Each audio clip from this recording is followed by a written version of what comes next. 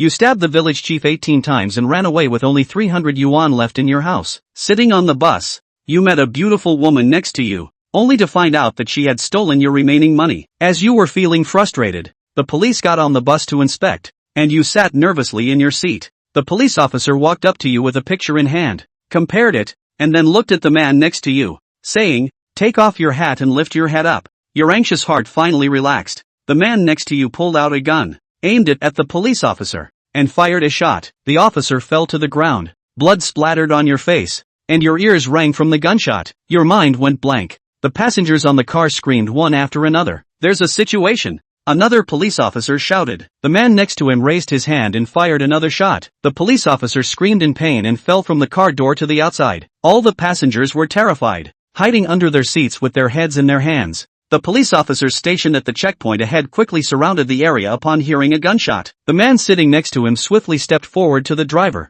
pointing a gun at his head, and said in a low voice, "Drive. Go." The driver did not dare to be negligent, stepped on the gas pedal, with a bang, knocked open the lift pole, and rushed away recklessly. The car was speeding, swaying left and right, you tightly gripping the seat, secretly feeling bitter. The madman breaking through the checkpoint with a gun will definitely attract a large number of police officers to surround and capture. By then, pulling out the radish and bringing out the mud, maybe you will be caught along with him. The bus rushed out of the toll station not far away, and a sharp turn appeared ahead. Below was a cliff of tens of meters, and at the end of the bend, another checkpoint could be seen in the distance, with many armed police standing beside it. The man next to you became anxious and shouted at the driver again, "Open the door and slow down." You think he intends to jump out of the car and escape halfway, but as soon as the driver slows down and opens the door, the man next to him shoots him in the shoulder, then leaps down from the car. The driver is unconscious from being shot, and the car instantly loses control,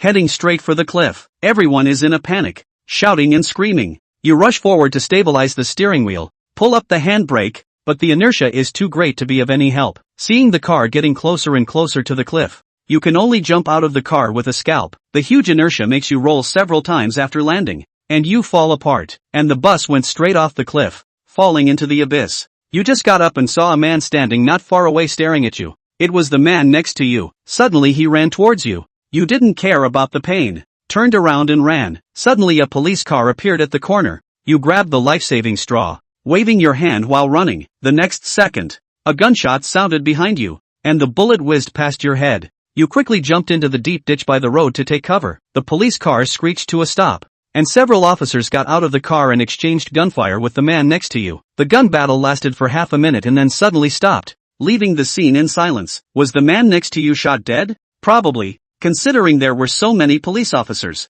When you look up, a gun barrel suddenly points at your head. Where do you think you're going? The face of the man next to you comes into view, with a gunshot wound on his right shoulder, blood seeping out of the wound, staining a large area of his camouflage suit red, while the 4 police officers are all lying in a pool of blood, their fate unknown. Amidst the fear, you are even more shocked. Is this man a sharpshooter? You're pretty smart, just not very lucky, running into me. After speaking, the man next to you is about to pull the trigger, and you quickly speak up. We are in the same boat. You don't need to kill me. The man next to you furrows his brow slightly, and you continue. I am also a fugitive. I won't report you. I can even go with you. You are injured and need someone to take care of you. How can I trust you? The man next to you asks in a deep voice. You quickly come up with a clever response. I am more nervous than you when the police check our identities. You know that. The gun is removed from your head. Help me carry the bag. Don't play tricks, otherwise you know the consequences. The man next to you throws a heavy backpack at you, and you follow him away from the national highway,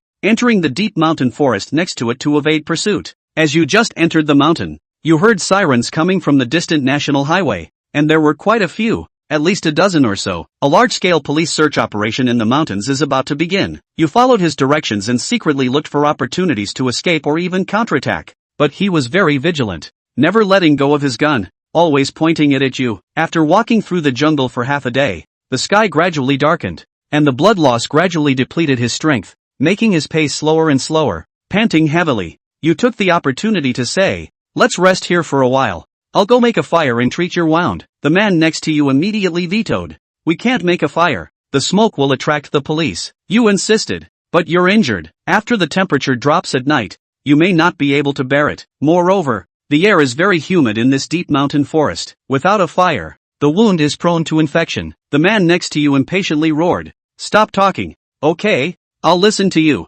Don't get upset. You quickly backed down. The man sitting behind a big tree next to you, holding a gun and pointing at you, said, tear off your shirt and use it to bandage the wound for me. You followed his instructions and tore off the sleeves of your shirt to make several strips of cloth. He then threw you a dagger and a lighter, saying, use the dagger to remove the bullet from me. Then use the lighter to cauterize the wound and stop the bleeding. Do you know what to do? You nodded. From the moment you took the dagger, he became more alert, keeping the gun pointed at you at all times. You heated the dagger with a lighter, used the tip of the knife to gouge at the wound on his shoulder. Pus and blood gushed out. The intense pain made him shiver all over, but he gritted his teeth and remained silent. You secretly rehearsed in your mind. If you suddenly cut his throat with the dagger at this moment, could you complete the counterattack? Now is your only chance. To bet or not to bet. As you hesitated, the man next to you suddenly sneered. I advise you not to have any messy thoughts. I can give you a dagger, and I am confident to deal with you. Even if the dagger cuts your throat,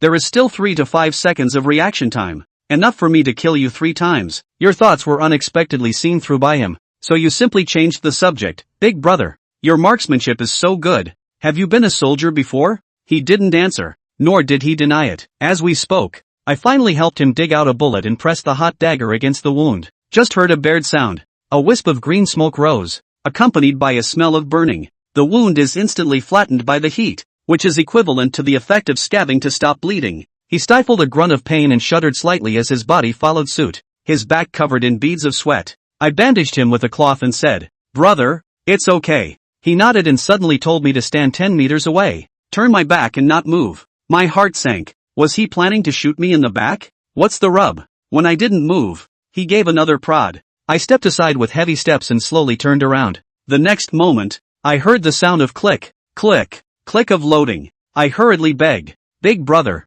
you really don't need to waste bullets to kill me. Who said I was going to kill you? It turned out that he was only ordering me to stay away from him to give himself plenty of time to react, just to be on the lookout for a sneak attack, cautious to a fault. It was a long time before he allowed me to turn around. Still the same gun in his hand, but with an unknown number of magazines in his pocket, estimated at least 5 or 6, adding up to 60 or 70 rounds. This outlaw actually carries so much ammo when he goes out. He's a match for Bai Baoshan. I recalled it carefully. From the time he got on the bus until now, he has shot and wounded a total of 6 police officers, a bus driver, and indirectly victimized more than 30 passengers, presumably not less than me. I have to find a way to get out of this as soon as possible. The neighboring man got up slowly and had to make his way in the dark again. I casually asked, brother, can I know your name? Zhang Jianguo.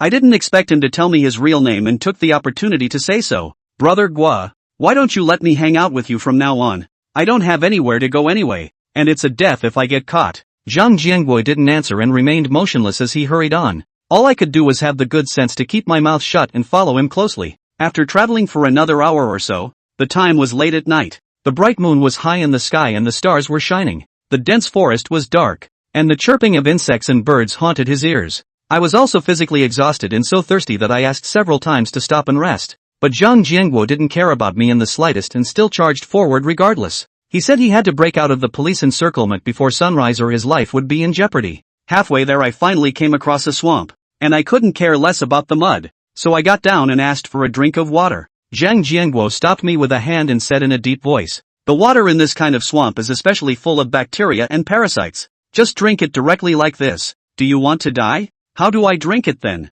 I looked confused. Zhang Jianguo said, go find some weeds to stuff into your socks and make a simple filtering device to strain the muddy water before drinking it. Filtering through smelly socks? I'm sick to my stomach of hearing that, but there was no way around it. My mouth was dry and I was going to get dehydrated if I didn't drink water, so I had to do it his way. The filtered water tastes like shit. Not much better than swill. It's a little gross, but it's certainly a lot cleaner and free of mud. It was a long walk until the early hours of the morning when we made it over the big mountain and onto another national highway. No police chase was encountered during this period, and it is assumed that they have escaped the encirclement. Not a single car on the empty road. I was so tired that I just sat my ass down on the curb. Where are you going to go, brother Gua? You can't do it with just 2 legs. Zhang Jianguo ignored me, but also stopped and kept looking around, as if waiting for something. A short while later, a farm tricycle carrying vegetables came on the road. Zhang Jianguo's eyes lit up and he rushed forward to stop him. What do you do? It was still light when we both appeared on the side of the road in a state of disarray,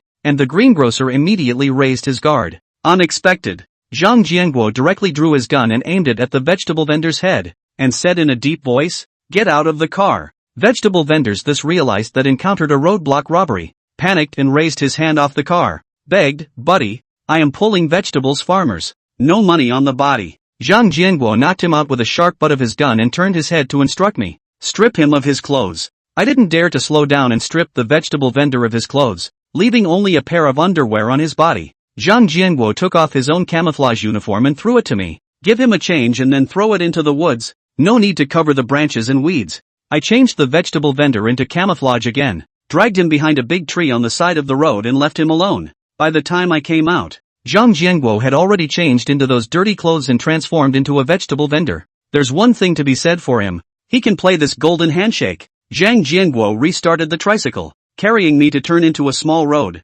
straight to the direction of the county town. When I saw that the route was wrong, I hurriedly asked, "Brother Gua, aren't we going out of the province?" With something this big going on, the police must have been out all over town. It would be a mistake to go into the city, and it would be wise to hurry along the national highway and leave the province. "Do you understand about lights?" Zhang Jianguo glanced at me with contempt. "You can think of leaving the province, but the police can't? This will all the passages out of the province must be heavily guarded, and the direction into the city will be the weak link instead." It dawned on me. Ginger is really old. It was dawn and our tricycle had driven up to the entrance of the county seat. Unsurprisingly, checkpoints were set up on the main entrance and exit roads. 2 officers with loaded guns check every vehicle that passes by. I was torn between taking the opportunity to ask for help from these 2 officers. Zhang Jianguo warned me in a whisper, "Don't make any small moves, or you'll be the first to die." After parking the car, he did not move and asked, "Comrade Police, is there something wrong? How come all the entrances and exits of the county have to be checked?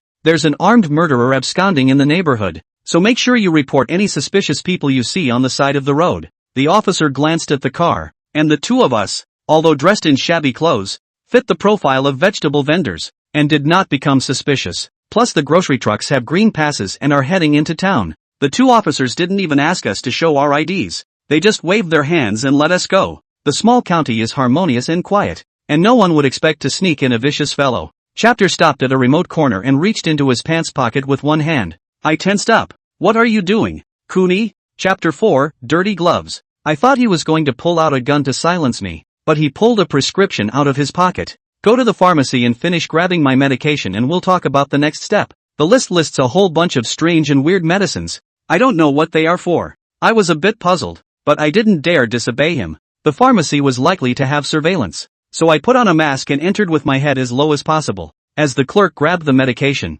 I asked her in passing, "What do all the medicines on this list treat?" The clerk looked at me quizzically. "You come to buy your own medicine and you don't know what you're treating? It's all about invigorating blood circulation." To invigorate blood circulation? Can't figure out what he's buying these drugs for. By the time I came out from buying the medicine, the handbag with the treasure was gone. Zhang Jianguo must have taken advantage of this effort to hide it and wait for the stolen goods to be sold afterwards. I handed over the meds and he scrutinized them and finally got to the point. "Do you know what dirty gloves are?" I shook my head. He continued, "It's the ones who get paid to do the dirty work for people. What you imagine and what you don't imagine, you have to do. This business is all about the knife, the rich and the famous, and there's no turning back, so you have to be prepared." I laughed bitterly. I haven't looked back for a long time. Zhang Jianguo patted me on the shoulder. "From now on you'll follow me. I'm responsible for soliciting work. You're responsible for executing it, and the pay is 50-50. I'll help you when you can't handle something. We're in the same boat." I was desperate at the time and agreed without much thought. Then I realized how much of a chicken thief he was. Originally, he was an independent dirty glove, soliciting his own work from middlemen and getting paid for his own solo work. Now that I've become his underling, he subcontracts all the dirty work to me, and has transformed himself into a middleman as well. You don't have to do anything to take half the benefits. Once and for all the risk and hard work fell on my head. It's a good thing our interests are bound. As long as I don't betray him, he won't kill me to silence me. One day, I'll be free of control and stand at the top of the pyramid looking down on everything. To show his sincerity, Zhang decided to take me home. We first found a place to ditch the tricycle and took a cab to a shanty town. His house is a small bungalow with a courtyard. Simple but not humble. The cleanliness of the inside and outside shows the meticulousness of his usual life. but I'm not convinced he won't be able to afford a big house. This is probably one of his secret strongholds, a so-called safe house. Upon entering the house, a strong odor of medicine hit his nose.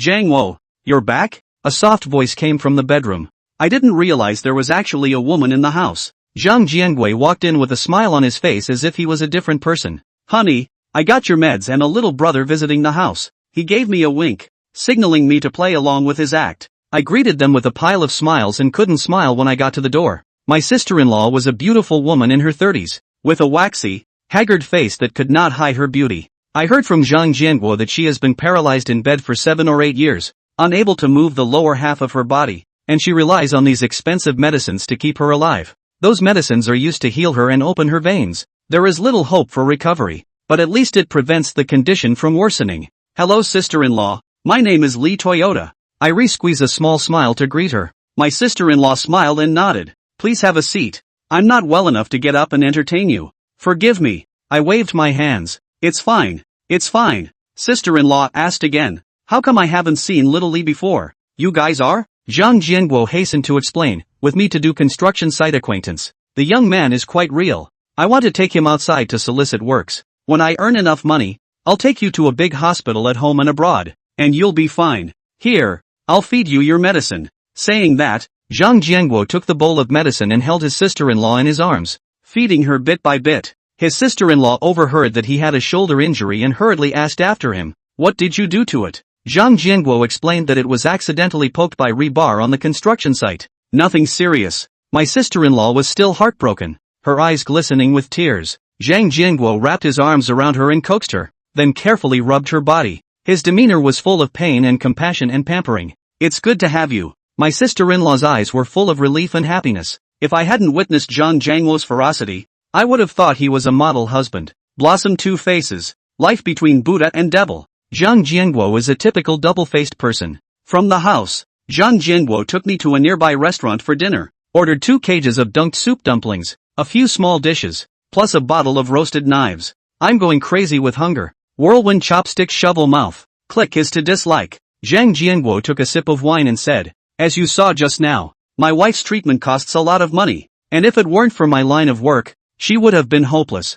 I didn't say anything and continued to dry my rice. Although I'm not a nice person, it doesn't stop me from despising Zhang Jianguo. His wife's life is a life, but someone else's is not? He has a hard time with it, but it's not a reason for him to kill indiscriminately. There was absolutely no need for that bus driver, and the 30 or so passengers in the bus, to be the wrongdoer on his escape route. You seem to have a problem with what I'm doing, but I need to give you a lesson in thinking. Zhang Jianguo seemed to have penetrated my mind and explained it to me meaningfully. A competent dirty glove is the last thing to have a soft heart, and the first thing to discard before acting is the heart of a saint. If you want to achieve great things you must learn from Cao Cao. It is better for me to lose the world than for the world to lose me. I couldn't help but retort. At the time, after you jumped out of the car, you just ran and finished. There was really no need to shoot the driver. Zhang Jianguo shook his head. No, you're wrong. If the bus hadn't fallen off the cliff and attracted the police's attention, we wouldn't have had time to escape into the mountains. If they don't die,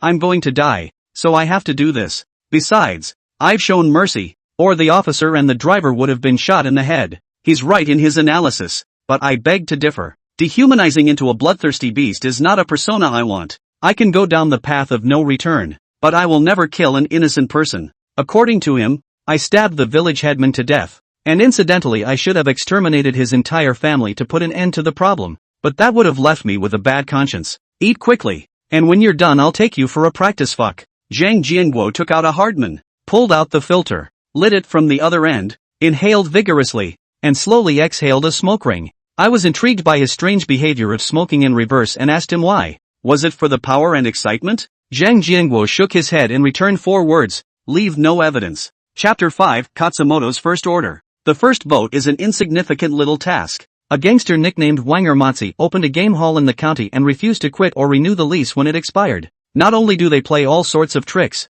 but they also violently intimidate the landlord. So the landlord paid Zhang to give him a warning, telling him to either vacate the premises by a deadline or pay to renew the lease. Zhang Jianguo said that he wanted to exercise me and asked me to intervene with Wanger Matzi while he watched from the sidelines, and I was only given a carabiner knife and no weapons beyond that. Wanger Matzi made a lot of money by opening a game hall. and hired a bunch of fighters under his hand to watch the venue. I'm afraid it's too dangerous for me to go in alone. But the first vote is critical. Do a good job to win the favor and trust of Zhang Jianguo. If I don't do a good job, I'll be a liability and sooner or later he'll drop me. I went into the game hall with a hard-on, and I didn't realize that it was quite large, almost catching up with 2 basketball courts in size. There were a lot of guests fighting their way to the front line early in the morning. 3 Kingdoms, King of Fighters, Contra, Raiden, Alloy Bullet, Super Mario. The sounds of the various games were intertwined, deafening and quite lively. Internet cafes and computer games have taken off in '04, but game halls and arcade games are still a favorite of many. A security guard at the entrance of the venue took the initiative to come over and greet me. Buddy, come to play? How many coins did you buy? I shook my head. Call Wang or Matzi out. I have something to find him. The guard frowned. Who are you? I blandly said 3 words. Debtors. Demanding a debt? You're on the landlord's end, aren't you? The security guard smiled contemptuously. Grass.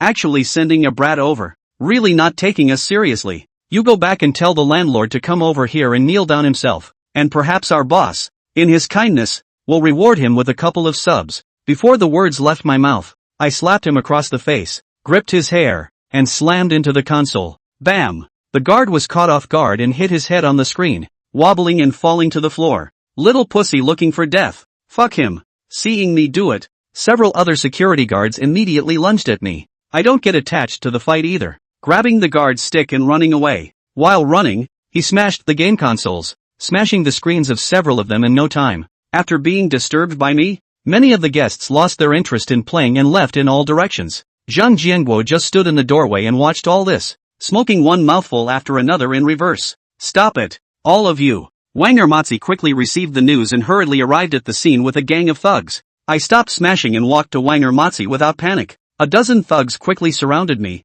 fists pumping, eyeing me. Just you? Wang Irma asked. I nodded. Just me. Wang Ermazi frowned slightly. Little pussy brat, you gall quite fat. Ah, what's your name? With whom do you hang out? My name is Li Fengtian. I take people's money and do people's favors. Boss Wang has been in arrears with rent for more than a year. Whether to go or stay should give a statement. When I finished, I pulled out a paper rental agreement and handed it over. Without even looking at it, Wang Ermatzi spat on the agreement, crumpled it into a paper ball and threw it at me, smashing so many of my machines and still dare to ask for money. This kid is a bit interesting. Stopping his smile, Wang Ermatzi suddenly slapped me in the face, glaring and shouting, have you been kicked by a donkey? Kneel down and apologize to me right now. Get that son of a bitch of a landlord to transfer the field to me again, or this isn't over. The slap had enough force that half my cheek was on fire, but I didn't get angry and calmly said, Boss Wang, are you sure you want to tear your face off? You count as a dick. Wang Ermatzi slapped my cheek and mocked. Still tearing your face off with me? Do you have the face? Come to laugh, right? The words did not fall. I violently took out the card spring. To Wang Ermatzi's abdomen click his 2 knives. Blood gurgled out and his shirt was crimson. Wang Ermatzi first froze, then screamed miserably, covering his stomach and falling back repeatedly. Give me. To scrap him. A dozen or so thugs have drawn their knives and stabbed at me. I saw the situation and ran. There is no shame in survival. However, the gates suddenly closed at that moment. They cut off my retreat and tried to dumpling me. I was forced to turn back, avoiding one man's stab and backhanding him in the leg. The man screamed and fell to the ground as the others rushed back up. I maneuvered and dodged left and right. Nay, there were too many of them, and they still gave me a lot of bloody cuts on my arms, shoulders, back, and belly. Today I must remove one of his legs. Wang Ermatzi covered his bleeding belly and roared with gritted teeth, and I gradually fell into the encirclement, almost on the verge of resisting. At the critical moment, Zhang Jianguo, who had been standing coldly by, suddenly opened his mouth. Old Wang, just give the money. If you don't follow the rules, I'm afraid you have money to earn and no life to spend. And where the fuck did you come from? Wang Ermatzi cursed. Mind your own business. Even do him. Several beaters immediately pounced on Zhang Jianguo. Without saying a word, Zhang drew his gun and shot. Just heard bang a gunshot. Rushed at the head of the fighter shoulder shot. Suddenly soared out a cloud of blood mist. Everyone stopped moving and looked at Zhang Jianguo dumbfounded. I can't talk to you well. Where is it? Zhang raised his gun and aimed at Wang Ermatzi. Wang Ermatzi's face suddenly changed drastically. Since the beginning of the crackdown in '96, the country has implemented a strict gun control policy. By '04, most jerks would fight only with cold weapons, and very few had firearms. Those who dare to shoot brazenly in broad daylight are bound to be outlaws. which Wanger Matsi knows very well. Good make. I'll pay the rent. Wanger Matsi is also able to bend, and he signed the contract on his knees. He also had someone bring us $20,000 for our hard work and sent us out the door respectfully. At this moment, I realized deeply that being able to fight is not as good as having a gun in your hand. The idea of getting a gun was also brewing in my mind. When I came out, I asked Zhang Jianguo if this was a success or a failure. The chapter gave me a very pertinent answer. Defeated. If he hadn't stepped in on time, I would have folded in the game room. I was lost and defiant. He had a gun, and he certainly had the backbone to take one for the team. I only have a knife, and I'm not a kung fu master. How can I face a dozen or so of Wanger Matsi's men and get away in one piece? No. Chapter could see that I was in a mood. I nodded and asked rhetorically, what would you do if you were me? The moment he slapped me, I had my knife out. Zhang pointed to his neck, stabbing here, not his stomach. I looked shocked. Sticking your neck will kill you. It's a big deal. Zhang Jiangui was full of disdain. Don't worry,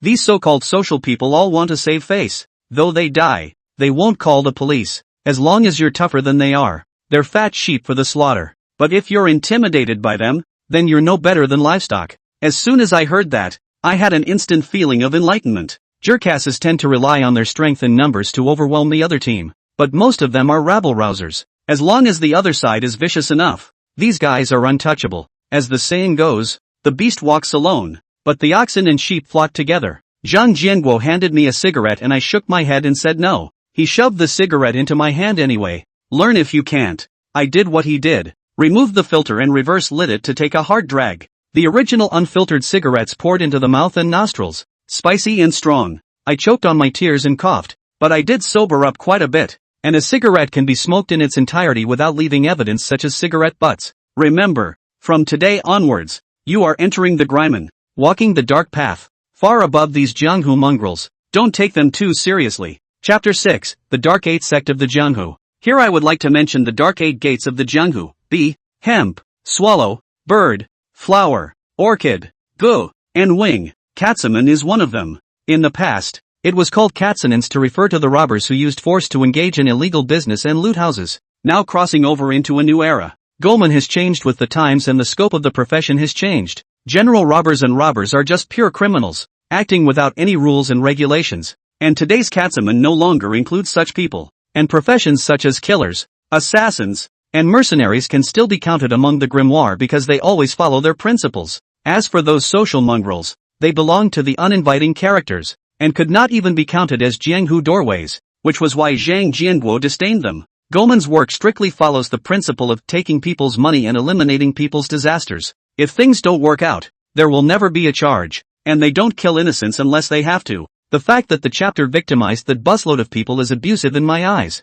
but in his understanding, it was a last resort to preserve himself. So that's a rule that I think is up for debate. Cigarettes burn between your fingers, and no one is a teenager anymore. After one cigarette, I was considered officially initiated. Zhang Jianguo returned the book bag to me and told me to be free for the next few days, and to let me know when he received the order. The book bag was packed full of books, and when I opened it, I was surprised to see a bundle of large blue bills sitting neatly inside. I counted $10,000. Getting paid for what you do and sharing the profits in partnership are the rules of Gryman. In addition to the money, there was a brand new smartphone in the bag. Cell phones were generally more expensive at the time and were a luxury item for the upper class. The relatively inexpensive smartphone was a big hit, and it caught fire all over the country. Now that I have money and freedom, I can actually use this opportunity to get rid of Zhang Jianguo completely. But I was so lost. I didn't know where to run to, what to do when the money ran out. So I just waited and saw what happened. Instead of renting a room, I found an internet cafe with a better environment to stay in.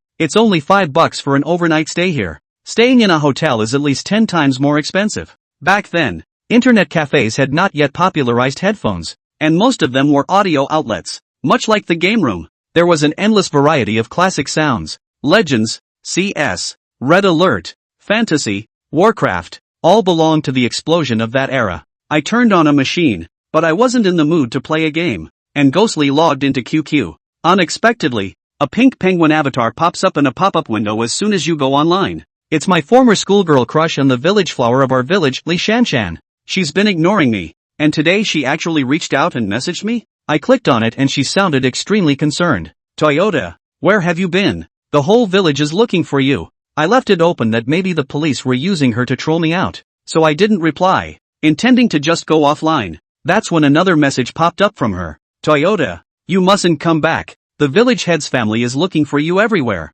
and there are many people in the village in ambush. I was a little stunned. Was I wrong? I immediately answered back. Is the village chief dead? His family didn't call the police? Li Shanshan replied, dead or not dead do not know. Anyway, pulled to the hospital to rescue, but his family does not seem to police. Should be intended to personally retaliate against you. You didn't call the police? Then I'm in for a false alarm? It turned out that the police were not after me, purely to catch Zhang Jianguo. The happiness came so suddenly that I didn't know whether to cry or laugh for a while. Toyota, where the hell have you been? Is it safe? As an old classmate, I'm worried about you. I was also flattered by Li Shanshan's sudden concern, but I still don't dare tell her the address. You can't be too careful. Toyota, are you suspecting me? I'm not going to tip off the village chief's family. I just want to go and see you once, and I may never see you again. I asked in disbelief. Why can't I see it anymore? Li Shanshan replied, I'm moving to the south to work with my mom and dad, and I want to meet you before I leave to say a proper goodbye. If it's not convenient for you, just forget it. It's a long way to the jungle. I'll see you again. After all, it is the former goddess of the heart, so it is still a little reluctant to say goodbye forever. I've missed so many opportunities before, and I wanted to try this one. I'm in Lianbei County, a bit far from the village. Is it convenient for you to come over? Convenient. I'm going to take the car. You give me an address. Leave a phone number. I'll find you when I arrive. I thought about it and sent her the address and phone number of the small hotel across the street. Toyota, what do you mean by getting a room? Don't mess around. I'm very traditional. I sent her a bad smile emoticon. For those who know, she didn't push any further, and returned a, wait for me, and went offline. I was so excited. My heart was pounding. The thought of getting a room with the goddess in a few minutes swept away all the previous gloom. My parents had previously wanted me to get married and start a family earlier. Maybe I'll be able to fulfill the two old men's last wishes soon. A few cuts in the game room, but it shouldn't affect play. In between waiting, I claimed a couple games of CS. Sooner or later, I'll have to get a sprayer from Zhang Jianguo and practice my marksmanship with the mouse first. I do not know how long. Li Shanshan's QQ again sent me a message. Toyota, where are you? I'm almost there. I called the hotel and they said you weren't there. I immediately replied, I'll be there when you get to the door. Don't worry, Shannon Lee, well, I'll see you there. Happiness was coming, so I got off the plane in a hurry and paid $100 to get a room at the hotel across the street. Another bouquet of roses was bought at the flower store next door, with the intention of meeting and giving it to Lizanne. Not long after, a cab pulled up in front of the hotel. A girl got out of the car. It was Sandra Lee. She had long wavy hair that flowed in the wind. A slim-fitting blouse paired with a bohemian skirt and a pair of canvas shoes looks innocent and stylish. Although they are village girls, the dress is definitely not inferior to city girls. Toyota. Seeing me, Li Shanshan immediately revealed a charming smile. I rushed to hand over the roses. Sam. For you. Thanks. Let's go into the room and talk. I don't know why. Today's Li Shanshan saw me extraordinarily enthusiastic, completely without the previous indifference. Once in the room, she couldn't wait to take off her jacket. It's hot. Slim dress straps, snow-white shoulders, sharp ribs and collarbones, all make people think a lot. Toyota, take off your jacket. Aren't you hot? She looked at me with a pair of charming eyes and smiled. Look at your forehead sweating. Do you want to take a shower first? I was a little overwhelmed, despite being prepared and even looking up how to do foreplay, but I didn't realize that I skipped all those steps and jumped right into the shower. Just 2 words, exciting. Shanshan, don't we meet and talk first? Tell us what's going on at the village head's house. Why don't you go take a shower, and I'll talk to you properly when you're done. Li Shanshan is so proactive. It would be unmanly for me to squirm. Once inside the bathroom, I poked my head back out and asked, do you want to join me? Conserve water. Li Shanshan gave me a blank look. Screw you, rascal. Wash yourself. I hemmed and hawed, closed the bathroom door, and turned on the shower head to let the water run. Feeling good. The water rattled, and I suddenly heard Li Shanshan whisper outside. He's in 302. Come on you guys. Chapter 7, Falling into the Enemy's Hands. My heart thumped, and a sense of foreboding came over me. I fell for it. Lizanne sold me out. The bathroom in this hotel has no windows. It's the equivalent of a secret room, and I can't get out. What's worse, for this date, I didn't bring any self-defense tools at all. What to do? Going to be a turtle in a jar? I was in a hurry and immediately sent a distress text message to Zhang Jianguo using a small smartphone. Just a second before it was sent, there was a rustle of footsteps outside. Li Shanshan quietly opened the door to the room, and several people quickly rushed inside. Li Fengtian, I can finally let me find you. Get the hell out. Li Kuan's voice rang out from outside the door, followed by a rough slamming sound. He's the village chief's son, and he's come to seek revenge on me. I pressed my back against the door of the room, but the flimsy wooden door could not withstand the beating of several strong men. Li Kuan clang clang clang kicked a few times, even the door with the frame almost shaking. The door lock is about to fall off. Clang! A large foot kicked the wooden door and half of his leg came in. In desperation, I copied the toilet seat and slammed it against the half leg. Ah! Outside the door resounded Li Kuan's pig-killing screams. Meanwhile, the door to the room was finally overwhelmed and kicked in completely. 3 or 4 big men rushed in wielding hammers and steel pipes. I swung up the toilet seat and slammed it around like I didn't want to. But in the end, he was outnumbered and knocked to the ground in half a minute, without a single good spot on his body. I lay on the ground, raised my eyes to stare dead at Li Shanshan, and angrily yelled low, "You sold me!" Li Shanshan resumed her usual high spirits and scorn, sneering, "Li Fengtian, don't you have a mirror at home yet to pee? Don't even look at your own virtues. Would I look at a toad like you?" That's when I realized that she had hooked up with Li Kuan a long time ago.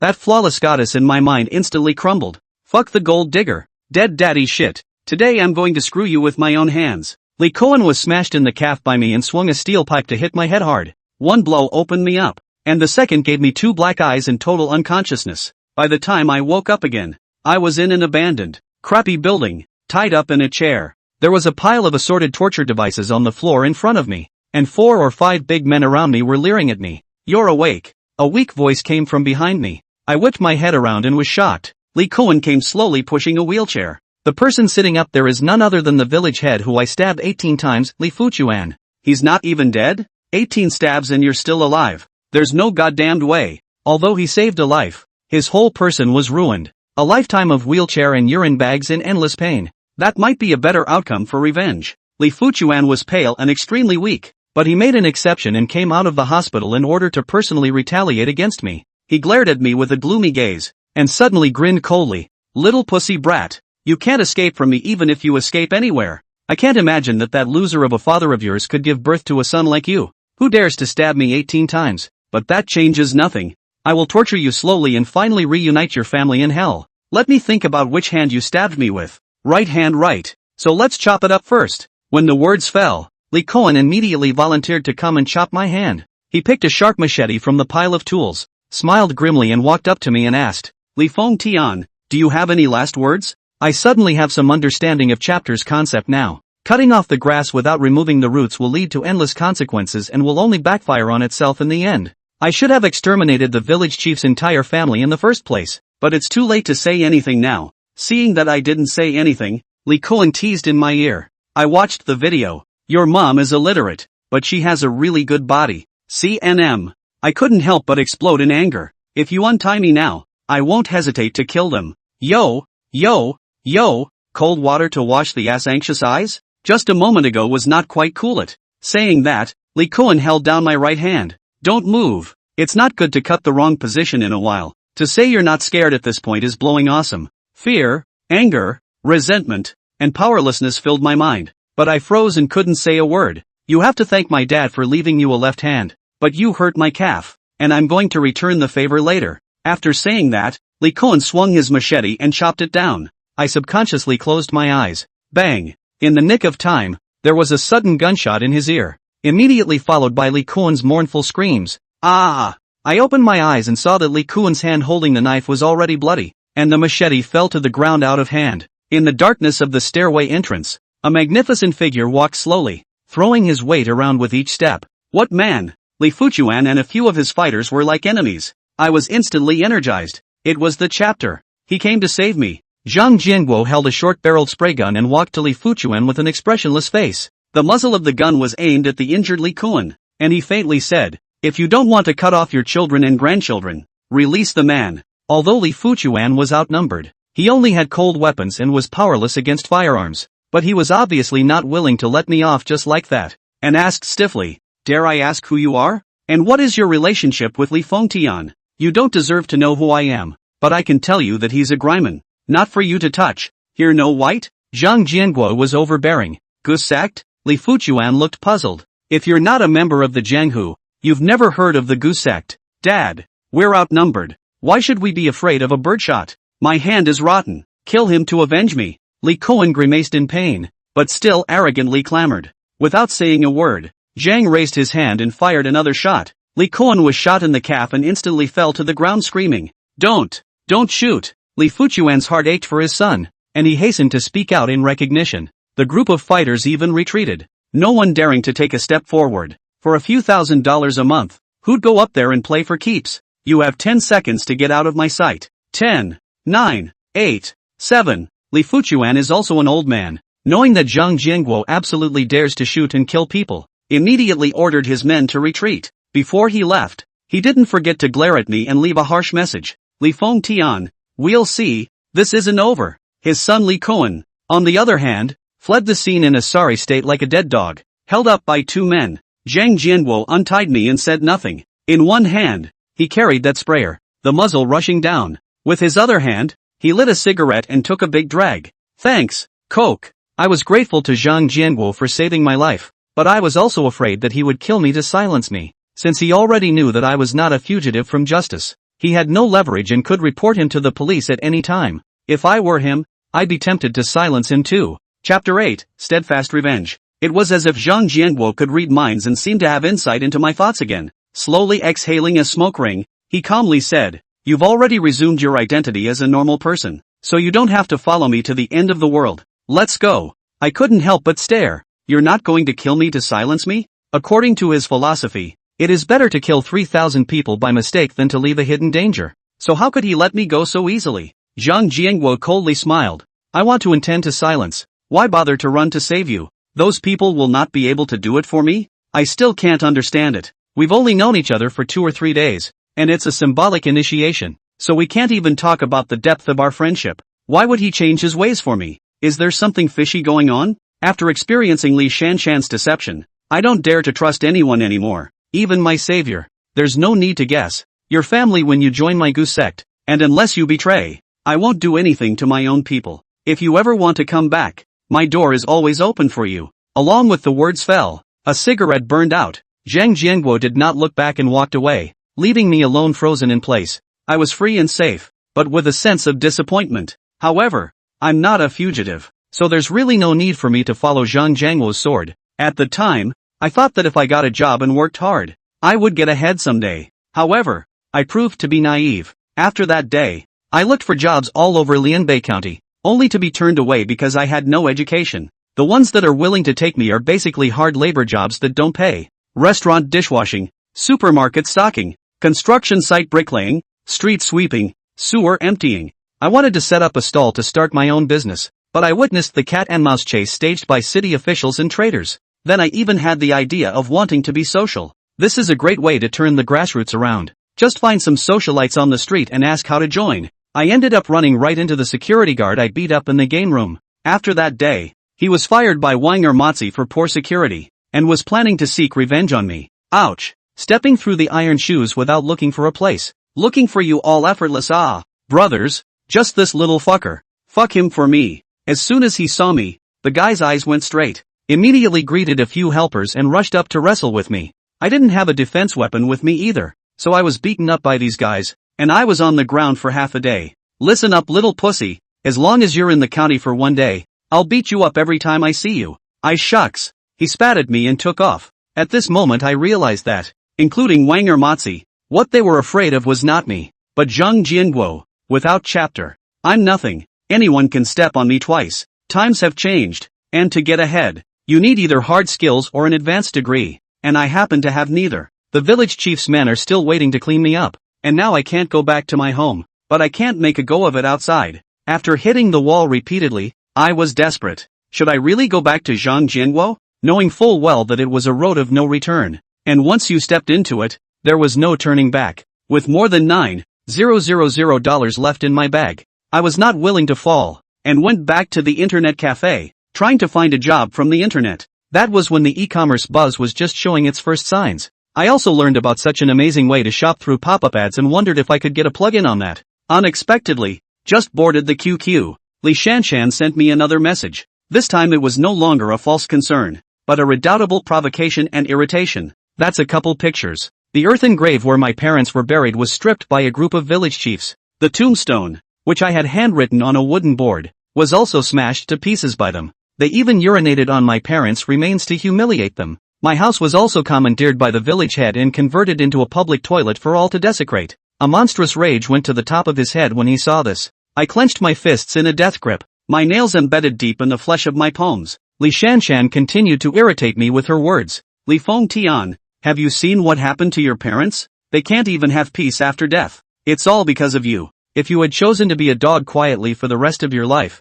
you might have passed peacefully, but you had to take revenge on the village chief. Now that Li Kun is also crippled, the village chief will never let you go. If you are a man, you will come back for revenge. Do you dare? You must be hiding behind your computer right now, gnashing your teeth, right? Oh, you useless wimp. I suddenly smashed my keyboard with a bang, startling the others. The webmaster rushed over and questioned, "Hey, are you nuts? What are you so excited about? This keyboard 20. You must pay." I dropped a big blue bill, said keep the change and ran out the door. At this moment, all I could think about was revenge, killing the village chief's entire family, and not giving a damn about any future or the rest of my life. When one lives a life, one should put up a desperate fight. I decisively took a taxi to the shantytown and knocked on Zhang Jiangguo's door. The moment he opened the door, Zhang Jiangguo was not surprised, as if he had expected me to come back. I didn't bullshit and went straight to the point. "Brother Guo, I want a gun," Zhang Jiangguo calmly said.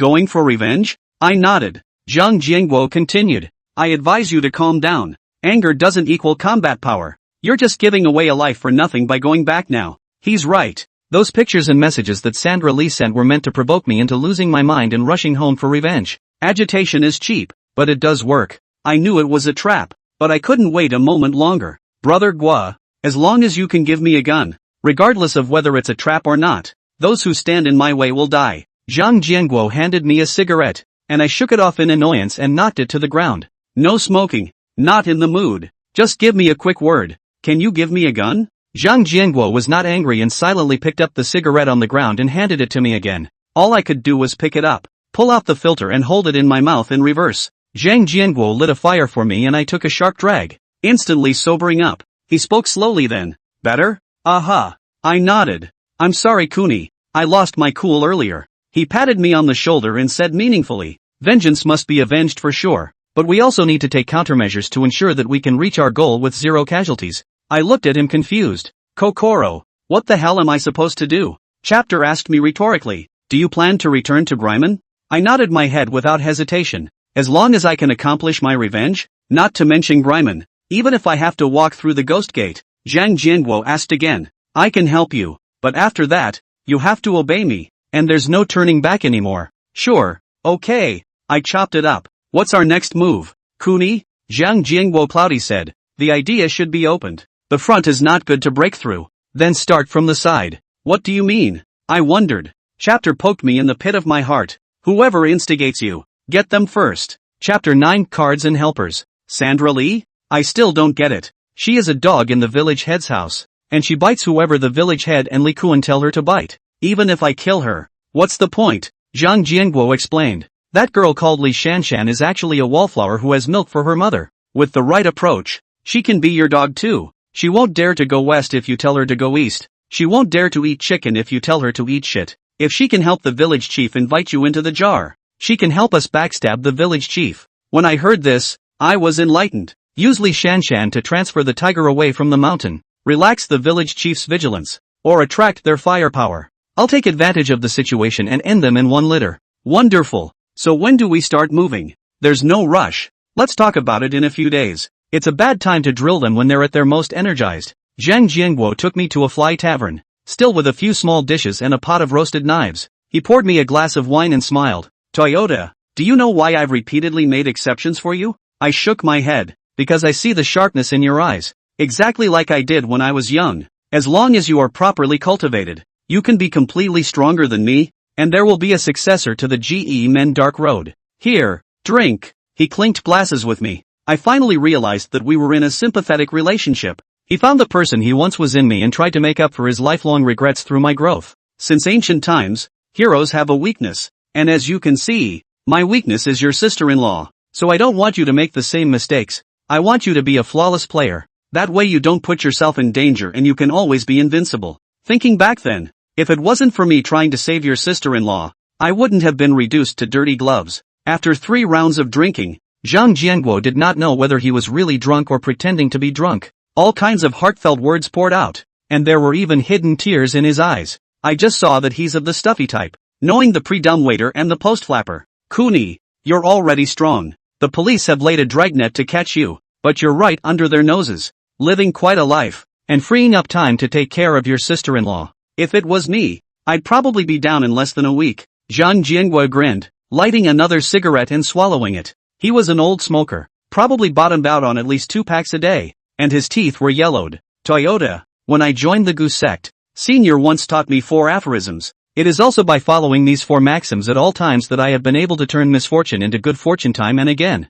Do you want to hear it? I nodded hurriedly, but I was more interested in helping him home to rest. This guy's drunk and treats me like a soul sister. From the opening of the sky by Pangu, to his pooping and farting when he was a kid, the chatter was endless, and it made my head spin. Yet when he opened his mouth and uttered those 4 aphorisms, I was pretty much subdued. Don't move your heart with a bitch. Don't go giving yourself up for slogans. Don't say anything from the bottom of your heart when you meet people, and muddy the waters first when things go wrong. Zhang Jianguo patted my shoulder and asked, how was it? Any epiphanies? Fair enough, I nodded thoughtfully. Then let's go. Zhang Jianguo suddenly dropped his meal money, got up and left. Where to? Go to your old house. Stunned, I hurried after him and asked, didn't we say we'd do it in a few days? Zhang Jianguo burped and snorted coldly. Soldiers are precious. I've changed my strategy to surprise. Looks like he's really had a little too much to drink. In this state, not to mention revenge, it's good enough to ensure that the police don't catch you.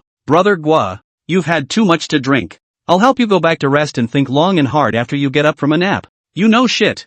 I'll take you to my secret base and open your eyes. Zhang Jianguo did not call a cab. Let me drive his small 3-wheeler, straight to the urban and rural combination of a small abandoned earth house. The place was fairly secluded, surrounded by trash piles, overgrown and deserted. I heard that it used to be a fruit grove, and the small earthen house was used for guarding the orchard on duty. Later, when the county expanded, this fruit grove became part of a new suburban neighborhood, bulldozed and converted into a residential area. But I don't know whether it's because of the construction funds or the nature of the land, but the project has been dragging on without starting. In time, the place fell into disuse. I don't know what Zhang meant by secret base. What kind of hole can there be in a few square meters of broken down dirt house? As a result, he opened a dark passage from the corner of the house, and a staircase to the underground appeared. After following him down the stairs, the space inside was beyond belief. It was as big as a basketball court. I was dumbfounded and exclaimed, what is this tunnel warfare that Kuni is doing? Zhang Jianguo ignored me and walked to the deepest part and opened the last iron door.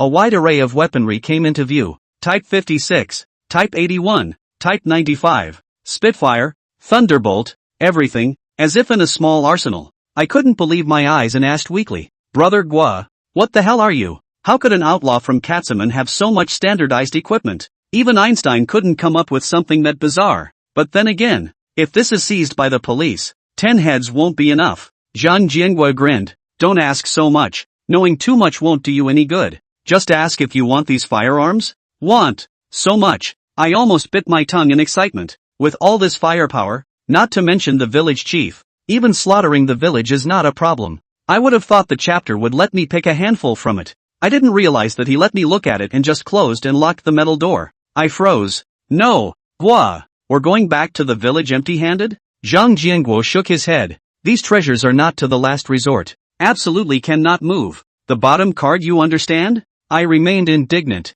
But how can you fight the village chief without a gun? You don't understand the situation. He keeps 40 to 50 thugs in the village. Zhang Jianguo knocked me on the head. You think revenge is to engage in a massacre? To mutilate a bunch of them?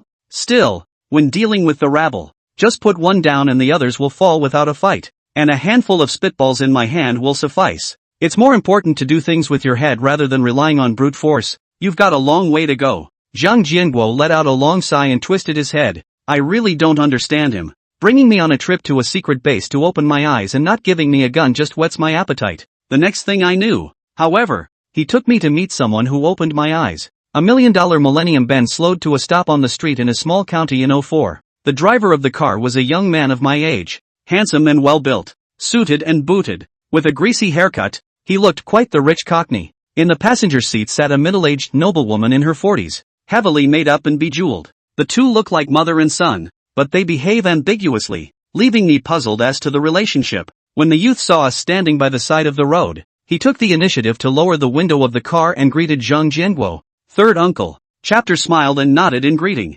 Uncle Sam? I'm confused. Since when does Chapter have a rich nephew? It's happening right now. The youth turned his head and kissed the noblewoman's forehead, intimately saying, Baby, lend me the car for a day? I'll take Uncle San and the others out for a spin. You take a taxi yourself and go back first. The noblewoman looked shy and punched the youth's chest. Hate it. Kissing people in front of their relatives. Not shy. Youth playful smile. Hey, that is not unable to resist well. Besides, my third uncle knows our relationship. It does not matter. Then go and come back soon.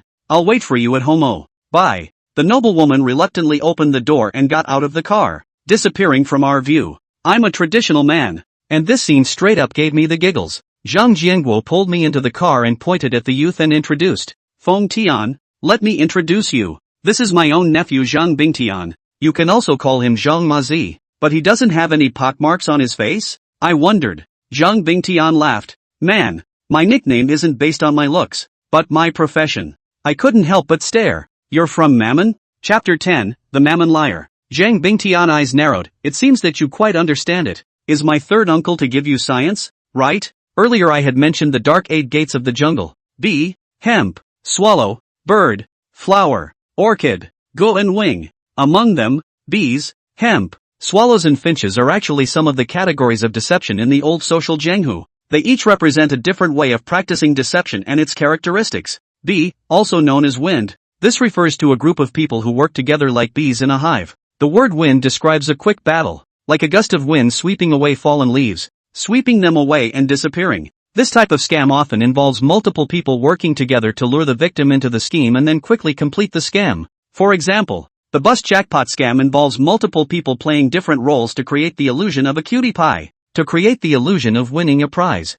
Other passengers are then lured into buying the winning cans, thus cheating them out of their money. Hemp, also known as horse. This refers to a scam that can be found everywhere like a sparrow, or a one-man individual scam. This type of scam is usually more flexible, as the scammer can look for a target at any time, anywhere, and utilize a variety of tactics to commit the scam. Zhang Bingtian should fall into this category. Yen, also called yen, refers to the female sex as bait for deception. Female fraudsters commonly known as yen. This kind of scam often take advantage of men's lustful psychology, through beautiful women to lure the gullible into the trap. A female scammer may ask for money from the recipient for various reasons or use the recipient's feelings for blackmail. However, there is a saying that adultery is not fraud, which means that if a female fraudster has sex with her victim, it is not considered fraud. Bird, also known as missing, this refers to an individual or group of individuals who disregard the rules and do whatever it takes to pull off a scam. However, unlike the first 3 categories, the odds are that they will kill someone after they get their hands on them.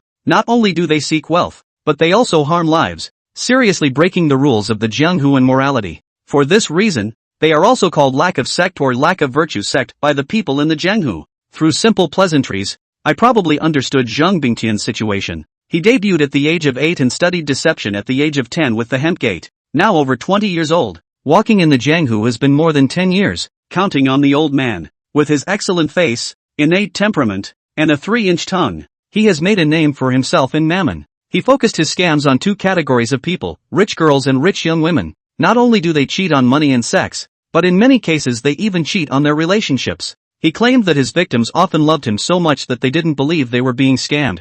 After he got his hands on him and disappeared, a lot of rich women went crazy looking for him all over the world. He is like a wanted man, hiding all day long for fear of meeting his old flame at work. I think he could be categorized as a male version of Swallow. There is bragging involved, but I don't doubt his strength in the least. At first, looking at his appearance and temperament, I had the feeling that he looked like a rich kid, elegant and lewd at the same time, and a bit gangly. It must be said that the Zhang family is full of talents. The dark 8 doors of the jianghu, his master and his wife alone accounted for 2 doors, a liar and an assassin who can write and fight. May I ask how your excellency will respond? Carefully digging deeper into the chapter family genealogy, it may come to a full house. Hiss unthinkable. Although I am stupid, I guess Zhang Jianguo's good intentions. He wants Zhang Bingtian to step in and trick out Li Shanshan. Then we'll catch a turtle in a jar. Take control of Sandra Lee. Then let her transfer the tiger away from the mountain. Trick the mayor's main group out of the village. And we'll have a chance to steal the house. Toyota. You learn from my nephew. He is a godfather level in picking up girls. And he never misses when he says he will take anyone. Zhang Jianghu seldom praises people, but has no reservations about his great nephew. A fierce praise. Zhang Bingtian are a little fluttery. Waved his hand and laughed. Uncle 3 joking. How can I be so powerful? The governor's daughter is not yet taken down well. My jaw dropped when I heard it. How dare you cheat the daughter of the county magistrate? This is too long to live. Dude, I heard you let a girl from school shag you. Not that I'm talking about you. We're a big man at least. It's a bit embarrassing to spread the word. Give me her QQ number and I'll get it for you in an hour. Said Zhang Bingtian from the pocket out of a Motorola V3 cell phone. Pointing the cell phone QQ to add friends. I recognize this phone. Motorola year the latest model. Listed price of 6,188 yuan. The national average monthly wage was only 1,500 at that time. And the pay scale in smaller places was even lower. This cell phone costs 4 months' salary. So it's a luxury item. Seeing my envious eyes, Zhang Bingtian smiled indifferently. The rich woman gave it to me. You want me to send you a new one? When he finished, he pulled a box out of the passenger locker and tossed it to me. It's a brand new Nokia 7610, which also costs more than 5,000 yen, and is several notches better than the little smartphone given by Zhang Jianghu. The happiness came so suddenly that I was so focused on my cell phone that I forgot to say thank you. Zhang Jianghu showed displeasure and muttered softly. No, nephew, you just give Toyota gifts. Don't you have any filial piety for me? What are you talking about? Third uncle, can I forget your old man? Zhang Bingtian took out a golden cigarette and handed it over. Zhang Jianghu immediately widened his eyes and exclaimed. Asterisk asterisk asterisk asterisk. This is Yellow Crane House 1916? I heard it won't be available until the end of the year. It's still in the secrecy phase. And you fucking got it now? Zhang Bingtian heatedly smiled. A while ago just soaked a cigarette factory deputy director of the mistress. I know you good this mouth. Specially from her place to get a, like it? This chapter Jianghu Wine also woke up. Holding cigarette's love hand. Mouth TSK sound. You kid really fucking have heart. I've never seen him so happy. Maybe that's the happiness of an old smoker. With the small talk and bullshit out of the way, we started laying out the battle plan. Zhang Bingtian continued to play the role of a rich son of a rich family, and I was his full-time driver. When Zhang Bingtian hooked up with Li Shanshan online, he made an appointment with her to meet outside the village. We both just drove over and took the opportunity to get her under control. Chapter is not with us. He's acting alone as a backstop. As for what exactly he was doing was unknown, and he made a point of selling it. After the discussion, Zhang Jianghu got out of the car and left. Zhang Bingtian sized me up. A face of contempt shook his head. Buddy, your image of which is a rich young family driver. Simply just into the city of the poor mountain gunnet. Tell you what, I'll find you some lines to change into, and while I'm flirting with the girls, you'll go to the salon and get your hair washed and done. He's right. I'm dirt poor, but one day I'll be shining. We were about the same height and build, and he got a suit and shoes from the trunk for me to change into. He usually carries several spare costumes when he goes out, because sometimes he and the rich girl do the whole job in the car and tend to ruin their clothes. We don't know what kind of big job can shred clothes. The first time I stood in front of a mirror in a suit, I couldn't recognize myself. It's true that a man is only as good as his clothes. With a different vest, Sandra Lee wouldn't necessarily recognize me. After changing clothes, Zhang Bingtian took me to a hair salon to do my hair again. He entered and greeted him lightly. Hey Tony, give my buddy a whole handsome haircut. Just be careful not to outshine me. I do my hair. Zhang Bingtian pounding cell phone QQ. Seeing him grin and snicker every now and then, it looked like Lizanne had taken the bait. Hair to do half. Probably less than 15 minutes. Zhang Bingtian suddenly smiled at me. Done. So soon? I was taken aback. Pony boy, can you show me your chat? Chapter 11, A Careful Stakeout. Pony boy? Zhang Bingtian was a bit puzzled by my title. I explained. Your hemp and can be called horse. It's not nice to be called hemp, so I'll simply call you Xiao Ma. Good guy. You're straight up giving me the whole hero thing. Can. Zhang Bingtian liked this term of endearment and handed me the cell phone in passing. I was surprised that his way of flirting with girls wasn't as high-end as I thought it would be. Just slick talk with a hint of showing off his wealth. He first posted a photo of himself sitting in the Big Ben with the steering wheel and then captioned it. I love driving because it can take me to enjoy the gorgeous spring flowers, listen to the summer rain, appreciate the colorful autumn leaves, and the elegant, charming, unique you. Just this one sentence. To Li Shanshan wholeheartedly. Immediately returned a sentence. Really cannot see. Handsome boy, good literary style it. Zhang Bingtian, beauty. You can't just look at the surface of everything. You also have to look at the inner meaning. What enters your body at midnight is not necessarily sleepiness. What shoots on your face in the morning is not necessarily sunshine. What stabs you from behind is not necessarily a knife. What is carried on your shoulders is not necessarily responsibility. And what tears your heart and lungs out is not necessarily aggression. So don't look at the commercials. Look at the chat. I didn't even read what it meant. Sandra Lee's side had fallen. Handsome guy. You're funny. You're an interesting soul. Let's meet sometime and get to know each other. Zhang Bingtian want to capture the indulgence. Sorry. Today is not too coincidental. With buddies outside to play. Or not make time I drive to take you for a ride? Li Shanshan, yeah.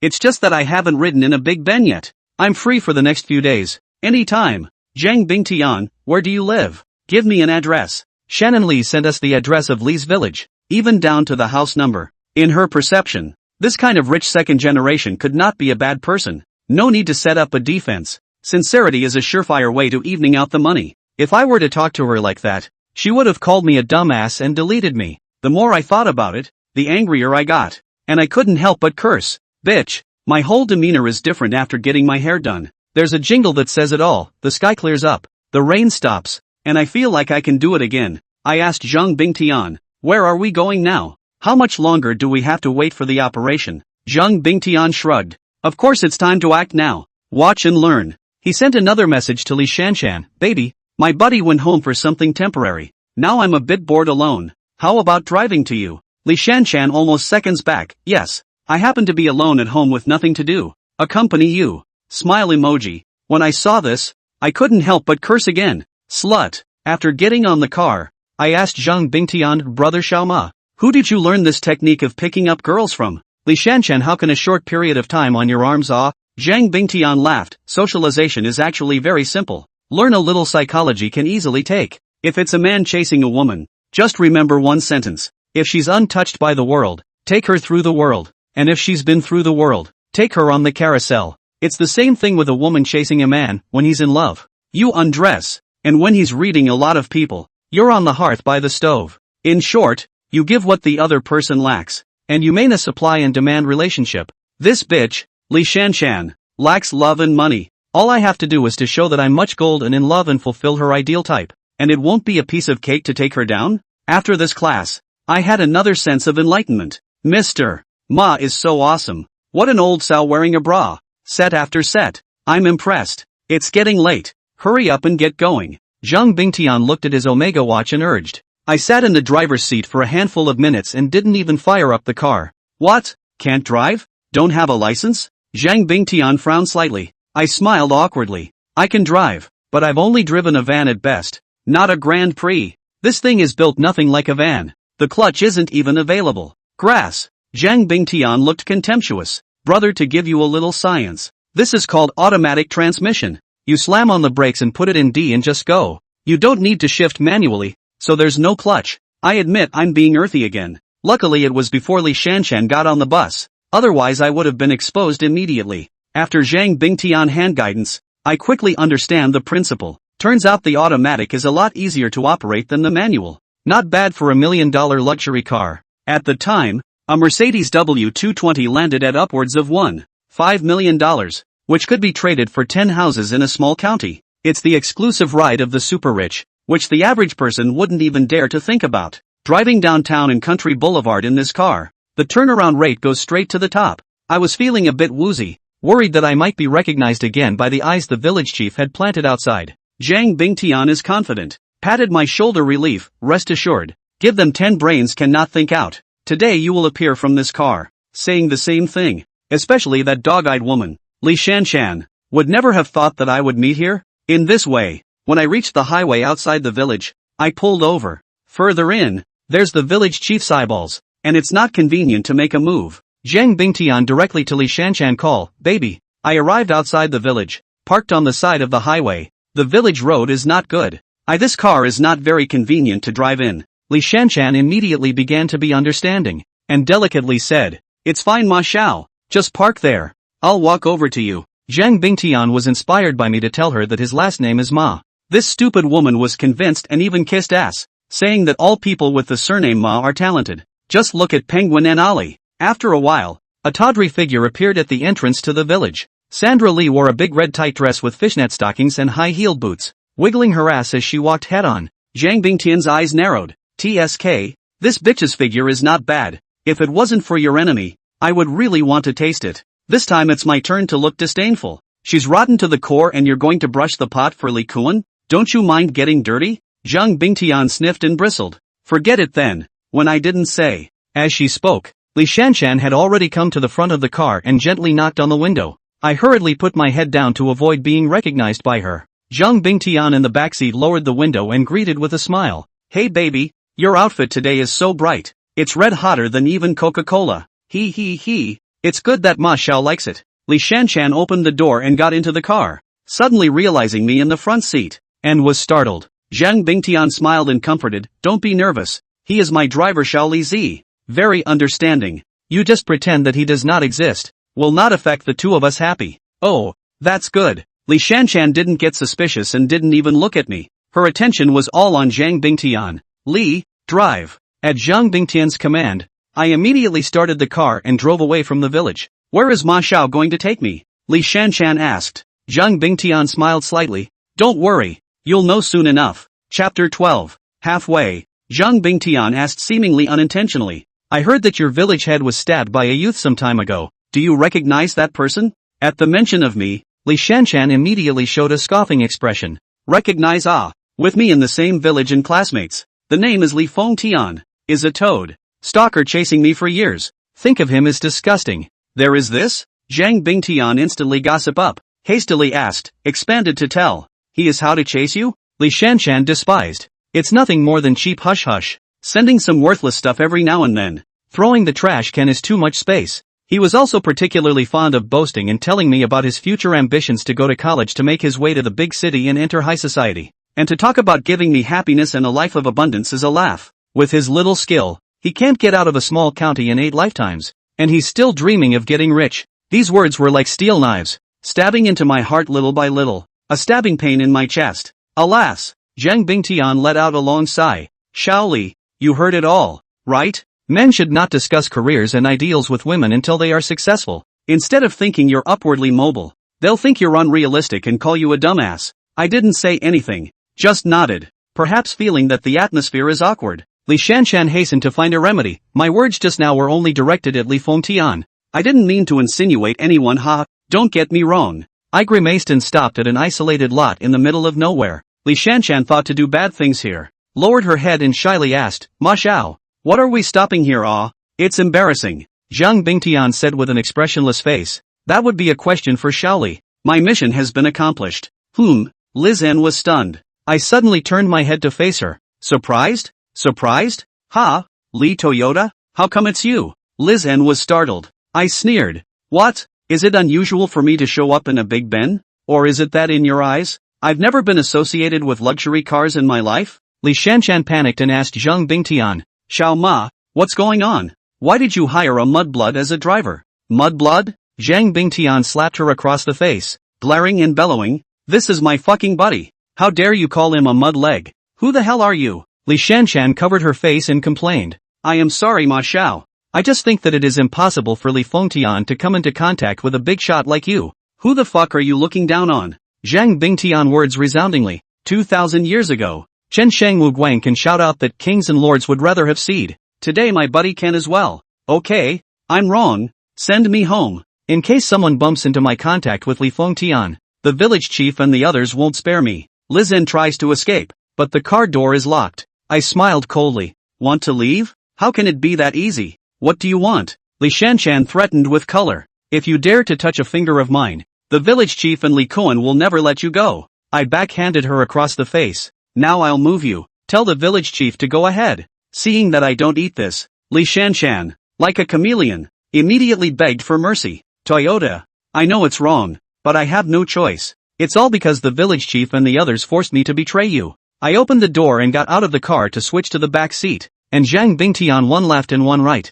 wrapped Li Shanshan in the center. Sandra Lee, do you know why I went to all the trouble of tricking you into coming here? Because it's in the middle of nowhere and no one will even notice if you bury something. Upon hearing this, she became even more frightened, shivering and begging, "Toyota, you still like me, don't you? I'll stay with you and play with you all you want, as long as you can forgive me." I almost threw up and slapped her again. "I like your grandma whistle. You're only making me sick now," Zhang Bingtian impatiently urged. "Don't bullshit with her. Get on with business." Apparently misunderstanding the meaning of doing business, Li Shanshan actually took the initiative to unzip her skirt, remove the shoulder straps, and began to unbutton her underwear. "What are you doing?" I couldn't help but stare. Li Shanshan resignedly said, "Isn't it business? I'll listen to everything you say. It's fine if you two are together. Just don't hurt me." Zhang Bingtian couldn't help but tease. "Oh, you're playing quite openly. Li Koan and his cousin didn't do this a lot." Li Shanshan shamelessly finished and began to undress again.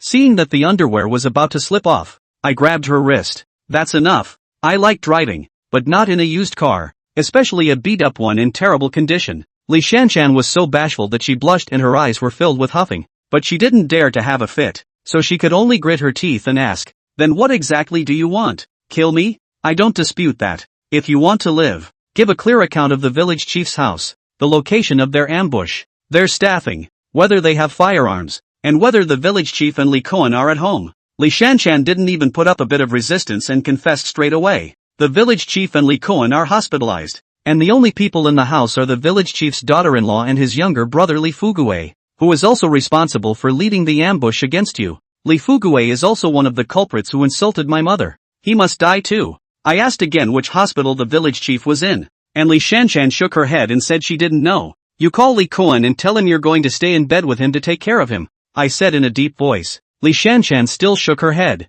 "No, he knows that I'm not the kind of good wife and mother. This is rather revealing." "Oh, then you're no use to us. Get off." I fished out a crozier from behind my waist and gripped her hair to get out of the car. Li Shanshan instantly lost her color and shook her head in a hurry. "No, no, no, don't kill me. I have a solution. I can seduce Li Koan, go over and help him relax, and take the opportunity to get his address." I was surprised. Li Koan is injured to that kind of shit, and still have the heart to do this? Li Shanshan smiled bitterly in embarrassment. He is as his name suggests. He can't live without a woman. Even if both legs are broken, he won't stop as long as he has his last leg. Zhang Bingtian and I looked at each other and agreed to her proposal. Zhang Jianguo was right. Li Shanshan was really a wallflower. The wind blew wherever she fell, and without hesitation, she sold Li Koan. After a phone call, Li Koan seemed to still be sleeping. After being woken up, he lethargically chided Li Shanshan. "What are you calling at this hour? Speak up if you have something to say,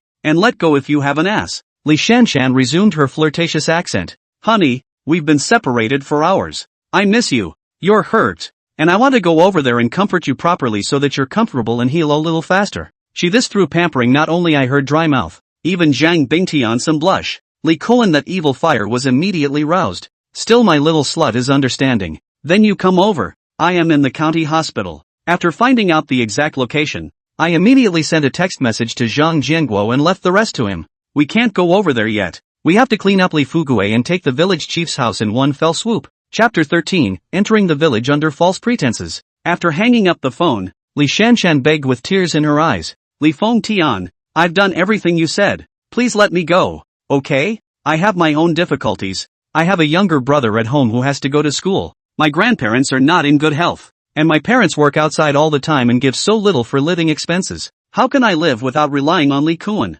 Speaking of sadness, Li Shanshan grinned and cried bitterly. "In the past, I would have been heartbroken, but now I'm completely immune to her, and even want to call her a dumbass." I slapped her again and pointed to her nose and chided. "Hold your crying back. Don't make me slap you. I'm not your boyfriend and I'm not your safe haven, so don't fucking sell out at me." Li Shanshan took the opportunity to hide in Zhang Bingtian's arms and begged, "Ma Xiao, you persuade Toyota. Let him let me go, okay?" Zhang Bingtian pushed her away with a look of disgust and turned his head to ask me what to do with her. I thought about it and said, "Stuff it in the trunk for now and wait until it gets dark." "Ha?" Li Shanshan was startled. "No, do you guys know how to be compassionate? I'm a big living person. Stuffing me in the trunk will suffocate me." I wasn't going to listen to that. Gripping her by the hair and dragging her out of the car, forcing her into the trunk. "Li Toyota, don't you? What if I want to pee?" Lizanne is still making a last stand. I said coldly, "If you dare to pee in the car, I'll paste you with the king of plugs,"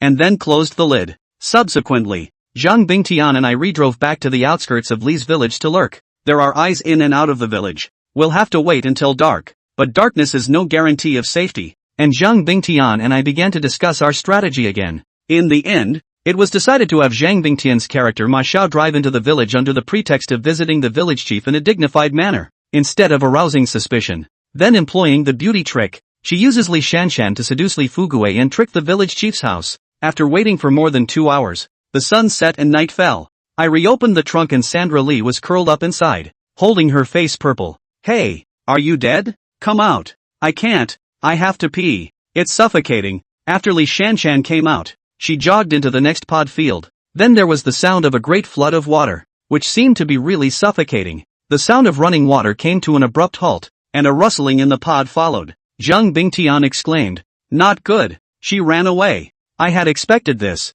and without panicking, I picked up the crozier and quickly chased after him. As a result, before he could run for half a minute, he heard Li Shanshan let out a miserable scream. She couldn't navigate the pods in her heels, and when she took them off, they stuck to her feet. Guess this will be a broken foot. Fruity. I got close to see Li Shanshan lying in a field of rice, covering the ankle, ouch ouch, moaning. Without saying a word, I came up and slapped him. What the fuck are you running for? I don't dare. Spare me. My foot is already sprained. It hurts. Lizanne loud and cried like a stupid beep. I gripped her hair and dragged her back to the car with me. Lizanne, my patience is limited. You only have one last chance. I gave her the course of action. Without thinking, she nodded her head like a chicken pecking at rice. Okay, whatever you say. Zhang Bingtian threatened.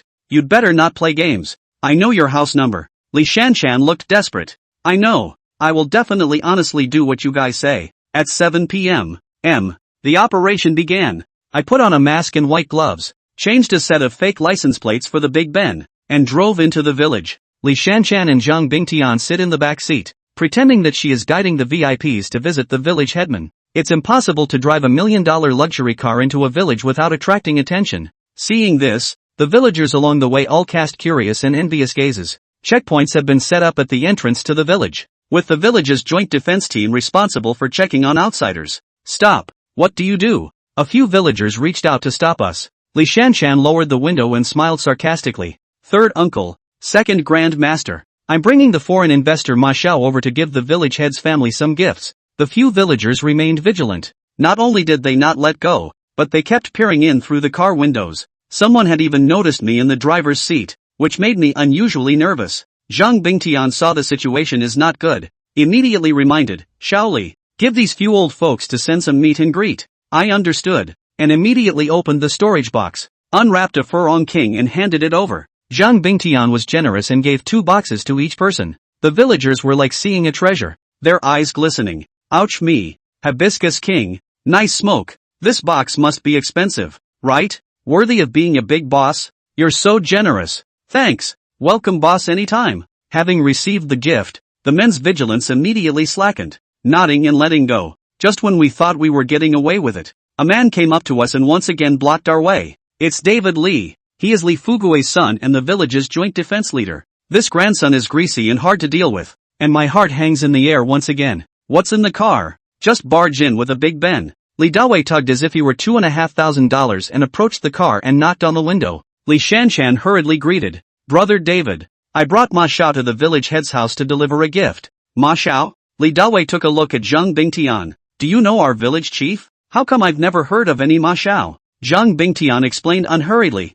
I didn't know each other before, but I knew each other when I met. We're in real estate, and we're here to talk to your village about land acquisition. Li Dawei nodded thoughtfully. Oh, real estate tycoon ah, do you have a business card? At these words, Zhang Bingtian was embarrassed. How can we possibly prepare business cards for an impromptu scam? But he still shook his head calmly. I'm sorry. I never carry a business card when I go out, and this mouth is my business card. Oh, that's awesome, Li Dawei said with a face full of disdain. The village head was attacked some time ago, and it is currently an extraordinary period. The security measures are more strict. I hope that you all get off the car to cooperate with the inspection. Zhang Bingtian nodded. Understood. We'll definitely cooperate. He and Lizanne opened the door and got out. David Li knocked on my side of the window again. The driver has to come down too. My heart sank. If I get out of the car, I'll be exposed. But there was no way I could refuse. and not cooperating at this point would immediately arouse suspicion and undo all the work that had been done.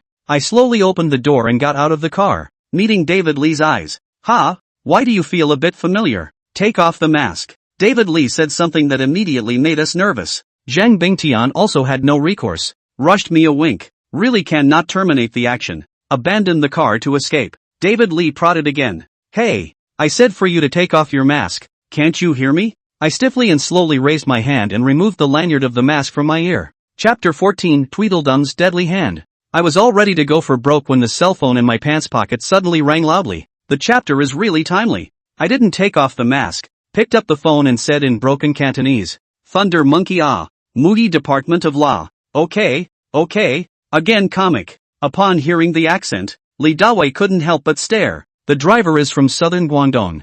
"Ha, yes, because our company is based on Hong Kong Island and the driver was hired from there." Zhang Bingtian smiled and glanced at Omega. "It's getting late. Can you let us into the village?" I didn't expect Li Dawei to remain vigilant and call Li Fuguei directly to confirm. "Dad, Li Shanshan brought a Hong Kong businessman, Ma Xiao, over to visit the village head, in a Big Ben. Do you recognize him?" Li Fuguei on the other end of the phone said. "I don't recognize them. You bring them here." With David Lee following us, the difficulty and risk of our operation is elevated quite a bit, but it's not a big problem. David Lee used to bully me, and he had a part in the grave picking, so it's time to settle old scores with new ones. Li Dawei also do not see foreign, and sat on the co-pilot, but also shook his head and lamented, "Big Ben is good ah, and so the village head to take us rich, lousy high and low hole a." I secretly sneer. This grandson on the road to the Yellow Springs to drive a Big Ben. Li's village is not rich, with low-slung adobe houses all the way around, but the village headman's house, with its high walls and opulence, has the feeling of standing above the rest. In the past few days, the village chief and Li Kuan were hospitalized outside, and Li Fuguei's father and son temporarily moved over to keep the house. As soon as we entered the door, Li Fuguei was waiting in the courtyard, a pair of thieving eyes constantly sizing us up. I found some high-end cigarettes and alcohol from the trunk and handed them over as a meet and greet gift. Li Fuguei did not even look at me, smiled and took the gift. At the same time greeted Zhang Bingtian. "Ma Xiao is too polite. Come, just come, but also bring gifts." Zhang Bingtian smiled and shook hands with him. Our fine tradition of courtesy and reciprocity which cannot be forgotten. "I heard that the village head was injured and hospitalized." "Serious?" "It's pretty serious. Buy a little pussy. We're looking for him." Li Fuguei opened the door and asked, "What did Ma Xiao come all the way here to talk to us about?" Zhang Bingtian immediately replied, "Our company would like to acquire your village's land and develop real estate in this area." "I don't know what your village's opinion is. The village chief is not here and I can't make a decision,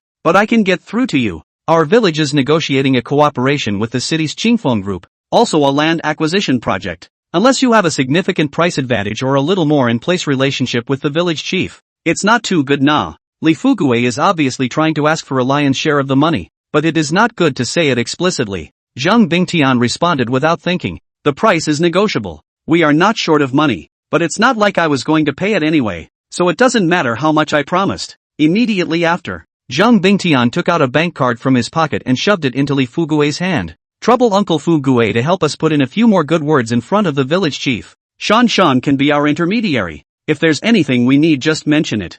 I don't know if there is any money in the card, but Zhang Bingtian implied between the lines that Li Fuguei could dispose of Li Shanshan at will, and those who understand that understand it. Li Fuguei immediately smiled with his eyebrows. "Good to say. Ma Xiao is a Hong Kong businessman. We definitely welcome it." They were exchanging pleasantries, and David Lee was a little impatient, with his full attention on Sandra Lee. "Shannon, you're wearing a really slutty outfit today. Wouldn't my brother eat you if he saw you? Look at this little ass. It's so perky. Let me try my hand at it." With that, he actually reached out and touched it directly. "Nasty." Li Shanshan hurriedly stopped. "I'm your future sister-in-law." In front of the guests. "Don't fool around." Li Dawei has a teasing face. "This is a strange thing to say. It's not like we haven't fucked before." "You." Li Shanshan blushed and subconsciously glanced at me. "What can I say? It's nothing but disgust." "Li, go close the door. Uncle Fuguei and I need to talk about the price. And we don't want to let the cat out of the bag."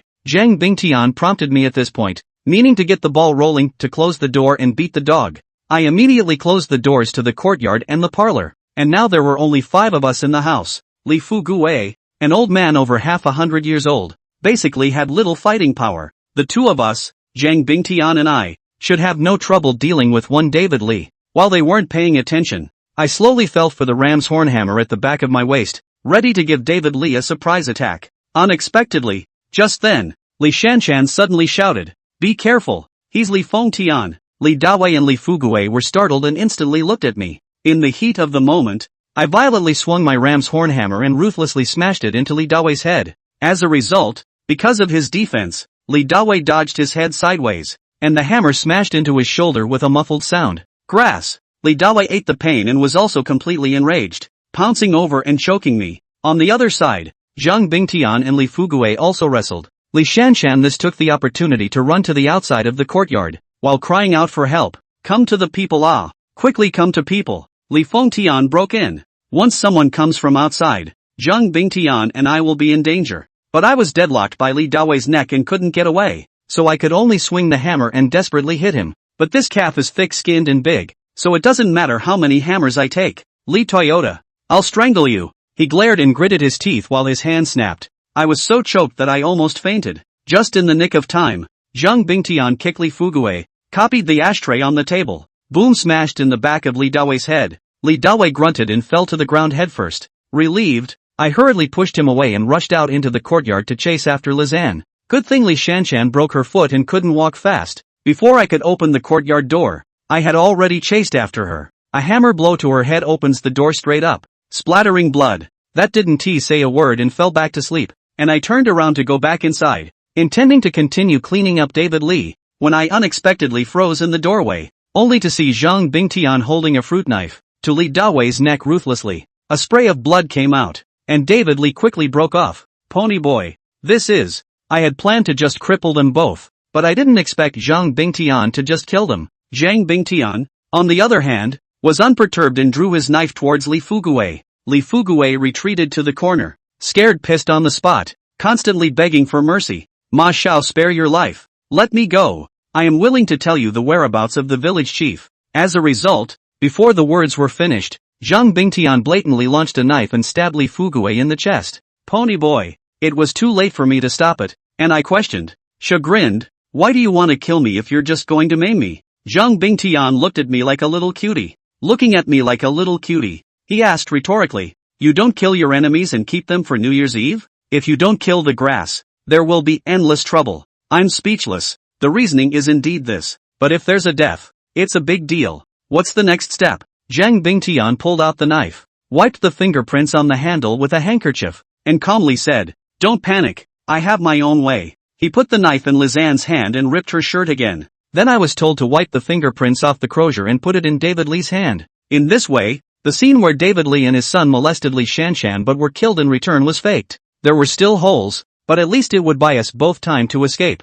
I was stunned by his maneuver and asked weakly, "Brother Xiaoma, did you learn this wiping the plate from Brother Gua?" Wiping the plates is a black saying that refers to destroying incriminating evidence and covering up traces. Zhang Bingtian gave me a blank look. I called him third uncle. Is it appropriate for you to call him brother? I didn't learn it from him, though. Previously, I had furthered my training at the Sparrow sect for a while, and was considered half a disciple, so I learned a couple of moves along the way. When I heard that, I couldn't help but take a breath of air. He's not biased, though. He's well-rounded in the hemp and sparrow disciplines. It was also the first time I had seen the ferocity of Tweedledum. After the scam is successful, it does not hesitate to kill, which is indeed cruel and unethical enough. Seeing Zhang Bingtian retrieve that bank card from Li Fuguei, I asked, "Is there really money in it?" Zhang Bingtian snorted coldly, "Of course, more than 300,000 it. Sparrowgate cheating, willing to put down the blood, but ultimately have to recover, necessarily under the dead hand." Chapter 15, The Mantis Catching the Cicada,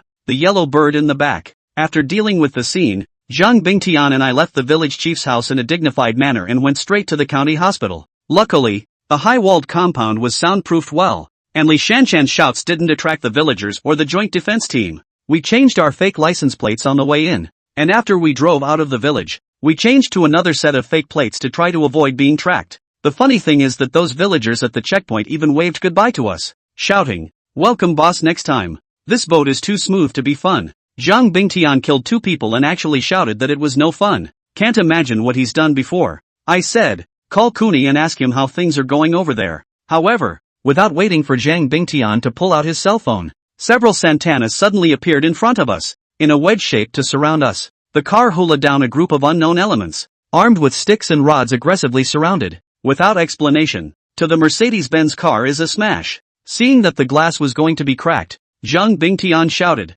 "Toyota, reverse!" I put it in reverse gear and scampered off with a kick of the gas, hitting 3 or 4 thugs in the process, about to break through the encirclement. Unexpectedly the bottom of the car issued a bang, a few pops. The tire burst. The group actually set up a blocking rope in the back. There are sharp barbs all over it, and the tires will explode when pressed. Even so, we were still afraid to stop and continued to back up. The wheels rubbed against the ground with an ear-splitting sound and sparks flew in all directions. Boom! A Mitsubishi SUV suddenly came up behind us and slammed straight into the ass of our car. This hit us so hard that our bones almost went upside down. It's a good thing the Grand Prix is reliable and several airbags popped all the way out. Other than a dazed head, the man was not hurt. Yet that's not all. Without waiting for us to react, the car glass was instantly smashed. We were both dragged out of the car by a mob of thugs and beaten with another barrage of sticks. I'm okay. I was bullied as a kid and developed a knack for resisting punches and basically not hurting myself on the inside. Zhang Bingtian was miserable.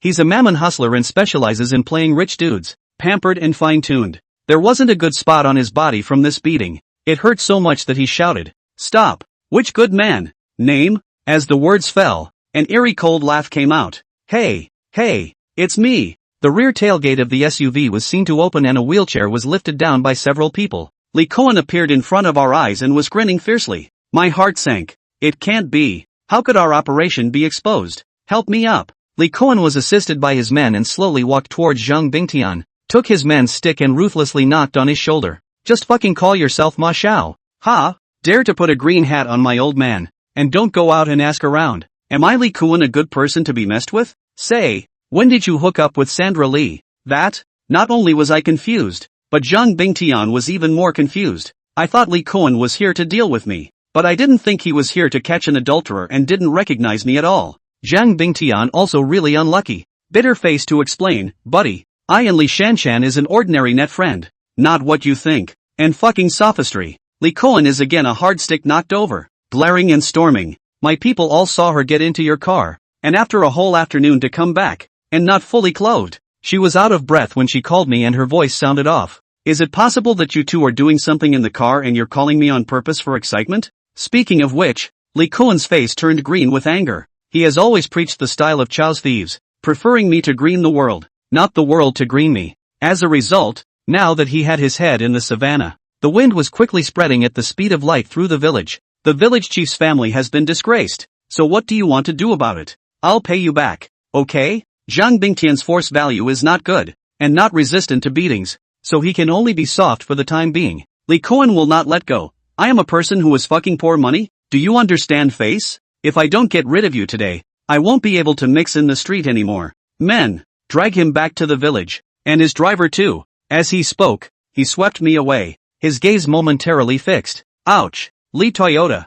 I was worried I wouldn't be able to find you. I didn't realize you were working as a driver for Ma Xiao. Ha ha, fall into my hands. You're miserable. What's meant to be is always meant to be. And Lee Cohen still recognized me and almost jumped up and down with excitement. Look at his ecstatic demeanor. As if his mind had come up with 100 ways to torture me. Give me the knife. This time I have to chop off one of your hands first if I say anything, and settle the rest of the score slowly. Lee Cohen took the machete and limped toward me. I couldn't move my limbs as they were being held down by several people, but my face was like an ancient well, unperturbed. Lee Cohen, this time you still can't move me. Believe it? Grass. Who gave you the courage to say that? Fish Leong? Lee Cohen glanced around and laughed scornfully. That old guy who saved you last time. Can he still make it over this time? There's no village in front of you. Can he know where you are? Don't be a tough talker. It's no use stalling for time. This time, the God of heaven won't be able to save you. After saying that, Lee Cohen's hand rose and fell. Jingle bells.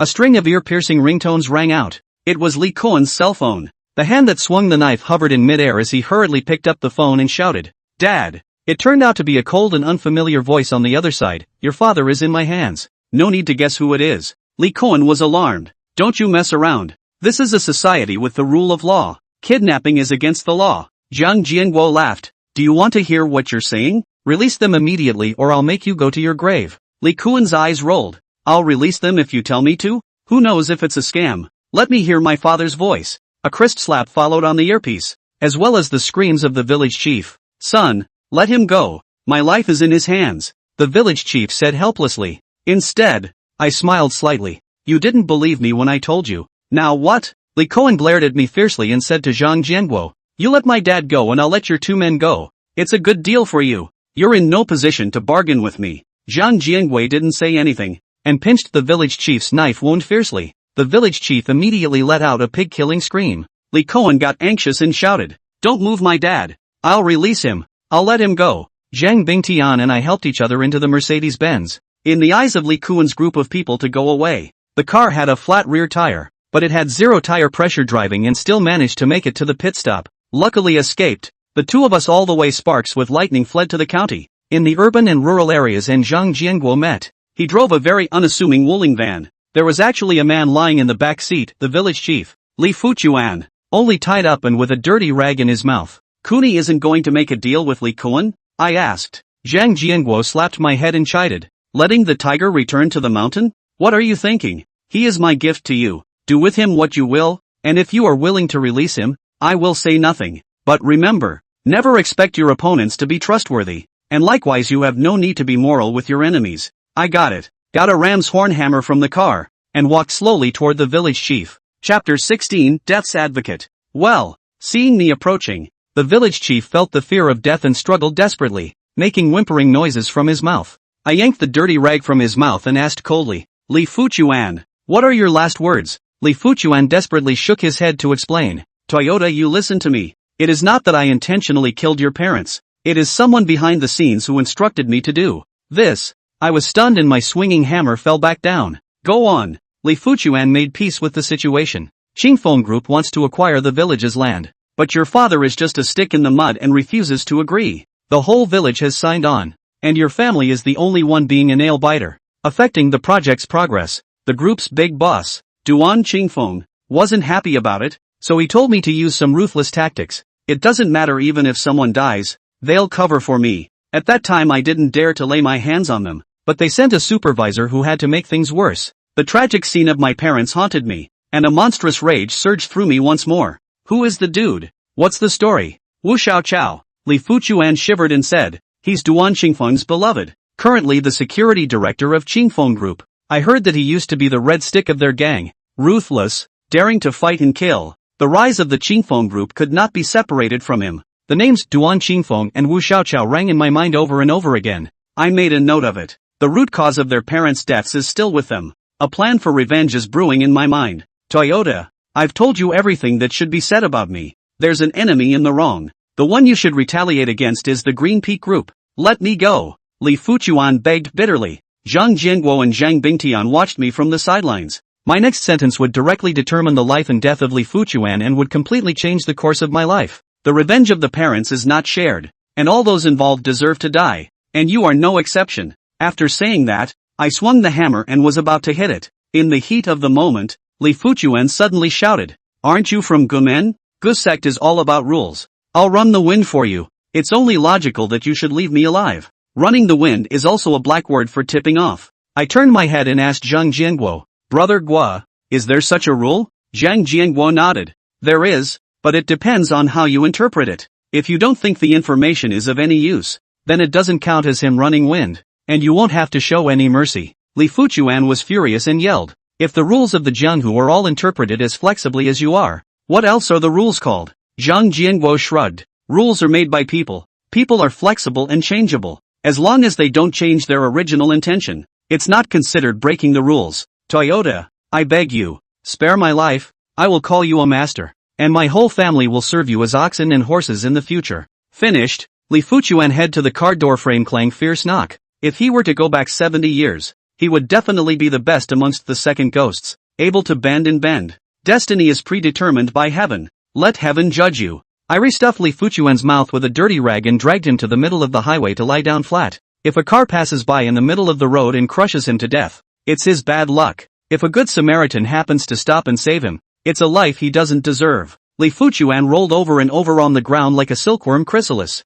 his eyes filled with panic. "Don't struggle. It's up to you whether you live or die." I crouched down in front of him, patted his cheek and raised my head. In this moment, I felt like I was the voice of death. The chances of survival were slim, but at least I gave him a chance to live. It was quiet in the middle of the night, not a single car on the entire highway. It was pitch black all around and the visibility was very bad. Li Fuchuan lay on the ground, his heart filled with anticipation. When it's light, maybe a passing vehicle will spot him and save him. While this was going on, a light appeared at the end of the highway and a large truck came speeding by. Li Fuchuan desperately struggled like a squirm in an attempt to get the driver's attention. However, the big truck was like a wild horse out of control and came barreling down the road, showing no signs of slowing down. Night driving is poor vision, coupled with fatigue driving. The driver did not notice the ground lying a person. The blinding light is getting closer and closer. Li Fuchuan eyes wide, pupils reflected in the big truck from far and near the picture. Boom! After a crunching sound of a watermelon cracking, Li Fuchuan was crushed into pieces by the big truck. Miserable. I stood at a distance, quietly watching the scene without any ripples in my heart. This is God's will and Li Fuchuan is to blame. Toyota, you've improved. The rules let you play with ease. The chapter was very pleased with my handling of the situation. I then duly proposed a plan of revenge and requested a gun from him. Unexpected. Jiang was very stubborn about firearms and flatly refused. Toyota, to become a Gryman elite, you have to use your brain and fists to kill your way out. If you come up here and use a gun, Gryman loses its raison d'etre. Do you understand? I understood, but I was unconvinced and asked Zhang Jianguo rhetorically, then why were you allowed to use the gun? Zhang Jianguo said indifferently, when you pass the novice stage, the firearms in the secret base are at your disposal, but not now. With his words, I'm content, whether it's Duan Qingfeng or Wu Xiaoqiao. What if they have more baskets than me? It's a life either way. Just do it. Alright, you two wipe the dishes. I'll withdraw first.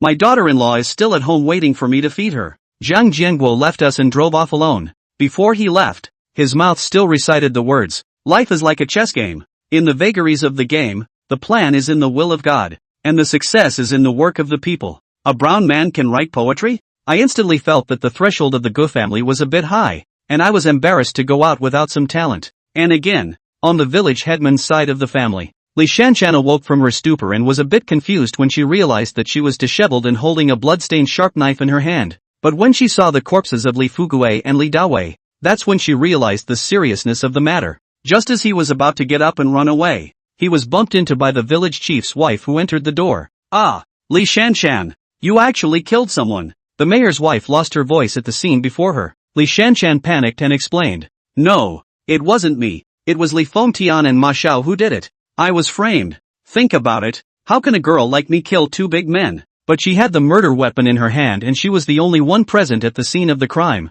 so there was no excuse for a while. You slutty vixen usually seduces my son, and now you're harming my brother-in-law and nephew. Damn it! The village chief's wife was in a rage. How could she listen to her explanation? And immediately ordered people to beat her up. At this time, Li Koan also brought people rushed back home in a hurry. Zhang lied that he would let the village chief go home as long as he released him. After he released us, he rushed back first to confirm the village chief's condition. The results are obvious. He was lied to and witnessed the tragedy of his second uncle and cousin and instantly broke down. Chapter 17, A New Quest for Revenge. Don't even fucking fight. It wasn't her. Li Koan roared and the crowd stopped beating Li Shanshan. The village chief's wife said, son, don't let this vixen confuse you. Even if she didn't kill the man, at least she lured the murderer here. She's in league with Li Fengtian and cuckolded you. Mom, stop it. The thought of a cuckold made Li Koan feel 100 claws scratching his heart. He went up and gave a hard kick to Li Shanshan's ass, yanked her hair and asked, say, where did Li Fengtian go? Li Shanshan cried out in pain and begged for forgiveness. Koan, I really don't know. I was forced by Li Fengtian. They want to mess with my family. Also, I didn't cuckold you. They didn't touch me. Really? Grass. Li Koan slapped her across the face. You're still rotten to the core. Having milk is like a mother. Li Shanshan was beaten, but also did not dare to say a word, and could only whimper and cry in pain. Men, send her to Sister Wine. Li Koan gave an order, and several thugs immediately set up Li Shanshan and shoved her towards the car. No, don't I don't want to go to Sister Wine's. Li Koan, please, let me go. The reason why Lizan was so terrified was because she knew her next fate. Sister Wine is the biggest pimp in Qihai City. More than 80% of the ladies are controlled by her. Li Shanshan used to be naturally forced into the sea and ended up as a man's plaything for all eternity. However, no one cares about her fate now. The focus of the Li family is on how to rescue the village chief, Li Fuchuan, and to avenge the deaths of Li Fugui's father and son. At this time, They do not know that Li Fuchuan has been killed under the wheels. The mayor's wife said anxiously. Son, what about your father? Li Koan pinched the bridge of his nose and said in annoyance. He's still in the hands of Li Fengtian's gang. Only by finding Li Fengtian can I save my father. I'll leave it up to you, Mom, to take care of the aftermath of second uncle and David. I have to make a trip to Chihai City to move help. After that, he made a call. Chow, it's me. Koan. The other side. I stood on the streets of the city and countryside, smoking one cigarette after another, and blurted out, cigarettes burn your fingers, and no one is a teenager anymore. Zhang Bingtian came over to extinguish my cigarette. Quickly stop smoking. Secondhand smoke is too harmful. Later I have to see dear old baby. I pointed behind me and asked, how do you account for the scrapping of $1 million Grand Prix? Account for it? Oh, man, you're underestimating me. Learn. After saying that, Zhang Bingtian walked to the side and called the rich woman. Not long after that, an Audi A8 arrived with a wind in its face. The same middle-aged rich woman was driving. I have to say, this old bitch is really rich, with a rotating BBA. In my eyes, she's no different than a walking money printer. Honey, are you okay? Did it hurt anywhere? The rich woman got off the car and ran to Zhang Bingtian heel. Left touch right look. Shushing. The scrapped Grand Prix was right next to her and she didn't even look at it. I'm fine. But the car was scrapped and it cost baby so much money. I feel bad. Zhang Bingtian sighed softly with a look of pathos. The rich woman not only did not get angry. On the contrary, a strong comfort. Oops. What money is not money? A car is only, which is not as important as you. As long as you are okay is good. You don't know. The moment I heard about your accident, my heart jumped out of my chest and I cried. Don't you ever take any chances again. You hear me? Zhang Bingtian hugged her tightly. Okay, I promise you. Good girl. Let's go home. The rich woman was just about to pull him into the car when she suddenly saw me standing next to her and said in surprise, Ha, why is there someone else here? Come on. I'm always here. Okay? There was no such thing as a love brain back then. This rich woman eyes in addition to Zhang Bingtian. Simply cannot see anyone. Proper ultimate love brain. Zhang Bingtian rushed to introduce, this is my brother Li Fengtian. Just met once yesterday. You forget? Oh, don't remember. The rich woman saw my difficulty and waved. Get in the car with me. You can't get a cab here. I thanked her from the bottom of my heart, but I shook my head no. I don't want to be a light bulb. More importantly, I don't plan on going back to the county. I'm going to Chihai City to seek revenge on the Qingfeng group. Farewell Zhang Bingtian. I halfway hitched a passing truck. Only one person to Chihai City. The rhythm of the big city is different. Just after 5 a.m. The streets and alleys are already crowded with cars. Working people rushing to work get up early and run around, fighting for their bright future. Where does my future lie? Seems to be all filled with vengeful conviction at the moment. I took a cab and headed to the Green Peak group to step on the plate. Treading on the plate is the black language of Gryman, meaning the same as tread on the point. Before committing the crime, first examine the scene environment, so as to lay out the course of action. And I need to know a little bit about my opponent before I can make a detailed plan of action. The headquarters of Qingfeng Group was a 40-story skyscraper, towering and imposing. At that time, it was a premier landmark building in the entire Chihai city. Looking up through the window of the car had the feel of a magic cave, and I was immediately stressed out. With my bare hands, can I really stand up to the behemoth that is the Green Peak Group? Hey, we're at the place. Pay up. The cab driver's low, raspy voice pulls me back to reality. I pulled out $100 bill and handed it over, waiting for him to make change. Unexpectedly he shook his head at me.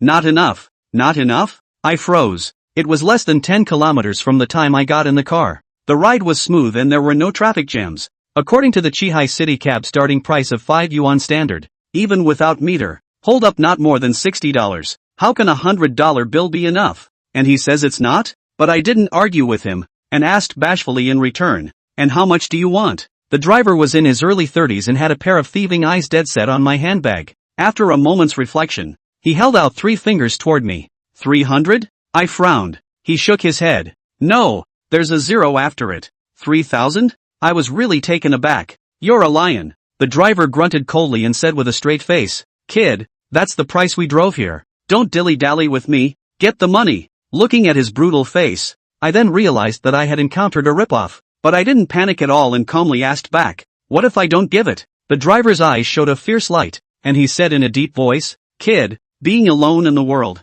I advise you that you'd better not get yourself into trouble. He picked up his walkie-talkie and gestured. Believe it or not, if I yell, I can have 7 or 8 cars over in less than half a minute? It's not going to be 3,000 by then. You're going to have to reimburse me for the carriage of this bunch of fellows. In the face of the Red Tom's Shoes outlet threat, I did not bother with him, frankly handing over 30 large blue bills. It's not that I'm a wimp. It's just that Zhang Jianghu had instructed me. Don't let your temper get the best of you if you don't have the ability to clean up the mess. I still have to step on the Qingfeng group. I don't have time to tangle with a black car driver. Chapter 18, Countering Evil with Evil. After that driver got his hands on him, he revealed a villainous smile. Count yourself sensible. Get off the car. I got out of the car and silently wrote down his license plate number. At the same time, I noticed that the operating company of this cab was called Qingfeng Passenger Transportation, which is obviously a property of the Qingfeng Group. Injustice. Even the cabs dared to rip off the passengers with impunity,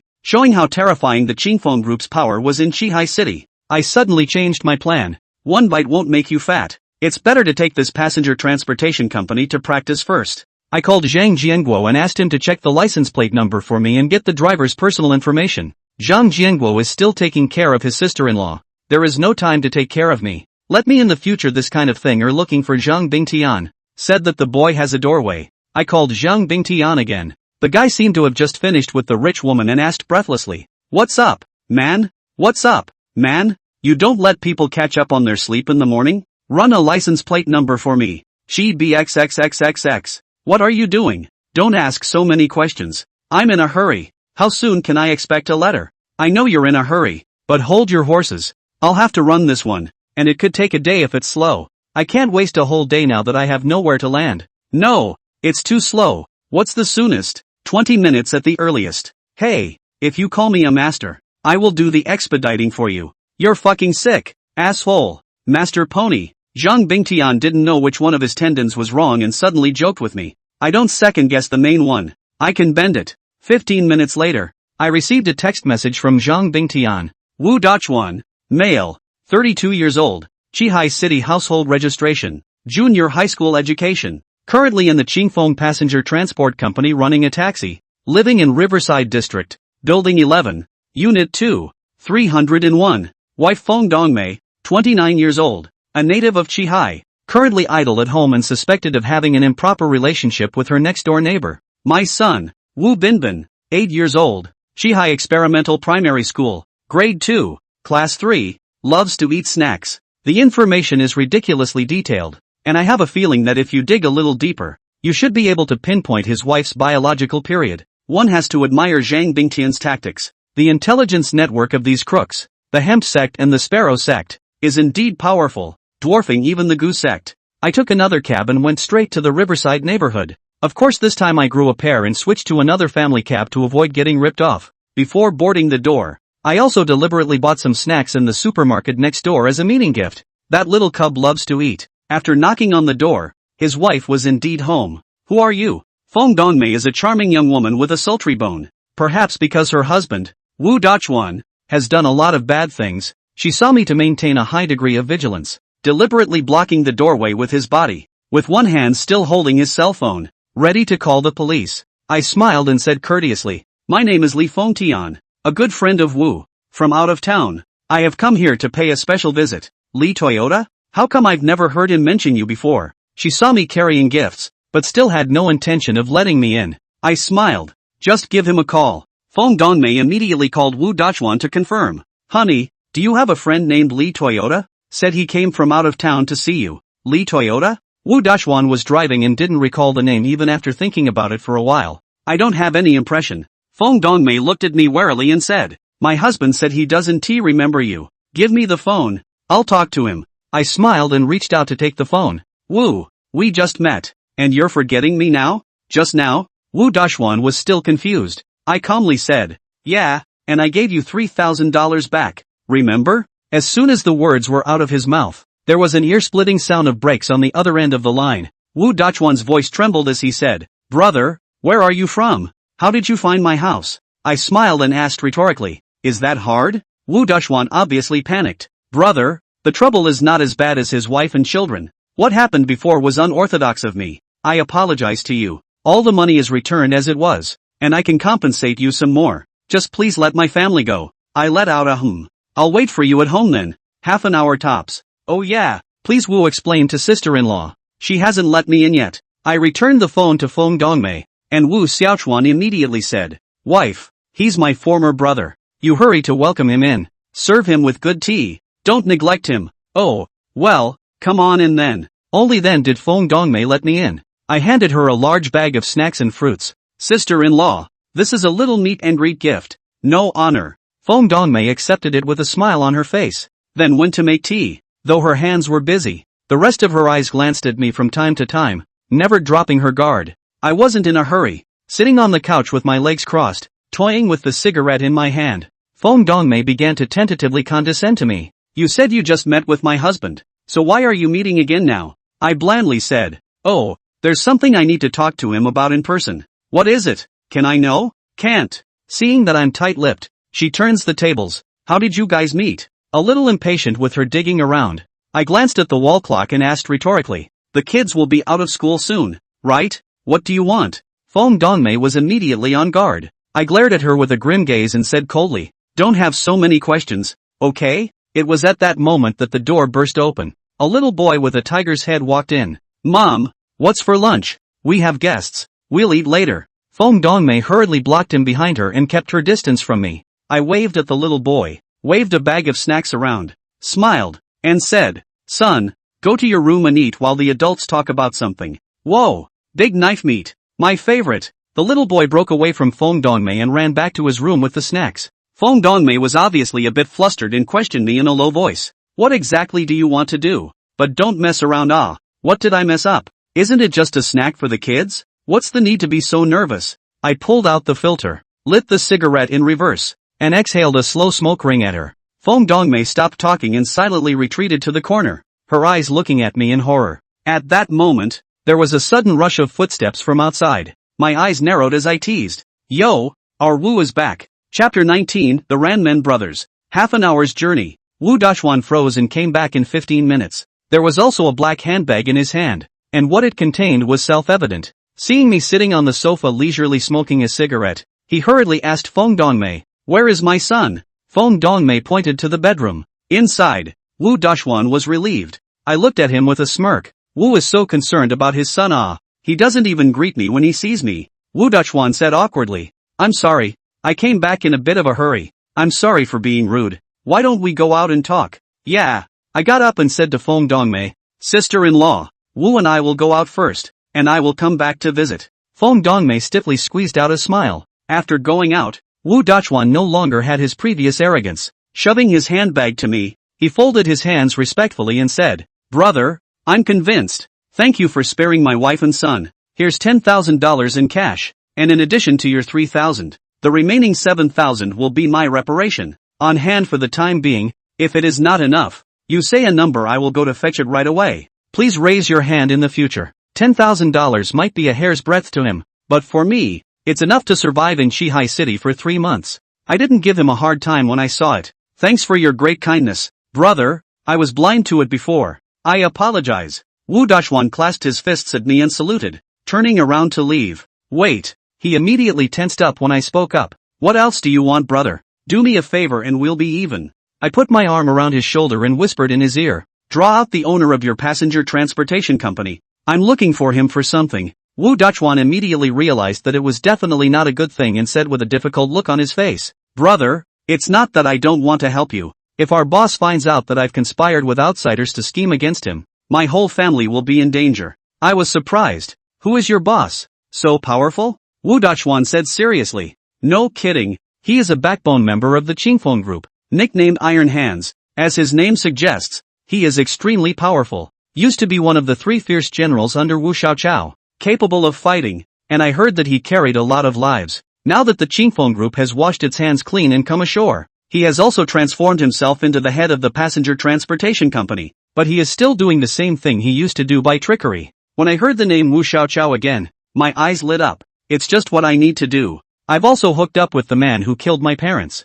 See, my attitude is resolute. Wu Daxuan bitterly begged, I'm not lying. I originally did not want to slaughter customers, but the company has a performance assessment. Not up to standard, will have to be laid off, forcing us to do unethical things. Brothers, you can see, I am just an ordinary family. Simply cannot afford to mess with the Iron Hand. You this favor I really dare not help. By the look of fear on his face, I knew he wasn't lying, but I had to get rid of the iron hand. I'll tell you what then. You'll help me inquire about his recent movements. Keep me informed. And the rest is none of your business. Promise not to get involved. If that's not a yes, then you're not doing me any favors. Woo. Although I was smiling, my eyes were like knives and swords, full of coldness. Wu Dachwan hesitated for a moment and nodded in agreement. Before leaving, I patted him on the shoulder. Brother Wu, listen to my advice. Layoff and reemployment is also better than doing this unethical business. Get out of it early to avoid getting burned. Wu Dachwan quickly nodded. Do not do it. After this month, I will wash my hands in gold. We left each other's contact information and I left the Riverside neighborhood. Revenge plans have to be thought long and hard. I had over $15,000 on hand, so I simply rented a small one-room apartment and stayed there. Find an agent, look at the house, sign the contract, pay the money, a set of processes to do down. It is getting late. My stomach was rumbling and I was going to find a restaurant to eat. I had just turned onto a side road when two dark shadows suddenly sprang out of the alley and blocked my way. I was startled and took a few steps backward as a reflex. Don't be afraid, my friend. We are human beings, not ghosts. In front of them were two big men with tiger backs and over 1.9 meters in height. A dark-skinned man with a beard, fierce-looking and stylized like the black whirlwind Li Kuei. The other, wheat-complexioned and bald, was about the same size as the man next to him, but with a hint of stupidity in his clear eyes, because he had slanted white eyes, with his eyes facing both ways. In today's parlance, it's super wide angle and I don't even know if he can see me. What do you want? I asked. Wary. The black whirlwind said courteously. Our brothers have been in a tight spot lately, so I'm going to trouble my friend to help give us a bite to eat. Turns out it's a beggar. It's true that you can't tell the difference between a man and a woman when you look so mean and still be so polite. I then pulled out 2 large blue bills and handed them over. We can all be in trouble when we're out and about. It's a small token of appreciation. Take it. Unexpected. Black Whirlwind took the money, but remained in the way and would not let go. What? Too little? I frowned. The Black Whirlwind handed the bills back to me again, still courteous, and said, This $200 is reserved for you. Please take out the rest of the money. I froze and didn't see what kind of operation they were doing. Seeing that I was indifferent, the slanted white eyes stammered. IC card. IQ card. Collectively tell me the password. Ma. Trouble faster. I then realized they weren't asking for food, but a friendly robbery, and teased with a smile. Are all bandits so polite now? Black Whirlwind immediately retorted. My friend, you are wrong. We are not bandits, but green forest ringers. It's rare to hear the term greenhorn in 2004. You're from the Orchid sect? As soon as my words left my mouth, the other two immediately froze. Apparently I guessed right. Earlier I had mentioned the dark 8 sects of the Jianghu, and the Orchid sect was one of them. Lawn is the same as blocking, which means road blocking and robbing, and refers to the greenhorns, but they are slightly different from bandits. A group of poor people gathering in the mountains and using force to rob homes is a bandit. In contrast, the Greenwood rattlesnake must have a master's legacy and follow the rules of the Jianghu. The robbers are also very courteous, and are usually politely referred to as begging for money for dinner. If the visitor shouts out the classic Northwest Xiantian is a flower, the world's green forests are one family. Landman's people would no longer be able to lay their hands on them, and they could only seek wealth and not harm their lives,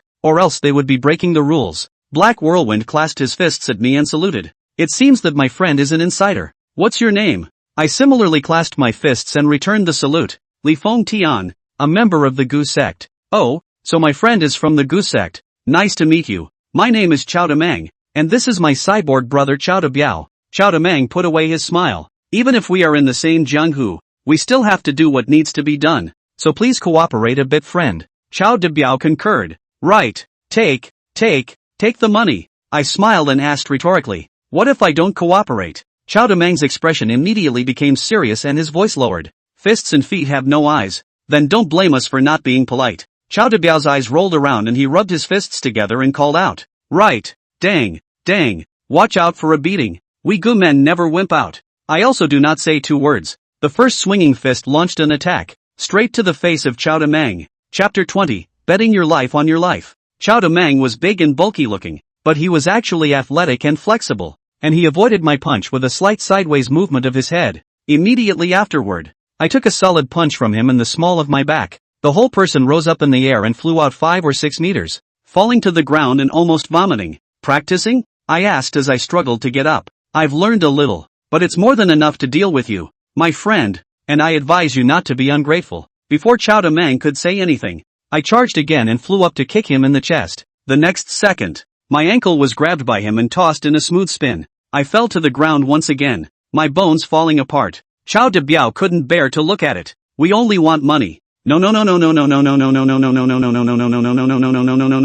Take money. This time it's different from Wu Dachuan. He's not a jianghu sectarian, so there's no need for me to tangle with him. However, the Chao brothers represent the Lan sect, while I represent the Gu sect, and I will never bow my head and admit defeat, bringing shame to the sect. It's a good thing I'm resistant to beatings, getting knocked down and getting back up again and again by Cao Tak Meng. Repeated defeats and non-stop offense. The last time I stood up, I was covered in blood and bruises, spitting a mouthful of bloody spit on the ground. I hooked my finger at my opponent. Again. Even Chao Demang couldn't stand to look at him and said in disbelief, "Why is my friend so bitter? You don't even want to die for money?" "It's not about the money," I yelled in a deep, low voice. Chao Demang sighed. "If you are really killed by me, your friend can't blame me. You asked for it. If this stalemate continues, even if I'm resistant to beatings, I'm sure I won't be able to avoid losing." I had an idea and said, "How about this? Let's make a bet. Whoever loses will get down on their knees and apologize and leave all their money to the other person.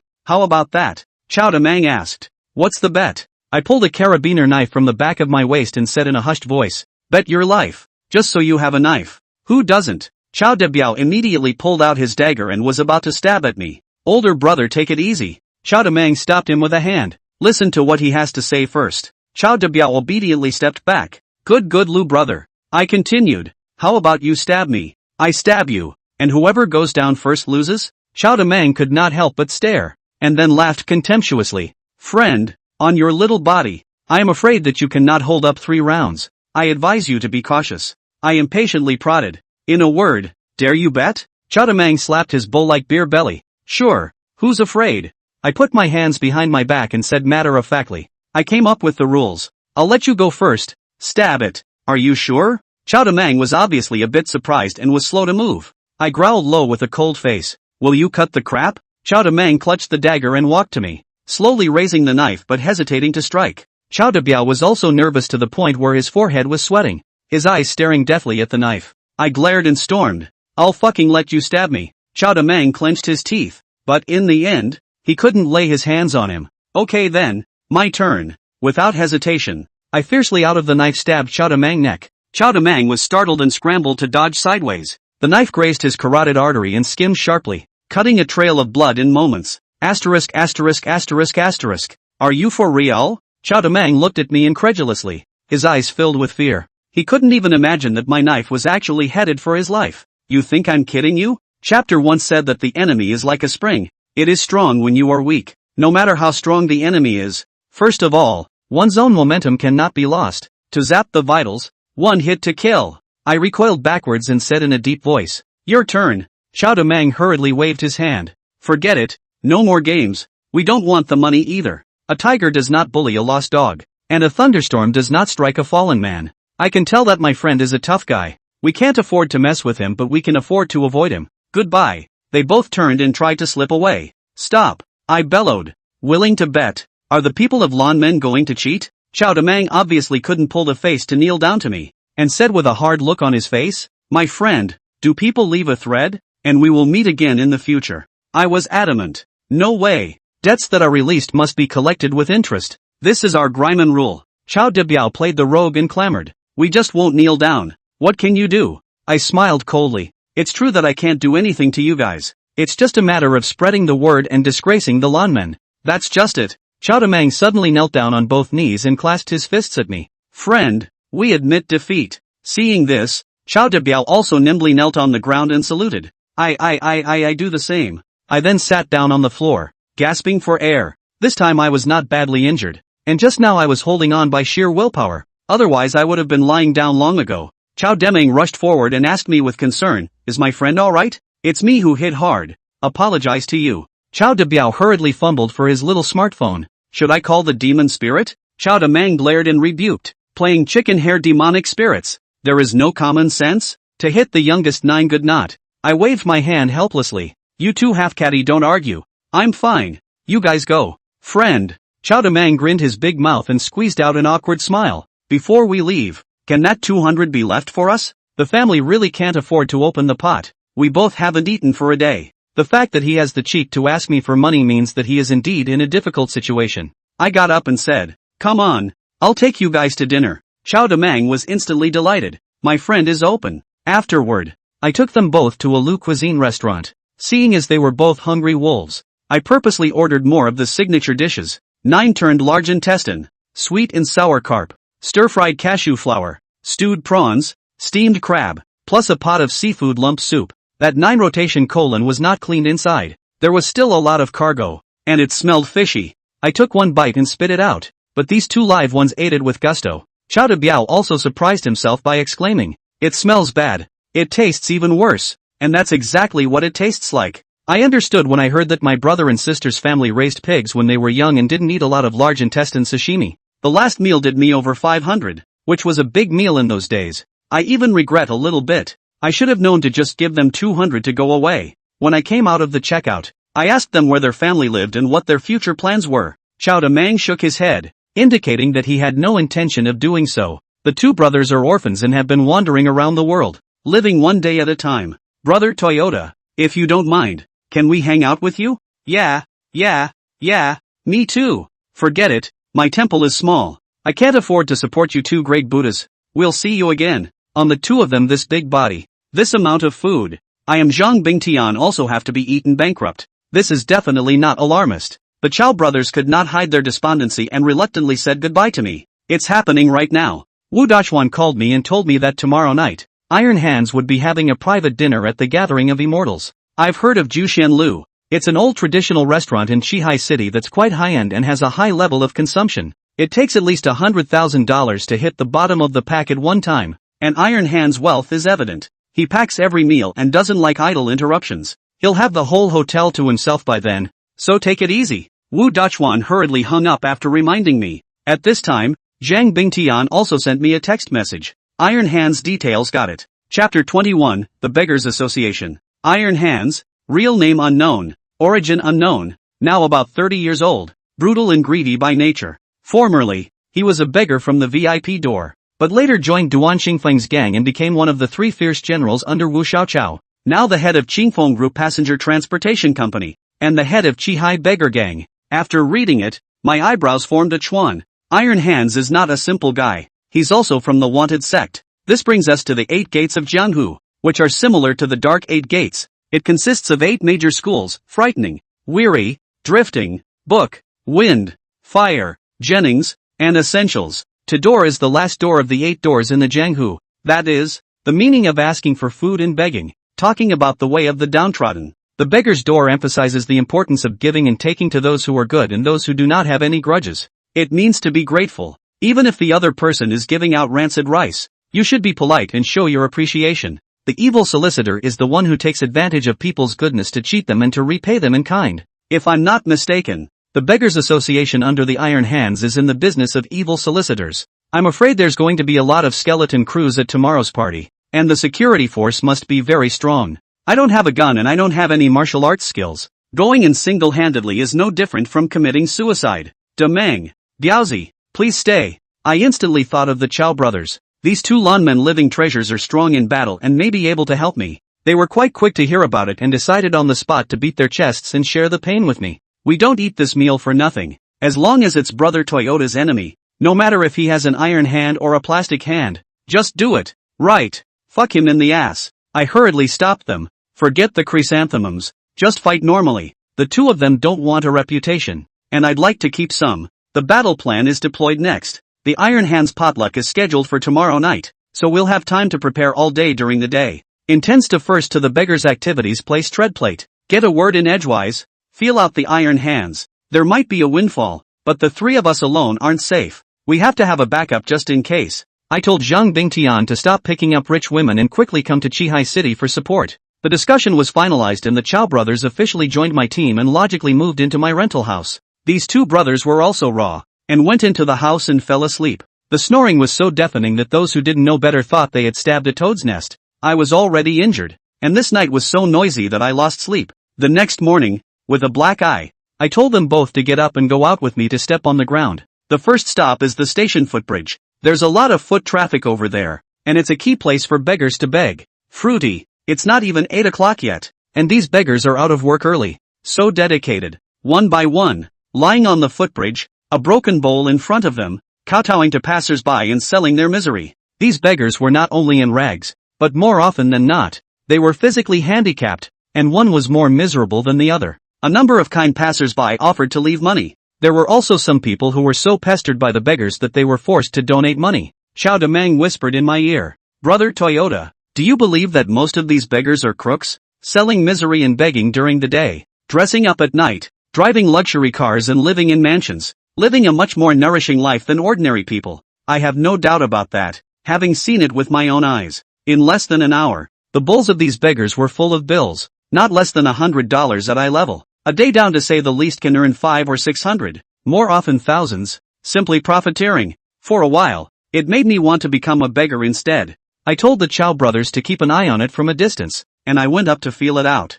Just walked over. A beggar immediately plopped down in front of me. A snot and a tear kowtowed to misery. "Big brother, have mercy. I have a broken leg and eye problems. Give some life-saving money." His pants were fat and covered with a dirty blanket that looked very much like an amputation. "How did you break this leg? Let's see." I was just about to reach out and lift the blanket when the beggar hurriedly blocked my hand. "Big brother, what is there to see in a broken leg? Then scare you?" I laughed. "How do I know if you really broke your leg if you don't show me?" The beggar's face turned steeply cloudy, waving his hand to drive away. "If you don't donate money, hurry up and leave, don't make trouble here." I wasn't angry and still had a smile on my face. "If you really broke your leg, I'd definitely donate money, but you don't dare to show me. Is it hard to pretend?" The beggar frowned and drank. "You damn deliberately pick a fight, don't you? I am so miserable. You still intentionally reveal my scars. Do you want face? Hurry up and get lost." As soon as the words were out of my mouth, I picked up the broken bowl he was holding the money in and ran.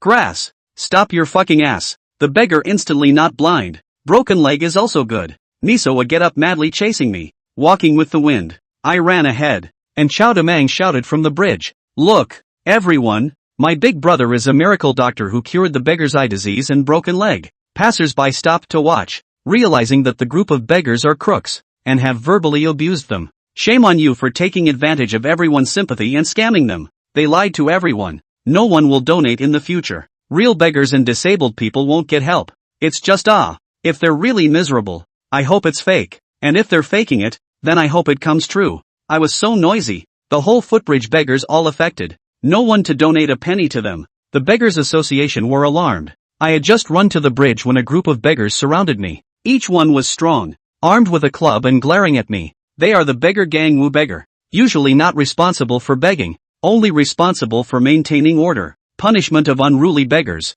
as well as outsiders intentionally looking for trouble. The leader of the Wookiee was a big head that looked like a deformed child. He manipulated his low, hoarse voice to coldly question, "Where are you from? Little pussy brat, dare to sow your wild oats on our turf. Are you tired of living?" I shrugged. "Shouldn't you be thanking me for helping your people heal their broken legs and blindness?" "I thank your mom." Big Brain waved his hand. "Fuck him for me." The 7 or 8 martial arts beggars next to me immediately pounced towards me. "Slow down," Chao Demang bellowed, taking an arrow step to block in front of me. "If you want to touch my big brother, pass me first." Chao De Biao stepped forward right after him. I do the same." Big Head snapped. "Break the legs of these 3 psychopaths and throw them out." The group of martial beggars attacked the 3 of us in 2s and 3s. I definitely can't beat Wu Bei, so I can only follow the example of Qin Wang around the pillar, circling around the bridge pier to avoid it. And the Chow brothers are out of my league. The 2 bare hands and empty fists, facing 6 or 7 armed martial arts beggars.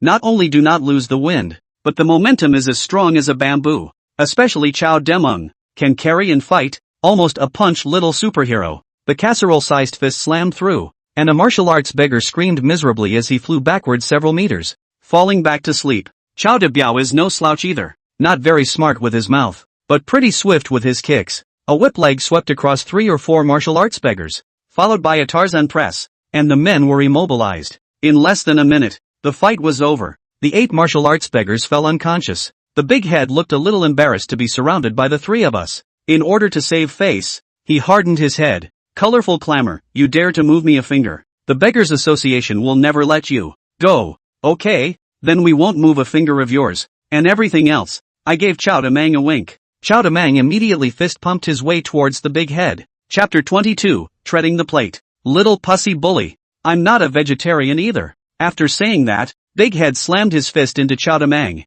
Snap! Chao Demang easily caught his fist and backhanded it. Just heard a crunch sound. The brain's arm instantly fractured. Let out a pig-like scream. Slap! Chao Demang slapped him in the face. The guy didn't say a word and fell back to sleep. Well played. What a relief. These beggars are so annoying. They keep blocking the bridge and won't let them cross without paying. Wow. All laying down. Hopefully people are okay. The onlookers clapped their hands. Hands up. Hands down. Chao Demang smiled and waved at the crowd, as if he were being honored, and was gleeful. This wave did not inquire about the bottom details on the alarm of the Beggars Association. We do not dare to stay too much. Quickly leave the scene. For our second stop, we chose the entrance to a similarly crowded mall. There are no adult beggars here. Basically some small children begging along the street. Children arouse more sympathy and donations are no less than those for the station flyovers. What is different, however, is that most of these children have real disabilities and very few are able-bodied. Some have broken arms, some have no legs,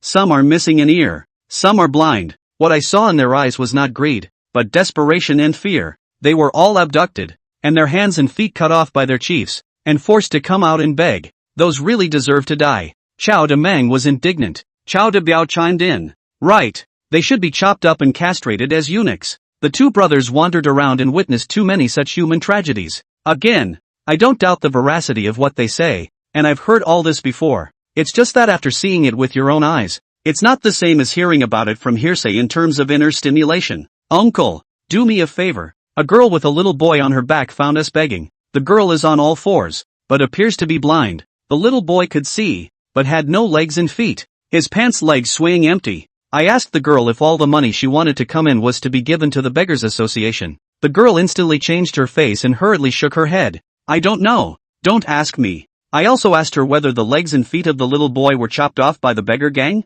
Were her eyes blinded on purpose? Possibly poking at a sore spot. The girl instantly reddened her eyes, but still said nothing. Chowda fiercely pulled me back. Don't bother, brother. You won't be able to ask. If she dares to tell the truth, she will definitely be severely beaten when she goes back. I expected this, just wanted to make sure. No, the beggar's black, but did not expect actually so cruel. Fraud even children are not spared. Iron Hands, as their leader, is even more evil. It is not enough to own a passenger transport company to rip off passengers to make money, but also to instruct the Beggars Association to amass huge wealth, which is greedy to the extreme. If I get rid of Iron Hands, I'll be doing God's work for the people. As he was thinking about it, a man in a suit approached. The little boy saw the visitor and hurriedly poked the girl. Sis, he's coming. The girl was so frightened that she took a few steps back as a reflex. Hiding from what? The man chortled and yanked the girl's hair and asked, why did you only ask for so much today? Being fucking lazy again? Are you? No, it's not. The girl shook her head in a hurry, and received a slap from the man as a result. Don't hit my sister. The little boy mustered up the courage to make a sound, only to be picked up by the man and slammed to the ground so hard that he cried out in pain. Two little bastards still want to rebel? Even if there are people on the street, I'll still beat you to death. The man glanced at us and said contemptuously, hey, what are you looking at? I'm their guardian. Teach the disobedient children a lesson and mind your own business if you don't want to die. You look like a big head to me. I slapped him across the face. Beat him up. The Chow brothers immediately pounced on the man, punching and kicking him. Stop fighting. Stop it, or you won't get away with it. This grandson was beaten and rolled all over the ground. The little girl even came up to persuade me. Uncle, don't hit, or we'll go back and get beaten again. I sniffed, and my heart felt like pins and needles. The three of us are too small to save so many children. When we take out Iron Hands at night, we might be able to complete a shuffle. Half a minute later, the man was on the ground like a dead dog,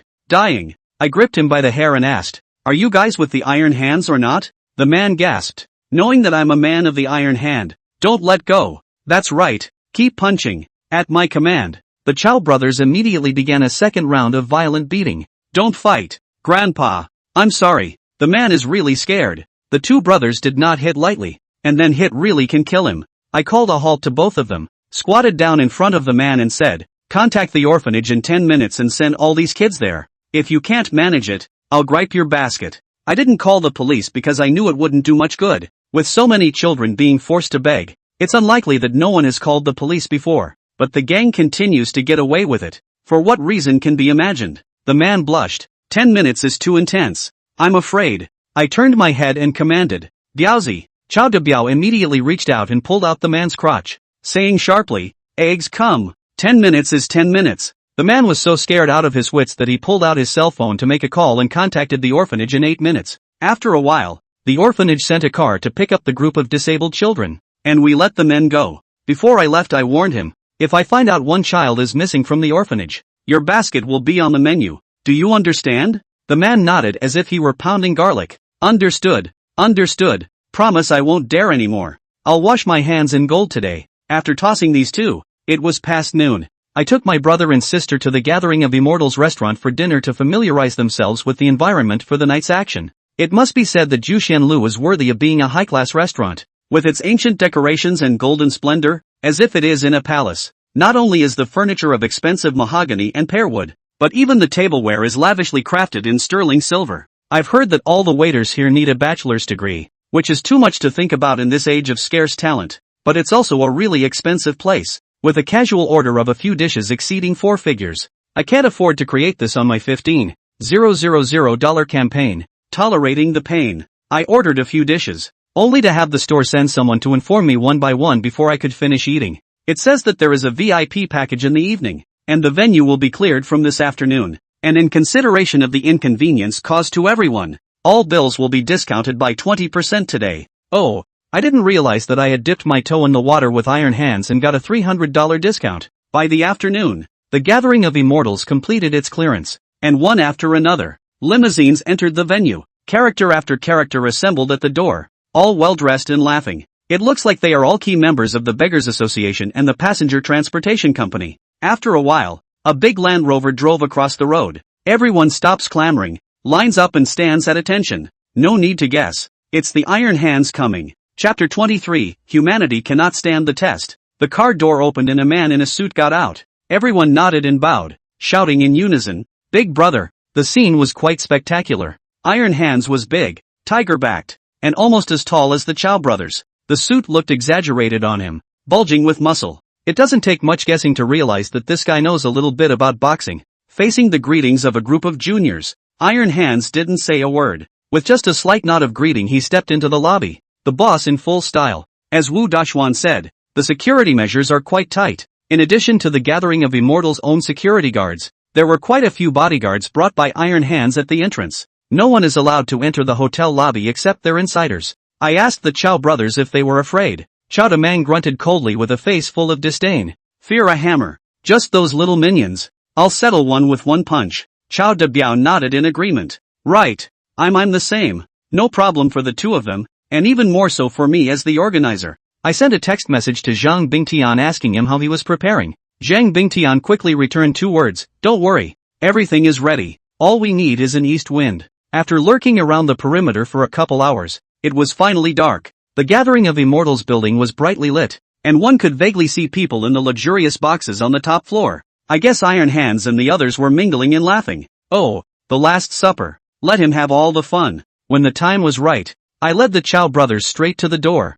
Seeing us come barreling in, the few bodyguards guarding the entrance immediately stepped forward to stop us. Tonight the Gathering of Immortals building is closed for business. You guys can come back another day, I said with a grimace. I'm looking for Iron Hands for something. The head bouncer looked me up and down questioning. Who are you? I said coldly, you don't deserve to know. Get out of the way. Asterisk.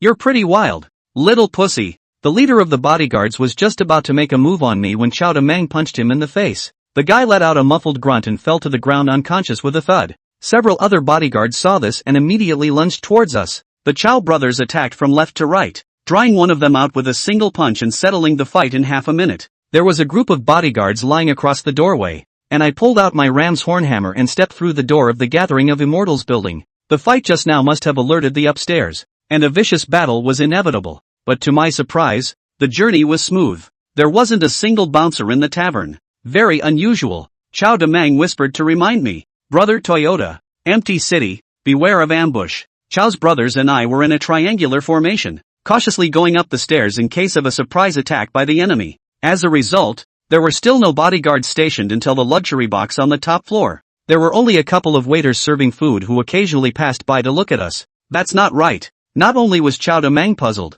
Even I was confused. Could it be that all the security measures the Iron Hands claim to the public are a bluff? Or is it that he's so used to living a life of rampant comfort that he thinks no one dares to mess with him in Chihai City anymore? Come what may. Get on. I pulled out my ramrod and charged into the box ahead of the others. Inside the large box, a large round table was filled with mountainous delicacies. 7 or 8 people sat around shabu-shabu. A strong smell of mutton filled the house. Not surprised by the intrusion of the 3 of us, Iron Hands remained calmly shabu-shabu, and I froze straight away when I saw the person sitting to his right. Wu Dachuan. He dropped his head, not daring to meet my eyes, looking like a thief. In an instant, a sense of foreboding surged through his mind. No good. There really is an ambush. As soon as the words were out of my mouth, a dozen gunmen suddenly sprang out of the cubicle. A barrage of spray aimed at the 3 of us. Put the hammer down. I told you to fucking put it down. I'll fucking kill you. A couple of gunmen raised their guns to my head and I had to drop the crozier. What the fuck are you looking at?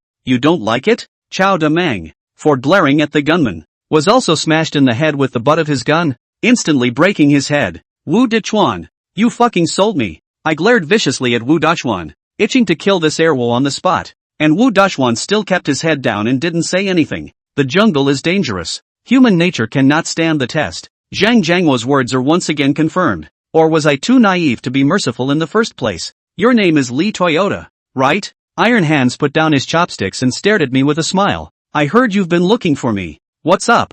I said coldly. Nothing much, just purely looking at you and wanting to beat you up. Fuck. You don't know how to fucking talk, do you? What's wrong with you? The gunman pinned the butt of his rifle to my head, instantly knocking the blood out of me. Still wearing a scornful smile, Iron Hands pointed to the ground. Whatever the reason, when you see me, kneel down and talk first. We refused, of course, and were rewarded with another beating from a couple of gunmen. Chow Debiao struggled to resist and was shot in the shoulder, bleeding profusely. A good man is not forced to do anything. I hurriedly signaled the Chow brothers to give up hard contact, but if Zhang Jiangguo had given me a gun, we wouldn't have been reduced to this. At least it's a 1-for-1 swap, not to mention a 3-for-1 swap. Now we can't play with our bare hands and a dozen guns on the other side. Iron Hands picked up a piece of raw goat meat and asked me with a smile. Freshly killed baby goat. Want to eat some together? While I'm in a good mood today, there won't be a store after this village. I said coldly. No, we're vegetarians.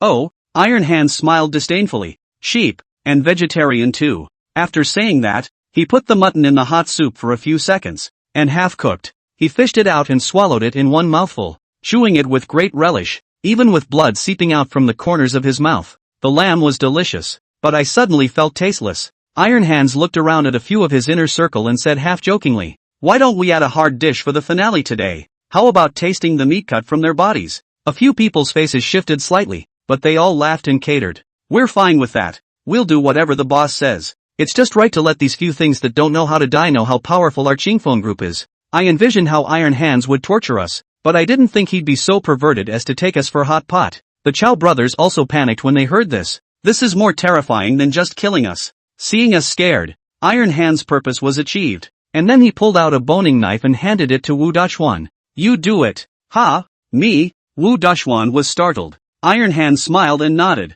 You're given a chance to show your loyalty, so you'll have to make the most of it. As you wish. Wu Dachuan took the boning knife and slowly stood up. Li Feng Tian, we are not relatives. It's impossible for you to ask me to betray the boss. I have long warned you not to come over to send death. You have to fly into the flame. Praying mantis, you do not blame me for the ruthlessness of my hands. What can I say at this point in time? Expecting a black car driver would have been unrealistic, and I blame myself for being a dumbass. Li Feng Tian, are you ready to die? As he spoke, Wu Dachuan suddenly winked at me. I almost thought I had misread it. Is he giving me a sign? Next, Wu Dachuan suddenly turned his blade around and stabbed Iron Hands in the neck. Chapter 24, Reversal of the Situation. It happened so suddenly that everyone was caught off guard. Even the gunman didn't react. With such close proximity, Iron Hands will surely die. As long as Iron Hands is taken out, the group will be in disarray without a leader. It's our only chance to flip the script. I immediately yelled at the Chow brothers.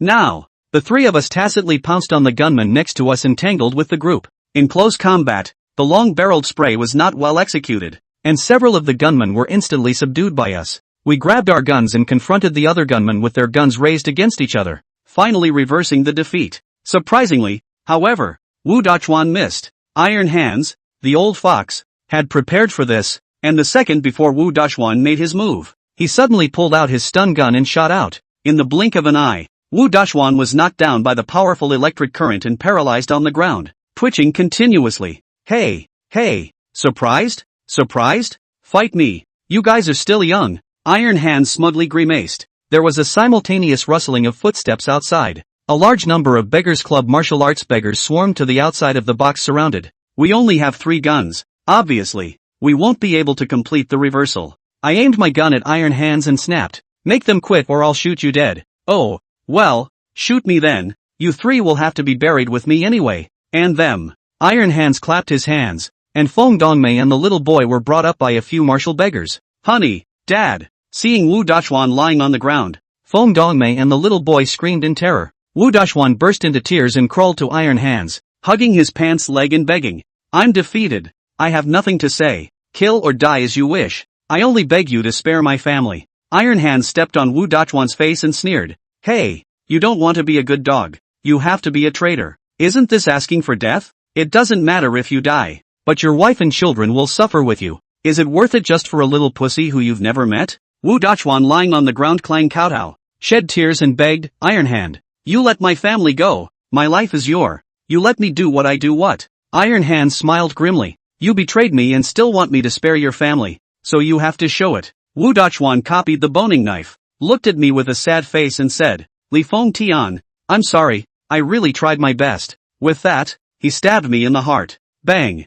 I didn't hesitate to pull the trigger and blast it out of the air with a single shot. Although it was heartbreaking, I had to keep myself safe. Wu Dashwan's chest was blasted out a bloody hole. Lying on the ground dying, his mouth still murmured, spare my wife and children. Aha! Honey! Feng Dongmei lost her voice and screamed, wanting to pounce on her but being held down by Wu Bei. Snap! Iron Hands clapped his hands and teased. What a wonderful scene. Isn't this much more exciting than the show? Lee Toyota, I have to thank you. Without you I wouldn't have seen anything so interesting. Next I'm going to show you all another saving grace. How about a striptease by a younger sibling? The crowd applauded and cheered, completely ignoring the fact that there was still a half-dead Wu Dashwan lying on the ground. Feng Dongmei wiped away her tears and shouted angrily, Iron Hands, don't you dream. I won't let you have your way even if I die. Good, then I'll make you whole. With a big wave of Iron Hands' hand, several gunmen immediately aimed at Feng Dongmei and the little boy. I immediately spoke up to stop it. Iron Hands, don't you mess around. Iron Hands snorted. Yo, Li Feng Tian, you're planning to heroically save a beauty? Take care of yourself first. But it doesn't seem like it's impossible. How about you guys put your guns down and I'll let the woman and the kid go, okay? I don't believe a word he says. Drop the gun and we're dead for sure. It was at this time that Wu Dashwan, who did not know where the strength came from, stiffly climbed up and struggled to pounce on Iron Hands. Iron Hands knocked him down with a single punch, copied the boning knife and stabbed at him for a while, finally sealing his throat with a single slash. Feng Dongmei's scream rang out, and Wu Dashwan broke off before he could say a word. It's fucking hard to cut. Iron Hands wiped the bloodstains on his face and craned his neck to look at me. Still not putting down your guns? I'm going to count to 3, and then a few of you will die together. 3, 2, 1, snap. I threw away the spray. Brother Toyota. It can't be. Chao Demang shouted in worry. It's fine. Throw it away. I said lightly. They both had to throw away their sprays. The tables are once again turned in favor of Iron Hands. Hey, that's right. I really don't understand why you guys have to fight with eggs. What good can you do by fighting me? Iron Hands, still thieving, threw the boning knife at me again. Li Feng Tian, I'll give you one chance. Chop off your own hand and I'll let your brother go. Chao Demang shouted angrily. If you want to kill or die, just be quick. What's the point of all this useless shit? You're an animal. Are you that sick? Chao De Biao chimed in. Fuck this mother. Iron Hands didn't get angry. Instead, he laughed loudly. I like to see you guys in impotent rage. Yes, I'm just perverted. What can you do to me? Li Feng Tian, I'm as good as my word. This is your last chance. Are you going to let them die with you? I picked up the boning knife, put my left hand on the tabletop and slowly raised the knife with my right hand. Brother Toyota, you can't chop it. There are no cowards in the Gu sect, and neither are we in the Lan sect. Brothers to the death. Liver and guts. Chowdy yelled at me fiercely. I smiled weakly at him. The gunman's muzzle was pressed against my head. Hold on. Don't dawdle. Hands up. Knife drop. A shrill siren sounded in the midst of the electricity. The house was a mess. You fucking called the police? Iron Hands stared at me incredulously. I laughed without saying a word. Gangsters deal with problems and would rather die than let the police get involved. Because calling the police is a strange shame in their eyes. Good boy. You really can. Iron Hands couldn't be bothered to deal with us and immediately ordered the crowd to process the scene and hide all the hostages. The man who was unbeatable a moment ago panicked at the sight of the police like a rat at the sight of a cat. It was also to take advantage of this opportunity that Chow's brothers and I made a second raid. Instantly knocked out several gunmen and recaptured 3 guns. Bang bang bang. This time we didn't hesitate and decisively emptied our magazines and shot down all the gunmen. A dozen or so martial arts beggars were also forced back by our random gunfire. And Fong Dongmei and the little boy were instantly saved. I raised my gun to Iron Hand's head and said in a deep voice, "Don't move. One more move and I'll blow your head off." Iron Hands grunted disdainfully. "The police will be here soon. You dare to shoot someone? Crazy you." I suddenly grinned. "Where are the cops?" The sirens sounded for a while, but no police came to the door. So Iron Hands realized something was wrong. You counting, old man? Congratulations. You got it right. Surprised? Surprised? Chapter 25, Leave a Backhanded Handle. Before I acted, I purposely left it behind. That siren sound was actually a prop I had Zhang Bingtian find to impersonate, just to disrupt Iron Hands when it counts. My cell phone is always on the line with Zhang Bingtian, and he knows exactly what's going on in the house. He had a good idea of when to sound the alarm. Actually, I had a contingency plan for Wu Dachuan's backlash. From the moment we entered the door unimpeded, I knew that Iron Hands must have designed a trap waiting for us. I purposely risked my life in order to paralyze Iron Hands and make him think he succeeded in his treacherous plan. Unbeknownst to them, high-end hunters often come in the form of prey. I heard that you're from the Goose Sect, but as far as I know, the Goose Sect has always acted alone. So why are you looking for help? You're breaking the rules. Iron Hands is not happy about losing. I smiled faintly. A gentleman's nature is not different, but good at pretending. Times are different. Old minds need to be changed and rules flexed to survive. I actually have no choice. Right now I'm not strong enough to be a lone wolf. I have to use the power of the team. Perhaps times have changed and it's no longer the world of individual heroism. Teamwork is king. And I, for one, am going to be the leader on this team. Iron Hands let out a long sigh. Alright, I lost. What do you really want? Say it and we can talk. Without saying a word, I shot him in the shoulder, and a mist of blood soared out in a flash. Ah! Iron Hands screamed miserably and took a few steps backward, growling in irritation. What the hell do you want? Kill me. Come on. I kicked him over, stomped on his cheek, and said condescendingly, "Tell me everything about Wu Xiaochao and Duan Qingfeng, and if there's even half a word of falsehood, I'll collapse your basket." Oh, so your target is my big brother and our boss. You are a bit whimsical. They are not something that a little redneck like you can deal with. As soon as Iron Hand's words left his mouth, I mashed his incisor with the butt of my rifle. The grandson shivered and wailed in pain. I snapped. Answer what I ask. One more word of nonsense and you'll suffer. Grass. If you have the guts to kill me, it just so happens that I don't want to live anymore. So shoot me, dumbass. Iron Hands is worthy of being the head of the VIP gate and the backbone of the Green Peak Group. He is not the least bit intimidated in the face of the threat. Instead, he curses at me. The Chow brothers and I beat him up in turn. Even though he was already dying, this grandson still had a stiff upper lip and wouldn't spit a word out. Ha ha ha, you guys have nothing on me? Do you? Lousy is to door beggar gang origin. And in the Qingfeng group crawling and fighting for so many years, has long been life and death looked down. More likely to be a traitor. Get me killed if you can. And don't try to get half the information out of me.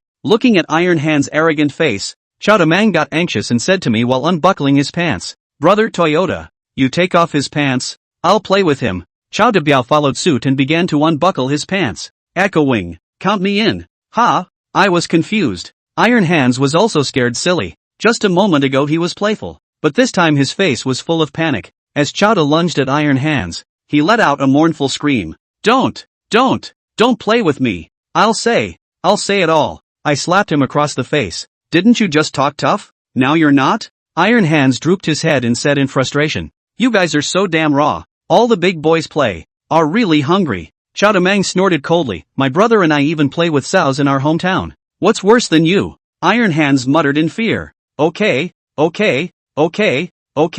I have no temper when I fall into your hands. I'm convinced. I'm not too sure about Boss Duan. I basically don't see him several times at my level. I do know a little about my big brother Wu Xiaochao. In order to avoid the late day, Iron Hands bamboo tube pour beans generally and disclose. Wu Xiaochao, 35 years old, is a native of Harbin. Earlier years followed the bandit Zheng Qiantan mixed in the northeast, relying on the ruthless fighting method, a time-in-the-road reputation. He was later forced to move to South Korea to escape the '96 crackdown. I heard that they are not easy to ooh and ah over there, disturbing the local community, and are wanted by the black and white in South Korea. In '99, he followed Zheng Qiantan back to China. In 2002, Zheng Qiantan was arrested and shot. Wu Xiaoqiao escaped from the net of justice and has been with Duan Qingfeng since then. In just 2 years, Wu Xiaoqiao had risen from a latecomer to become Duan Qingfeng's beloved general, and his popularity had once overshadowed that of many internal patriarchs. Therefore, it has also incurred the discontent of many people.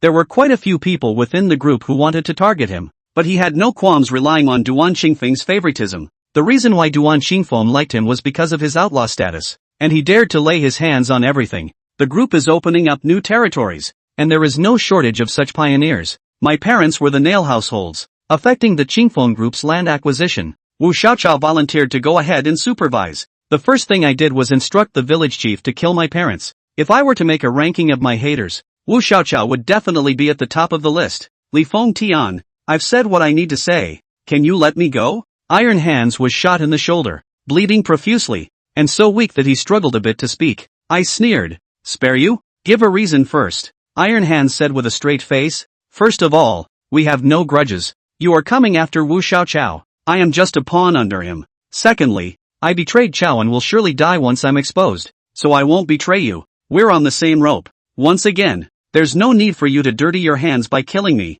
Just let me go like a fart. I pointed at Chao Debiao's injured shoulder and said, originally, I really had no grudges against you, but after you injured my brother, the nature changed. Iron Hands said indignantly, didn't you shoot me too? That's payback for payback, isn't it? I shook my head. No, no, no, no. I'm a man who preaches that if you respect me, I respect you. You beat up my brother. I have to pay back twice as much, but I can keep you alive. After saying that, I instructed Chao Demang to abolish Iron Hand's 5 limbs. Let him lie honestly in bed for the rest of his life and not come out to wreak havoc. Got it. Chao Demang rubbed his fists and walked over and said, Iron Hands, if it wasn't for Brother Toyota stopping me, I would have played you today. Since we broke 5 limbs, let's start with the third. Iron Hands was so scared that his face turned white, crying for mercy. His legs clamped tighter than a twist. It was at this moment that a dainty cry was heard from behind them. Get out of the way. You guys. When I turned my head, I saw Feng Dongmei raise her spray gun and fire 3 shots at Iron Hands.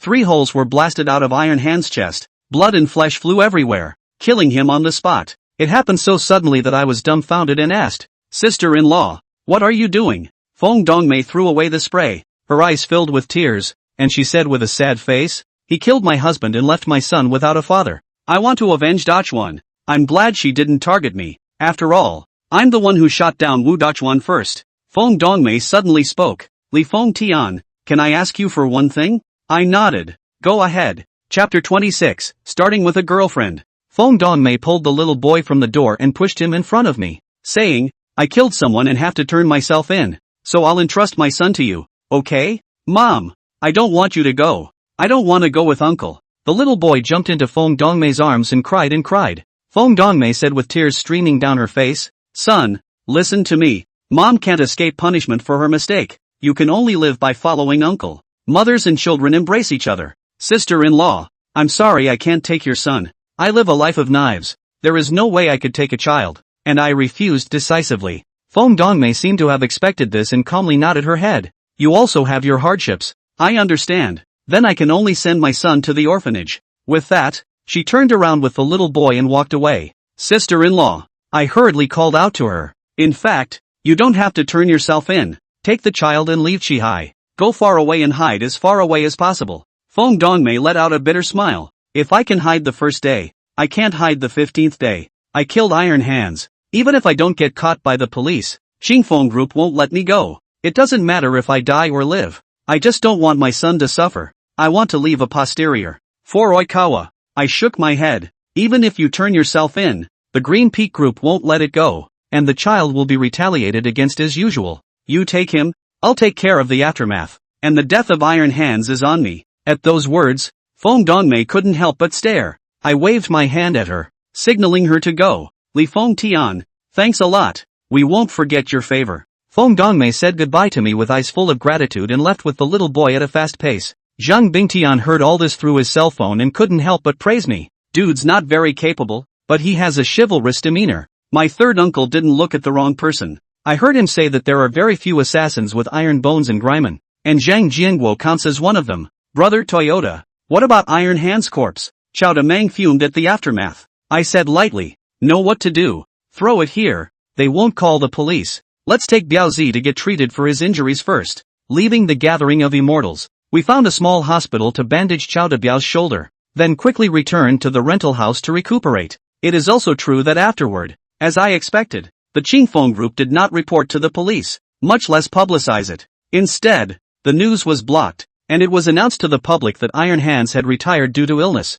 and its operating companies were temporarily taken over by someone else appointed by the group. As for the Qihai Beggars Association, because the group of dragons without a head into the infighting, the size of the group to fight for their own, and soon became a scattered sand. After the battle at the Gathering of Immortals building, I am considered to have officially made my debut. Although he had yet to make a name for himself in the jianghu, he had at least gained notoriety within the Green Peak group, and was considered a thorn in their side and a thorn in their flesh. However, just getting rid of an Iron Hands is not enough to draw out Wu Xiaoqiao. This guy is deep in the closet, erratic, and doesn't come out unless there's a major event. I decided to knock out his two remaining minions and make him a bare-knuckle commander within the group. There's no way he won't step in when the time comes, or he'll be embarrassed. The three main henchmen under Wu Xiaoqiao, Iron Hands, Night Fork, and Oil Stick. Iron Hands is considered one of the most high-profile, but he is not the most profitable or contributing. Even though he was in charge of the operating company and the Beggars Association to amass a lot of money,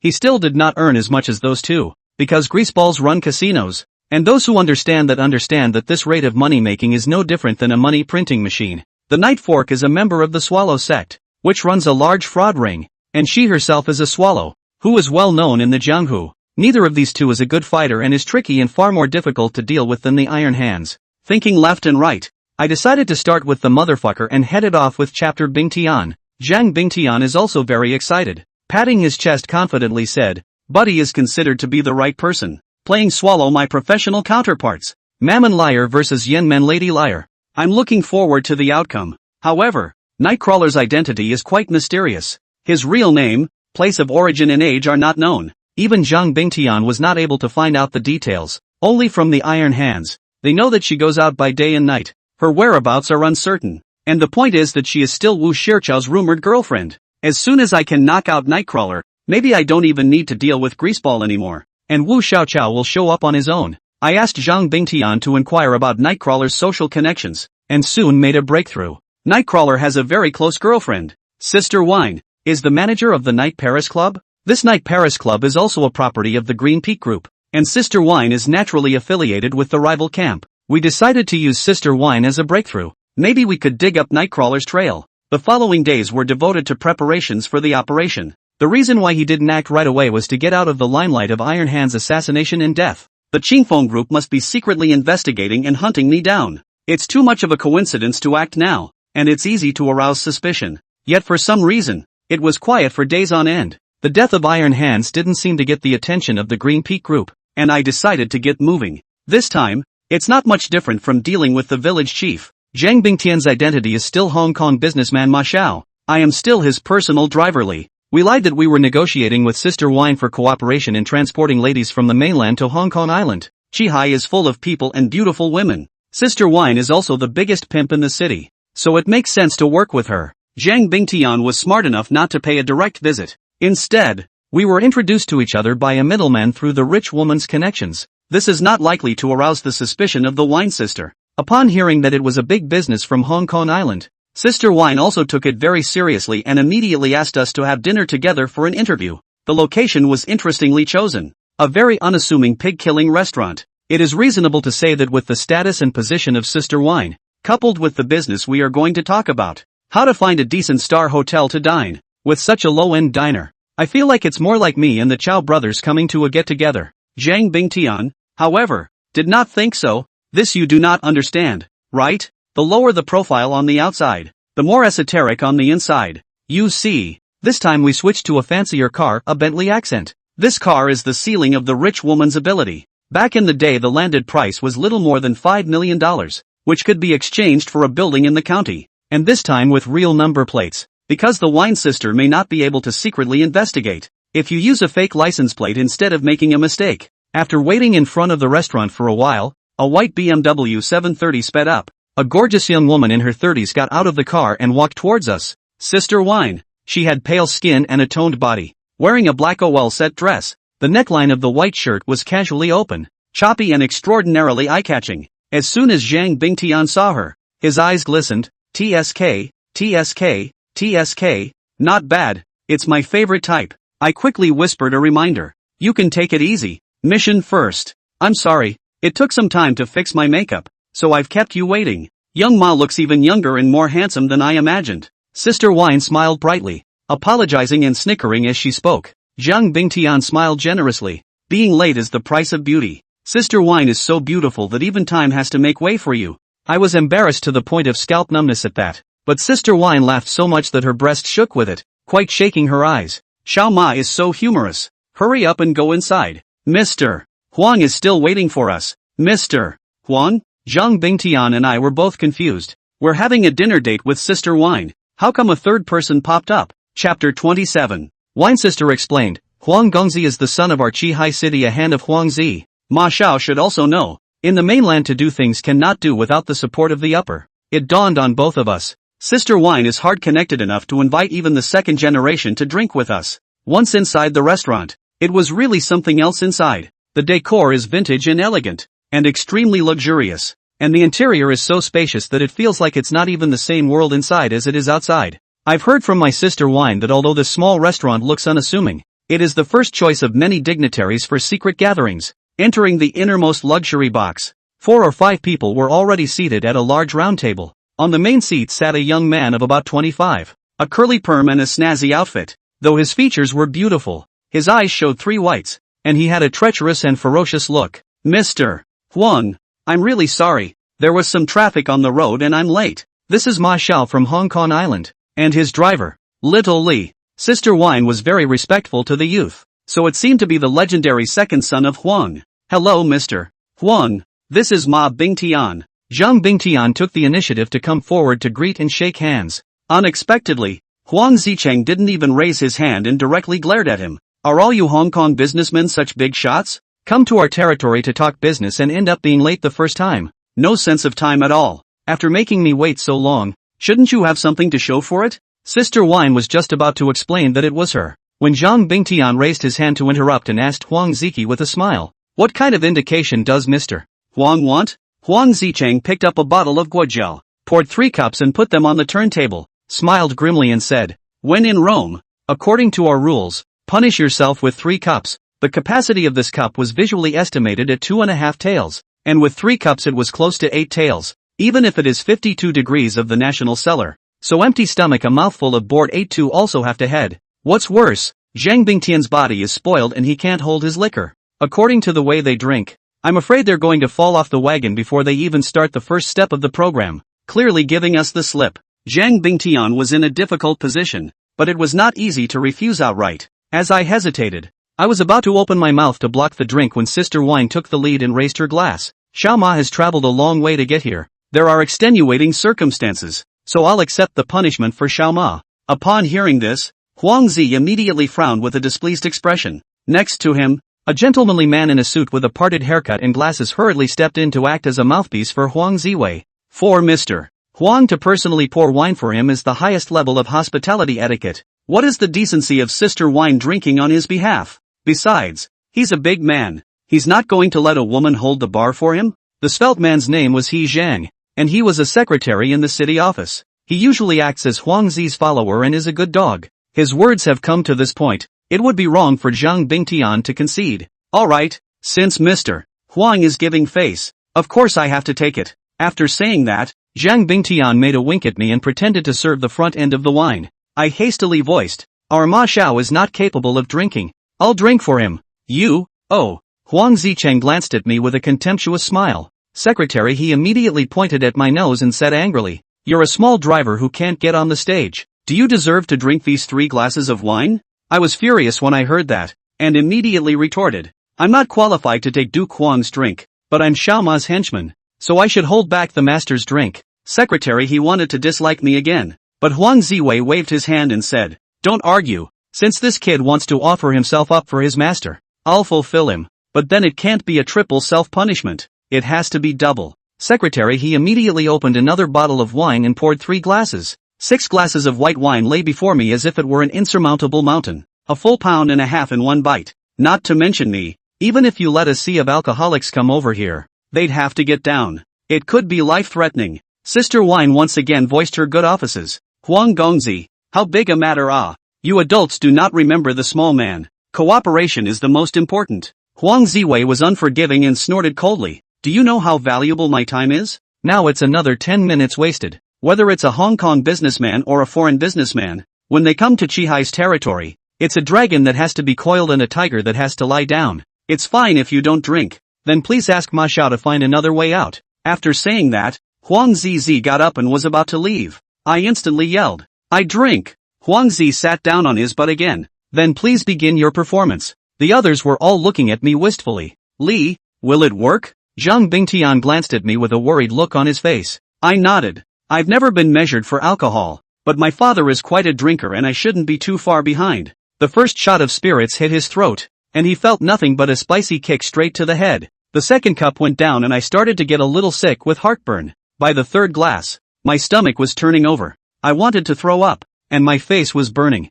If you can't, don't drink. Zhang Bingtian stopped me. Secretary, he immediately screamed. Words spoken and water spilled.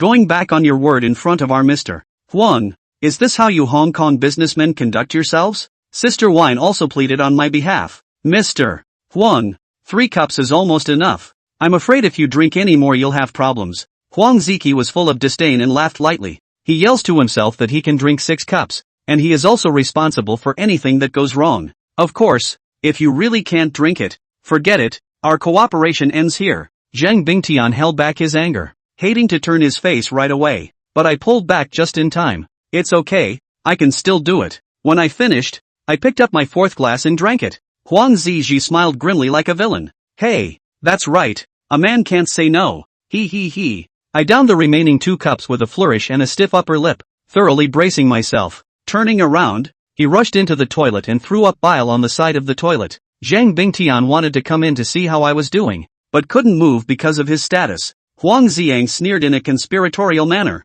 It seems that Ma Xiao is very heartbroken. Subordinates a small driver only, do not need to care so much, right? Secretary, he also followed and agreed. Just a few glasses of wine won't kill him. Besides, we're good wine, more than 1,000 a bottle. It's cheap for him. Upon hearing this, Zhang Bingtian's face immediately clouded over. Even Sister Wine couldn't help but frown slightly. It's hard to imagine those words coming from a white trash male and a city secretary. After throwing up, I washed my face and instantly sobered up. Looking at my wretched self in the mirror, I secretly swore that I wouldn't let these 2 dog scumbags go. Chapter 28, Old Enemies Meet. I adjusted and emerged from the restroom as a serving waiter brushed past me. Probably because of my drunkenness, I accidentally brushed against him and almost knocked over the dinner plate in its hand. Sorry, I rushed to apologize. The waiter didn't say anything, nodded slightly in greeting and left quickly. It was the moment I got close to him that I suddenly smelled a fresh scent. The scent was déjà vu, but I couldn't remember where I'd smelled it for a second.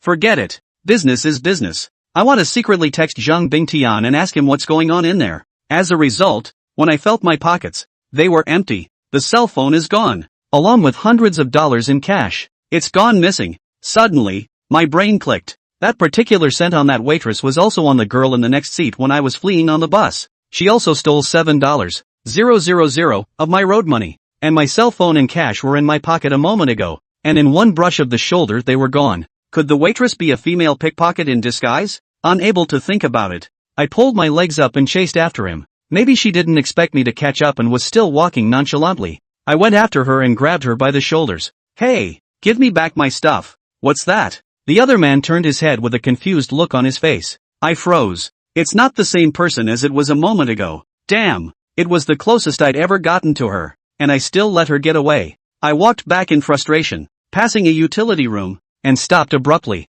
The route just taken was only one corridor with no other exit. She can't just disappear into thin air, so she must still be hiding somewhere. I jerked open the door to the utility room when a long, bare leg suddenly kicked me in the small of the back. I was caught off guard and sat on my butt, my stomach aching. Sure enough, it's her. Still a white dress. Fairy-like stunning face, the surface harmless, but actually ruthless. What a coincidence to see you again. Do you want more candy, little brother? She guffawed at me and pulled out another great white bunny candy. You give me my fucking money back. I furiously climbed up and lunged at her, only to be lightly dodged. In the next second, I just felt a coldness in my neck, a page of sharp blades against the bottom of my throat. She whispered in my ear, little brother has to learn to be compassionate or he'll get the short end of the stick. Oh, I asked, you're from Wingate? She can steal and knows kung fu. She's not an ordinary vermin, so she must have a master. She didn't answer me and softly said, here, open your mouth. Ah, I'm not listening. The resulting blade instantly made a bloody, stinging cut on my neck. All I could do was open my mouth. A milk candy stuffed into the mouth. Sweet and soft. Your candy has a hypnotizer? No whoops. From the supermarket. It seems that last time I was too tired to sleep through the night and it wasn't the milk duds. You take the money. Can I have my cell phone back? No way. There's no giving back what you've got. Unless you catch me. I'll see you later, little brother. He. Immediately afterward, I was hit in the back of the neck and passed out. By the time I woke up again, I was lying in the utility room and had no idea how much time had passed. It's so unlucky to lose your wife. I'll be sure to check the calendar before I make my next move. I briefly treated the blood on my neck and returned to the private room where the group was still talking and laughing. Yo, Wine Monkey's back. We thought you'd gone to the hospital. When secretary he raised a ruckus. The others followed and laughed. Zhang Bingtian almost went crazy with anxiety and asked me in a low voice, why did you go out for so long? Better? I laughed bitterly and shook my head. Don't mention it. It's hard to tell. Looking at the time on the wall clock, I realized that 2 full hours had passed. During this period, Huang Zizi constantly difficult. Zhang Bingtian bare humiliation, but never talked about the main topic of cooperation. If Huang Zizi does not take a stand, Sister Wine will not dare to clap, and the cooperation will be impossible to talk about. I am afraid that the first step of the plan will be stuck here in Huang Zizi. Drinking and eating, Huang Ziki got up and said, go, change the venue, go to the Wine Sister to play. Our group drove to the Night Paris Clubhouse. The scale of this nightclub was so large that it was one of the largest in the entire Qihai city. The European-style building is vintage, elegant and imposing. There were 2 rows of welcoming ladies standing at the door, all wearing red phoenix pattern cheongsams, with their curvaceous figures revealed. The slit of the cheongsam was also large, and a strip of white thighs was exposed, with infinite spring light. Mr. Huang, look at the new female greeter. She's got a great body and looks. Secretary Ho flashed a lewd smile. I looked over in the direction of his finger. The girl was about 18 or 19 years old. Her eyebrows were clear and she was really pretty. Although only wearing light makeup, it is still difficult to hide the beauty of the face. Compared to the other female greeters, she was much more innocent and didn't have that rouge feel to her. Huang Ziliang's eyes lit up as he walked up to the girl and asked with a smile, what's your name? The girl replied politely, hello VIP, my name is Gloria. Oh, Gloria, very nice name. You'll be my company tonight. Let's go. After saying that, Huang Zicheng pulled the girl inside. Go Lili panicked and explained, sorry VIP, I am a welcome guest, not a chaperone. Huang Zi instantly frowned. Secretary he began to act as a mouthpiece again. You should be honored that Mr. Huang chose you to accompany him. Slick. Gloria blushed. No, I really don't chaperone. Secretary he turned his head towards Sister Wine. Sister Wine, is this how your people treat customers? The sense of service needs to be improved. Sister Wine smiled and interceded. She's just a temporary worker, so don't make things difficult for her. How about this? I'll call over a batch of new little beauties, pretty and well-fed, guaranteed to please Mr. Huang. Huang Zizi shook his head savagely. No, I want her to accompany me. You see to it. Sister Wine rode the tiger, only to persuade Gulili, I'll give you 3 times your salary. Go in and have a drink with Mr. Huang. Gulili stick to the principal. Immediately said resigned from the job, turning his head to go. Unexpected. Secretary he grabbed her wrist and backhanded her in the face, his mouth cracking. I think you're giving your face away. Do you know what Mr. Huang is? As long as he has his eye on a woman, no one can escape. Get in there. A clear slap mark appeared on Gulili's pretty white face, and she begged with tears in her eyes. I'm still a student. I'm just here after class to work part-time. I really don't accompany customers. You guys let me go. Don't say anything. It's just you tonight. Come in with me. Huang Zicheng ignored her, reached out and wrapped his arm around her shoulders, forcibly bringing her towards the store. Gloria lost her color and cried out for help. But the security guards next to them seemed to have been used to it for a long time, and they all tilted their heads to the side, not even looking at it. I clenched my fists and couldn't wait to stab these two people to death. Zhang Bingtian pulled me back and whispered, "Don't mind your own business. Focus on the big picture." Chapter 29, Beating a Dog Without Looking at Its Master. It's happening right now. A man in a suit ran out of the store, looking like he should be the lobby manager. He first pleaded with Sister Wine with his eyes, who returned a look of embarrassment. Helplessly, he could only block Huang Zi's way by himself, and smiled apologetically, saying, "Mr. Huang, she is my girlfriend, and is not a professional escort." "She's your girlfriend?" Huang Zi's eyes narrowed and he grinned a wicked smile. "That's even more fun. She's the one tonight." The lobby manager hurriedly stopped him and begged in a low voice, "Can Mr. Huang look at my face and give her a break?" Huang Zizi suddenly snapped, slapping the lobby manager in the face. "You have a fucking face." With a wave of Secretary He's hand, several bodyguards immediately rushed up and surrounded the lobby manager in the center for a brutal beating. "Mr. Huang, spare my life." The lobby manager was beaten up, lying on the ground and constantly begging for mercy. Jerry cried and begged, "Don't hit my boyfriend, please." Huang Zai said with a smile, "If you don't want to see and get beaten, then obediently follow me in." "No, please don't take her in. She's really not an escort. Leave her alone." The lobby manager crawled to Huang Zi's feet and clung to his pants leg with a death grip. It's heartbreaking to see a big man crying his heart out and spilling his guts out. Huang Zizi stepped on his face and said condescendingly, "Even if I ask Sister Wine to be my companion, she will have to obediently do so. How dare you ants disobey me?" When he finished speaking, he even glanced at Zhang Bingtian. The innuendo was clearly meant for us. Secretary He followed with a cocky shout, "Hit me hard, inchi high. The Huang family is the sky. Lord Huang's words are holy orders, and that's what happens when you offend Lord Huang." Seeing that the lobby manager was beaten to death, Guli Li kneeled to the ground and cried and begged, "Please don't fight. Let my boyfriend go." Huang Zi reached out and stroked her long hair with a sinister smile. "It's fine if you want me to let him go. How about you accompany me inside for a drink?" "Just one drink?" Though extremely reluctant, Jerry gritted her teeth and agreed.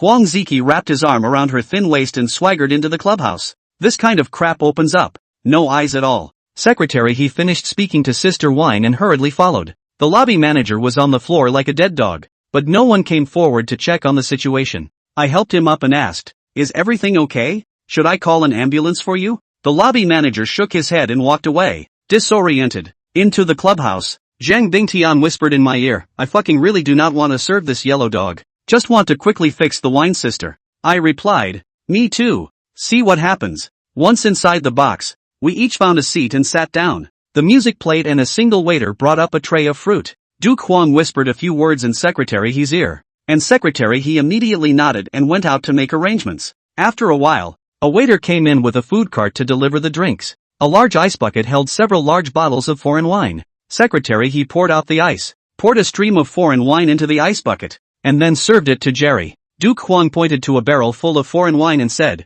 "Dry it all at once." "Ha?" Jerry was confused. Such a big barrel of foreign wine, at least 3 or 4 pounds, and all of them are spirits. One dry sip and you're 100% dead. Huang Zi this always likes to take people to pour wine for fun. He explained with a grim smile on his face, "You promised me a drink, and this is a whole one. Drink it." Secretary He threatened next to him, "If he tells you to drink, you drink it nimbly. Are you going to disobey Mr. Huang again?" Gloria was on the verge of tears. "No, this is too much. I can't drink. Ugh. You disappoint me so much." Huang Zichang waved his hand. Secretary He, teach her a lesson. Secretary He grabbed Guli Li's long hair and pushed her head down hard into the ice bucket, his mouth gnashing his teeth. "Bitch, you give me a drink. Drink quickly." Jerry's face was drowned in liquor, and her body struggled and flailed in death, knocking over a number of fruit trays. Sister Wine hurriedly mediated. "Mr. Huang, why is this necessary?" Huang Ziki said indifferently. "Sister Wine, I'm very upset today. Someone will have to pay for this. Do you want to be this person?" Sister Wine immediately said nothing. Zhang Bingtian couldn't help but speak out to dissuade him. "Mr. Huang, let's talk business." Huang Zichang snorted coldly. "I'm not in the mood right now. Wait until when I'm in the mood." Seeing that Gloria was about to choke to death, I grabbed Secretary He's wrist and said in a deep voice, "That's enough." Without saying a word, Secretary He slapped me in the face and shouted, "Who the hell are you?" "Mr. Huang hasn't spoken yet. Do you have a right to speak here?" Under the effect of alcohol, I instantly lost my mind. Picking up the empty wine bottle on the table, he smashed it on Secretary He's head with a bang. Secretary He instantly opened up and fell to the ground with his head cracked and bleeding, wailing and screaming. It happened so suddenly that everyone was caught off guard. Huang Ziqing's face was gloomy, turned his head and questioned Zhang Bingtian. Hit the dog also need to look at the master. Ma Xiao, your dog did not discipline well. Zhang Bingtian explained with a bitter face. He drank too much. Huang Gongzi, don't be general with him. Huang Zicheng snorted coldly. Secretary He is my man. Hitting my man in front of me is a slap in my face. Do you think I will let him go? With Huang Zi backing him up, Secretary He no longer cared about anything and climbed up to fight me. I kicked him out and knocked my glasses off. Unbridled, Huang Zizi clapped his hands together and was completely enraged. I didn't panic and explained. This Secretary He just owes me a beating. I'm helping Mr. Huang clean up his act. What did you say? Huang Zizi was puzzled. I continued. MS. Gu is the woman you fancy, and he's a follower who comes up here and beats and curses. Isn't that slapping you in the face? What would the outside world think if word got out? A follower can beat up and bully Mr. Huang's woman at will. Where does your face go? He committed a crime below. Is it wrong for me to teach him a lesson on behalf of Duke Huang? Upon hearing this, Huang Zizi nodded thoughtfully. It seems a bit reasonable. Secretary He was full of indignation. Mr. Huang, don't listen to his crooked reasoning. A driver dared to beat me up in public. This matter can never be let go. Huang Ziwei waved his hand. Forget it, don't be a disgrace. Go and bandage it up. Mr. Huang. Secretary He shouted with an unwilling face. Can't you hear me? When Huang Zicheng frowned, Secretary He could only shut his mouth, blared viciously at me, and left in a mess. Shan Ma is a crazy and pretentious driver, but I like it. Huang Ziki squatted in front of Gulili. One finger held her chin, slowly raised her head and asked with a gloomy gaze, let me ask you, did someone force you today? Gulili immediately understood and hurriedly shook her head. No, it is my voluntary. Good, I'm not interested in you now. Get lost. Huang Ziki let go of his hand, and Gulili, as if amazed, scrambled to get up and flee. After the storm, start counting the tables. The wine lady called for a group of escorts and lined them up for us to choose from. Never would I have expected a familiar face to appear in that group of ladies. Li Shanshan. Asterisk. How did she get there? Zhang Bingtian secretly screamed in my ear. I also felt bad all of a sudden. Li Toyota? Ma Xiao? Naturally, Li Shanshan recognized us and immediately shouted. Those two are liars. Chapter 30, Retreat as Advancement. Sister Wine and Huang Zizi revealed puzzled looks at the same time. His name is Li Fengtian. He's from the same village as me. He's not a Hong Kong businessman driver at all. Ma Xiao is in league with him. I wouldn't have been sold to sit here if the two of them hadn't teamed up in a scheme. Li Shanshan told a brainstorm about what happened last time. Sister Wine and Huang Zizi were shocked and suspicious of us. It's a bit interesting. What does Ma Xiao explain? Huang Ziki asked as he stared at us with a smirk. Zhang Bingtian did not panic in the slightest. Frankly admitted, that's right. We did make a game to pit her once. But it's also because this scummy girl cheated on Li's feelings and I took it out on his behalf. As for whether we are Hong Kong businessmen or not, Sister Wine should know it very well, so there is no need for me to explain too much. Huang Zi asked Sister Wine again, is that so? Sister Wine nodded. She should have privately investigated Zhang Bingtian's identity. Nay, Zhang Bingtian has long registered a shell company on Hong Kong Island. It's so well documented that it's impossible to find a break. More importantly, Sister Wine was not willing to miss out on such a big deal. People are more likely to believe what is in their favor than the truth. You must believe me. These two are liars. Li Shanshan wanted to continue to expose us, but ended up receiving a slap in the face from Sister Wine. Xiaoma is an honored guest from afar. If you dare to talk nonsense again, I'll throw you to the dogs. Get out. Li Shanshan received a beating and scolding from the wine sister. Aggrieved and fearful, but could only silently turn away. Wait. I immediately called out to her. I'm going to order her. Lizin froze. Huang Ziki gloated and laughed. This is to get back at the scum girl. It's a bit interesting. Zhang Bingtian also whispered to me. You don't mind getting dirty? I laughed without saying a word. Sister Wine was fine with it and instructed Li Shanshan to treat me well. Li Shanshan was reluctant, but there was nothing she could do, and she sat down next to me with a stiff upper lip. I pulled her up and said, come on, follow me to the single room. Ha? Liz Ann was startled. What are you doing? What do you say? I asked coldly in return. Nightclubs have single rooms similar to guest rooms, and those who know what they're for know exactly what they're for. No, I'm not coming out. Liz Ann pushed back. Huang Ziwei was so happy to see what was going on that he actually spoke up for me. What are you talking about? The customer is God. You listen to what he says. Sister Wine immediately chimed in. If you're told to go, you go, and serve Xiao Ma's driver. Li Shanshan cried and was forced to follow me into the small single room next door. Li Feng Tian, lighten your hand. I'm not feeling too well lately. Lizen was just about to unbutton it when I clutched her wrist. You're overthinking it. I'm not interested in you. Then why did you ask me to come to the single room? Li Shanshan was even more scared. Is it hard to believe that you want to beat me up? I asked. What's the situation on Li Kuan's side? Tell me everything. And if you dare to tell half a lie, I'll have Sister Wine send you offshore as a slave. Li Shanshan has zero loyalty to Li Kuan, and immediately makes peace with the slightest intimidation. After being tricked by your setup the other day, he went home and called for help saying he was going to deal with you. I think it's called something like Chow. I'm not sure exactly. At the sound of that, I lit up. Li Kuan actually has a connection with Wu Xiaochao. As long as he found Li Kuan, he might be able to find out Wu Xiaochao's movements. I hurriedly pursued. Where is Li Kuan now? Li Shanshan shook her head. I was sold here after that. I don't know where he is. I slapped her hard. Punk. Nothing. It was at this moment that the door to the single room was suddenly kicked open. Secretary, he rushed in furiously, his eyes glaring at me grimly. The guy still had a bandage on his head and a new pair of glasses, and was hostile to me. What are you doing? I asked. Secretary, he gritted his teeth and said, I'm the secretary of the municipal government, and I was opened by a small driver like you. How can I still mix when I spread the word?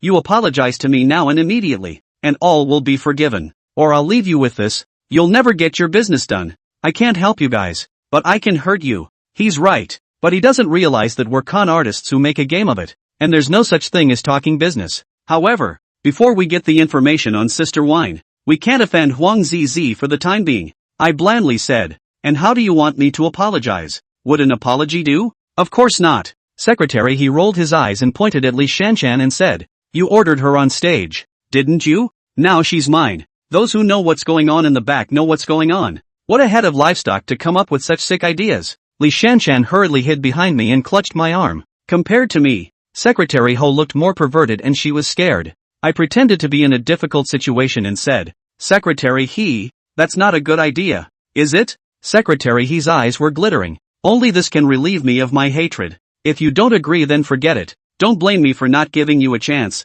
Li Shanshan whispered behind me. Li Feng Tian, don't agree to him. I was very reluctant and then just nodded yes. Good boy. I count on you to know what's good for you. Wait here. Secretary He grabbed Li Shanshan's hair and dragged her towards the bed, roaring roughly, bitch, get up there. The picture that follows is unsettling. I left the room straight away. Li Toyota, I hate you. The sound of Li Shanshan's cries came from the house all of a sudden. Returning to the box, he happened to meet a line of people coming out. Huang Zi looked around and didn't find Secretary He's shadow, so he asked where he went. I pointed to the next single room. Doing errands. This guy, he can't treat anyone but his second brother poorly. With a look of contempt on his face, Huang Zizi shrugged and left. They've reached a partnership agreement. Huang Zicheng will take 1/3 of the profit, and the remaining 70% will be distributed by the two families themselves. This nothing force out. Lying earn 1/3, blacker than vampires. Luckily we are in the game. If we were really in business,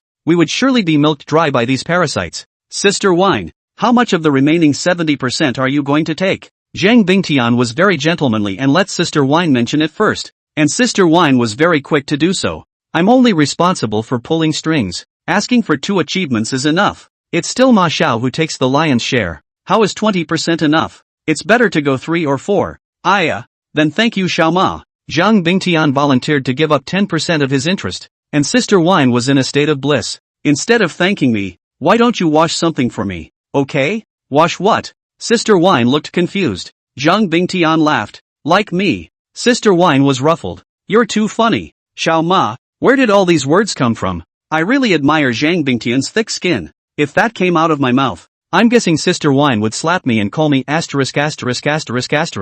At this time, Zhang Bingtian suddenly asked me, Shaoli, have you found the car keys? I couldn't help but stare. What car keys? Chapter 31, The Big Oops. Zhang Bingtian scowled at me. I thought you said you couldn't find the car keys? It dawned on me and I immediately nodded my head in response. Yeah, still no luck. I've called roadside assistance and towed it to the forest store to unlock it, but the car won't be able to be driven for a while. Zhang Bingtian pretended to scold me. Remember to bring a spare key in the future. Such an important occasion sloppy. is it okay to take a taxi at this hour? The words have been said to this point. Sister Wine is also a human savant, and immediately proposed. If young Ma doesn't mind, how about taking my car back? Zhang Bingtian wanted to refuse. Let the Wine sister as a driver. That how good it is. Sister Wine smiled. What's embarrassing? Ma Xiao is not letting me like you. Send the person I like back. I am obliged to.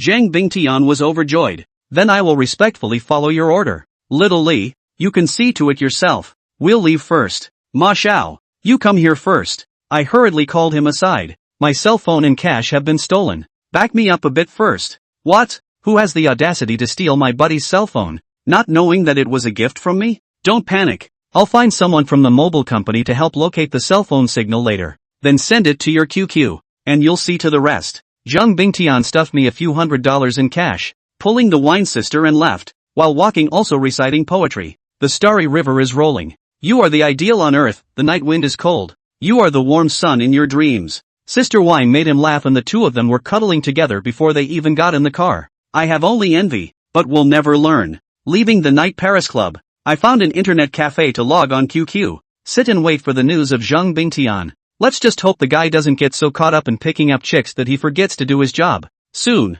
QQ issued 2 coughs. Zhang Bingtian came to the letter. Cell phone signal source located, urban village. I was shocked to see the location. Isn't this exactly where Zhang Jianghu and his sister-in-law's comfort zone is located? Only 3 hours had passed since my cell phone was stolen, and it was still late at night. So I guess the female thief hadn't had time to sell the stolen goods yet. Then it can be concluded that the female thief is showing up with her cell phone in the vicinity of the town center. Did that female thief set her sights on Zhang Jianghu? After all, I remembered that at the beginning, Zhang Jianghu brought a handbag that seemed to contain treasures, but I don't know where he hid them. I found a public phone booth and called Zhang Jianghu to inform him of the incident, telling him to be more careful. The result is that Zhang Jianghu, as if he had prepared for this, only said I know and hung up hastily. I was not afraid that his belongings would be stolen, but I was only afraid that the female thief would harm my sister-in-law. So I called on the Chow brothers and went straight to the village in the city. I'm going to say anything to catch that female thief today and make her spit out everything she stole from me.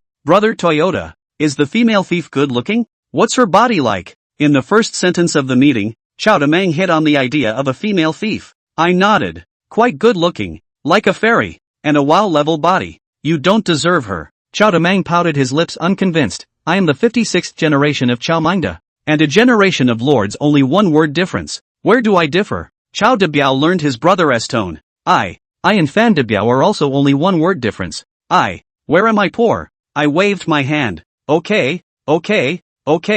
You two are at your disposal as long as you can subdue her. I'm afraid you can't handle it. Chow Demang was full of disdain. What's so scary about a small grub? I'll let her take it down with one hand. As we spoke, we had come to the chapter building country. The plan was to make sure my sister-in-law was safe before carpet searching the entire town center. As a result, as soon as I pushed the door, a beautiful shadow came out of the house and met me. 4 eyes met and both froze. It's a great way to get your feet wet. It's the lady thief. Little brother? The female thief obviously didn't expect me to find her. The point is, she actually walked around in slippers in Zhang Jianghu's house like she was in no man's land. Simply arrogant to the extreme. That's her. Take her down for me. I immediately instructed the Chow brothers to strike while I quickly rushed into the bedroom to check on my sister-in-law. And as soon as I took a step, the female thief rushed to the bedroom ahead of me. Just this little girl. I alone am enough to deal with it. Chow Demang rushed forward with his horse. Unexpected. The female thief backhanded a flying slicing knife,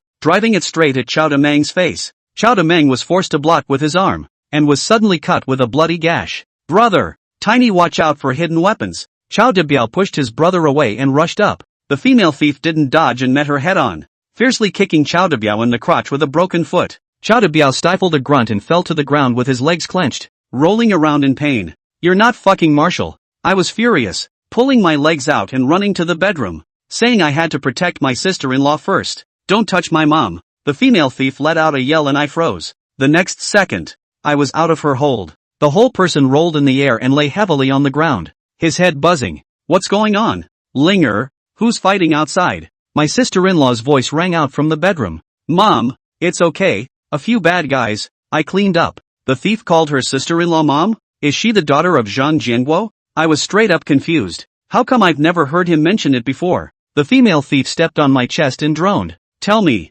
How did you find me? I hurriedly explained. Old sister. Misunderstanding. Big water washed away the Dragon King temple. All on their own. Zhang Jiangguo is my big brother. Ha! The female thief apparently froze as well. I continued to explain. My name is Li Fengtian. My sister-in-law knows me and was just a guest in the house 2 days ago. Ask her if you don't believe me. When my sister-in-law heard my voice, she remembered my number. So it's little Li. Linger, it's okay. He's your father's workmate and apprentice. The misunderstanding was cleared up and the female thief let us go. After some pleasantries, I realized the name of the female thief, Zhang Yiling. But she doesn't seem to have a good relationship with Zhang Jianguo, and is full of impatience when she mentions her dad. Normally, she rarely came home, and was out on her own. Whenever Zhang is not at home, she comes back to take care of her mom, delivering some medicines and such. Today, Zhang Jianguo happened to go out on an errand. She came back, and we ended up bumping into her. I was mortified that I made a big mess and made the Chow brothers suffer, but it didn't stop me from flirting with them. Demang, didn't you say just now that you could take it with one hand? And Biaozi, he said he used his feet to subdue people. But what happened? Chow Demang bandaged his wounds while muttering unconvincingly. If she didn't use a hidden weapon, one of my hands would be more than enough. Chow Debiao face green, breathless said. She does not speak almost give me kicked into the leftover egg old man. Zhang Yiling carrying a fruit plate over to apologize. I'm sorry I invited a few little brother to eat fruit. Fresh. Wary? I asked. The fruit wasn't stolen, was it? Zhang Yiling gave me a blank look. I'm a chivalrous thief, not a furry thief. Strictly follow the 3 don't steal, 5 don't take okay. I smiled slightly. So, you admit to being from the winged sect? Zhang Yiling coldly grunted. Non-committal. Put the fruit plate down and ran away. Chapter 32 Rongmen Rogue Thief. Rongmen is the last of the 8 sectors of Jianghu, referring to the thieves, who used to call themselves Rongxing or Old Rong family.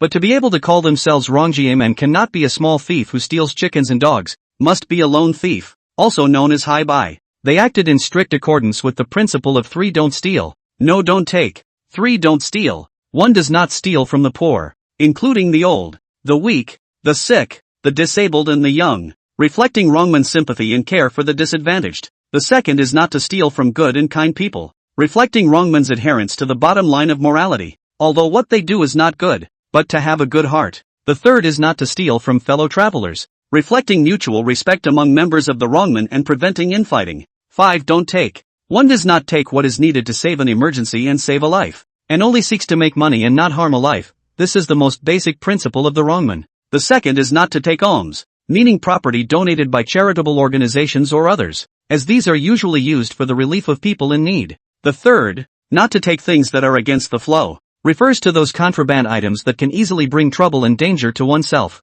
Fourthly, do not take things of unknown origin, stealing them without authorization may also lead to trouble. Fifthly, we do not take degrading things, such as stealing from public facilities, which seriously harms the general public's interest and also discredits Rongmen. I am obviously poor. Zhang Yiling actually stole from me twice in a row. If she hadn't taken my $7,000 plate in one fell swoop in the first place, I wouldn't have been reduced to following Zhang Jianguo. The more I thought about it, the more angry I was. I immediately went up to her and demanded that she return all the money she stole from me to its rightful owner. I didn't expect Zhang Yiling to be quite forthcoming, and directly stuffed me with a bank card. The cell phone was returned to you just now. There's 10,000 in here. The password is the last 6 digits of the card number. We're clear. No way. I shook my head no decisively. Zhang Yiling frowned slightly. Why? I want to learn kung fu from you, like flying dagger skills. That's what I'm really here for. Gunman walking in the jianghu many times cannot use the gun. Must have a martial arts side,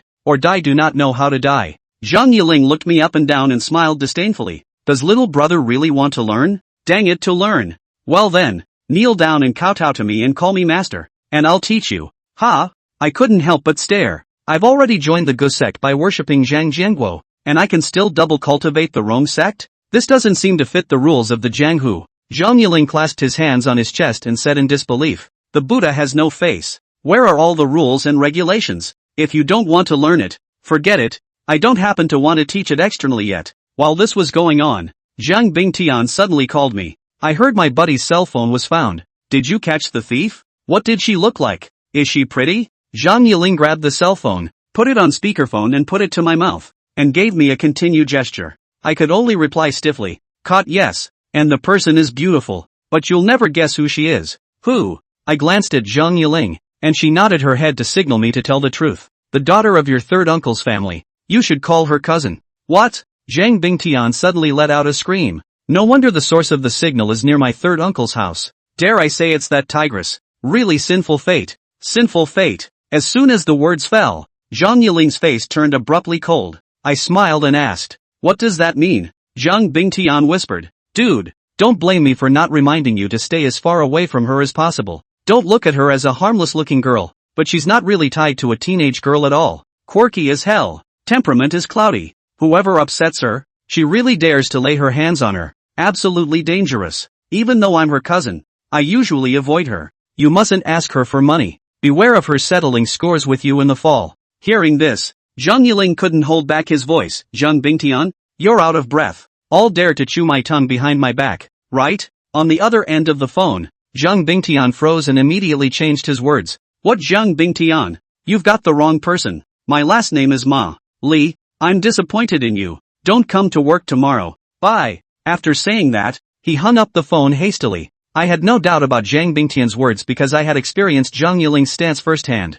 It's like playing with 3 or 5 strong men. Pure and simple. I'm wondering how your seemingly soft and delicate body managed to send 140+ pounds of me flying? The explanation is not clear. Let me show my little brother again. Zhang Yiling suddenly grabbed my arm with an acceleration boost. I rose up in the air and fell to the ground with a thud. The whole thing took no more than 2 seconds, and I didn't even react before I was fucked out of my mind. Still want to know why? No. Blame me for talking too much. Zhang Yiling guffawed and reached out to pull me up. Just now. Consider yourself worshipped and initiated. I'll teach you a few more moves when I have time. Ha! The happiness came so suddenly that I was in a bit of a trance. I'm also curious as to where she usually lives when she's out on her own. As a result, just after asking, Zhang Yiling's face changed again. Can I tell you where I live? Are you polite to ask a girl such a private question? I'm sorry for being abrupt. In fact, I'd rather ask them the reason for their father-daughter relationship, but I don't dare to ask. Little brother, go ahead. I'm going to scrub mommy's body.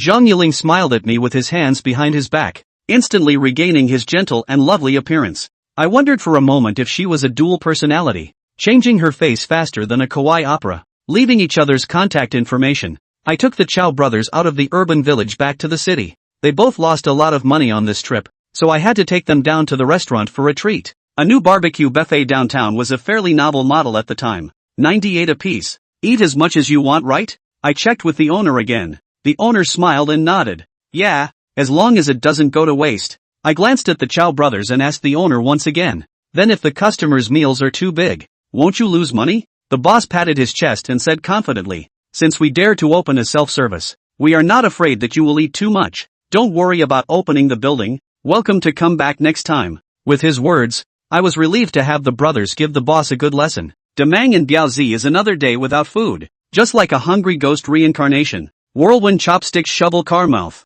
Click is to dislike. Those big bones and sauce. Braised ribs, big elbows, roast lamb and steaks in the buffet area were built by the brothers in a scramble almost as soon as they came up. Within half an hour, the plates on the brothers' table had piled up. The surrounding diners cast curious glances. The owner of the restaurant was dumbfounded. Are these two Tao Tai? After another half hour, the brothers were still going wild, and the dessert area wasn't even spared. The boss couldn't help himself, and came over to me with a smile and asked, young man, these two friends of yours have a good appetite, eating for more than an hour without stopping. Not afraid of bracing up? I turned my head and asked, Demang, Biaozi, are you two full yet? The other boss is afraid you'll hold out. Chow De burped violently, almost half full. Chow De Biao touched his bulging stomach and said, I'll go to the restroom to let off some steam and come back and keep building. The boss instantly changed his face when he heard that. You two meals amazing. My small business really cannot afford to treat, or this time to give you free of charge.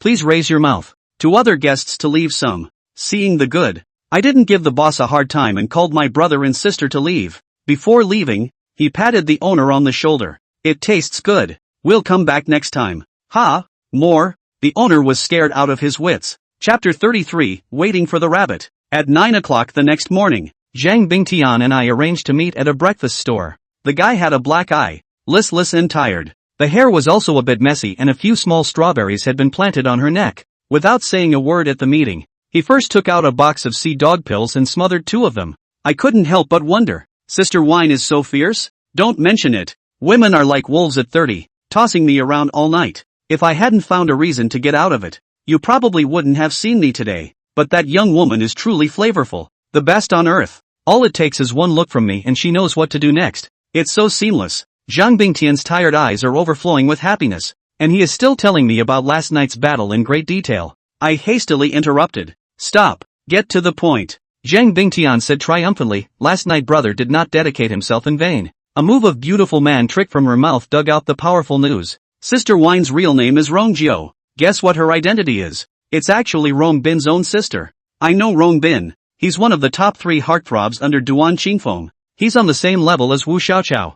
Zhang Bingtian added, Nightfork is Wine sister's best friend. Also like to pick up nightclubs, but never go to her venue. Guess why? I thought about it and said, could it be that they have internal discord? Right. Zhang Bingtian nodded. It's rumored that Rong Bin and Wu Xiaoqiao don't deal with each other, and they're the incompatible kind. Rong Bin privately threatened to ostracize Wu Xiaoqiao, and Wu Xiaoqiao said he wanted to get Rong Bin killed. Nightfork, as Wu Xiaoqiao's woman, even if she has a good relationship with Sister Wine, she doesn't dare to go to the venues under Rong Bin's banner for fear that Wu Xiaoqiao will be unhappy. When I heard this, I had a plan. Perhaps we can sow discord and kill with a borrowed knife, or at the very least, we can use Rong Bin's power to fight against Wu Xiaoqiao. Also, one has to admire Zhang Bingtian's ability to pick up girls. In one night, he made Sister Wine his woman, and dared to say anything to him, without hiding anything at all. Zhang Bingtian shook the box of sea dog pills in his hand. Is it easy for me? In order to help you get intelligence. My waist is weak.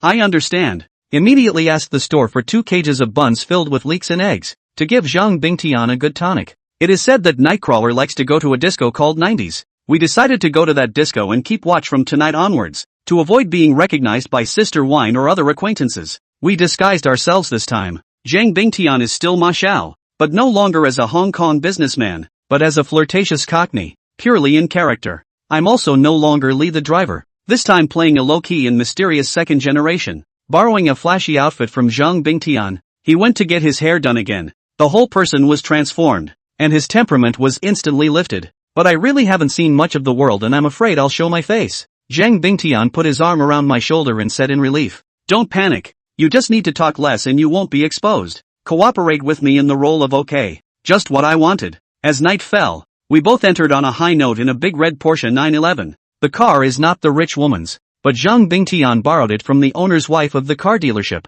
I also admire him for specializing in people's wives and old ladies. Chao Demang said he was a descendant of Chao's thieves. But I think Zhang Bing genius is young and unaware of the goodness of a man's wife, mistaking a maiden for a treasure. That's what I'm talking about. I'll remind you again, don't be fooled by my cousin's appearance. You'll be in for a world of trouble if you fall in love with her. His words made me embarrassed and I hastily defended. What are you talking about? Who wants to be good with her? She's Brother Guo's daughter. Can I have any wrong thoughts? Zhang Bingtian laughed. Oh, that's not necessarily true. How many men have fallen for her appearance and ended up with either a missing arm or a third leg? Also, don't call my third uncle Brother Guo from now on. It's a difference in generation. You know? It sounds awkward. Indeed. I should have called Zhang Jianguo master, but I couldn't, so I called him Brother Guo out of habit. Once in the disco, deafening music, colorful laser lights, all stimulate our senses. No.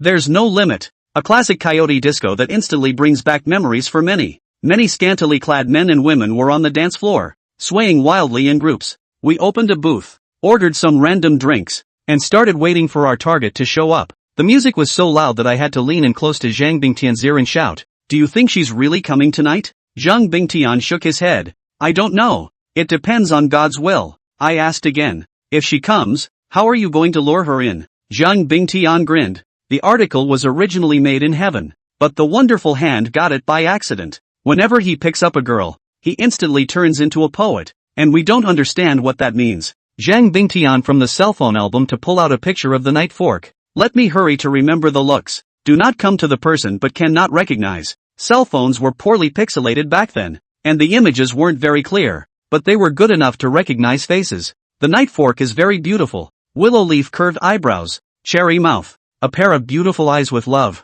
Standard oriental beauty. Worthy of being born in Yenmen. This woeful little demon. What man wouldn't be confused when he looks at it? After waiting for a while, Zhang Bingtian suddenly poked me. Coming.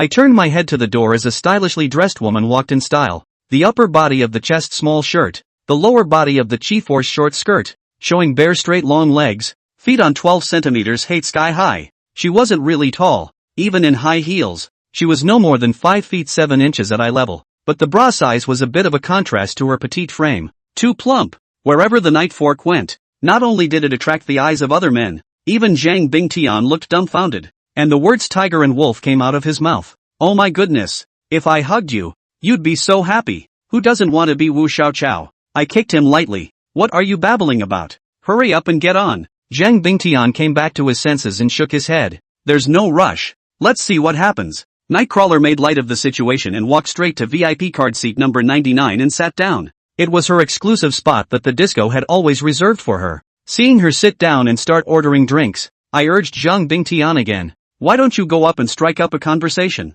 What's the hurry? Zhang Bingtian analyzed. As soon as she entered the door, she habitually scanned the whole room, and I know this kind of look very well, which is searching for prey. Based on this I can conclude that she came to the nightclub by no means simply for pleasure, but more importantly, to point out the phase and identify the target before releasing the eagle. I have to say, this guy is quite dedicated to both entertainment and work. Spotting is a Yankman dialect that refers to observing or evaluating a target person or object, and selecting a target when the conditions are met. Hawking means to set up a trap to deceive someone. I asked, so what are you going to do? Zhang Bingtian explained, if you want to fish for Yanzi, you definitely can't take the initiative to hit on her. That way she will definitely get suspicious. We need to find a way to become her prey and make her come to us of her own accord. So what are you going to do? I asked again.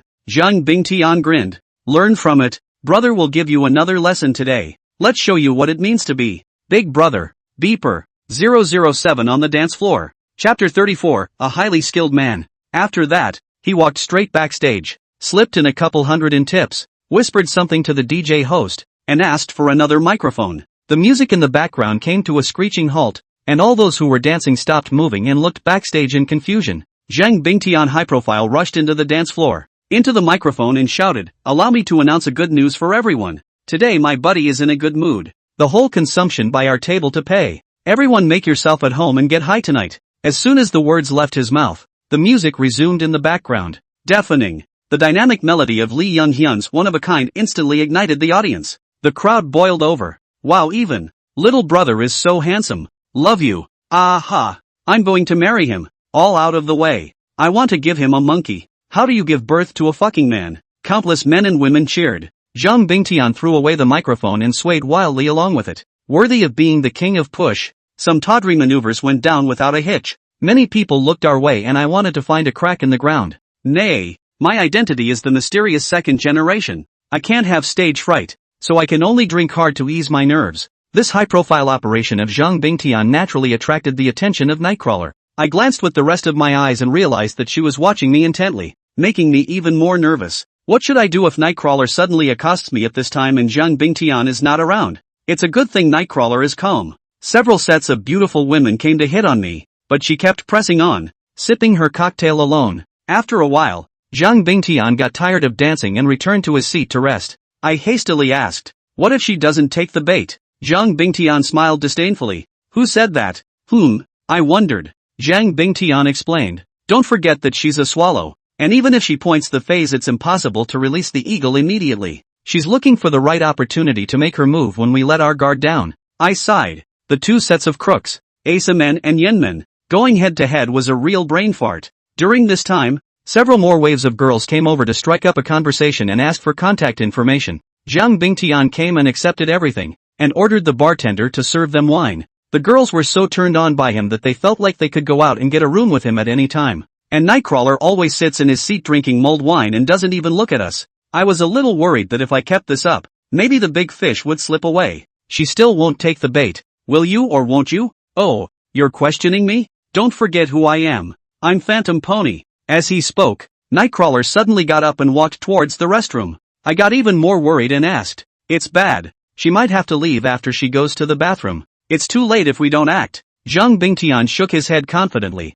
Wrong. It rather suggests that she's going to start releasing hawks. Do you believe it won't be long before she passes by our table pretending to be intentional? I don't believe it. Then let's make a bet. Whoever loses will be called Grandpa. Such a childish bet was something only he could think of. I answered. It was at this moment that a beautiful figure appeared in front of us. White dress, ponytail, and a stunningly beautiful face like an angel. Zhang Yiling. Little brother, do you mind if I sit here? She flashed me a sweet smile and her voice was breathtaking.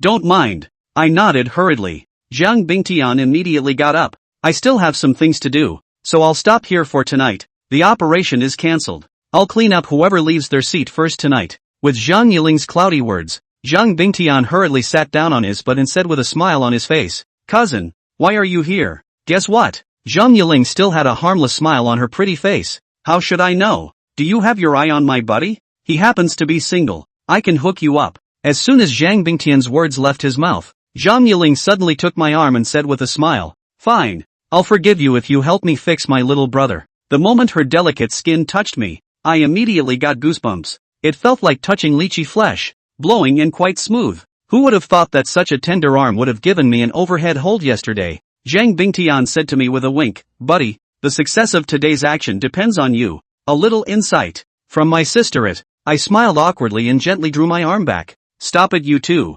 Business is business. Alright then. You guys get busy. I'll see you later.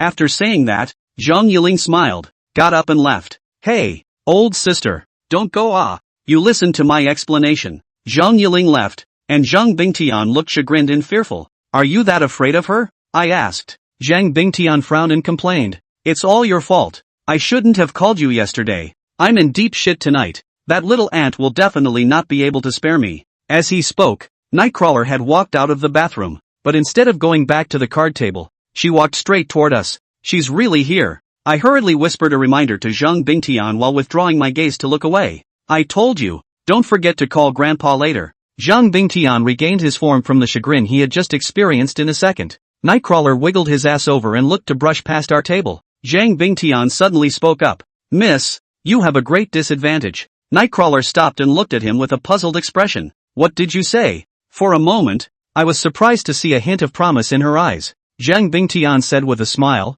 You're perfect, but flaws me. Nightcrawler and I were silent. Shit. Another one of those awkward flirtatious quotes that I can't wait to disappear in place. I really can't figure out how Zhang Bingtian did it. It's like the old ate in the toilet. Open mouth. The point is that Nightcrawler actually giggled. Handsome. You've got a great sense of humor. Zhang Bingtian smiled bashfully. Just kidding. No other meaning. Drink together? Nightcrawler immediately revealed a difficult expression. This isn't too good, is it? I can't hold my liquor. Just now I feel like I've already drunk too much. I couldn't help but laugh. A woman who hangs out at nightclubs every day and dares to say she can't hold her liquor? It's okay. You can practice drinking.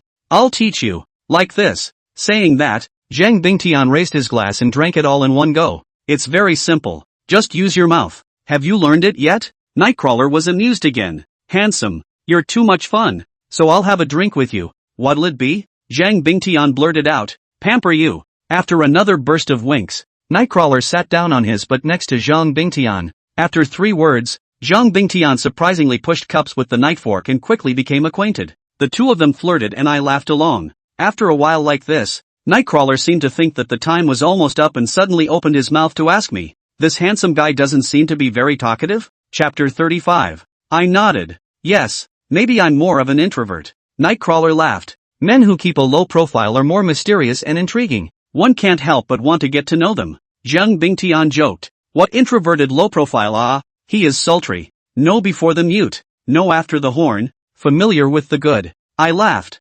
Actually, you shouldn't be curious about a man. Oh, why? Nightcrawler looked at me in disbelief. I explained without a moment's hesitation. Being curious means you already have a place for me in your heart, doesn't it? As soon as the words left his mouth, Nightcrawler once again covered his mouth in winks. You're both so good at talking. Zhang Bingtian looked at me incredulously, as if he couldn't believe that these words came out of my mouth. It turns out that no matter how stuffy a man is, if he wants to, he'll tease. After a few more drinks, Nightcrawler made a slightly drunken face, got up and said, I can't, my head is spinning, I have to go. Zhang Bingtian took the opportunity to hold her up and asked, Where does Miss live? I'll give you a ride. Thanks, but no, I'll just take a cab. Nightcrawler politely refused, but Zhang Bingtian still wouldn't let go. You're drunk. How can I feel comfortable leaving you in the hands of a cab driver? Nightcrawler smirked, but it seems more uneasy for me to leave myself in your hands. Ha ha ha ha ha. Zhang Bingtian let out a loud laugh, and the atmosphere was a bit awkward. I hurriedly picked up. Then let me deliver it. After all, I have a place in your heart. Nightcrawler glanced at me as if comforting Zhang Bingtian and said, he seems much more honest, so let's trouble him for once. Zhang Bingtian sighed and patted me on the shoulder with a lost look on his face. Buddy, I'll leave the heavy responsibility of escorting the lady home to you. Don't screw it up. I nodded. Promise to get the job done. In fact, I had already seen that the target originally chosen by Nightcrawler was me. Walking over to let Zhang Bingtian ruffle was also intentional. It's all about getting my attention and stimulating my male competitive instincts. Then I'll take the trick. Getting into the Porsche, Nightcrawler complimented. Nice car, handsome. Can I ask what kind of work is done? I smiled bashfully. To tell you the truth, I'm not working for the time being, and I'm relying on my family to help me out. Oh, it looks like the handsome man has a distinguished life. A hint of cunning flickered in the Night Stalker's eyes, filled with greed. Maybe in her scheme of things, I'm just a dumb rich kid. Wait to take me down tonight, knock me down hard, and then disappear completely. It's just a shame she's going to miss the mark this time. Where does the pretty lady live? I asked. Nightjar blurted out. The Nightjar Hotel.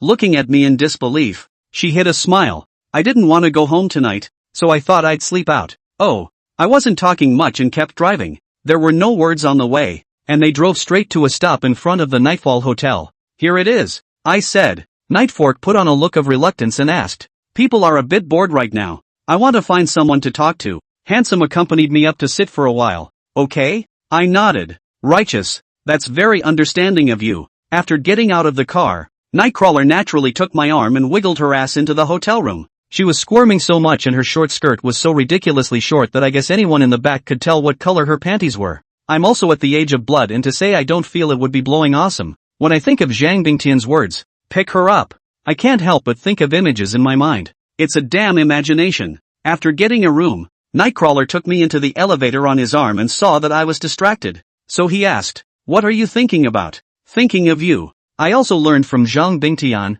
the greasy thing on earth, and got really greasy. But at the time it was considered a very novel way to tease a girl, making Nightcrawler smile and laugh. I'm right here with you. Why would I want to? The good is always short-lived, and the thought of leaving makes me a little sad. Oh, then you stay tonight and don't go. Saying that, Nightcrawler suddenly gave me a light kiss on the cheek, messing with my mind. I suddenly realized this wouldn't work. It would show. How can a powerful male act like an untutored virgin? I boldly drew my arm out and wrapped it directly around her waist. The hand naturally rested on her hip, feeling the rounded curve. Nightcrawler also did not say anything, acquiesced to my rudeness, and even the smile on his face is more intense. When I reached the door to the room, Nightcrawler suddenly asked me, handsome, do you know what happens when you enter this door? I shook my head. What? Nightcrawler smiled evilly. Guess. I play dumb again and shake my head. I can't guess. Just let it all run its course. I don't believe Nightcrawler would betray Wu Xiaoqiao and sleep with just anyone. After you enter the door, the odds are that you'll encounter a fairy tale,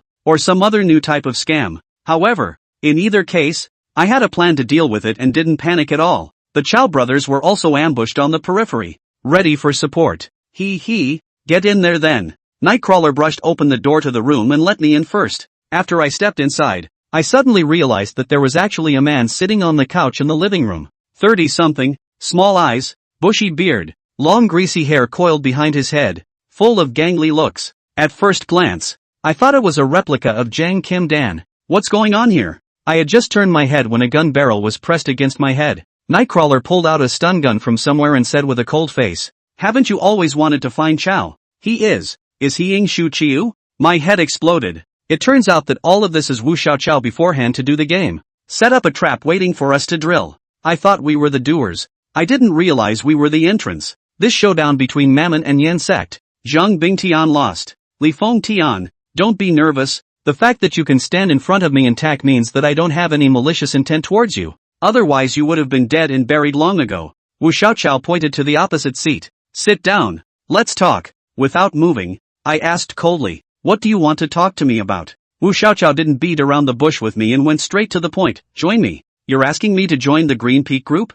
I couldn't help but laugh. Qingfeng Group is responsible for the death of my parents, and the enemy is sitting right in front of me. He actually asked me to join them. What's not ridiculous about that? Wu Xiaoqiao deliberately emphasized. It's to join me, not to join the Qingfeng Group. Understand? I get it. He wants me to be his dirty glove and do things he's not comfortable doing. For example, against his own enemy within the group Wrong Bean. But what I don't understand is why he picked me. Doesn't he know I've been trying to kill him for revenge? Wu Xiaoqiao saw my doubts and said lightly, Li Feng Tian, your parents' death has nothing to do with me. It was invented out of thin air by the village chief in order to stay alive. I countered. How do you prove it? Wu Xiaoqiao sneered. Do you think that dealing with a small nail household requires a person of my caliber to personally intervene? Anyone from the Green Peak group can do the job. Wouldn't it be a shame for me to directly intervene? He does have a point. Wu Xiaoqiao added. If you still don't believe me, then just ask Li Cohen yourself. I couldn't help but stare. Wu Xiaoqiao pointed to the inner room. A meeting gift for you. No need to thank me. Chapter 36, Life is Worse Than Death. I slowly walked over to see that Li Cohen was tied up, lying on the ground like a chrysalis, with his mouth sealed with tape. When Li Cohen saw me, he shivered in fear and desperately shook his head and struggled, his eyes full of panic. What you do with him is up to you. Don't worry about the consequences, I'll help you with the aftermath. Wu Xiaoqiao gave enough sincerity. But I still don't understand. Why me? Wu Xiaoqiao pointed at Li Cohen. Take revenge first, then I'll tell you the answer. A piece of twine had already been prepared on the table, and its use was self-evident. I crouched down in front of Li Cohen and ripped the tape from his mouth. Li Feng Tian, don't kill me. Please leave me alive. Your parents were killed by my father. It has nothing to do with me. My father is dead. Your revenge has been avenged. There's no need to dirty your hands by killing me again. I haven't actually killed anyone yet. The moment the rope was in my hand, I hesitated. Li Feng Tian, think about what they did to your parents. Stripping the graves and humiliating the corpses. Any one of those would be enough to exterminate his entire family. Wu Xiaoqiao's words immediately evoked my anger. Pictures of Li Cohen and his men picking graves and insulting corpses came to my mind. At this moment, I didn't hesitate to strangle Li Cohen. Don't! Help! Li Cohen is dying and shitting himself. I slowly tightened the rope, and Li Cohen's voice got lower and lower, struggling less and less, and eventually not moving at all. I don't know if he went into shock or if he's really dead. Anyway, he's not moving. Very well, great revenge. Wu Xiaoqiao clapped his hands and two strong men immediately walked in outside and dragged Li Cohen out. You want to know why I chose you, right? It's because I've been watching you for a long time, and you have a lot of potential that's worth cultivating. I asked back. What if I don't? Wu Xiaoqiao smiled coldly. Then you and the people around you will all die. Nightcrawler laid a stack of photos on the table, and I got chills down my back just looking at them once. Mr. and Mrs. Zhang Jingguo, Zhang Yiling, Zhang Bingtian, the Chao brothers, and me. These photos are all captures of our recent activities. Wu Xiaoqiao went so far as to place eyes and ears around everyone to keep an eye on them. Every move we make is under his control and we don't even realize it. At this moment, I felt a big invisible net hanging over my head, weighing me down. Or am I underestimating Wu Xiaoqiao and the Qingfeng group? It's easy for them to deal with us mudbloods. I'm sorry, kill me if you want. I won't be coerced by anyone. My parents are gone, and I'm all alone and unattached. Those around me, while they are my partners, are just that, partners, and don't rise to the level of next of kin. It's not that I don't know how to be grateful. It's just that the most important lesson Zhang Jingguo taught me was self-preservation. I'd rather die with a bang than be a dirty glove at the mercy of others. Instead of being angry at my outright refusal, Wu Xiaoqiao exuded a look of appreciation. I like your stubbornness, but it's not that easy for you to die. I'll have a way to make you submit. You're going to torture me? Yes and no. As soon as Wu Xiaoqiao's words fell, I suddenly copied the hemp rope and pounced on him. If I move fast enough and strangle him dead center, I can hold him hostage and leave the room. As a result, I didn't wait to get to my heels before Nightcrawler's taser shot into me. The powerful current instantly paralyzed my body. I collapsed and convulsed on the ground less than half a meter from Wu Xiaoqiao's heel. Wu Xiaoqiao's face was expressionless, not moving a bit since the beginning, as if everything was expected. Subsequently, I was carried to the bed by two strong men, handcuffed to my limbs, my body in a two shape. Immediately after, Nightcrawler took a syringe filled with a blue liquid and fended off a shot in my arm. A tingling sensation swept through his body from his arm. What did you guys hit me with? I questioned loudly. Wu Xiaoqiao smiled and said, this is a foreign invention, a nerve agent specifically used to control people. Once the drug kicks in, it's worse than an addiction. It puts you in a state of seizure. That feeling is like countless ants crawling on your body, scratching your heart with 100 claws, begging for life, begging for death. There's also a side effect, an overproduction of hormones that makes you so animalistic that you won't hesitate to pounce on even a wild donkey placed in front of you. Of course, there is an antidote, provided you do as I say. The antidote, as he called it, was a special tobacco that looked no different from ordinary cigarettes. It's just a white box with no logo, and it looks like an internal tobacco system special. The blue potion has a 4-hour seizure cycle, which would be 6 times a day. A special cigarette inhibits the effects of the drug for exactly 4 hours. With a box of 20 cigarettes, you smoke 6 a day, and it takes up to 3 days to claim a new box. Wu Xiaoqiao had long ago calculated to make sure that I could stay awake and do things without getting out of control. But I hadn't experienced the onset of the drug and didn't know the truth of what he was saying, so naturally I wouldn't bow down easily. I know you don't see the coffin. Don't worry. I'll see you in 4 hours. After saying that, Wu Xiaoqiao turned around and left. Nightcrawler gave me a look of pity before he left. I was tied to the bed and couldn't move. And 4 hours was an extremely long time to be suffering. But I didn't realize at the time that more torment was yet to come. I don't know how long it took, but just as I was drifting off to sleep, a nameless fire suddenly erupted from the bottom of my heart and quickly spread throughout my body. My brain felt like it was exploding, with a splitting headache and the sky spinning before my eyes. The itching was so strange and unbearable that it did seem like a million ants were crawling all over my body and I wanted to scratch my skin, but I couldn't move with my limbs cuffed, and this strange itch became more intense. Because of the violent struggle, the wrists and ankles were rubbed out in a circle of blood. Ah! I yelled at the top of my lungs, but I couldn't release the insanity. Soon, the dryness evolved into a desire and the side effects began to show. The door to the room reopened and Wu Xiaoqiao and Nightcrawler walked in one after the other. Well, I didn't lie to you, did I? Wu Xiaoqiao said as if gloating. Quickly, give me the antidote. I could barely hold on any longer, feeling the dry fire about to consume me. As soon as the shackles are released, I won't hesitate to fuck Wu Xiaoqiao up. Wu Xiaoqiao smiled grimly like a villain. It's fine if you want the antidote, but there's no need for me to repeat what you should do, right? Okay, I promise. At the moment I couldn't care less. I'd live first. Wu Xiaoqiao was not worried that I would go back on my word. This kind of medicine is a long-term process and almost impossible to cure. He gave Nightcrawler a wink, and Nightcrawler then took out a cigarette and lit it, putting it in my mouth. I took a sharp drag and burned off a third of it at once. The smoke pours into your body and you instantly feel refreshed. The dryness and strange itching from earlier eased a lot, and his vision gradually cleared up. Welcome to my camp. But I need you to keep it a secret at all times, and our agreement and relationship must not be made known to any third party. Also, I'll emphasize again, don't try to break free of the chains. No one in the world can save you but me. And don't count on Zhang Jianghu. I want him dead, that's a matter of minutes. And he's still a key criminal wanted by the police. He doesn't even need me to do it. Do you understand? After saying that, Wu Xiaoqiao turned around and left, and Nightcrawler remained in the room. I got my seizure under control and looked at her breathlessly and asked, "Aren't you leaving?" Nightcrawler sat down on the edge of the bed and wiped the false sweat from my forehead with a paper towel as he said, "Chow asked me to stay tonight to help you let off some steam." Chapter 37 Sleepless Night. No need. You untie me. After smoking that cigarette just now, the dry fire in my body was instantly suppressed, and this would basically return to normal. Just 4 hours later, I'm afraid the symptoms will return and I won't be able to sleep well. Rather than untie me or leave the room, Nightcrawler removed the already thin fabric from my body one by one.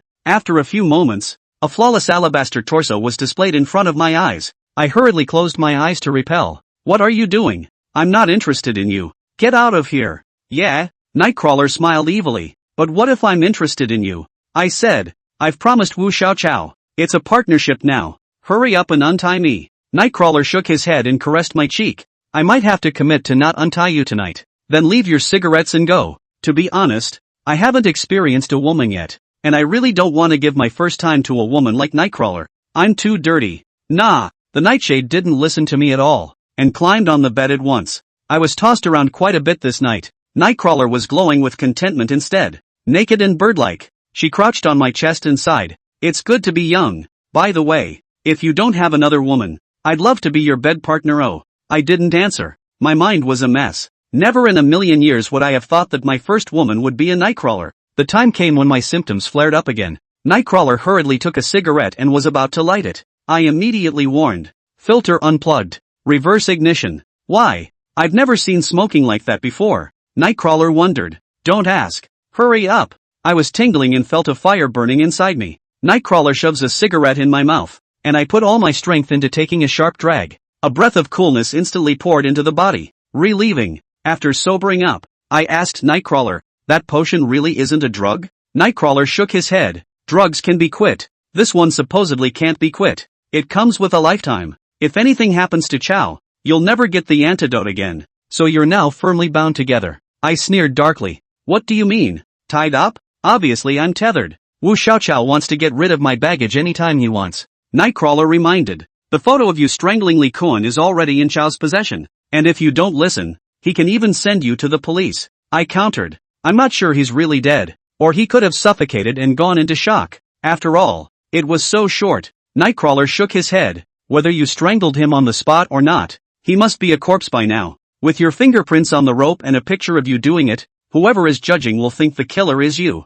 Don't think about breaking free from Chao's chains. Being good and listening to him is the only way to preserve yourself. I was silent. This trip was a horse's hoof. And the scheme within a scheme was completely swindled by Wu Xiaoqiao. I only know that the water in the jungle is deep, but I didn't expect it to be so dangerous. A one-night-only couple. And Nightcrawler has poured his heart out to me. You should know Wu Xiaoqiao's background. He used to follow Zhang Qiantan. Zhang Qiantan was arrested. Why is he still at large? Do you think it's because he's lucky? Wrong. Zhang Qiantan became a big brother by playing with no life, but he was not good at strategizing. And Wu Xiaoqiao was acting as his military advisor at that time. Zhang Qiandan's gang was completely wiped out, only for Wu Xiaoqiao to save himself. So far at large, guess how much magical power he has? It wasn't my idea to make the setup this time either, but he designed the trap himself. Get it? Upon hearing this, I realized what kind of opponent I was dealing with. Scary as hell. No wonder in just 2 years, Wu Xiaoqiao squeezed into the core layer of Qingfeng Group from an outsider.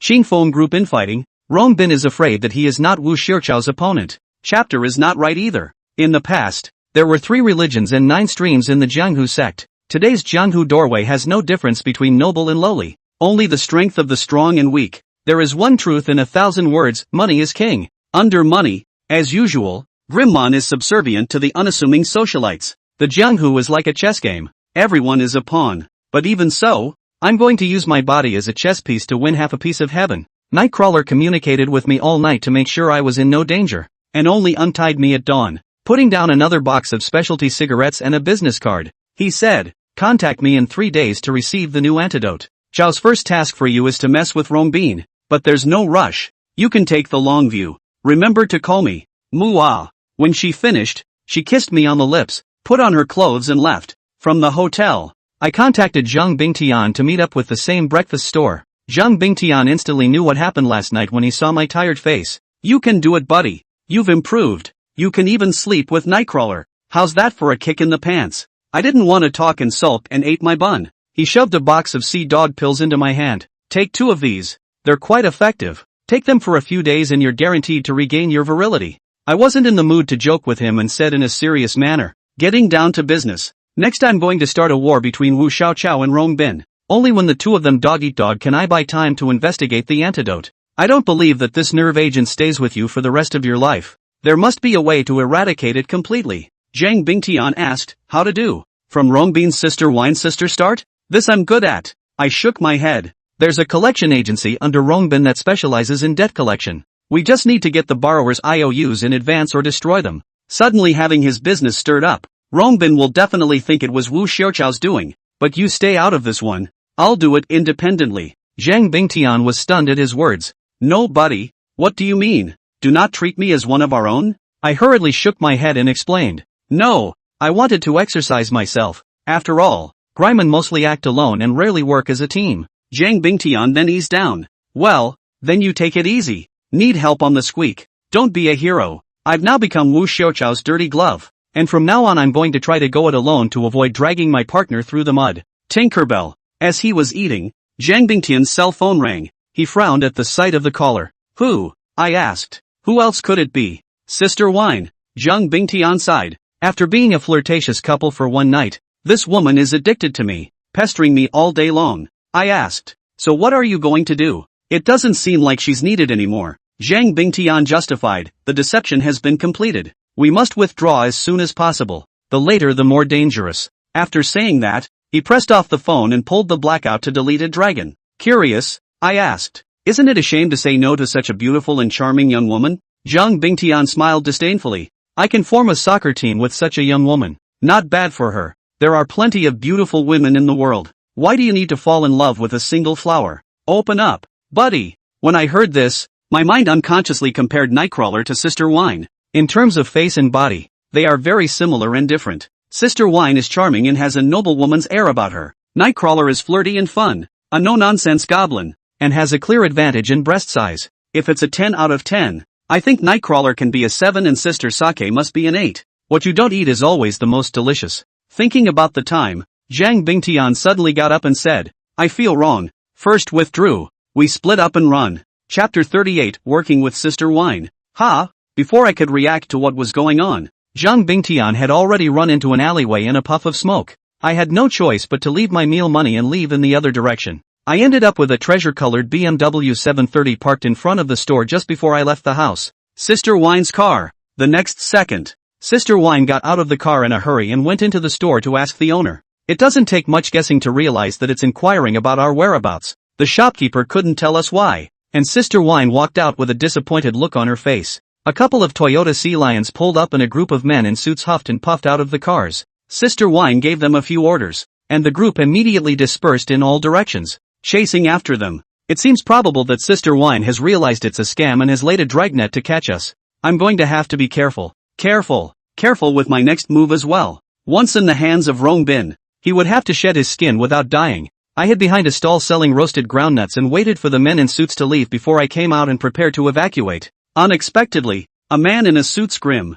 smiling face appeared in front of me as soon as I showed my head. Hey, you think we can't find you just because you're hiding here? Ouch. Without waiting for him to finish, I copied a hot roasted groundnut and directly paced his face, turned around and ran. Get him. Don't let that little pussy get away. A couple of men in suits were in hot pursuit behind me. I was up all night last night. My legs were weak and I was running light, mentally cursing Nightcrawler for being such a badass. It's not like we won't see it again, so what's the point of trying to fish for it? I ran forward as hard as I could and saw that I was about to rush out of the alley when a figure suddenly appeared at the intersection, Sister Wine. My heart sank, and I planned to charge forward with a heart-on, hurting Sister Wine even at the risk of hurting her. As a result, just before I reached her, Sister Wine suddenly pulled out a small pocket pistol from under her skirt and aimed it at my head. I stopped with a sharp break, and the next thing I knew, I was being held down by a couple of men in suits. Lee, what are you running for? Sister Wine looked down at me. I glanced up just in time to catch a glimpse of the underskirt. Sister Wine hurriedly took a step back while keeping her legs together, a huffy look on her face. I'm sorry, I saw these guys coming and ran ahead for whatever reason. I made up a reason. Take it back. Sister Wine didn't say a word and turned to get in the car. I was dragged up by a couple of men in suits and stuffed into the van. The guy whose face I had to paste with a groundhog also kicked me hard in the ass. The car made 7 turns and eventually arrived at the Night Paris Club. I was taken to Sister Wine's office and forcefully held down on my knees. Shit, be good in this place or I'll get you. Seeing that I wouldn't give in, the groundhog even punched me in the stomach and slapped me a few times. After a while, Sister Wine walked in, still dressed differently. Her wraparound skirt changed to pants. Lee, do you know why I brought you here? I know. You want to see our Ma Xiao. So where did he go? Why didn't he answer my calls and deliberately play disappearing? I'm really not sure about that. I was just having breakfast with him this morning and he ran off without finishing his meal. In this situation, I can only get a beating for lying, so I might as well be honest. I really don't know where Zhang Bingtian is hiding. Sister Wine didn't give me a hard time. I held my chin up with one finger and my beautiful eyes stared at me coldly. Lee, let me just ask you one thing. Are you guys running a scam to swindle me? Yes, I acknowledged with a nod. Who ordered you? Sister Wine obviously wasn't expecting me to admit it so readily. I said calmly, no one directed it. We designed it ourselves. Why? I have nothing against you. Sister Wine was confused. I said, I'm sorry, you're just a part of the game we're playing. I'm trying to extract information about Night Fork and then find Wu Xiaoqiao through Night Fork. I have a mortal grudge against Wu Xiaoqiao. So, once Sister Wine heard that I had a grudge against Wu Xiaoqiao, she brightened up and eased her attitude towards me. Her own brother also has a grudge against Wu Xiaoqiao, and the enemy is a friend. You should have said so. We're a united front. You let Zhang Bingtian come out. There's no need to hide from me. I won't trouble him. Sister Wine had someone untie me and help me up. I blushed. It's not that I don't want to find him out. It's that he's afraid you'll fall in love with him. As you know, he's a prodigal son. Very womanizing. More than one woman out there. Sister Wine guffawed. Who said I was going to fall in love with him? It's too narcissistic. I just think he's interesting and there are aspects of him that appeal to me and would love to be friends with him long term. The long term is a bit interesting, and the wording is so intriguing that even an elitist like me gets it in a second. Okay, then I'll see him later and I'll talk to him. And you don't have to rush. It's getting late. I have business to attend to, so I'll take my leave. I was about to leave when Sister Wine blocked my way for a moment. Slow down. I've got something else.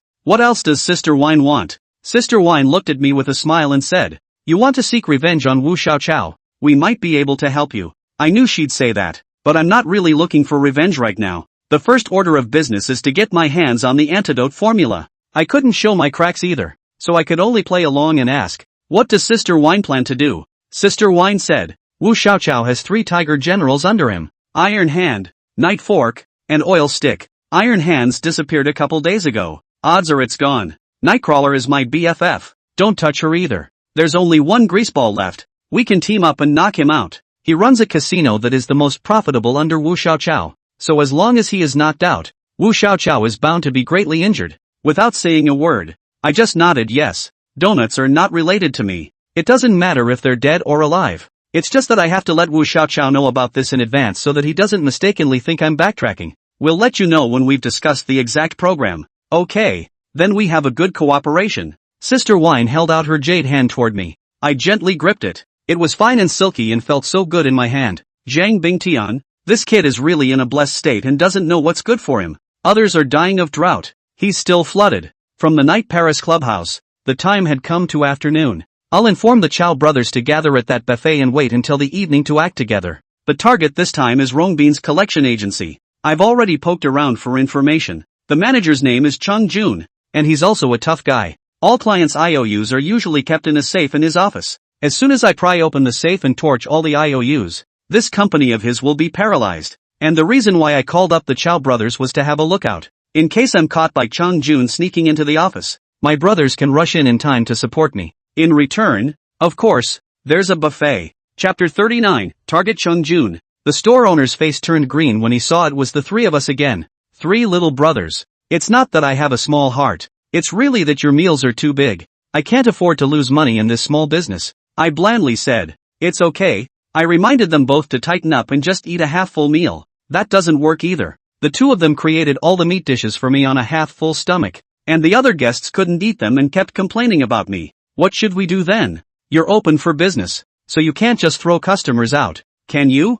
The shopkeeper thought for a moment and said through gritted teeth, "If you want to eat it, you'll have to pay extra." In the end, I plopped down 2 vouchers for 150 each. The 2 of them ate slowly inside. I went to Cheng Jun's company door to step on the plate. The street was bustling with pedestrians at this time. I hid inside a public phone booth pretending to make a phone call, my eyes constantly on the target. The collection agency is called Glory Finance and is located next to the nightclub. It's a small, old, 3-story building that goes up and down by an external, tin staircase. No one opened the door or came in or out of the house for a long time, and they all seemed to have gone out. I waited until nightfall and no lights were on in the house. God help me. I went upstairs with a telescopic baton in my pants pocket as a defensive weapon and a piece of wire in my hand. I used to learn a few lock-picking tricks from my neighbors in the country. This old-fashioned door lock can be picked in seconds with a piece of wire. Wire poked into the eye of the lock and stirred a few times. I heard a click sound. Unlocked successfully. Upon entering the house, the smell of smoke hit my nose. The office was small, about 40 or 50 square feet, but quite dirty. All sorts of messy things were thrown randomly on the couch seats. The ashtrays on the coffee table were full, and the black water reeked of burnt stench. Some stains on the floor. I don't know if they were blood or tea stains, but they were black and sticky anyway. These big old debt collectors don't usually know how to clean up after themselves. I scanned around and found the safe under the desk. Imported high-grade goods, fire and burglar resistant. There must be an IOU and a repayment contract in there. But I'm a little hurt that the safe unlocking principle is completely different from a door lock, and a few notches higher. Not to mention I don't have the tools on hand. Even if I were given a set of unlocking tools, I still wouldn't be able to figure it out. I thought to myself that if I couldn't do it, I would just move out in one piece and go back and take my time. As a result of moving it, I realized that the cabinet was quite heavy and could not be moved by one person. Again, I wanted to just set a fire and burn the office down. But these safes are fireproof and insulated, so you can't mess up the house and still have the cabinet.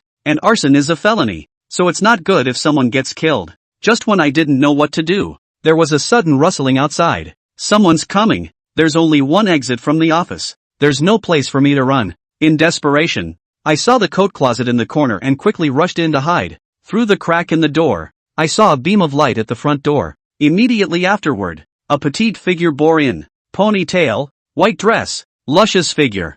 Zhang Yiling. What's she doing here? Is she also eyeing Chung Jun's safe? I'm confused. Zhang Yiling took a stethoscope and walked over to the safe before starting to unlock it. Listen to the subtle sound changes of the gears inside and you can slowly try out the code. It's a skill that only master locksmiths have. Of course, as an elite of wrongmen, I'm not surprised that Zhang Yiling would open a safe. After about 10 minutes of trying, there was a click and the safe opened. She made it. I was just about to come out and tell her that the note inside belongs to me. It resulted in another crunch of feet on the tin stairs from outside. Someone else is coming up. This time, the footsteps were loud and unconcerned, so it was probably Chung Jun's group that had returned. Zhang Yiling was too late to steal anything and hurriedly closed the door of the safe and rushed straight to the closet where I was hiding. Open the door. Enter. Look at each other. Zhang Yiling was startled and almost screamed. Why are you here? I was going to ask you. Shoo, don't make a sound yet. Zhang Yiling covered my mouth and squeezed in. Because of the confined closet space, she and I could only be one in front of the other, pressed together in a rather awkward position. As a result, the throwing stick in his pants pocket accidentally touched him. Zhang Yiling felt the difference, and immediately her pretty face turned red, turning her head to look at me angrily with rounded eyes, and shouted in a small voice, "Don't you go too far." I hastily explained. It wasn't me. Zhang Yiling glared at me fiercely. Nonsense. I still don't know what it is? I'll confiscate it for you if you dare to mess with it again. I knew she misunderstood and explained again. It's not what you think. Don't believe me. I'll show you. You pervert. Zhang Yiling was so angry that her face turned red and she pinched my thigh fiercely. Ugh. Forget it. I'll explain later. I can't talk about it now. I'll explain when it's safe. As he spoke, the office door opened and a group of people came in one after another. The one leading the way was Chung Jun, wearing a greasy hair and teal sunglasses. Inside the black suit was a burgundy shirt with the collar flared out. There was also a large gold chain around his neck, a classic sociopathic look. Behind them was a group of thugs, walking in with a man and a woman on their racks. The man is a farmer in his 50s. All his clothes are torn and old, and his yellow rubber shoes are still covered with mud. The woman was a young woman around 30 years old, quite charming looking, a match for Sister Wine, but her temperament was obviously a big difference. Chung Jun sat on his butt in the boss chair, crossing his legs on the table, lighting a cigarette and taking a large drag. He exhaled a stream of smoke at the two men, locking his eyes on the farmer. He smiled and asked, "Tell me, when will you pay back?" The farmer opened his mouth in tears. "Boss, there's no such thing as you guys. I've obviously paid it off and even paid back more than 5,000 more. Why is it never ending?" Chung Jun shook his head. No, that's principal and interest you're paying back. I'm talking about late fees. You're 2 days behind your contractual final payment date, and according to the rules, there are late fees for being late. The farmer, aggrieved and indignant at hearing this, said in a loud voice, "The last day of repayment was Friday, and I came to see you, but you locked the door and there was no one in the office at all. When I come back on Saturday and Sunday, your company is still empty. No one was available until I came on Monday, so of course it was overdue, and it's not my fault. It's caused by your company not being open." Chung Jun coldly smiled. "Come on, we're on a double holiday, okay? Is everyone not resting? Specifically waiting for you to come to the door to pay back the money? Besides, you could have paid it off a few days earlier. You had to put it off until the last day and didn't call ahead to make an appointment. So who's to blame? Don't emphasize the reason. The late fee is 20,000 according to the agreement. Pay it." Upon hearing this, the farmer's face went white with fear. 20,000? You guys are robbing money. I've only borrowed a total of $50,000, and I've paid back 70 or 80,000 with interest. It's only 2 days overdue and you're charging me 20,000. There's no justice. Chapter 40, Violent Collection. Chung Jun's face turned steeply cold as he opened the safe and took out a stack of contracts, finding the farmer's one from inside. "You can read, can't you? Look at what the breach of contract clause says." The peasants shivered slightly at just one look, as if their souls had been drained. "See, it's clearly written in black and white that a late fee of 20% of the principal amount is charged for 1 day late. 2 days exactly $20,000. The extra change also gave you a reduction. Do you still want to deny it?" Chung Jun retrieved the contract and coldly asked,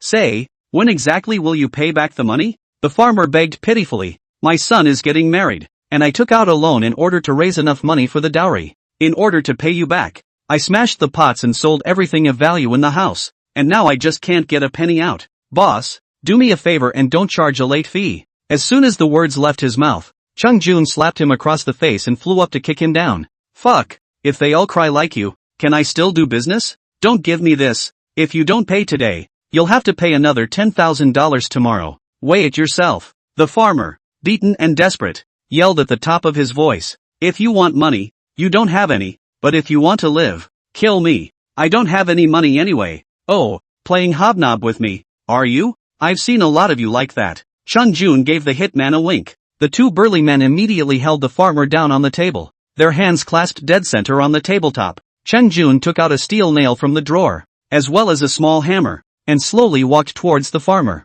What are you doing? Let go of me. The farmer panicked and struggled desperately. Not paying back. Ha? Then I'll let you experience what it's like to have 10 fingers. After saying that, Chung Jun embedded the steel nail into the farmer's fingernail. One hammer blow and the nail was instantly pried open, dripping with blood. Ah! The farmer let out a heartbreaking scream. The young woman next to him was so scared that she lost her color and trembled. Chung Jun glanced at the young woman, gripped the farmer's hair, and asked, I'll ask you again, will you pay back the money? The farmer cried and begged. Boss, it's not that I don't want to pay back the money. It's that I really don't have any money. It's useless even if you force me to death. Oh, well then, it still doesn't seem exciting enough. Chung Jun again switched the steel nail to the farmer's left thumb and hammered down hard. There was another mournful scream. The farmer was trembling with pain, but he could not move as he was held down by the strong man. Zhang Yiling and I hid in the cabinet and witnessed this tragic scene throughout, and I couldn't help but sweat, and as a result,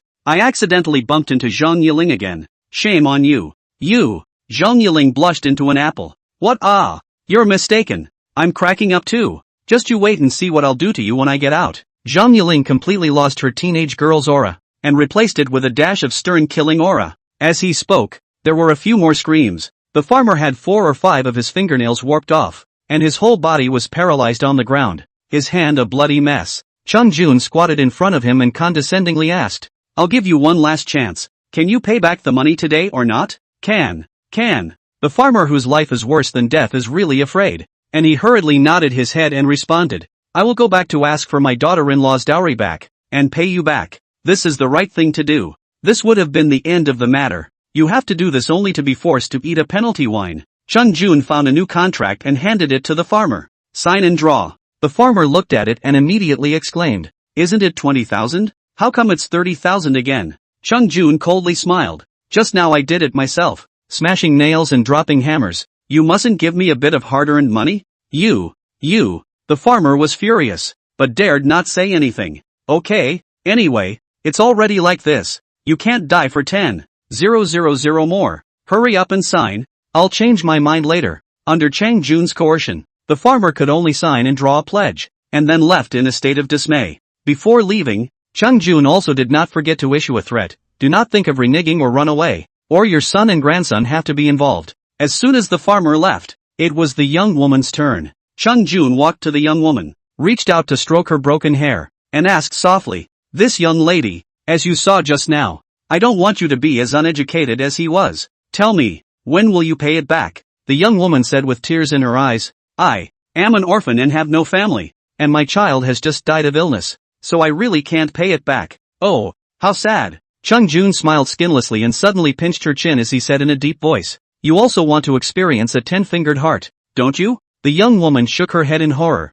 No, I really don't have anything to sell, and I don't have any friends to borrow money from, so I don't know how I'm going to pay you back for all the late fees. It's okay, we provide humanized service. Chang Jun grinned. It's okay to pay for meat. Ha? The young woman was shocked. No, please don't. Slap. Chang Jun slapped her across the face. Don't give a fuck. What else can you do but go to sea and make money? How about harvesting your organs and selling them? If you don't want to go to sea, I'll contact the black market to take you away right away. The young woman cried. I want to find a way to definitely pay back the money. Do not sell me. What's your solution? Didn't you say just now that you were desperate? Chung Jun asked rhetorically. The young woman said, My ex-boyfriend still has money. I'll ask him to borrow. I should be able to borrow. Chang Jun sighed. I realized that you people just don't see the coffin. You have to make me get rough before you're willing to pay back the money. One by one. You say there's nothing you can do, but in fact there's something you can do. It's just that you're trying to play hard to get.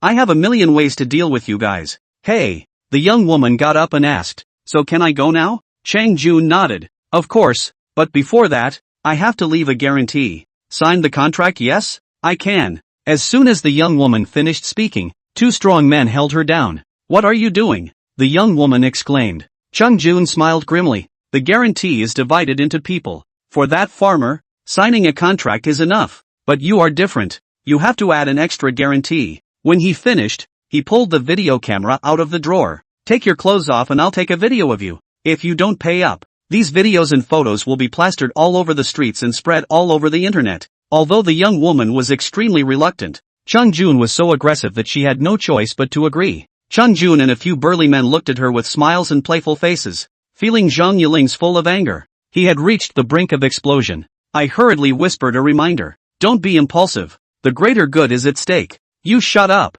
Zhang Yiling gave me another thigh pinch, causing me to grimace in pain. At this time, Chen Jun suddenly said, "You wait first. I'll find you a set of props clothes you put on. It'll look better when you shoot it." The next second, he walked straight to the closet where we were hiding. Chapter 41, A Beauty's Wrath. In desperation, I held Zhang Yiling tightly in my arms. Zhang Yiling was caught off guard and resisted a bit, but there was nothing to do but let me hold on tight so as not to be exposed. We both leaned dead against the deepest part of the closet. There wasn't a lot of closet space, but it was nice to have a number of sets of clothes hanging in there under cover. It was then that I realized that there was basically a wide variety of women's clothing hanging in the cabinets. Chung Jun opened the cabinet door and picked them one by one from the outside in. We hid in a dark corner, not daring to breathe, about to ruffle our front. The hands suddenly stopped moving. "Let's see. This seems like a good set." Chung Jun picked out a set of black Lolita and handed it to the young woman. "Try it on." "Ha? This? How weird is it to see a young woman in her 30s wearing a teenage girl's uniform?"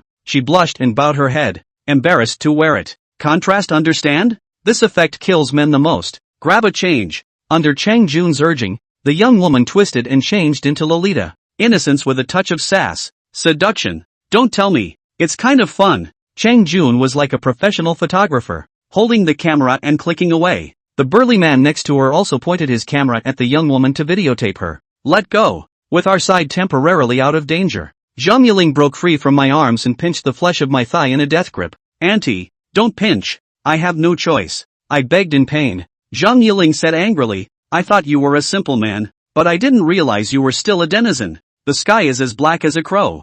That's where you're really misunderstanding me. That's a throwing stick. Try it if you don't believe me." Without waiting for Zhang Yiling to react, I grabbed her hand. Zhang Yiling thought that I was really brazen to play a hooligan, so I didn't reserve, and pinched hard. Seeing my face like water, she froze and asked weakly, "You don't hurt?" I shook my head. "It doesn't hurt. Why would I hurt if you're pinching this thing?" Zhang Yiling's eyes were wide open, and her small mouth was able to stuff a duck egg. It was only when I pulled out my dumpstick that it all came out. "Are you bored or not? What are you bringing this for?" "Defense. Besides, is it illegal to carry anything in my pocket?" "Okay, I apologize. I'm sorry, but you're not allowed to touch me again." "Who would want to touch you? It's not all forced." As he spoke, the cabinet door suddenly opened. Chang Jun appeared in front of us, his eyes glaring at us grimly. "Have you two had enough?" It happened so suddenly that we both froze. "Get out." Chang Jun was just about to make a move, but Zhang Yiling reacted faster. A stick knocked Chang Jun crotch.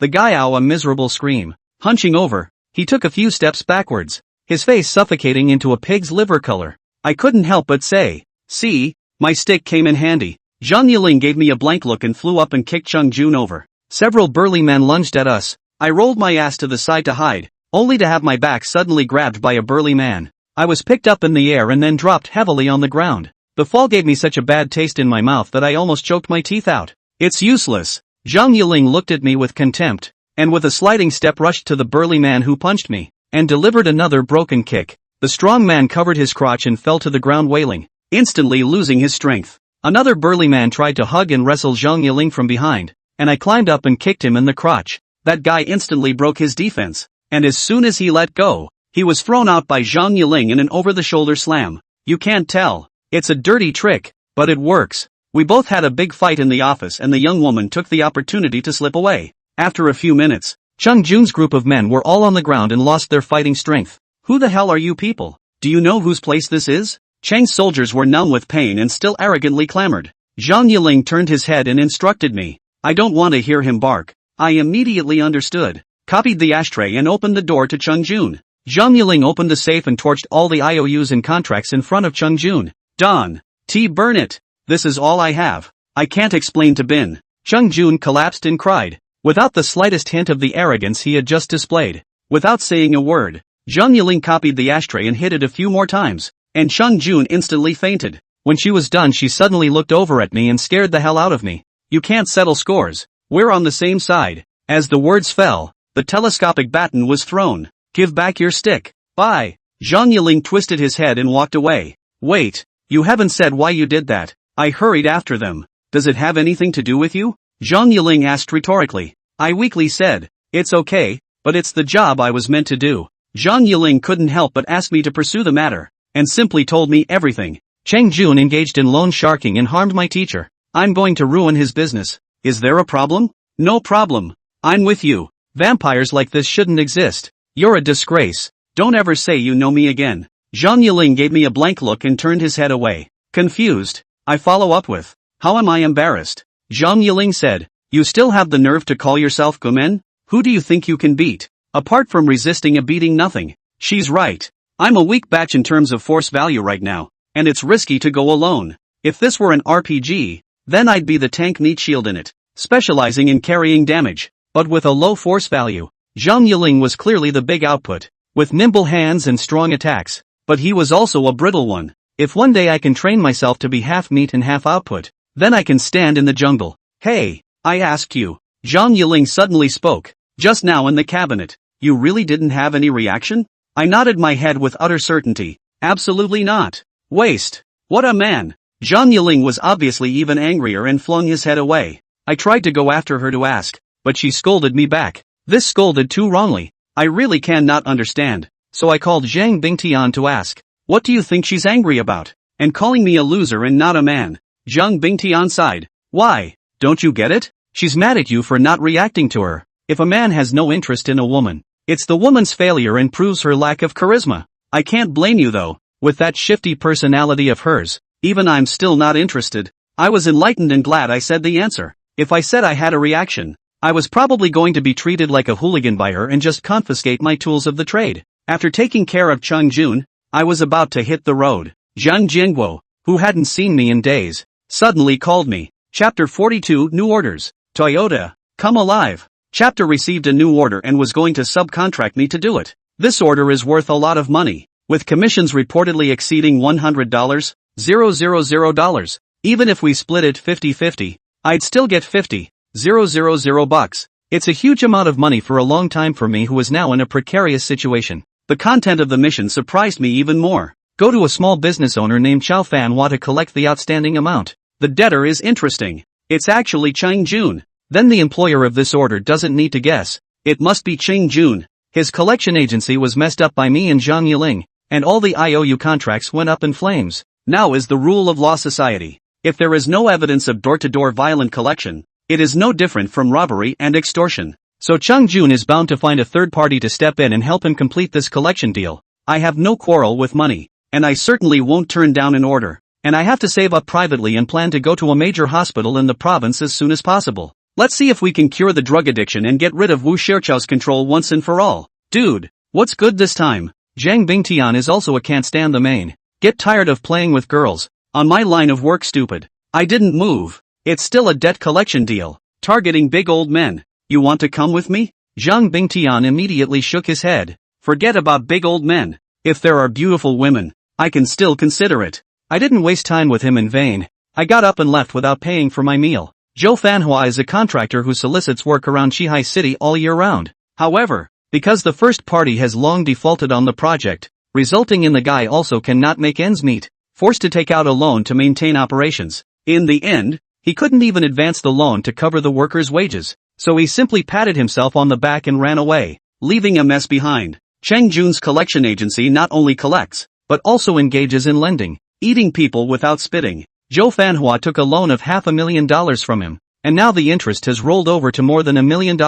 Even if Cheng Jun were to be split into 5 pieces, the money would have to be returned with interest. Zhou Fanhua couldn't have run away without taking a penny with him. He must have left his own coffin money. I researched his profile in detail and am currently divorced with a daughter. Against this kind of bastard, sea blood is a method, but not necessarily effective. Attacking the heart is not lost. Unable to determine Zhou Fanhua's whereabouts, I decided to start with his daughter. Might just be the breakthrough to pry open Chow Fanhua's pockets. His daughter's name is Jo Meng. She's 18 years old, she's currently in vocational school, and she's actually not a boarder yet. This means she has to go home every day after school. So who is going to take care of her food? Could it be that Jo Fanhua is actually hiding at home? I came to Chihai Vocational School and asked around about Jo Meng's whereabouts. A girl looked at me curiously and asked, "What are you to her?" Listening to the tone, she should know Jo Meng. I hurriedly explained, "I'm her distant cousin. Do you know what class she's in?" The girl sighed. "There's no need to go to the class. She misses a lot of classes and will rarely be in the classroom. Go look for her in the women's restroom." Women's restroom? I was flabbergasted. The girl explained, she offended the school bully and was beaten up every day. This is probably in the girls' restroom receiving education again. I said thank you and rushed to the door of the women's restroom, but I couldn't be bothered to go straight in, so I looked around outside. The girls that came out of it, each one looked at me like I was a pervert. After waiting for 10 minutes in a row, it was quiet inside and there didn't seem to be any signs of a fight. Just as I was about to give up, there was a sudden noise not far behind me. "Bitchy maid, how dare you steal a man from my mother? You're tired of living. Get in there. I'm going to teach you a lesson today." I saw a tall girl, gripping a skinny girl's hair and roughly dragging her towards the women's restroom. There were 3 or 4 other girls around who were watching, constantly reaching out to help the taller girl shove the skinny girl. Under the combined strength of the crowd, the skinny girl was powerless to resist at all, but her mouth still cursed without stopping.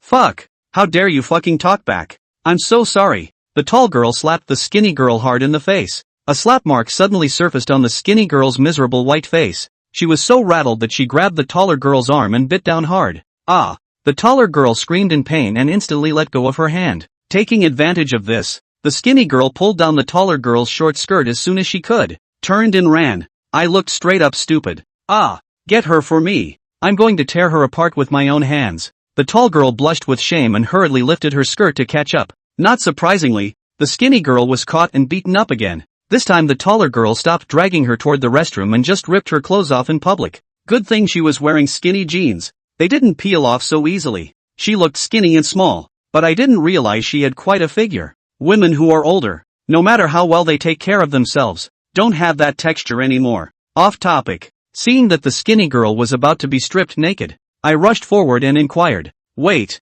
I want to know, are you Jo Meng? What's the point of calling grandma?" That skinny girl was really Jo Meng, and she looked pretty wild. Slap. The taller girl slapped her across the face. "What the fuck are you so mad about?" Bah. Jo Meng would rather die than give in, and spat a mouthful of bloody phlegm in the taller girl's face. The taller girl was enraged and went on another output spree against her. These vocational high school girls are really too wild, and their fights are not at all inferior to those of young people in society. I hurriedly pulled the tall girl. "Girl, you wait a little before you call. I'm looking for Jo Meng for something." Jo Meng looked at me with a puzzled expression, which quickly turned into disdain and scorn, not knowing what this little girl meant. "Where the fuck did you come from? Don't mess with me. Get out." The taller girl came up and gave me a rant. I am not willing to talk to women in general. Took out a $100 bill and said, "Let her go, and this money is yours." What's the big deal about having $2? Do I look like I'm poor in money? Cursed. The taller girl slapped me across the face with her backhand as she knocked my money away.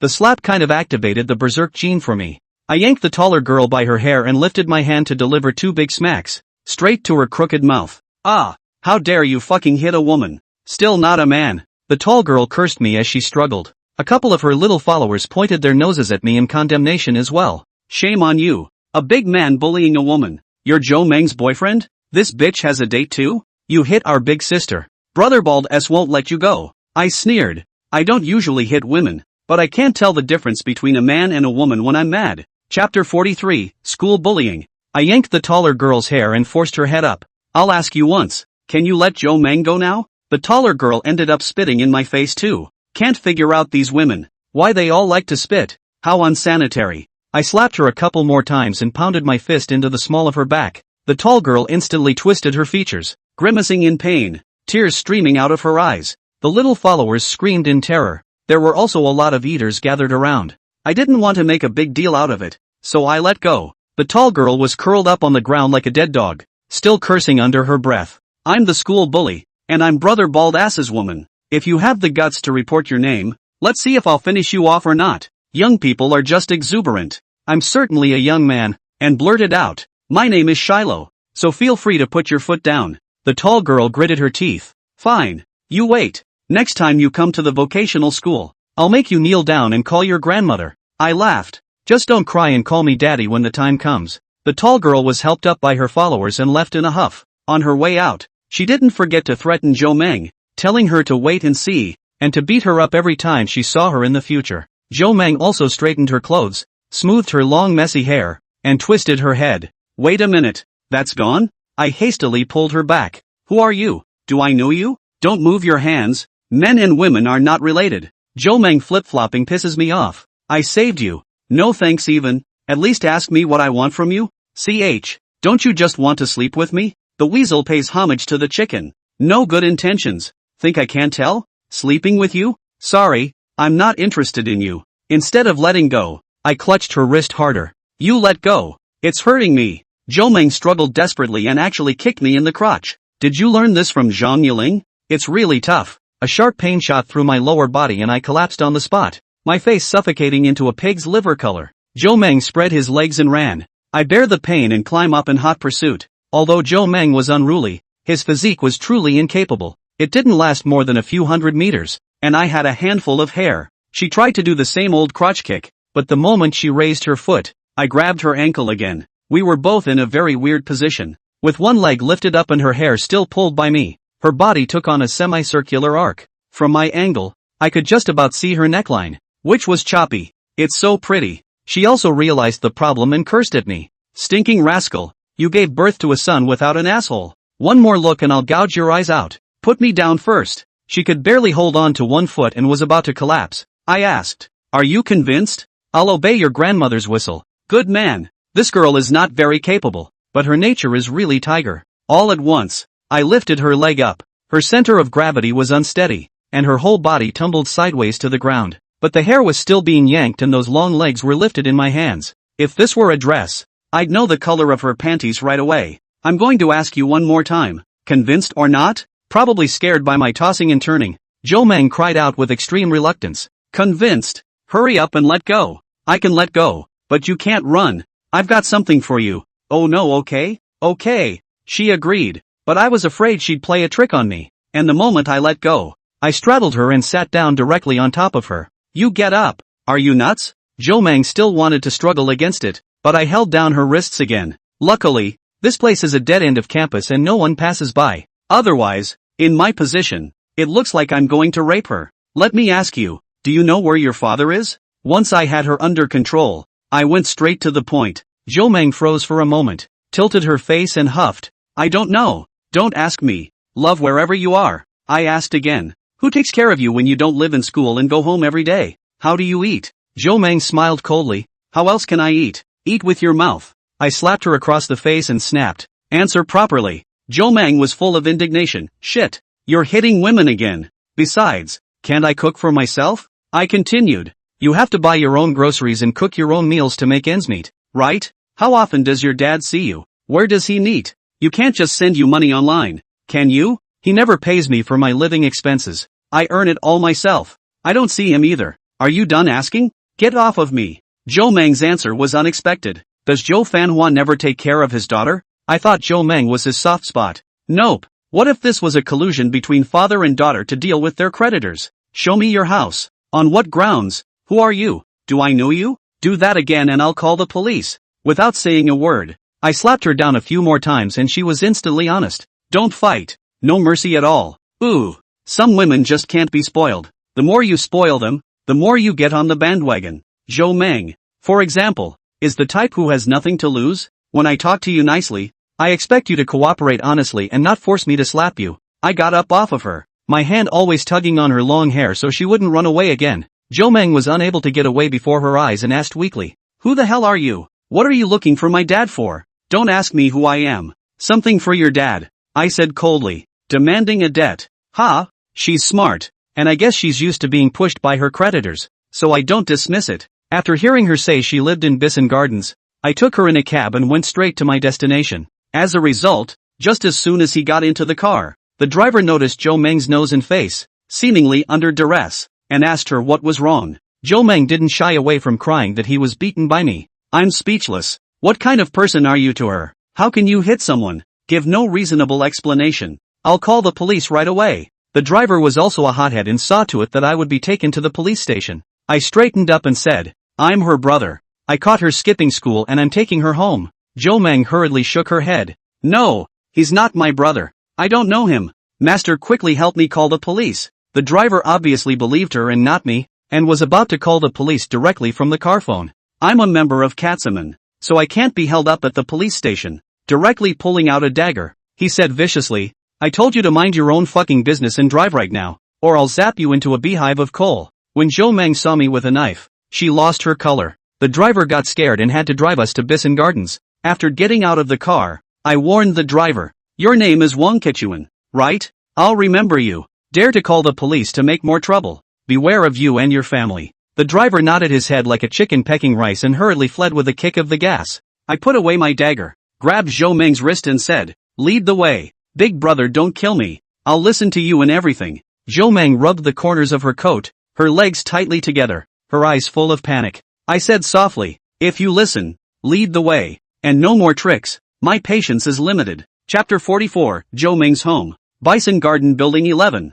Unit 2. 301. This is Jo Meng's home. Technically, it's the house that Jo Meng's mom left behind. Her mom couldn't stand Jo Fanhua's domestic violence and ran away with her lover, leaving behind the house and Jo Meng. Jo Fanhua also has a small family outside and basically does not return to this home. That's why this house has always been lived in alone by Jo Meng. 2 bedrooms and 1 bathroom. Small and simply decorated, but cleaned up. There was also a faint floral scent, coming from the rows of potted flowers on the balcony. The kitchen is full of oil, salt, sauce and vinegar, and you can vaguely smell a smoky atmosphere. I'm amazed. Such a neat and orderly lifestyle is very different from Jo Meng's character and can be said to be completely unrelated. I couldn't help but exclaim, okay, that's not a bad little setting. Living on your own? Jo Meng snorted coldly. Or what, you stay with me? I smiled and sat my ass down on the couch, pulling out one of my special cigarettes in the process. The 4-hour deadline should be coming up soon, and I rushed to light one first for fear of a drug attack. Don't smoke in my house. If you want to smoke, go out and smoke. What's wrong with you? Let the girls inhale your secondhand smoke. Jo Meng snatched my cigarettes and lighter and threw them into the trash can with one hand. Girls flip-flop faster than a book. 1 second they're especially afraid of me. The next they're the opposite. I didn't get mad and hurriedly picked up the cigarette from the trash can and gently blew it clean. She doesn't even understand the value of this cigarette. It's a lifesaver. The drug addiction hadn't been felt yet and there should still be time. So I decided to smoke it later and went ahead and put away the cigarettes. Tell me the story of you and your father, so I can get a full picture. Also, what do you do to earn your living expenses? I've heard that a lot of girls in vocational schools come out to make money on the side. I'm inexplicably worried that Jo Meng falls into the same category of part-time jobs. Jo Meng poured a glass of water and gulped it down in one gulp. Then said, don't mention that guy. He's not my father and I'm not his daughter. If you want to go to him for a debt, go straight to him. I know nothing and it's nothing to do with me. I make legitimately clean money. Don't you think I'm like those ladies? I'm still a virgin. Whoever wants to sleep with me will have to take me as his wife. Provided, of course, that I like him. I think we're getting off topic. Why are we talking about marriage? I hastily corrected. Don't you think too much? I just want your dad to pay back the money, any way I can. Tell you what, you give me his number and I'll contact him myself. Jo Meng's relationship with Jo Fanhua is very bad, but I didn't expect her to actually leave Jo Fanhua's cell phone number. She found a pen and wrote the phone number on the back of my hand and said coldly, that's all I can do for you. Go away. I'm going to take a shower. I shook my head. No, there's one more little favor you can do for me. What? Jo Meng wondered. I smiled slightly. From now on, you are kidnapped by me. Jo Meng was stunned, then let out a long sigh. Okay, then can I take a shower first? It's sticky and I don't want to get anything in the house dirty. I nodded. Yes, but please hurry. I'll need to ask you to cooperate with me later. Jo Meng stripped off his clothes and waltzed into the bathroom. I was surprised to see her. She gave a cold smile. You've seen it all anyway. It doesn't matter. The sound of running water came from the bathroom. I tried calling Xiao Fan's cell phone number to make sure it was real. I didn't expect it to actually connect. A middle-aged man's voice, somewhat cockney, came over the phone. Who? Excuse me, are you Mr. Chow? Which one are you? He didn't deny it, so it should be Jo Fanhua without a doubt. I changed my tone to a sinister one. Your daughter is in my hands. Return the money and I'll keep her safe. Otherwise you know the consequences. Jo Fanhua smiled disdainfully. Oh, in that case, That girl is sent to you. Do what you want, I don't have any money anyway. After saying that, he actually hung up the phone directly, without even confirming that I actually have my daughter. I was greatly disappointed. I was counting on starting with Joe Meng and forcing Joe Fanhua to pay back the money. I didn't realize that this guy didn't care about his daughter's death, and there was no soft spot. The sound of water came to a screeching halt.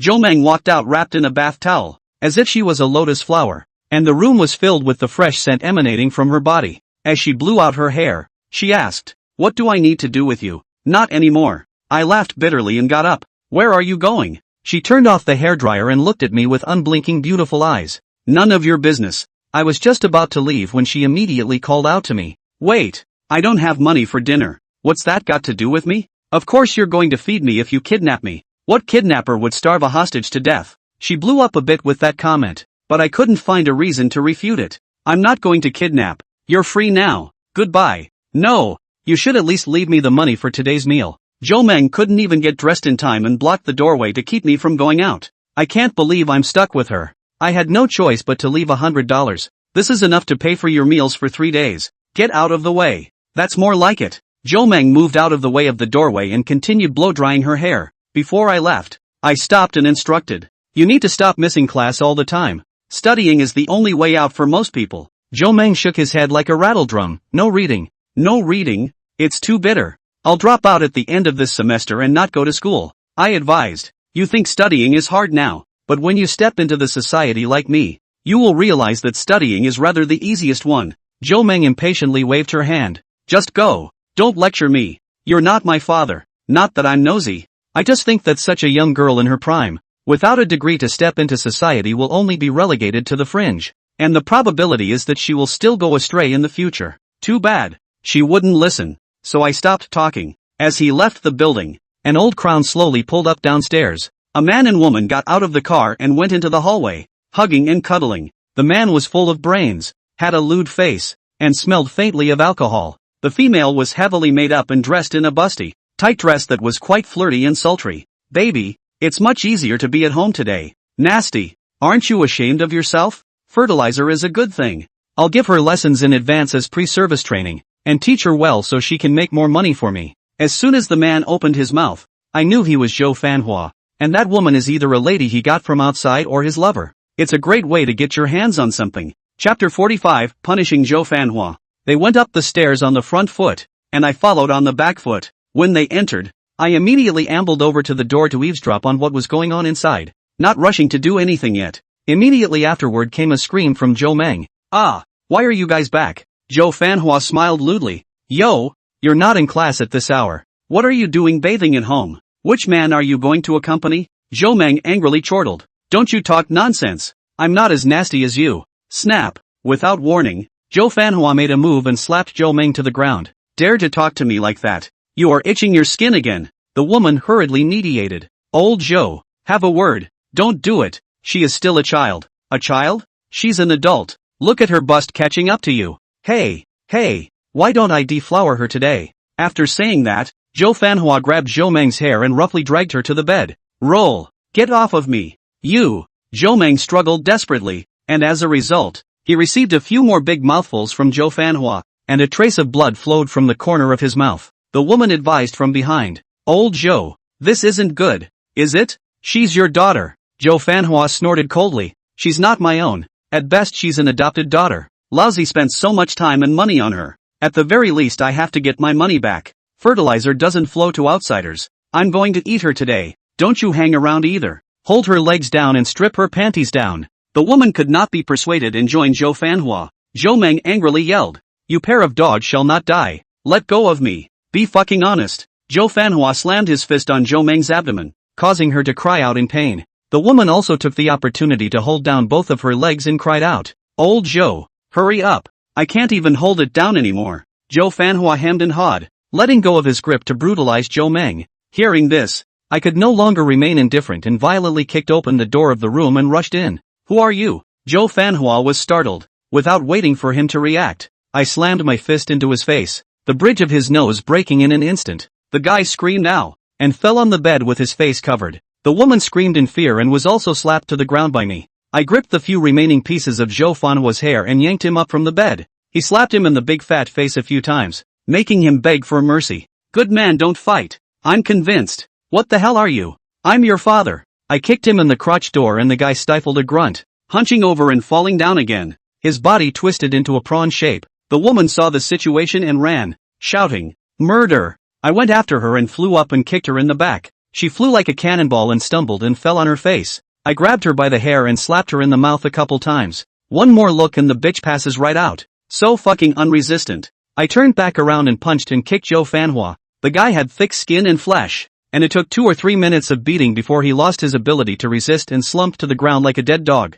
Are you okay? I casually threw a bath towel to Jo Meng to cover herself. Because of Jo Fanhua's violence just now, her blouse was torn, her skirt was ripped, and her underwear was almost yanked off. Jo Meng took the towel and gave me an unprecedented thank you. I moved my neck and made a crunching sound. Then he shined a vicious kick at Jo Fanhua's ass. Hey, wake up, not dead? What the hell do you want? Jo Fanhua was scared by my beating and held his head and shivered. I crouched down in front of him and said, "We just spoke on the phone. You forgot so quickly? Ha?" Jo Fanhua showed a stunned look on his face. You're the kidnapper? But he didn't understand how Jo Meng could be intact in my hands, and could even bathe freely. I didn't bother to explain and slapped him in the face. You owe Chang Jun over $1 million, right? So he sent you. Jo Fanhua long sigh, crying and said, I now have no money on hand. Party A has been dragging not to give me the project payment. I have no way. A whole $1 million. I can't get that much money even if you sold me. I asked who A was. He actually said a name that shocked me beyond belief, the Green Peak Group. Isn't Chung Jun from the Qingfeng Group? How did he? I'm very confused. Jo Fanhua said helplessly. Yeah, that's where they fuck up. They outsourced the work themselves and deliberately defaulted on our work, forcing us to get advances from loan companies who then loaned us money. One way or another, we not only did the work for nothing, not to mention that we could not get paid for the work, but in turn owed them a buttload of debt. Simply eat people without spitting out bones. I have to say, Qingfeng Group played this hand of empty gloves really sick. The work was done, not a penny was paid, but instead the builder owed them money. This fucking slave owner has to be straight up professional when he comes around. But I don't pity Jo Fanhua. This guy is an extremely bad character. Even his own daughter, also a livestock. I don't care. I'll take out a few more incisors for Chakwa. Don't bullshit me so much. I won't see the money today and pull out all your teeth in one mouth. When I finished, I pulled out my pliers and was about to pull my tooth. Jo Fanhua wailed miserably. Don't. I really don't have any money. I don't have money even if you kill me. A dead pig is not afraid of boiling water. I pulled his big teeth right out with pliers and blood gushed out. Jo Fanhua was rolling on the ground in pain. Jo Mengdu was so scared that she lost her color and hurried to the next room. Still don't have the money, do you? I rubbed the blood from the pliers on his shirt and continued pulling teeth. No money. Really no money. Give me a break. Jo Fanhua begged one after another. I remembered again Zhang Jianghu's teaching that you have to deal with this kind of assholes with a deadly hand. Click, click, click. 3 teeth extracted in a row. Jo Fanhua directly fainted from the pain. When I pulled my 4th tooth, he woke up in pain again, pissed his pants, but still wouldn't let go. Okay, pulling teeth isn't fun. Let's switch to something else. Steel jaws on an egg. I aimed the pliers at his basket and clamped on. Now Jo Fanhua was really shivering and wowed. I have money. There's a little more. Not enough for $1 million, but at least half. Let go of my basket. Wouldn't that have been nice? Not seeing the coffin. I gave him paper and a pen and told him to write down all the details of the petty cash. I didn't realize that he had actually deposited a batch of gold bars, a whole 10 pounds, in an underground money changer. The fact that underground money changers don't have to worry about having their assets seized by the officials is what gives many of the old crooks a leg up. And if you want to withdraw money from an underground bank, all you have to do is verify your identity, which is much simpler than a bank, just with a higher fee. Chapter 46, Underground Money Changers. I forced Chao Fanhua to call the underground money changers and ask them to deposit the gold bars at a designated location. Jo Fanhua shivered and dialed a call, and a magnetic female voice soon came from the opposite side. Hello, esteemed user. Please state the confirmation code. Dead vines, old trees, dim crows. Confirmation successful. Hello, Mr. Joe. What service do you need? I'm taking out all the gold bars. Okay, I'll transfer you to the exclusive customer service right away. The call is only for one time. If the transaction fails, we'll resend you a brand new number. After a series of busy sounds, the phone was replaced by a low male voice. Transaction code, please. Jo Fanhua took a deep breath. Brother sits on the bow of the boat. Sister walks on the shore. and Grace and Love hold the rope and swing it around. I was dumbfounded on the sidelines. Isn't that a lyric? The man on the other side was silent for a moment and said, the transaction password was confirmed successfully. What time can Mr. Joe come over to collect it? Joe Fanhua glanced at me and I indicated right now. Joe Fanhua sighed. The sooner the better. Preferably now. Man, tonight at 10 o'clock. Container position 23 at Shihai Pier. We will send someone to hand over to you. The confirmation code is the bed is bright and the moon is bright. I'll be the banker under the ground. Please keep it in mind. After one phone call, I was completely confused. The process of withdrawing money from an underground bank is completely different from that of a bank, and is more like two gangs of criminals trading in secret. But it's normal to be cumbersome. Underground money is illegal by nature, and you can't be too careful. Well, you've heard it all. Just go to the dock and pick up the shipment at night. Can you let me off the hook? Joe Fanhua grimaced in pain. I asked cautiously, don't you need to go yourself? Joe Fanhua shook his head. Just name the confirmation code. It's the same for whoever receives it. Underground money doesn't care that much. I always feel unsettled inside, but it will have to do. Knocking out Joe Fanhua with a pincer, I plan to decisively draw back and retreat. You're just leaving? Zhou Meng called out to me. I stopped and turned to look at her. Or what? You have something else? Zhou Meng pointed to the two on the ground. What about these two? I can't handle them alone. I laughed. What does that have to do with me? I'm not your father and have to wipe your ass for you? No. I'm scared. They're going to hit me when they wake up. Zhou Meng carried a piece of clothing and directly sat on my arm. I'll go with you and go out to hide for a few days first. What? I froze and pushed her away. You've got to be kidding me. I'm not related to you. Why would I take you? Zhou Meng rationalized. Do you have any humanity left? Obviously we agreed to kidnap me. And now we throw the hostage and leave it. How can you be so irresponsible? I don't care. I'll go wherever you go. You can't leave me behind anyway. She's relying on me again. And I can't really do anything about it. There are still the Chow brothers living in the rental house. And there are only 2 bedrooms in total. So where will she stay when she comes? You can't sleep in the same bed as me. Can you? And I have to pick up a shipment at the dock at night. So I definitely don't have time for her. After thinking about it, I turned her down. She can follow if she wants to. I won't let her in anyway. Unexpected. As soon as I pulled the door open, I ran into a couple of men head on. All of them are fierce. And they don't look like good people. Who are you?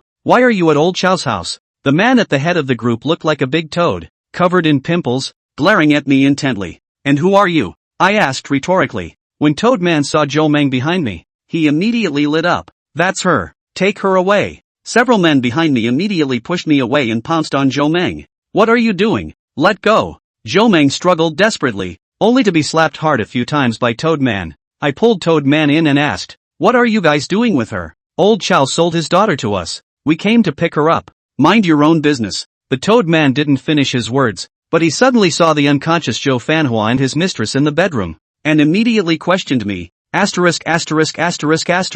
Did you do this? That's when I figured out that these guys were supposed to be human traffickers. A pincer slammed into Toad Man's head, opening him up on the spot. Get him! Toad Man screamed miserably and took a few steps back, and the others immediately lunged at me with their swords drawn. My pliers were certainly no match for a dagger, and I quickly ran to the kitchen and copied a kitchen knife. No matter how high the kung fu is, it's still afraid of a chopper. I wielded a kitchen knife and killed out, slashing left and right, cutting over 2 minions in a flash. Toad Man saw the situation and retreated decisively. I chase him out and slash at his back a couple times. He a miserable scream, fell in a pool of blood and begged for mercy. Brother, spare your life. We have no grievances. I fucking hate human traffickers. I slashed at his shoulder, and a cloud of blood soared out in a flash. Toad Man passed out from the pain. Behind her, Zhou Meng picked up the dagger on the ground and stabbed a few times towards each of the several men. What had been a nice house was now a mess and bloodstained. 4 or 5 men fell in a pool of blood wailing. Right now I can't take her away without her, so I decisively threw away the kitchen knife, took her hand, and quickly fled the scene. After coming out, Zhou Meng asked, where are you going to go? I offered to take her back to school and she was dead set against it. I'm not going. You're pushing me into the fire. Just kill me. I knew she was afraid of being bullied by the female school bully, so I gave her a piece of my mind. I promise no one will bully you at school from now on. Zhou Meng shook her head decisively. I don't believe it. Believe it or not. Follow me. I dragged her into a cab and headed straight for the Chihai Vocational School. When they arrived at the school's entrance, they happened to meet the tall female school bully who had previously bullied Zhou Meng. At the moment she was hanging out with a group of social youths. Ouch! How fucking dare you! The tall girl saw me and lit up, immediately pointing at me. He complained to a bald man next to him, "Hubby, it's this pussy who hit me." Jo Meng hid behind me and said in horror, "It's over. Hurry up and run. It's Brother Bald Ass." It turned out that the bald man was the far-famed street fighter, Brother Bald Ass. As his name suggests, he is not only bald, but also has a donkey face, which is even more outrageous than Zhu Yuanzhang. Brother Bald Ass looked at me and immediately surrounded me with his men. Still not running? Jo Meng pulled on my sleeve. I calmly said, "Don't panic. Today I'm here to help you put up a stick to establish your authority, and it just so happens that I'll make an example out of the bald donkey." Brother Baldy came to me and grabbed me by the collar. A donkey face pressed up to me, almost nose to nose, glaring and storming. "Just your fucking name is Shiloh. Ha! Don't get too close to me." I gently pushed him away. "Did you eat shit? Breath is so big." Chapter 47. Damn it, dare to hit my woman. Are you living too long? Brother Baldass spit and sprayed me in the face. The tall girl doggedly screamed, "Hurry up and kneel down and call out to your grandmother, and I'll let my husband spare you." I do not bother to talk nonsense with them. Took out a dagger to the bald donkey brother's beer belly. Puff his two knives. It happened so suddenly that everyone was caught off guard. No one expected that I wouldn't have a single line before I struck, and without two strikes, I came up with a jab. Asterisk asterisk asterisk asterisk. It was then that Brother Baldy felt a chill in his stomach. Looking down, blood gurgled out, staining the lapel of his coat. The other punks were scared silly. Frozen in place, no one dared to go forward. I gave Brother Baldass a kick to the head and walked towards the taller girl, holding my dagger. Ah. The tall girl's legs went weak and she knelt directly in front of me, blurting out, "Daddy, don't kill me. I'm wrong." I wiped the bloodstained dagger on her clothes and pointed at Jo Meng. "Remember, she's my sister. You know what I mean?" The tall girl nodded her head like a chicken pecking rice. "Understood. She'll be my second aunt from now on. I'll call her aunt when we meet." "Well, good boy." I stroked her head and whispered, "Why don't you get lost?" The tall girl ran off in a frenzy. Brother Bald Ass was still lying on the ground, covering his stomach and howling miserably. I stomped on his face and said condescendingly, "Don't dare move the knife. What kind of big-tailed sociopath are you pretending to be? A man like you is a mountain gun in life and scrap in death. Don't let me see you around the vocational school again, or the basket cuts with you. You hear me?" Brother Baldy nodded in horror. I waved my hand and the group of minions hurriedly set him up and ran away. "Well, no one should be bullying you from now on. Go back to class." "Wow, that was so cool how you just stabbed someone." When I turned my head, Jo Meng looked at me with a face of adoration, her eyes full of little stars. "Don't you stop learning. Get back to class. I'm leaving." "Hey, is your name really Shiloh?" "No, my name is Lee Toyota." When I finished, I turned my head and walked away. Since then the vocational school has circulated the legend of a mad knife Charlotte. I've also become the new street fighter. It's just that no one at the school gates ever saw me again. At 10 o'clock that night, I showed up at the Chihai Pier right on time. Actually, I should have called the Chow brothers to meet me, but I thought better of it. When you say you'll do a task independently, you do it independently, and you can't count on your teammates every time. The docks were dark late at night, and the silence around them was a little scary. Only the janitor's post was still lit, and there was an old man on duty inside, dozing with his eyes closed. I walked over and softly called out, "How do I get to container 23, Moncler Outlet Store?" The old man jolted awake, sizing me up for a few moments without saying a word, raising his hand to point deeper into the dock. He couldn't make out any bearings either. I thought the old man was dumb and turned to leave. As a result, he suddenly asked, "Just yourself?" I stopped and nodded. "Yeah, what's up?" "Oh, it's fine." The old man smiled coldly and continued to doze off with his eyes closed. I didn't bother with him and walked straight into the depths of the dock. The rows of containers were neatly stacked and not numbered. Except for the variety of colors and logos, it's impossible to tell which is which. I had to start counting from the beginning and walk to where the 23rd container was and stop. No one. Could it be that I'm looking for the wrong one? Or did the underground money changers screw me over? As I was thinking about it, a black sedan suddenly pulled in through the gate and drove straight in my direction. "Here we go." The car stopped, and a man who couldn't tell his age got out. A black trench coat, hat and sunglasses, and a suitcase in his hand. I don't even know if he can see me with his sunglasses on in this dimly lit environment. Or is he himself blind? "Hello, are you here to turn in?" I took the initiative to go up and say hello. Without further ado, the man said in a low, husky voice, "Confirmation code." I was so stunned that I almost forgot, and after carefully recalling it in my head, I just barely remembered. I'm sitting on the ground floor in front of the bed. Confirmation successful. The man handed me the suitcase and said coldly, "Please confirm the goods. We'll leave if there's no problem." I carefully opened the suitcase and a golden light caught my eye. The whole box was filled with gold bars, one by one, neatly arranged and glittering. I pulled one out and scrutinized it for a few moments. It is engraved with the weight, 30 g. 5 kilograms of gold bullion is 5,000 g. Divided by 30 equals about 167 bars. At the current gold price of $84 per gram, the bars are worth $420,000. It's nothing to the rich, but to me it's properly astronomical. However, I counted carefully and there were only 150 sticks in there. I immediately challenged the man with, "That's not the right number. There are 17 missing." The man grunted. "It was held by us. That's the handling fee." Ha! My brain raced, calculating that each gold bar was about $2,520 or so, and 17 would be $42,000. When you do the math, the processing fee is a whopping 10%, which is pretty damn shady. "Oh, that's no problem." The man was just about to leave when I immediately called out to him, "By the way, I'd like to ask, is this gold bar of yours Fidelity?" The man's eyebrows instantly gathered into a Chuan character. Coldly said, "We open a money bank. The credibility is always in the first place. Will not give you to drop the package?" "No, I'm just asking. Take it easy." I gave him a compensatory smile. The man grunted, got into his car and drove off. The transaction of 150 gold bars, valued at nearly $380,000, was successfully completed. Such a huge sum of money is really appealing to me, but I have to turn it over to Zhang Jingguo,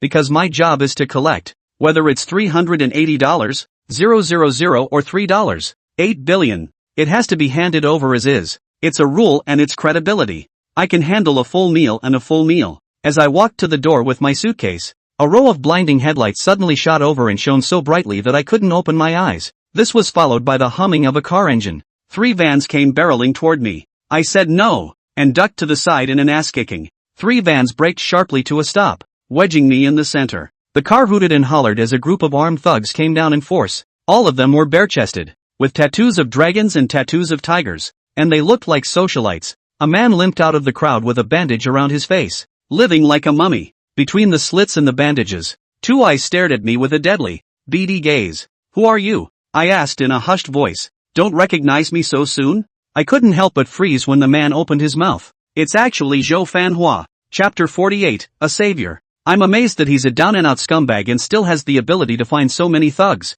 But his purpose was clear, he must have come for the gold bars. Zhou Fanhua pointed at the suitcase on my chest and said, "Kid, put the gold bars down for me. I'll only waste your arms and legs today, and I can consider saving your life." They were outnumbered and aggressive, but I was alone and not intimidated. "What if I don't give it?" "Shit. You're wearing a straw hat to look at a pig's nose and can't see the height of your eyebrows, right? Or do you think you're Chinjin, beating 10 of them one by one? You're still talking a little leaky. Didn't you get your teeth fixed?" I gave him the whole broken defense in one sentence. Zhou Fanhua couldn't bear it anymore and waved his hand. "Fuck him to death for me." I didn't say a word. I grabbed my suitcase and ran. In this case, it would be douchey not to run. A group of people were chasing after me, shouting obscenities. Some people even threw the sticks in their hands directly at me. But I'm not a physical person. I can run 5,000 meters long without taking a big breath. The group only chased me for a few hundred meters before I pulled away for a long distance. Seeing that they couldn't catch up,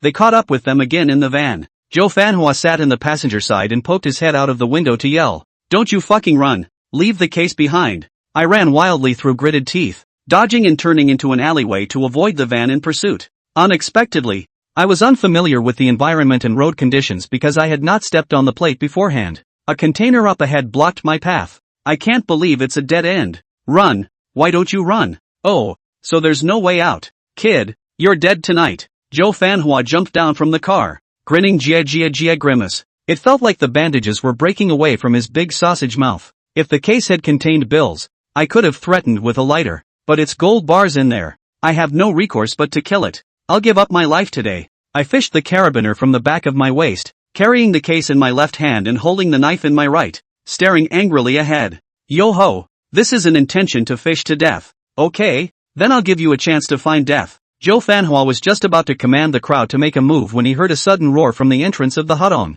"Try touching my Toyota brother." The crowd looked back at the sound, and 2 behemoths stood in the darkness, tall as a tower and oppressive. As soon as I saw who was coming, I was instantly enlightened. The Chow brothers. I didn't notify them before I acted. And they actually came to me privately. Who are you people? Come to be buried with him too? Zhou Fanhua frowned. His eyes filled with disdain. Not waiting for Chao Demang to speak, Chao Debiao was the first to speak. I am Nim father. Nima. Kill these two big guys for me first, then we'll deal with that kid later. At Zhou Fanhua's command, the thugs pounced on the brothers with open teeth and claws. They had completely underestimated the fighting strength of the Chow brothers. Being big was just a natural advantage, but more importantly they were also practiced. A thug rushed over wielding a wolf tooth bat, and before the bat could fall, his neck was choked by Chao Demang. Chao De fiercely exerted his force, and the guy instantly left the ground with both feet, his entire body being carried into mid-air. Then a punch went down, and the man flew out like a cannonball for more than 10 meters, landing on the ground and falling asleep. Chao Debiao was not willing to lag behind. A sweeping leg down. 4 or 5 thugs were instantly shoveled, falling to the ground. Chao Debiao was another Tarzan press. His large body of more than 200 pounds pressed down on a few people, and instantly shit came out. The two brothers have their own distinctive moves, with the older brother good at punching and the younger good at kicking. I certainly couldn't just stare, and a carabiner rushed at Zhou Fanhua and stabbed him. Catch a thief before he catches a king. This grandson looks like he hasn't been beaten up enough. The younger brothers are basically pestered by the Chow brothers and can't get out of the way, leaving Zhou Fanhua as a bare-bones commander. Asterisk. Come back a few to protect me. Seeing me kill over, Zhou Fanhua panicked and hurriedly got into the van to hide. Nay, he was originally injured and was not flexible in his movements. The top half had just gotten into the car, and before the bottom half had a chance to get in, I stuck a knife into his big butt. Ah! Zhou Fanhua let out a miserable scream, and his entire body rolled down from the car, his back buttocks bloody and red. I gave you a chance to live, but unfortunately you're useless, so it's not my fault. I also killed my eyes and stabbed at Zhou Fanhua's body. I stabbed all over my arms, shoulders, belly, and thighs, and blood flowed like a fountain in all directions. Zhou Fanhua begged for mercy while screaming miserably, his voice and breath gradually weakening. Brother Toyota, don't be impulsive. He's not worth getting your hands dirty. Chao Demang hurriedly came up to stop me, preventing me from mending my sword and taking it away for Zhou Fanhua. I spat a mouthful of thick spit in Zhou Fanhua's face and got up to greet the brothers as they retreated. But when I turned my head, there were people lying all over the floor.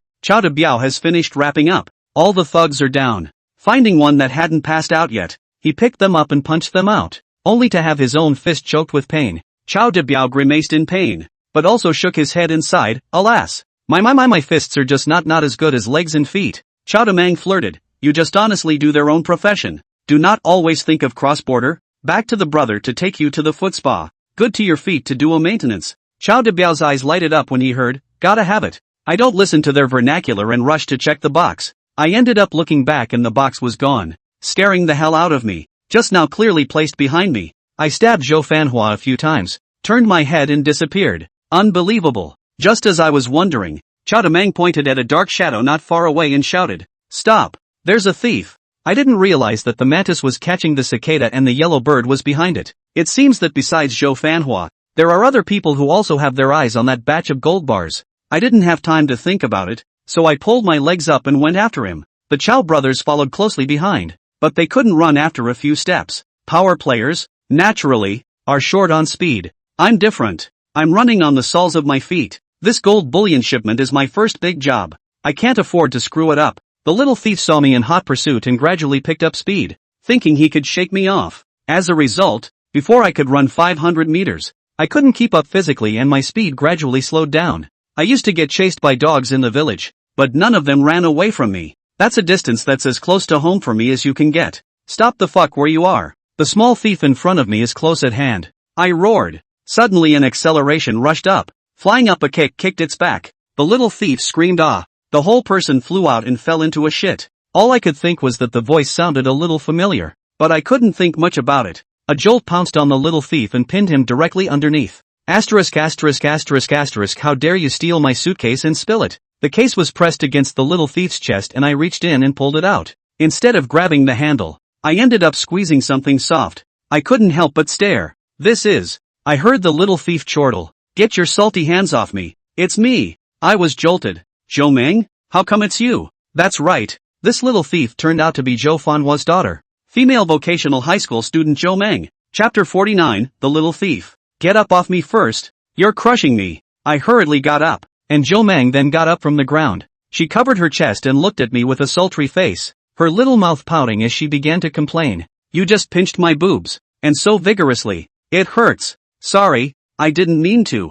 I turned the tables and questioned. No, what are you stealing my suitcase for? Zhou Meng said with a straight face. This box belongs to Zhou Fanhua. I am Zhou Fanhua's daughter. Shouldn't the box belong to me? The logic is right, but there's no way I'm giving it to her. Do you know what's in this box? I asked. Zhou Meng shook her head. I don't know, but it must be something valuable. Otherwise you guys wouldn't have been able to put up a big fight. You're still young. This will only cause trouble in your hands. Give it to me. I stepped forward to get the case, and Zhou Meng dodged to block me. Then take me away and I'll let you have the case. Why? If you take me away, we'll be our own people, and I don't fight with my own people over things. No, this is non-negotiable. Don't make me do it. It's not like you haven't seen me hit a woman before. I forced myself to push her away, got the case in my hands and turned around. What about me? Zhou Meng stood still, looking at me accusingly. I said, you go back to school and study hard, and if you lack money, I'll turn around and give you some support.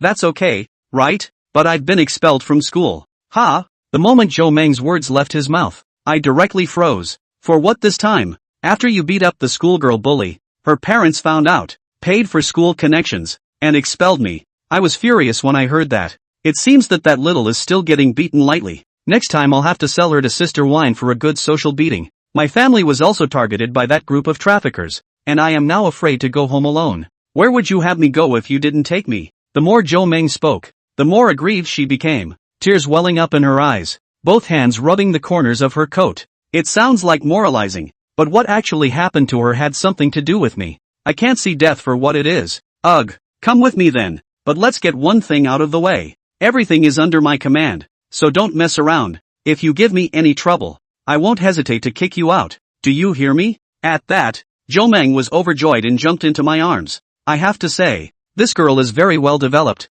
all fleshy and soft as cotton, but I'm also a little freaked out about how I'm going to arrange lodging when I take her back. 2 bedrooms. Definitely not in the Chow brothers' room. It's just my room left, but there's only 1 bed in it too. I don't even have a couch in the living room of my rental. So is it hard to sleep on the floor in the living room? As he was thinking, the Chow brothers caught up with him panting. Brother Toyota, are you a rabbit? You're so fast. You ran away in a puff of smoke, giving us a hard time to find you. Ha? Who's this? Chao Demang was dumbfounded when he saw Zhou Meng. Chao De Biao immediately brightened up and grinned. Yes, sister-in-law. Right? Just, now I saw you two hugging together. Nonsense. I slapped Chao De Biao on the head. Zhou Meng was open and straightened up. Yes, I'm Big Brother's woman. From now on, you all have to call me sister-in-law. I hastily chided. You shut up too. No nonsense. You've been touching my boobs. As soon as Zhou Meng opened her mouth, I hurriedly covered her mouth. Ah, Chao De Meng's mouth can stuff down a pig.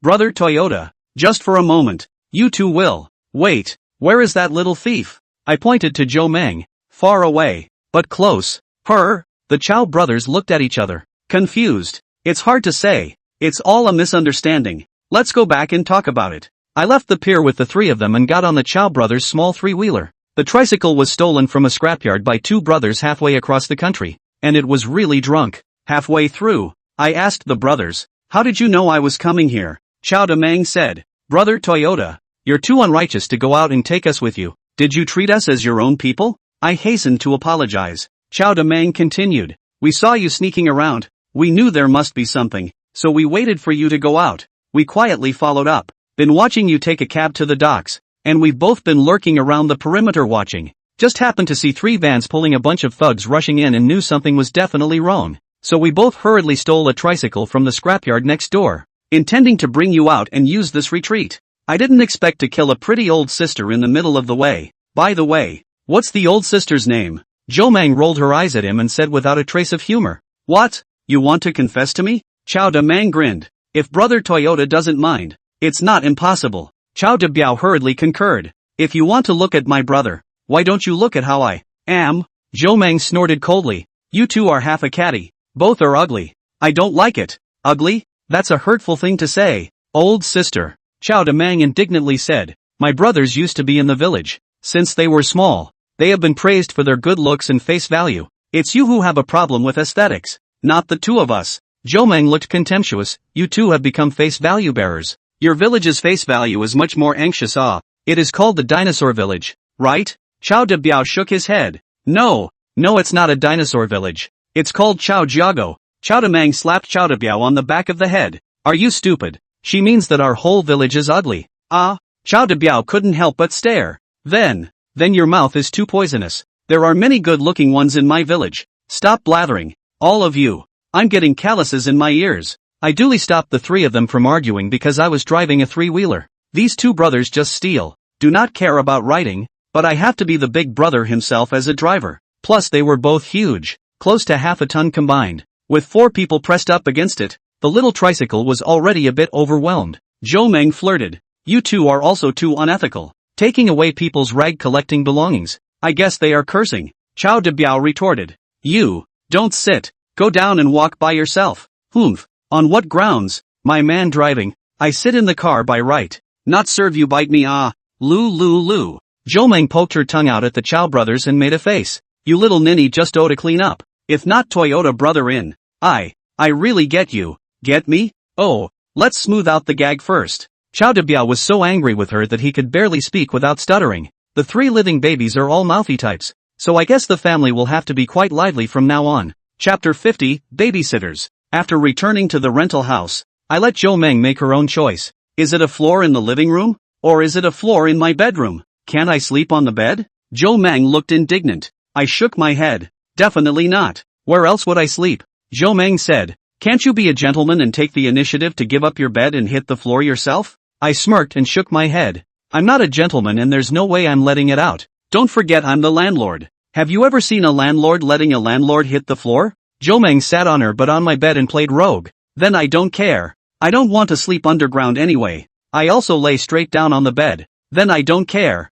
I can come straight up. So go ahead if you're not afraid of being taken advantage of by me. Occupy it. It's not like you haven't occupied it before anyway. Touching it all and still pretending to be a good guy. Ha! As soon as Zhou Meng's words left his mouth, the Chao brothers immediately appeared at the door. What's the situation? Brother Toyota, another big melon? How did you touch it? Where did you touch? Touch? I snapped. You two get out of the way and stop fooling around. Unable to argue, I could only compromise and take turns playing on the floor with Zhou Meng. After discussing the matter, Zhou Meng began to pack up the bed and clean up, with a sense of domestic cleaning. What are you being so diligent about? I asked in disbelief. Zhou Meng looked at me with a disgusted face and said, You stinky men don't know how to clean up. Your room is like a pig's nest, dirty and smelly. How can you sleep? A good environment to relax and a good mood to have positive energy. I gave a thumbs up. Okay, you're good. Vocational high school was not in vain. Subsequently, I opened the suitcase and a gold bar came into view once again. Wow, this is gold bars. Why so much? Get rich brother Toyota. How much is this worth? The Chao brothers looked at it with glowing eyes. I said the bullion was worth $380. 000, and the 2 men boiled over. 380,000. I've never seen so much money in my life. How many hogs can you raise? I counted. Hiss. Over 400 hogs. With this much money, both of us can build a house and get married. Hey.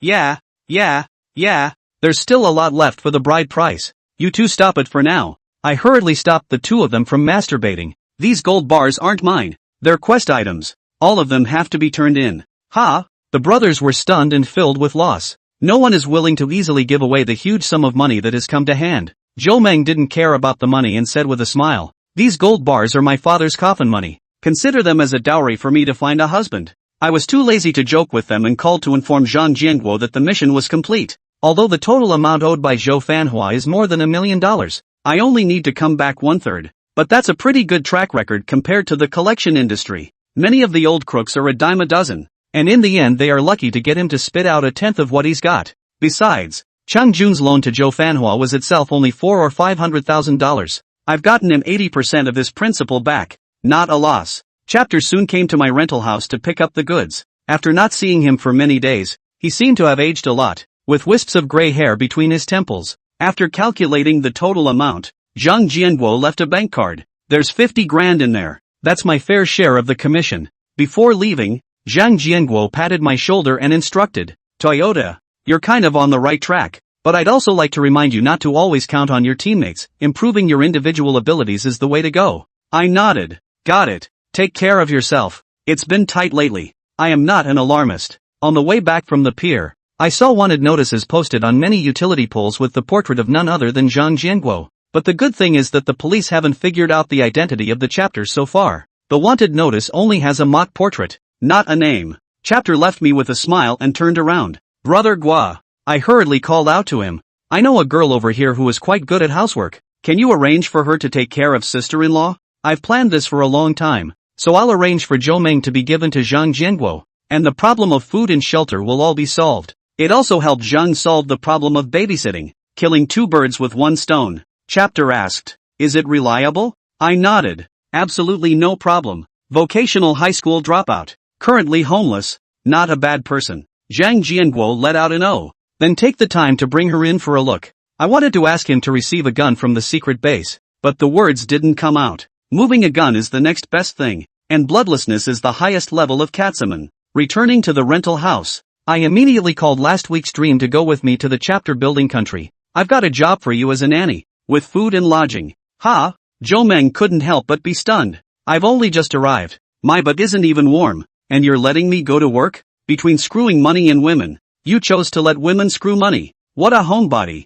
I blandly said. I'm lucky I didn't fuck women for money. So cut the crap and hurry up and follow me. Zhou Meng grumbled and complained, but eventually went with me. Never expected to come to Zhang Jianguo's house. Did not find Zhang Jianguo, but ran into Zhang Yiling. What are you doing here? Who is she? As soon as Zhang Yiling saw that I had a girl with me, a coldness immediately flared in his eyes. I hurriedly introduced. I hired a nanny for your mom. Her name is Zhou Meng. She's a very good worker. Nanny? Just her? Looks younger than I am. Zhang Yiling sized up Zhou Meng. His eyes filled with contempt. Women are strange creatures and can somehow harbor hostility even when there is no injustice. Zhou Meng's small mouth pouted and immediately retorted. What? Not convinced? Compared doing housework? Ha! Childish. Zhang Yiling stopped ignoring Zhou Meng and directly gave me an expulsion order. Li Feng Tian, I'm warning you to stay out of my family's business, especially if it has to do with my mom. My mom doesn't need a babysitter either, so you guys get out of here.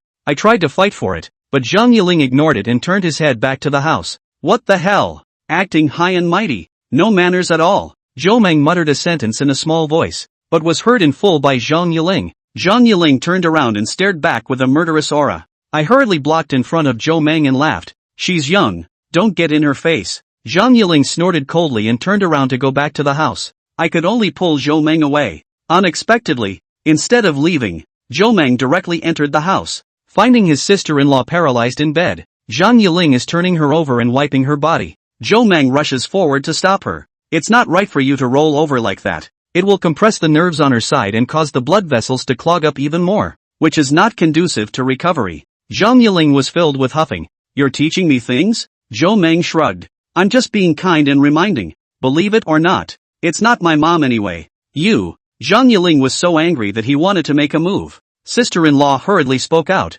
Linger, don't be rude. Zhang Yiling shouted at me sternly. Li Feng Tian, take your woman away. Don't let her dictate here. I had to obediently follow orders and forcefully pull away Zhou Meng. If this auntie starts to get tough, she'll have to clean up even me? So hide away. No, why are you afraid of her as a big man? She's your sister? Zhou Meng complained the whole way. I sighed. You don't know her. Taking on 4 or 5 big guys is like a game. Even I can't beat her, let alone you. I pulled you away to save you. Understand? Zhou Meng snorted coldly and said defiantly. Can't you learn some kung fu? Being bullied by women day in and day out. How can you be my man? Chapter 51. I'd like to learn, but the problem is that there's no one to teach me. This is from the bottom of my heart. Walking in the jianghu, dancing on the tip of the knife every day. Without a little kung fu I can't really. I wanted to learn a few moves from Zhang Yiling before, but this girl didn't teach me at all. While this was going on, Sister Wine called me out of the blue. Little brother,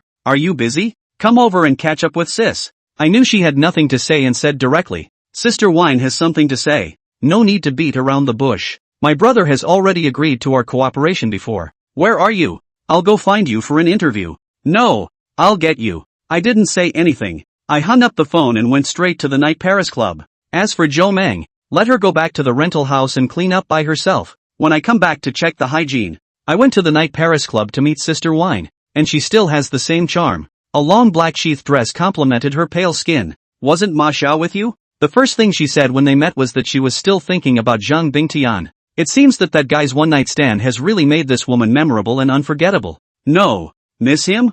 I deliberately flirted. Sister Wine naturally took my arm and softly said, well nah. Thinking about it and not being able to sleep at night, it's almost becoming a nymphomaniac. If you see him, tell him for me that I want to renew my relationship with him. No problem. Definitely bring it. I smiled. Let's get back to business. Sister Wine took me to her office and made me a cup of tea first. We both sat opposite each other, drinking tea and talking about things. My brother, not knowing your abilities but not minding trying once, authorized me to arrange the next move. As you know, his conflict with Wu Xiaoqiao is not a day or two old, and it is irreconcilable. It has reached the point of death. The Green Peak Group is most wary of infighting, so if you want to mess with the other side you can only use a borrowed knife to kill them. I want you to be a sharp blade for our moment, straight into the vitals of Wu Xiaoqiao. I nodded. I understand all that. What's in it for me if you just say what to do? Sister Wine took a sip of tea and said, we discussed it before. The three major minions under Wu Xiaoqiao.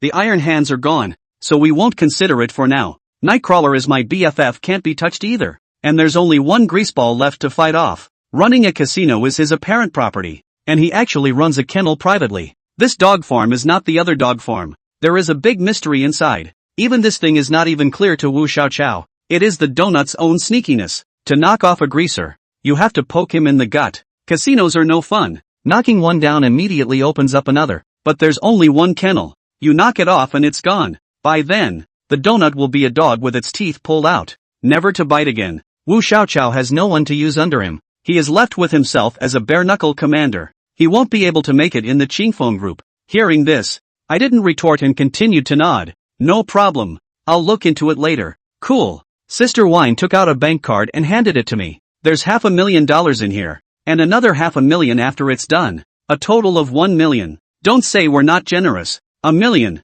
I couldn't help but take a breath. That would have bought 7 or 8 houses back in the day. A proper fortune. I have to say, money makes the world go round. Don't the Grimmen elite still have to do things for the community? Leaving from Sister Wine, I immediately contacted Nightcrawler. Rongbin asked me to screw Wu Xiaoqiao, and I'm Wu Xiaoqiao's dirty glove. It's tough to be caught in the middle, but it's not a lost cause. I had to give Wu Xiaoqiao a heads up beforehand so that I could avoid any misunderstandings. Just in time to run out of cigarettes and get a new box from Nightcrawler. After that night of romance, Nightcrawler and I had no guards, and immediately made an appointment with me to meet at a hotel. Miss me so soon? As soon as I open the door, Nightcrawler winks and teases me, pulling me into the room with one hand. All she wore was a wafer-thin nightgown with 2 ribbons wrapped around her thighs. Puzzled, I asked, what's that rope tied around your leg for? Nightcrawler snorted. You don't even understand this. It seems really simple. It's simple. It's used to regulate the atmosphere. Ha? I'm still unsure. Seeing my confused look, Nightcrawler laughed her ass off and slipped under the covers, beckoning me to hurry. What are you waiting for? I said. Sister Wine just met with me, and Rongbin wants to deal with Wu Xiaoqiao, and take the donut first. There was also mention of Grease running a private dog park and telling me to focus my fire on taking out the dog park. Donut is Wu Xiaoqiao's beloved general, so help me ask Wu Xiaoqiao what I should do next. If he won't let me move the donut, I'll find another way. Nightcrawler nodded thoughtfully and directly made the decision for Wu Xiaoqiao. Just let go and do it. Xiao won't blame you even if you take out Grease. Why? I was puzzled, because Xiao has long been looking at the greaseball in a bad light, and this guy has inverted the Big Dipper, and has already violated the big taboo of the jianghu by running his own private industry without Xiao's knowledge. Even if Rongbin doesn't do anything, Xiao will have to clean up his house sooner or later. Taking this opportunity, it's just the right time to settle a matter for Xiao, and you don't have to be gossiped about. Even if it comes to light, it's still Rongbin who takes the blame. I'm still not sure, so I'll have Nightcrawler call Ling Shu Qiu in person, and he'll only do it if he pats it on the back. You can't even trust me? I really can't do anything about you. Nightcrawler had to dial Wu Xiaoqiao's number and put it on speakerphone. What is it? Wu Xiaoqiao's voice came. Ciao, it's me, Li Toyota. I told the story briefly. Wu Xiaoqiao was silent for a moment and said, it's fine. Proceed according to our original plan. There is no need to dwell on Grease's death. It's on you if you can kill him. This jianghu is all about survival of the fittest and the weakest. If he's taken out so easily, what's the point of me keeping him? When I hung up the phone, the stone in my heart finally fell to the ground. In order to consolidate his position, Wu Xiaoqiao can sell his men without hesitation. It's called the Jungle Big Brother. Ha! Now that we're done with business, why don't we do something personal? Nightcrawler was stripped of all his fabrics as he spoke. All I felt was a white light flashing before my eyes. A pair of headlights across the street dazzled me. Wait, cigarettes first. I'm almost out. No rush, let's see how you do tonight. Chapter 52, The Skin Falls Off the Ground. When I woke up, it was the next afternoon. This woman, Nightcrawler, is a madwoman, and she wants to eat me alive. When I left the house, I still felt weak in my legs and light in my body. I contacted Zhang Bingtian and asked him to catch up on the information about the dog farm. This time I'm going to unite the whole team and go all in on the greaseballs. Dude, why do you sound so weak? Did you drive again last night? Was the nightstick that hard? Zhang Bingtian was worthy of being a veteran driver, and he could tell what was wrong just by listening to the sound. Don't mention it. Sister Wine asked me to give you a message. That car of hers is also well maintained, so take the time to go over and show it to her. Zhang Bingtian understood in a second, and smiled with a heated smile. Little master, I have too many orders, and I'm distracted. Let her wait for 2 more days. I'll take a breather. When he returned to the rental house, he saw Zhou Meng sitting on the edge of the bed, her hands clasped to her chest, pouting and sulking. Puzzled, I asked, what's wrong? Letting those 2 brothers get pissed off? Zhou Meng questioned me with round eyes. Where did you go last night? Me? I smiled. I'm out and about. What? What do you mean what? I cleaned up all night waiting for you to come back and check your homework, and you gave me a whole night out. Zhou Meng was so angry that her pretty face turned red. When I look at the room, it does look brand new, and there's even a faint aroma from a few roses on the windowsill. And you bought flowers? I was amazed. Humph. Zhou Meng huffed. Yeah, I bought a few when I passed by the flower store. Hydroponically it can live for many days, and it can also remove the stench from this room of yours. Does my room smell that bad? Authorities, you can't smell it yourself. I puked as soon as I got here. It smells fishy. I'm at a loss as to how it could possibly smell so bad when I'm obviously a regular hygienist and don't come back to stay very often.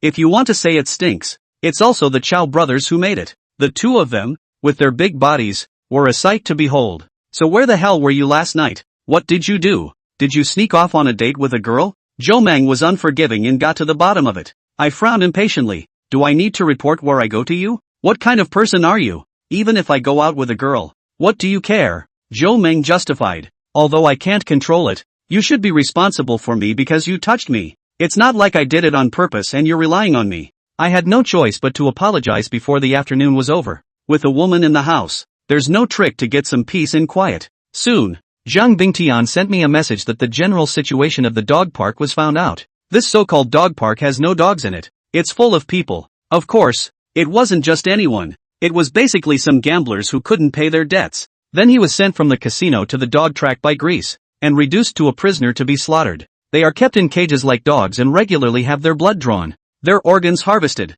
their bodies sold, and even abused for pleasure. The people who abused these slaves were all rich and powerful. They also have a special organization called the Dog Head Club. To participate in the abuse game, you must join the Dog Head Club. This club is also the team behind the operation of the kennel. The profit model of the kennel is very diversified. Selling organs, auctioning slaves, organizing sadistic games to earn commissions, charging high entry fees, and so on. The income is comparable to a money printing machine and is super profitable. The Dogfish Head Club is very secretive and you don't just have to have money to join. They use an internal invitation system where you are only eligible to pay a large sum of money to join if the club initiates the invitation. In other words, if I want to knock off the dog park, I have to screw this Dog Head Club. The first step to screwing them over is to find a way to join them. This runs into another dilemma: money. Trying to get clubs to notice me and make me an offer will inevitably require a lot of money. The problem is I don't have any money. Zhang Bingtian immediately said that he could contribute 200,000 to support my operation.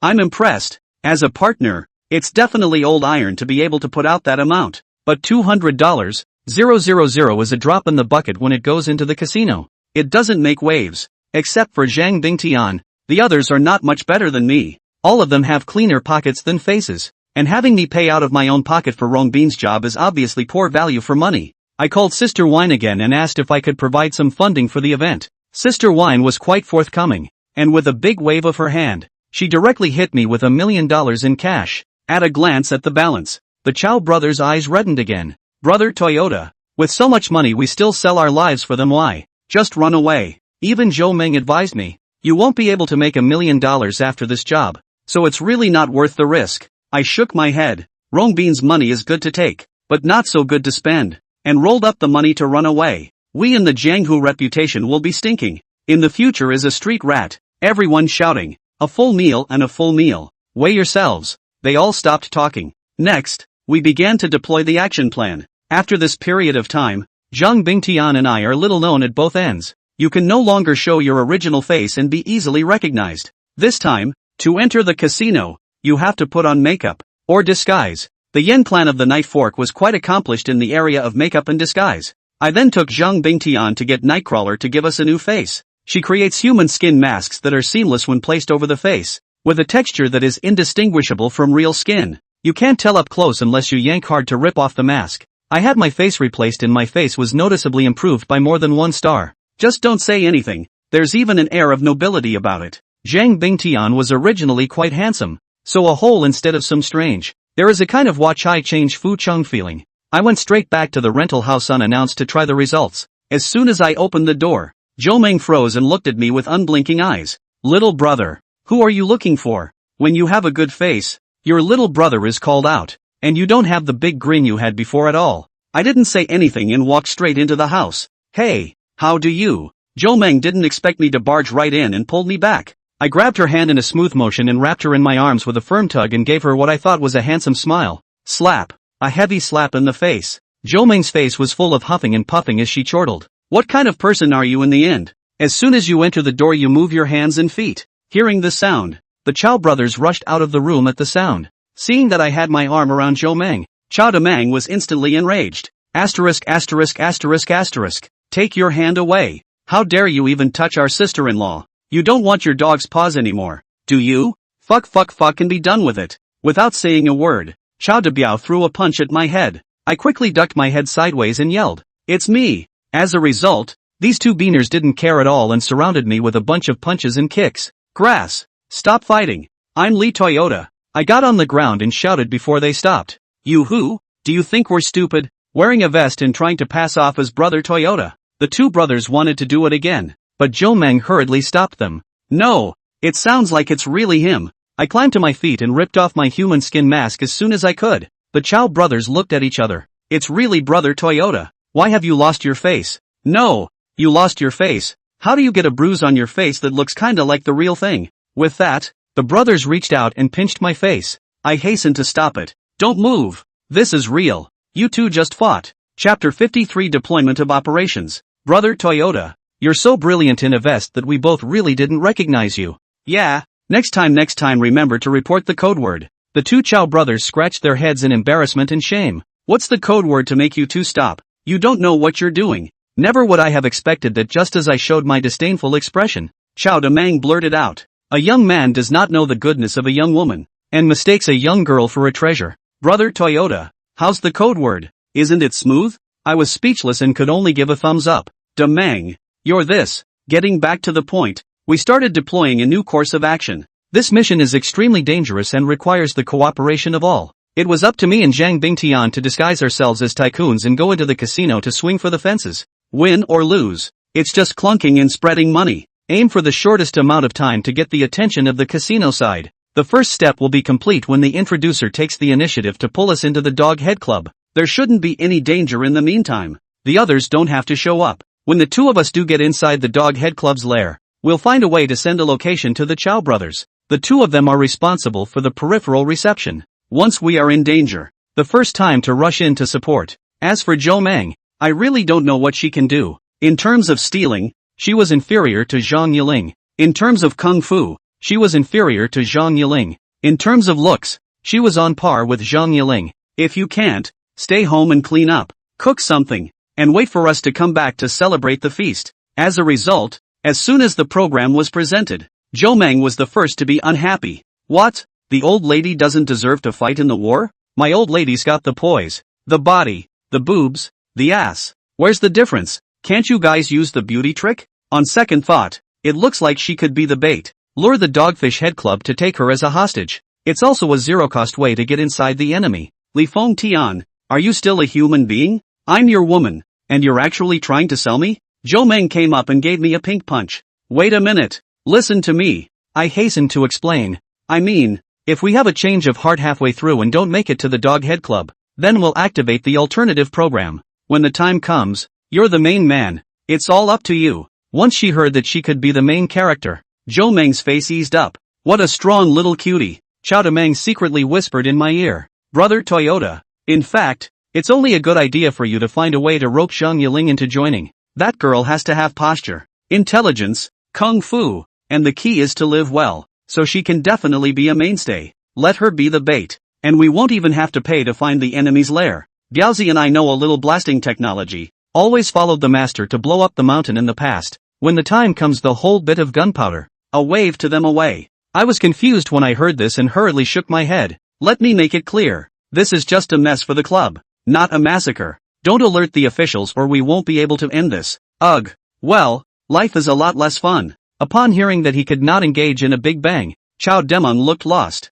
Everything was discussed. The day was chosen, and the action was set for tonight. Zhang Bingtian and I changed into a big outfit and got Tony to do our cool hairstyles. Drove up in the rich woman's big Bentley and arrived in front of the Greaseballs Casino in a dignified manner. Lisboa Entertainment. The name of this casino is pretty wow, and the setup inside is even more wow. The welcoming ladies at the door are only a few more than in Paris by night. One was wearing a big red cheongsam, even more sexy and alluring, and even a little bit flirtatious. Can't help it. Gamblers love it. It's fun to play. The interior of the casino is like a palace. Extremely luxurious. Rows and rows of gambling tables, a variety of playing styles, graceful lady lotteries, countless gamblers. The crowd was loud, paper thin and lively. Waiters came and went, bringing tea and water to each gambler. I subconsciously scanned the room a few times, specializing in short waiters. Zhang Bingtian noticed the small detail and whispered at me. Don't look. Zhang Yiling can't be here. The waitresses are all real names, so they can't fish in troubled waters. Chapter 54 Casino Lisboa. I knew that Zhang Yiling couldn't possibly come, but I was still inexplicably a little lost in my heart. It was at this point that a man in a suit greeted him with a big smile. What would you like to play, gentlemen? Sounds like the lobby manager. Zhang Bingtian was the first to speak. The first time I came, I don't know what to play. You give a recommendation. The lobby manager asked. Ever played anything like this before? Or are you a pure novice? Zhang Bingtian asked rhetorically. Is there a protection policy for newbies? The lobby manager laughed. Sir is so humorous. The rules here are all the same. There is no difference between a novice and an old hand. If the two of you are not too familiar with it, you can start playing with the simplest ones first, such as guessing the size. This has no technical difficulty and is purely based on luck. Zhang Bingtian and I exchanged glances. Okay, then we'll go with what you recommended. The lobby manager nodded. The two of you please go to the cashier's desk to exchange your chips. Everything here is done with chips as a substitute currency.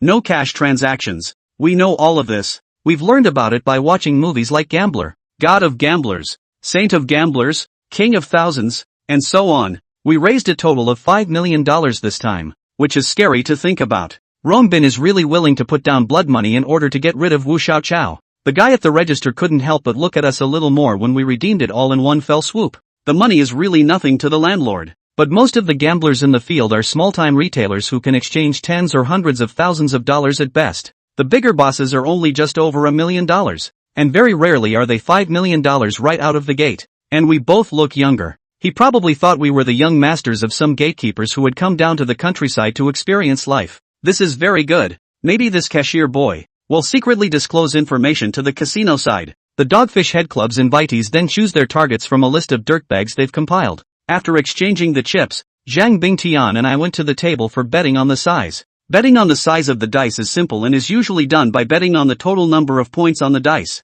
The exact range of values may vary from casino to casino, but it is common to see 4 to 10 is small and 11 to 17 is large. Players begin by placing a bet on the table, choosing either over or under. The dealer then shakes the 3 dice and places them in a covered container. When all players have finished placing their bets, the dealer uncovers the dice cup and announces the number of dice. Depending on the number of points posted, players are judged to win or lose based on their previous bets. In this game, the dealer is usually played by a casino dealer. Many casinos have a hidden hand in their gambling equipment in order to control the points and maintain an overall advantage. As a gambler, you may be able to taste some sweetness initially, but eventually you must lose your pants. 9 out of 10 gamblers lose. It's really not an empty phrase. Before the game even started, Zhang Bingtian first whispered in my ear. Look, This table's pretty decent. What's on point? I was bewildered. Zhang Bingtian swept the female lotter with his eyes. Of course she's the one who's hot. I looked in his direction and it did. A classic googly-eyed face with clean features and delicate makeup.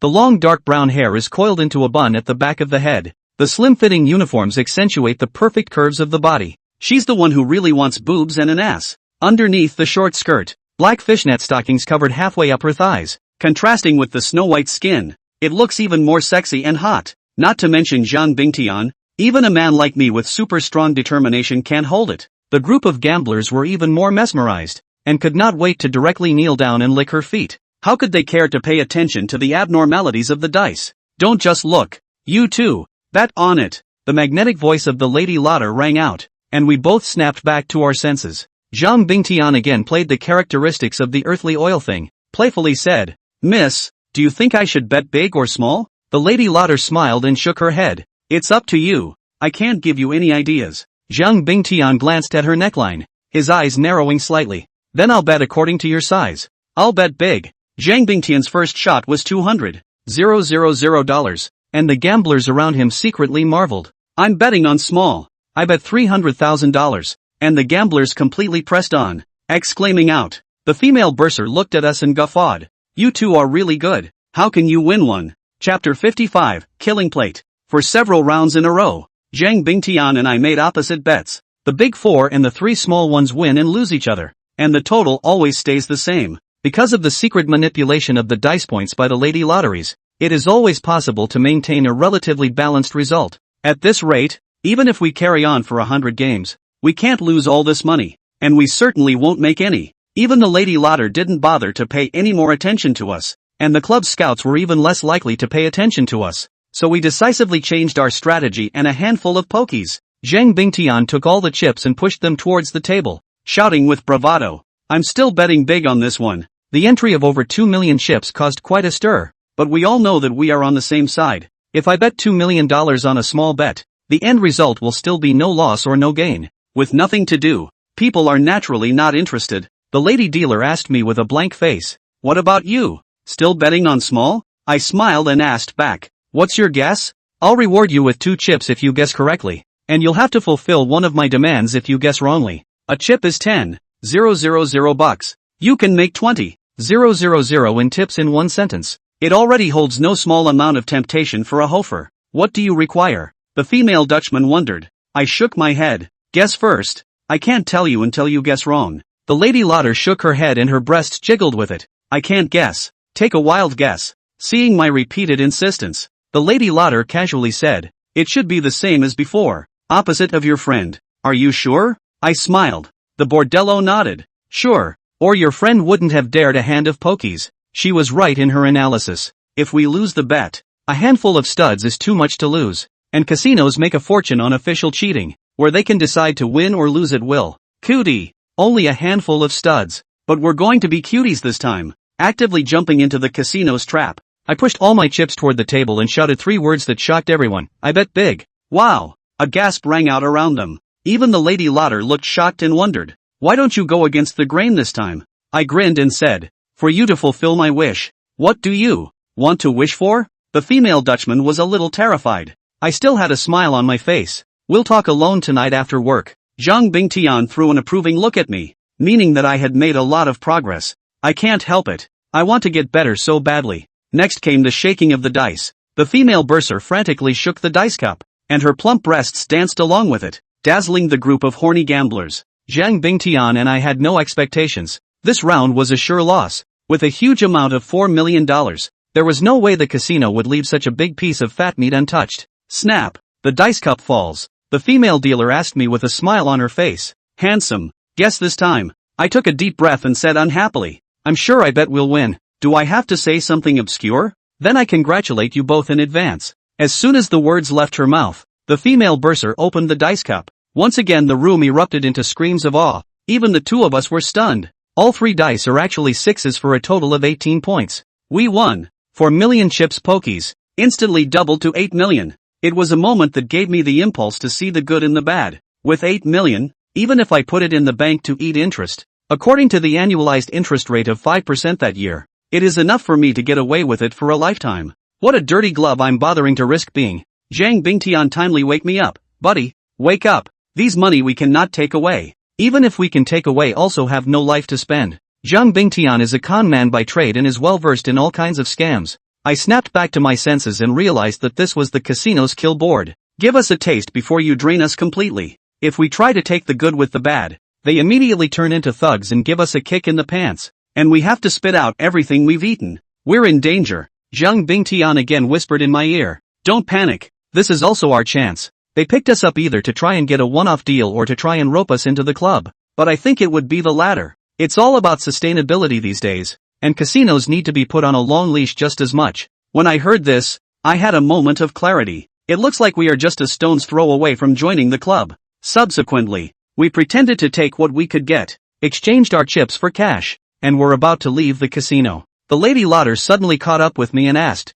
"Handsome, you haven't said your wish yet." Chapter 56, It's not easy to get here. I was just teasing her on purpose for the sake of making a fool of myself at that point, and I wasn't even thinking of wishing for anything at all. Now that it's come to this, I can only play it on the spot. We're lucky tonight thanks to these jade hands of yours. Why don't we find a place and I'll study your palm? And you can read palms? The female Dutchman was amazed. I smiled again pretentiously. Guess what? The Lady Lauder pouted her lips and pouted. Oops, how can you let people guess again? I don't know you. I can't guess. I laughed. Won't you understand if you go with me? The implication is that those who understand understand. The Lady Lauder blushed then, unable to say a word. I hurriedly glared at Zhang Bingtian. We both played the big money, not the hooligans. This kid always reveals his true nature. So, are you coming with us? I asked again. The Lady Lotionier's words changed. Handsome, I see you're all fun people. Why don't I take you to a more interesting place? Zhang Bingtian and I looked at each other.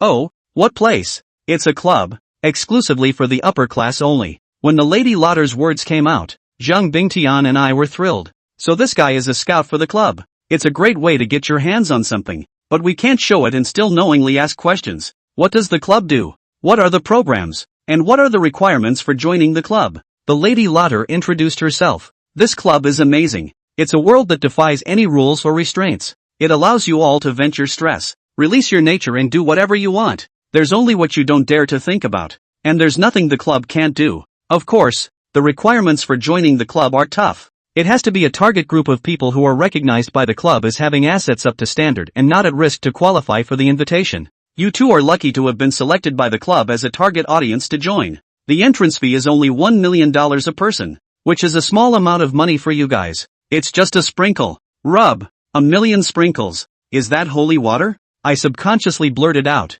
Besides the $1 million initiation fee, are there any other charges once you're in? I regretted just asking that. People make money on fee-based programs, not on this dues. I'm obviously a bit retarded with this question, and it doesn't fit the dirtbag. Fruity. The female bursar looked at me a bit puzzled and said, Of course there is. All of our club's programs are charged, but can guarantee value for money. This you do not have to worry about. Zhang Bingtian couldn't wait to say, then quickly take us to see it. I happen to have a bit of fire lately. There was no hurry for the Lady Lauder to tell us to wait while she went to change her clothes and come back. 10 minutes later, a wonderful woman, dressed in a denim outfit, appeared before us. It was the Lady Lauder just now, but it was a far cry from the previous uniform. Once this denim suit was on, it went from being sultry to heroic. I don't know what chapter Bingtian thinks, but I like it better anyway. Come on you two. I'll drive. The Lady Lauder waved at us. She had a car ready to go, a classic Buick crossover. It's not a big deal in rich people's circles,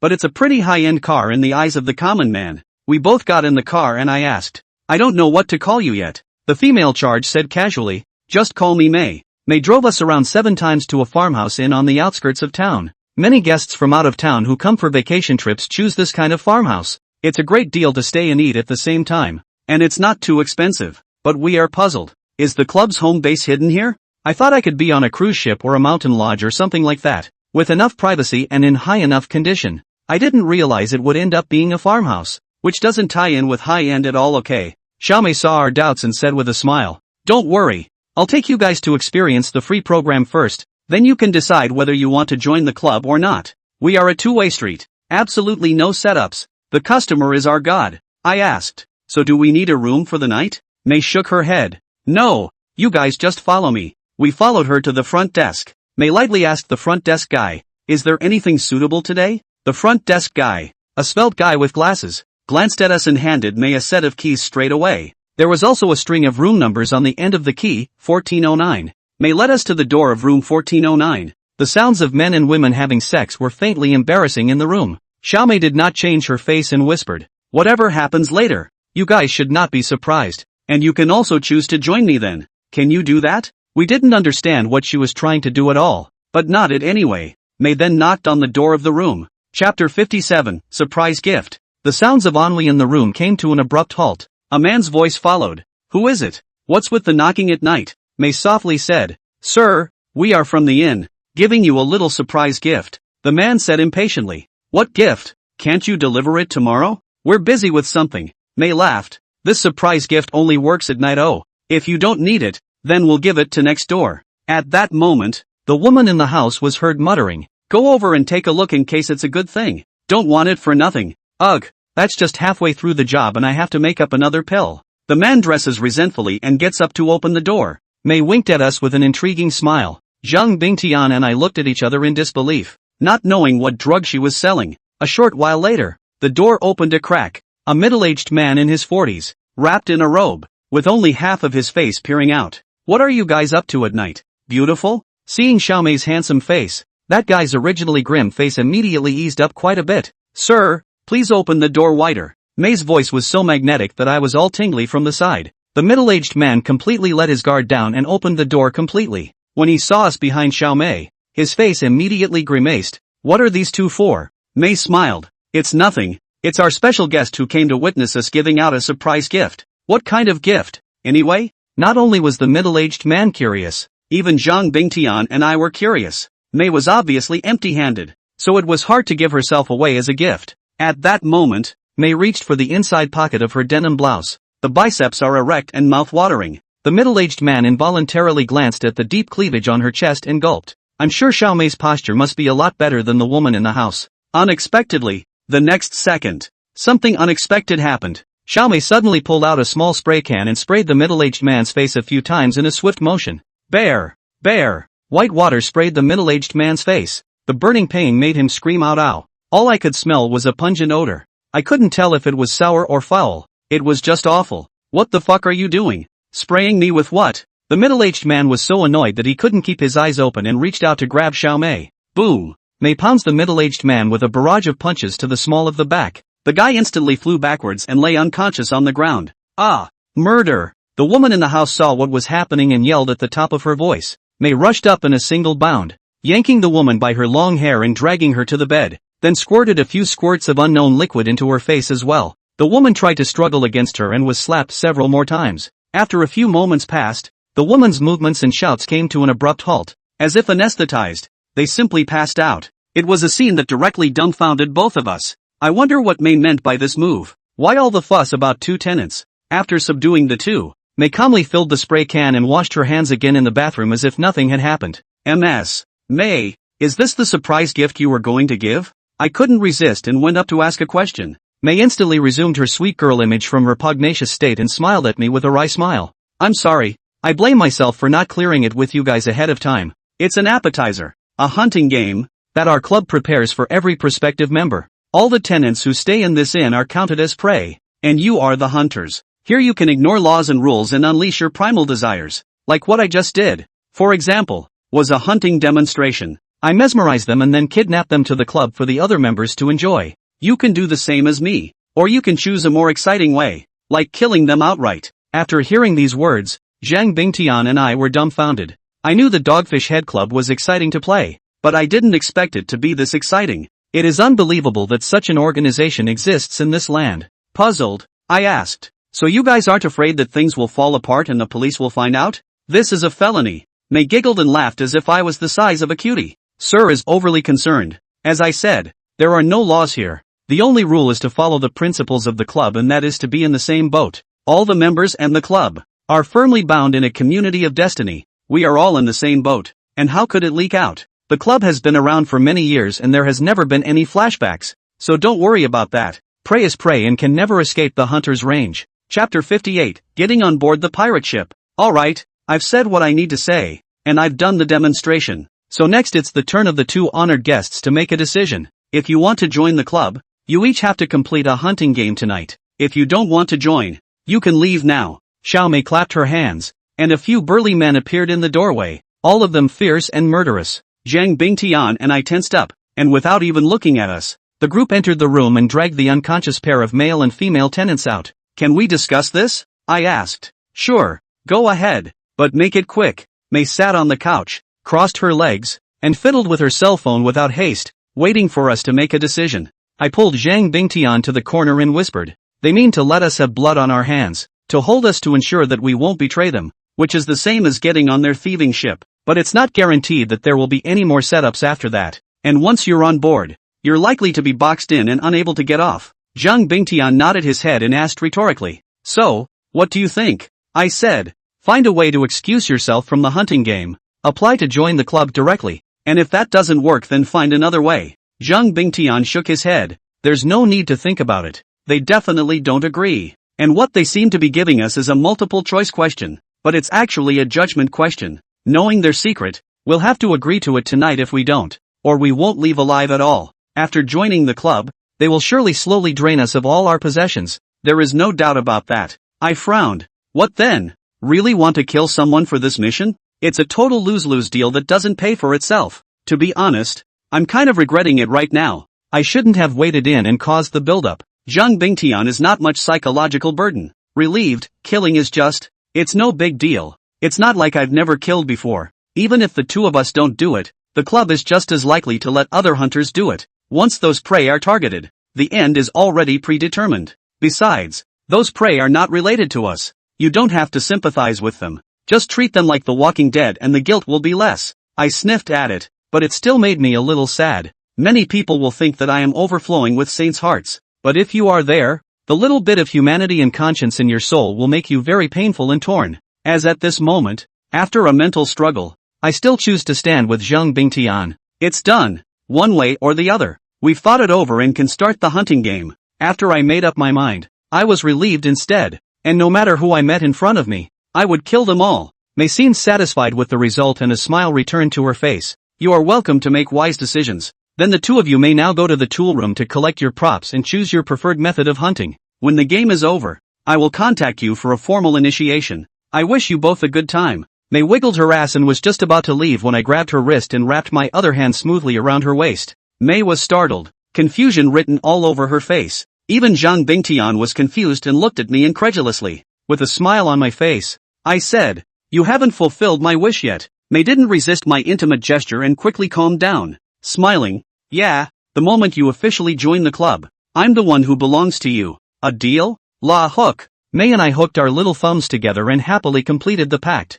Mei then showed us the location of the tool room, gave us another room card, and left alone. Zhang Bingtian walked and flirted, can our buddy, pick up girls' technology by leaps and bounds, are a bit like the young me. I showed my disdain, what do you know? If you don't find an insider to get acquainted with in advance, you'll be sold later and still count the money for others. Zhang Bingtian nodded repeatedly, can, saving for a rainy day, getting more and more on the road. My third uncle did not look at the wrong person. When we arrived at the tool room, we swiped our cards to enter and were blown away by what we saw inside. There are all sorts of tools I've never seen before. Forget it, no introduction, too complicated. I picked out Mei's same anesthetic spray and got an electric baton, both of which were more than enough tools to complete a hunt. I don't want to kill anyone yet. Let's start with the mildest form of kidnapping. Zhang Bingtian from the corner to find a chainsaw. A pull opened the buzz sound. Sharp teeth are trembling. Dumbfounded, I asked, what are you going to do? A parody of the Texas Chainsaw Massacre?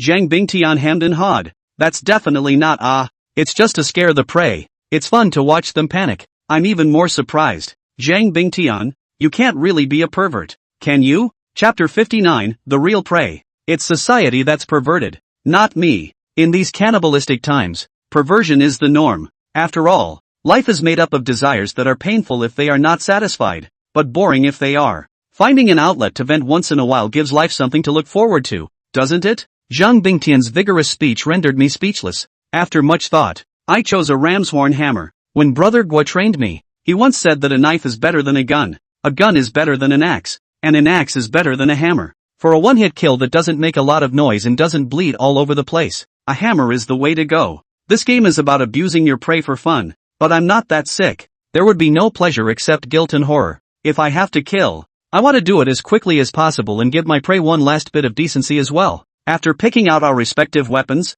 Zhang Bingtian and I walked out of the tool shed. Mei had been waiting in the hallway for a long time without a trace of impatience on her face. She gave an intriguing smile when she saw one of us with a hammer and one with a chainsaw. It seems that the tastes of the two dudes are quite different. Zhang Bingtian laughed. I'm more wild. My buddy is introverted. It's normal. See, he really is very introverted. Come on. I'll take you to the official place and the game will begin. Mei wiggled her rounded ass and led us to the elevator. I noticed that biometrics are required to enter the elevator, presumably scanning faces plus verifying fingerprints. In those days, even smartphones were still in conceptual form. This advanced access control system certainly feels like a sci-fi blockbuster to me. And what I didn't realize at the time was that it was this advanced high technology that dead-ended our escape retreat. The slowly opening elevator door is a door to hell. Mei pressed the -4 floor button in passing. I couldn't help but tease. People in China are superstitious and generally avoid the number 4. But you guys made a point of keeping it? Ha! Mei guffawed. The service we sell is the killing game. Death is our fortune. So what's there to avoid? I was dumbfounded. Zhang Bingtian poked me with his elbow and whispered a warning. You're talking a little too much. I also think I'm being talkative. Curiosity is the last thing that should exist in a place like this. The -4 floors arrived and the elevator doors slowly opened. What came into view was surprisingly a hellish scene. Dim lights, dark corridors, a fishy odor in the dreary air. The cold, crumbling concrete walls were bloodstained. The vast majority of it had taken on a dark black color, but a few bright red bloody handprints remained as well. On either side of the deep, bottomless corridor were rows of secret chambers. The big rusty iron gate came with that same kind of high-tech access control system. Depressing, dead and dark was the first thing that struck me here. Zhang Bingtian not strange, and even took the initiative to ask, no customers today? Why so quiet? Mei smiled. We only focus on events when we have a membership day. Usually it's the members who apply themselves, and the game times are irregular. At this point in the day, there just happens to be no one there. But with you guys on board, it'll soon be lively. Trust me. She led us to a room at the far end of the hallway. Compared to the secret rooms on both sides, this one was of higher specification, with a larger size iron door, indicating that the room should also be larger in size. After recognizing the access control, the iron gate should unlock. Mei made a gesture of inviting in. Please come inside. I will give you the detailed rules of the game. Again, I couldn't help but ask, isn't it one room per person? Mei nodded. By all rights, yes, but you are prospective new members and you still need some intensive training. This is a training ground, not a member's room. You will not be transferred to a single room until you are officially inducted. I'm disabused of my doubts. It's an oversized torture chamber measuring nearly 100 square feet, with surveillance cameras in all 4 corners of the ceiling. As soon as you enter, you are greeted by a large cross. A girl was tied to it, covered in nothing but a thin, Zen-like nightgown, her diminutive figure hidden from view. She wore a black hood, her head drooped, she didn't move, and she seemed to be in a coma. Just this one? Zhang Bingtian frowned slightly. One prey really isn't enough for 2 hunters to share. Mei laughed. Trust me, 1 is definitely enough. 2 you can't eat. I had thought that she was trying to get us on the same stage to increase the intensity of the game. Never would have guessed that the real prey was us. Chapter 60, Killing the Heart. Mei gave me a look. Go wake her up and we'll start going over the rules of the game. I clutched the crozier tightly and walked over to the girl. As soon as she got close, a light body odor hit her nose. The smell is déjà vu. I couldn't help but feel a sense of foreboding rising within me. The moment the hood was removed and the girl revealed her true face, I was completely dumbfounded. Surprisingly, it was Zhou Meng. She was kidnapped from my rental house. It means they've got me down to a science. Zhang Bingtian and I were exposed a long time ago. It's a setup. Zhang Bingtian doesn't know Zhou Meng, but by my facial expression, I could tell that we both knew each other, and his eyebrows immediately gathered into a line.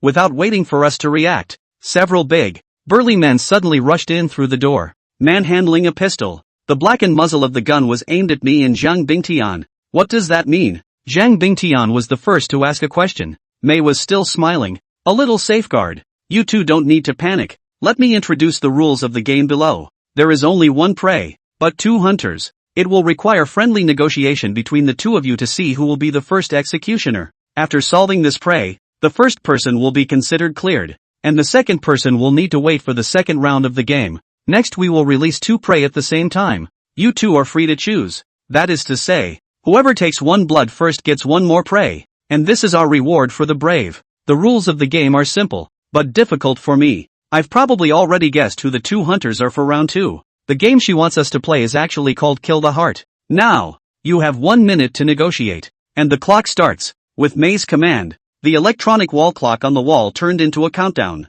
59, 58, 57. Time was ticking away and the pressure was geometrically increasing. What is she to you? Zhang Bingtian asked. I said, sort of a new friend. Currently living with me. New friends, which means not much of a friendship, not much of a relationship, right? I was silent for a moment and nodded silently. Zhang Bingtian was relieved. Give me that one blood, so you can kill one less. Seeing as how you feel quite guilty, I looked at him in surprise. It's my friend even if I don't have strong feelings. So you're really going to do it? Chapter Bingtian was unimpressed. Come on, recognize reality. We've been exposed for a long time, and they've designed a trap for us to fall into. If you don't do it, it'll be us who die. He's right. Right now it's self-sacrifice without sacrificing Zhou Meng. And the odds are that Zhou Meng's ending won't be much better. I certainly understand this. But what little conscience I had left in my heart still sent me into a painful tangle. A minute passes quickly. May's voice interrupted our conversation. Time's up. Who's first between you two? I'll do it. Without waiting for me to react, Zhang Bingtian had already pulled the chainsaw. The roar was loud in my ears. So loud that my head was spinning and my brain was scrambled. This time, Zhou Meng also woke up from his stupor. Brother Toyota? How come it's you? Is it? Seeing me in the crowd, her whole body went into shock and confusion. I didn't do it. I was lied to. I looked at May angrily. Why? Why did you guys take my friend? Whose friends aren't friends? Strangers have friends too. Just not you. Xiaomei raised her eyebrows lightly, smiling as if she was looking at a clown. It's not a matter of concern, but once it involves you, you're not happy about it. That's human nature. It's ridiculous and sad that my goodness exists only within the narrow circle of my own perceptions. Are you going to kill me? Zhou Meng didn't have the fear that he had imagined. Instead, his look had a sense of anticipation that he was looking forward to death. Well, Zhang Bingtian's face was grave. I'm sorry, sister. If I don't do this, the next one will be the turn of Li Fengtian and me. May had never said anything like that before, but anyone with eyes to see understood that there was no need to pick a fight. Okay, if I can trade my life for 2 lives, it should count as a good death. This life has been hard enough. Death may be a relief. Oh, not in the next life anyway. Zhou Meng's eyes flashed with a trace of sadness and quickly regained their composure.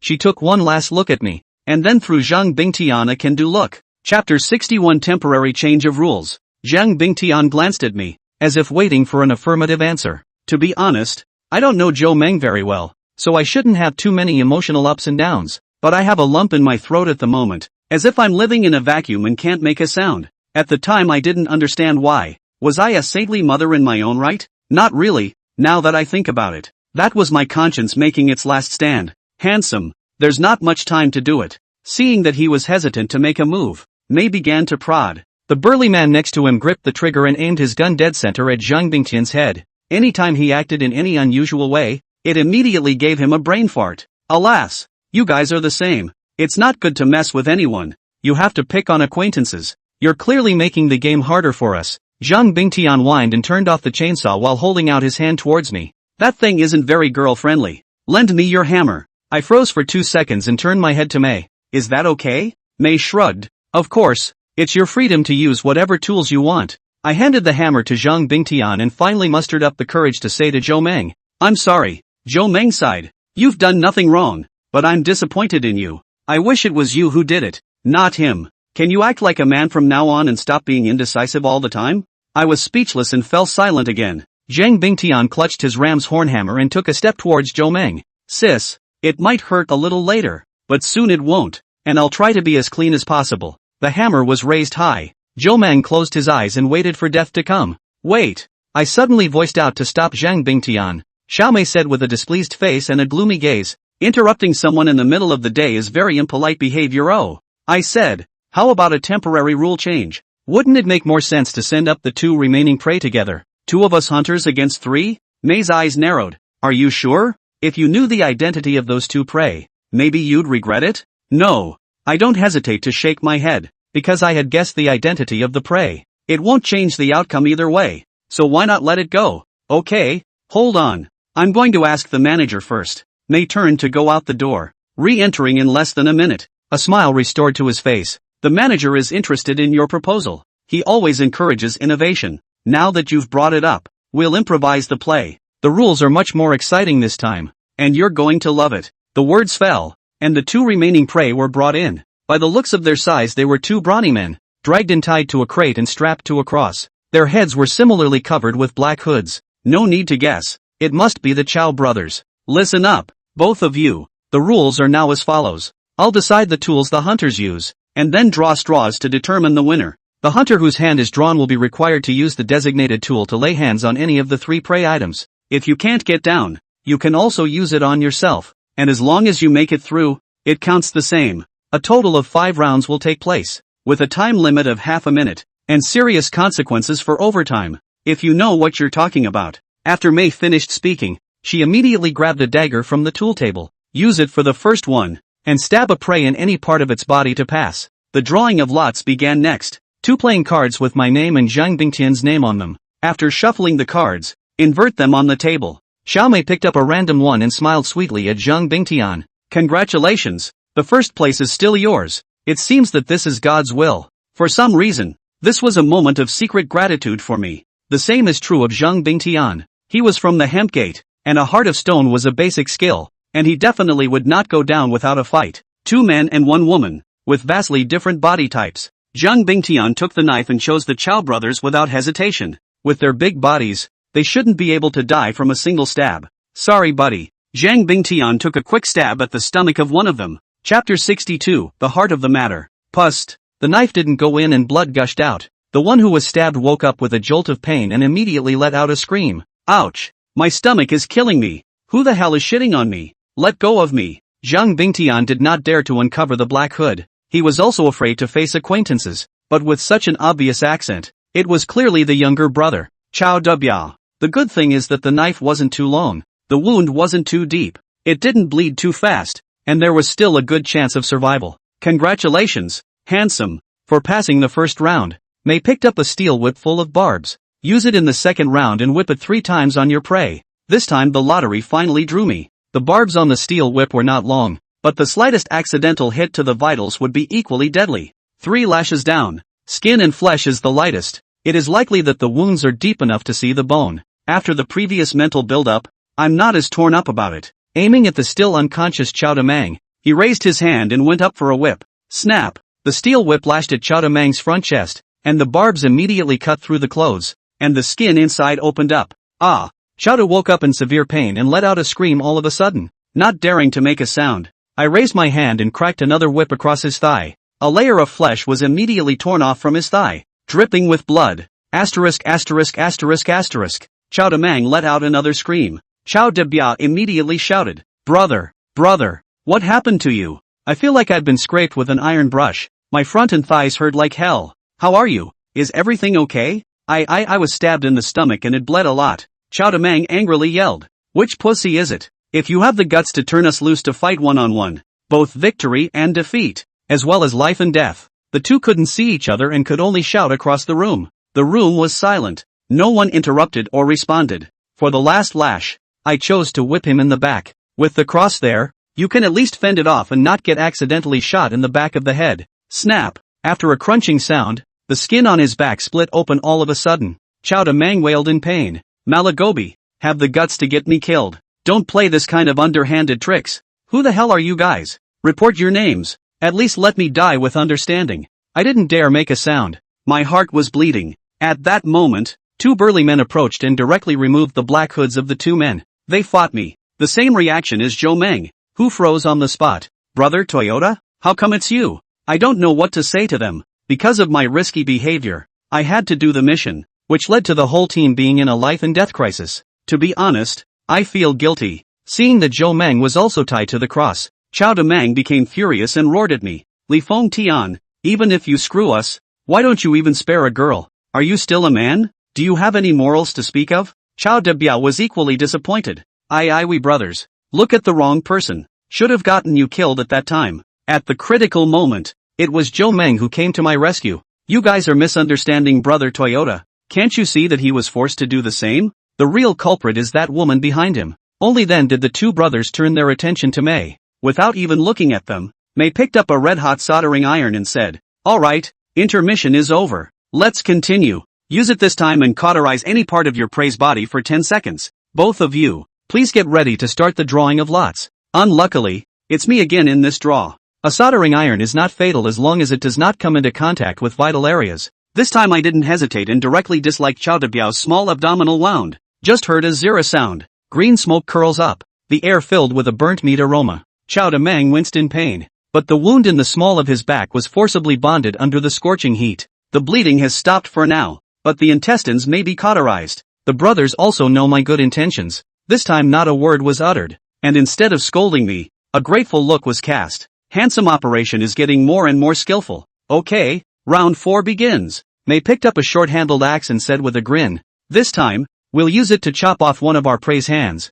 either left or right. Here's the draw. You two look forward to it." The cards are reversed again. There were 3 big red letters written on it, Li Feng Tian. At that moment, I felt the sky spinning and my mind went blank. Why me again? The Chow brothers were already seriously injured, and if they chopped off their hands again, I was afraid that their lives would be in jeopardy. That means I'm going to kill Zhou Meng. It's brutal. Chapter 63, The Jedi Strike Back. Seeing that I was in a difficult situation, Zhang Bingtian took the initiative to ask Xiao Mei if she could do it instead of me. Unsurprisingly, the answer was no. Xiao Mei changed her genial attitude and said in a very strong tone, "Rules are rules, there are no exceptions. If you really can't get down, you can also cut yourself off to save your fellow man." There was no way I could cut off my own hand for Zhou Meng, so I could only look at her with pity and guilt. "Zhou Meng, don't hate me. I have no choice. It's okay, I'm not afraid." "What are you afraid of? Come on." Zhou Meng didn't know where the courage came from, and in this situation she was still calm. With a great style of a woman hero, I picked up the short-handled axe, took a deep breath, and turned my head to give Mei a ready look. Xiao Mei waved her hand and a strong man stepped forward to unshackle Zhou Meng. Grabbing one of her hands like a chicken and holding it down on the counter, I raised my short-handled axe high. Next, suddenly turning the spear head, he ruthlessly chopped on the strong man's head, and in a flash, blood and flesh flew everywhere. It happened so suddenly that everyone was caught off guard. When the other burly man reacted and raised his gun to aim at me, Zhang Bingtian slammed a hammer on his wrist. Bang! The pistol came off and grazed the gun. The bullets hit the ground with a shower of sparks. There were also 2 strong men with guns in the house. One of them fired several shots at me. I subconsciously ducked to the side in a donkey roll, and at the same time threw my short-handled axe, accurately slashing the opposite side of the door. When the other burly man fired, he was also hammered open by Zhang Bingtian and fell to the ground on the spot. Why is the hammer the king? It is now manifesting itself. A handgun doesn't work to its best advantage in a tight space at a close enough distance. Instead, hammers are prone to explode with maximum killing power in a short period of time. A single hammer blow to the vitals would instantly render a person defenseless. It was too late. Seeing the situation, Mei touched her hand to the back of her waist, presumably to draw her gun. I lunged forward, a screwdriver slipping out of my sleeve and stabbing her hard through the arm. Ah! A mournful scream resounded throughout the room. A group of strong men with guns immediately rushed in from outside. I quickly pulled out the screwdriver and pressed it against Xiao Mei's neck, saying in a deep voice, "Nobody move, or I'll dress her in sugar plums." Mei covered her bleeding arm and shouted through clenched teeth, "Don't mess around. Go call the manager over." The gunmen were afraid to make a move, and one of them called for backup over the walkie-talkie. "Ma!" I gave Chapter Bingle a wink. "Got it." Zhang Bingtian understood, picked up the pistol in his hand and put it against Xiao Mei's head. Double insurance. Taking advantage of the standoff between the 2 sides, Zhou Meng secretly untied the Chow brothers. Xiao Mei sighed softly,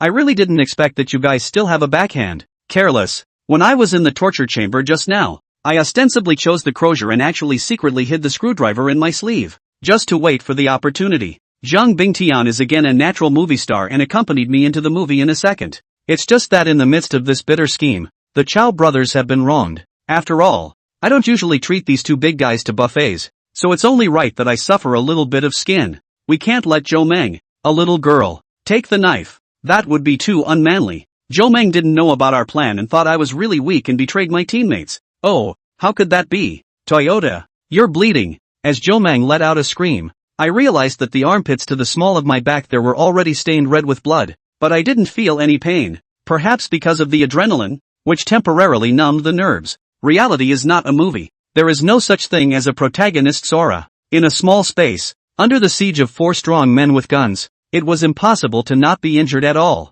It's unfortunate that he didn't get shot in the head. It's okay, it won't die for a while. I forced a small smile and held May hostage as I headed for the door. As we advanced, the gunman kept falling back, eventually all of them retreating out into the hallway. You can't escape. Ah! May tried to stimulate me with words, but I ended up zapping her so hard that she screamed out in pain. It's happening right now. A man in a suit steps out of the crowd, wears a pair of round-rimmed glasses and a greasy hairdo, looks like a greasy traitorous translator. This man is none other than the legendary Grease, the de facto head of the kennel and club. Manager, I'm sorry I screwed up. At the sight of the donuts, May's sharpness immediately cleared. Grease doesn't even look at her, his gaze always fixed on me. After a moment of silence, he suddenly grinned. Jedi Strike Back. Lee Toyota. You've got some balls. Chapter 64, The Sharp Turning of the Screw. I didn't want it to come to this. Let us go and we'll stay out of trouble, I said without being condescending. Grease showed his teeth and smiled grimly.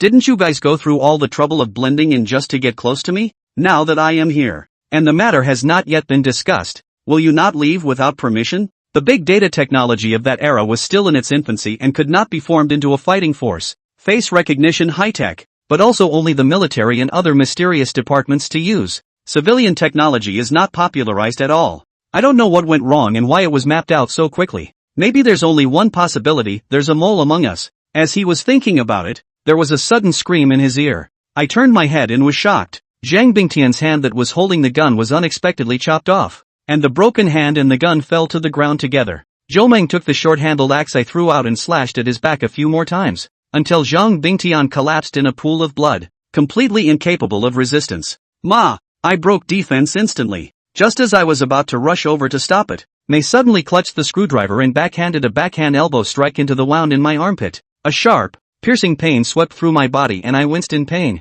Then he took a punch in the face and fell heavily to the ground. A couple of burly men pounced on me, punching and kicking me. In the midst of the chaos, lying in a pool of blood, Zhang Bingtian locked eyes with me for the last time. The eyes were filled with regret and longing for survival, but quickly dimmed. He's dead. My mind went blank and my body could no longer feel the pain. There was only a strong sense of depression that took my breath away. Why is that? Why Chow Meng? Why on earth? Enough! At Grease's command, the burly men stopped beating. I was forced up by two men, my legs too weak to stand. Godfather! Zhou Meng threw away his short-handled axe and flew into Grease's arms. Grease put on a loving smile and patted her back reassuringly. Tough job, baby. I still don't understand how Zhou Meng got involved with the donut and recognized his godfather. Perhaps seeing my confusion, Grease took the initiative to speak up and explain. She is indeed Zhou Fanhua's daughter. There is no lie to that. It's just that you don't know that Zhou Fanhua is actually my man. He's a pawn I planted specifically to confuse Rongbin.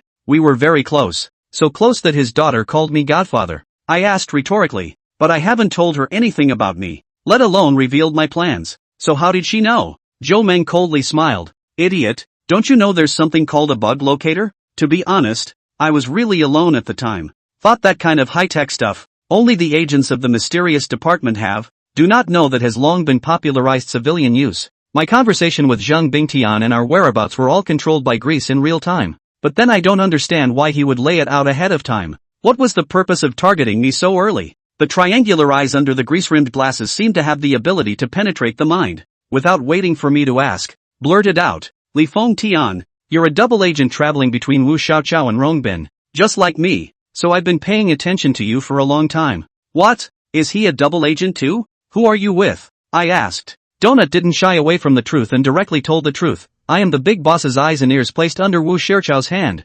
specializing in monitoring Wu Xiaoqiao. Big Boss is suspicious by nature. No matter how capable Wu Xiaoqiao is, he is always an outsider and must be closely monitored. As it turns out, the Big Boss's decision was correct, and Wu Xiaoqiao does have a suspicion of clamoring for attention. No, I shook my head. What I'm asking is, who is your real boss? By Big Boss, he was referring to Duan Qingfeng, the founder of the Qingfeng group and the leader of the gang. However, he also said that he was a double agent, and the ones in between were definitely Wu Xiaoqiao and Duan Qingfeng. Then there must still be a hidden boss behind the scenes. Grease grinned. Is the identity of the boss something you can know? Unless you won't live through today. I was stunned. You're not going to kill me? Zhou Meng interjected. If Godfather wanted to kill you, you wouldn't even have a chance to speak. So what do you want? I stared daggers at Grease. The greaseball asked rhetorically. Do you want to live? Think. That's good. Grease turned his words around. You're a good one. Properly trained you can be a life-saving sword.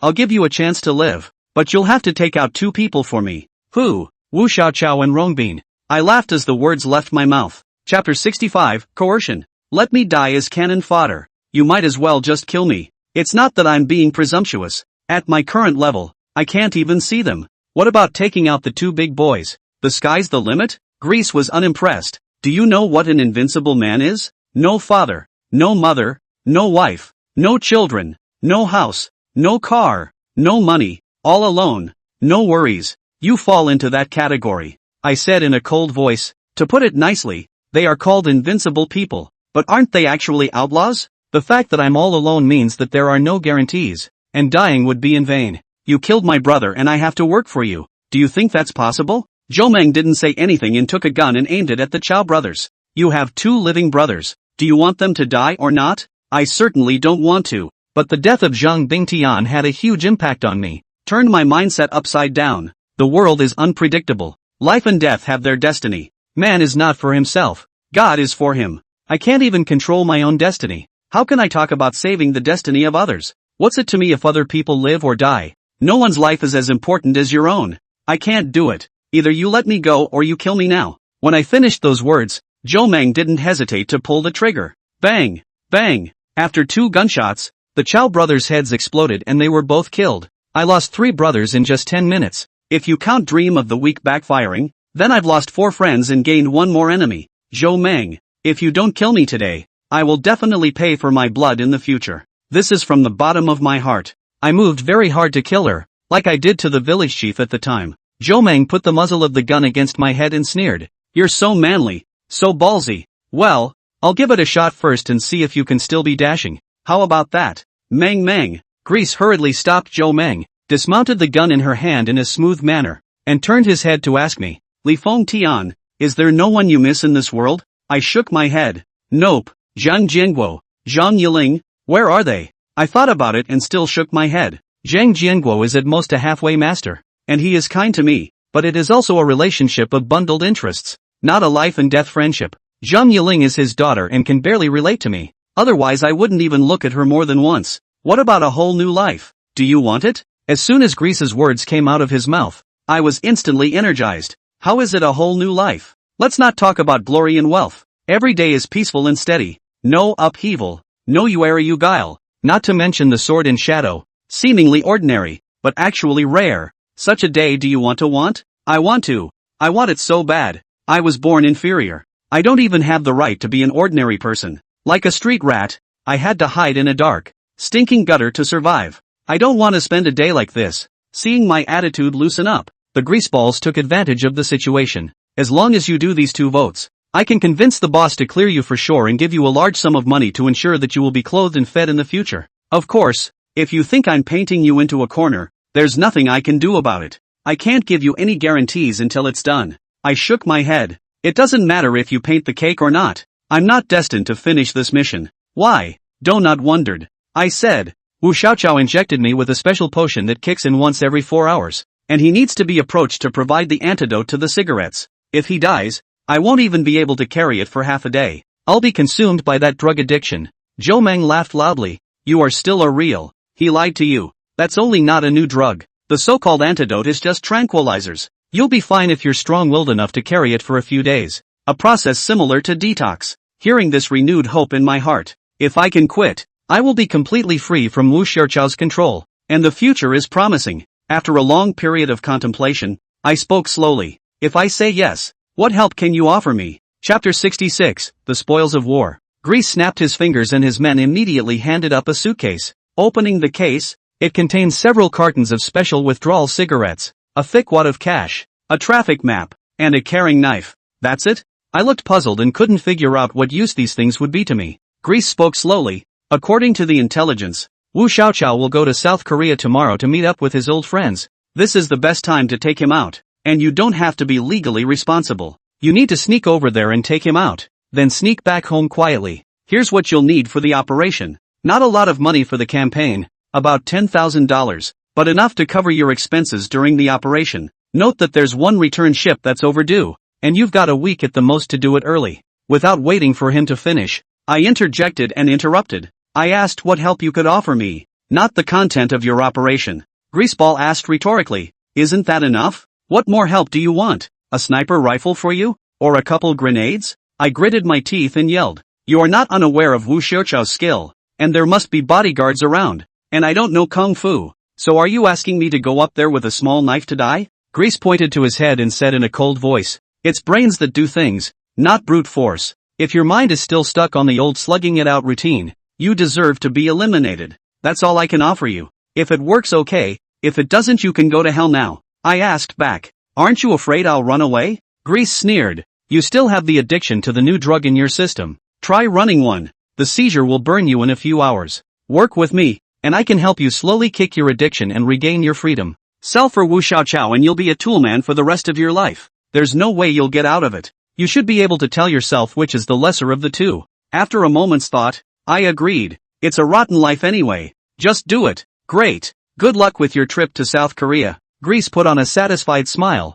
wrapped his arm around Zhou Meng and took off. Looking at their backs and then at the three corpses on the ground, the fire of vengeance in my heart blazed. Zhang Bingtian is my best friend since my debut, and is considered a half-brother. The Chow brothers, although they met halfway, are also very close to me. Their deaths hit me hard, and can be said to have completely destroyed my past three views. From this moment on, I no longer had any compassion, or sanctimoniousness, if you will. Anyone is just a talking animal in front of me, either black or white, enemy or friend. The fate of others is none of my business. I just want to maximize my profits. As the saying goes, if you don't do it for yourself, you can't do it for yourself. This way, handsome. May's voice interrupted my thoughts. I pointed at the corpses of the three Zhang Bingtian men and asked, what about them? May explained, we'll take care of it properly, and we'll tell you the burial site afterward, so you can pay your own respects then. I asked again, do you remember our bet? Xiao Mei was surprised. It's already this time of the day,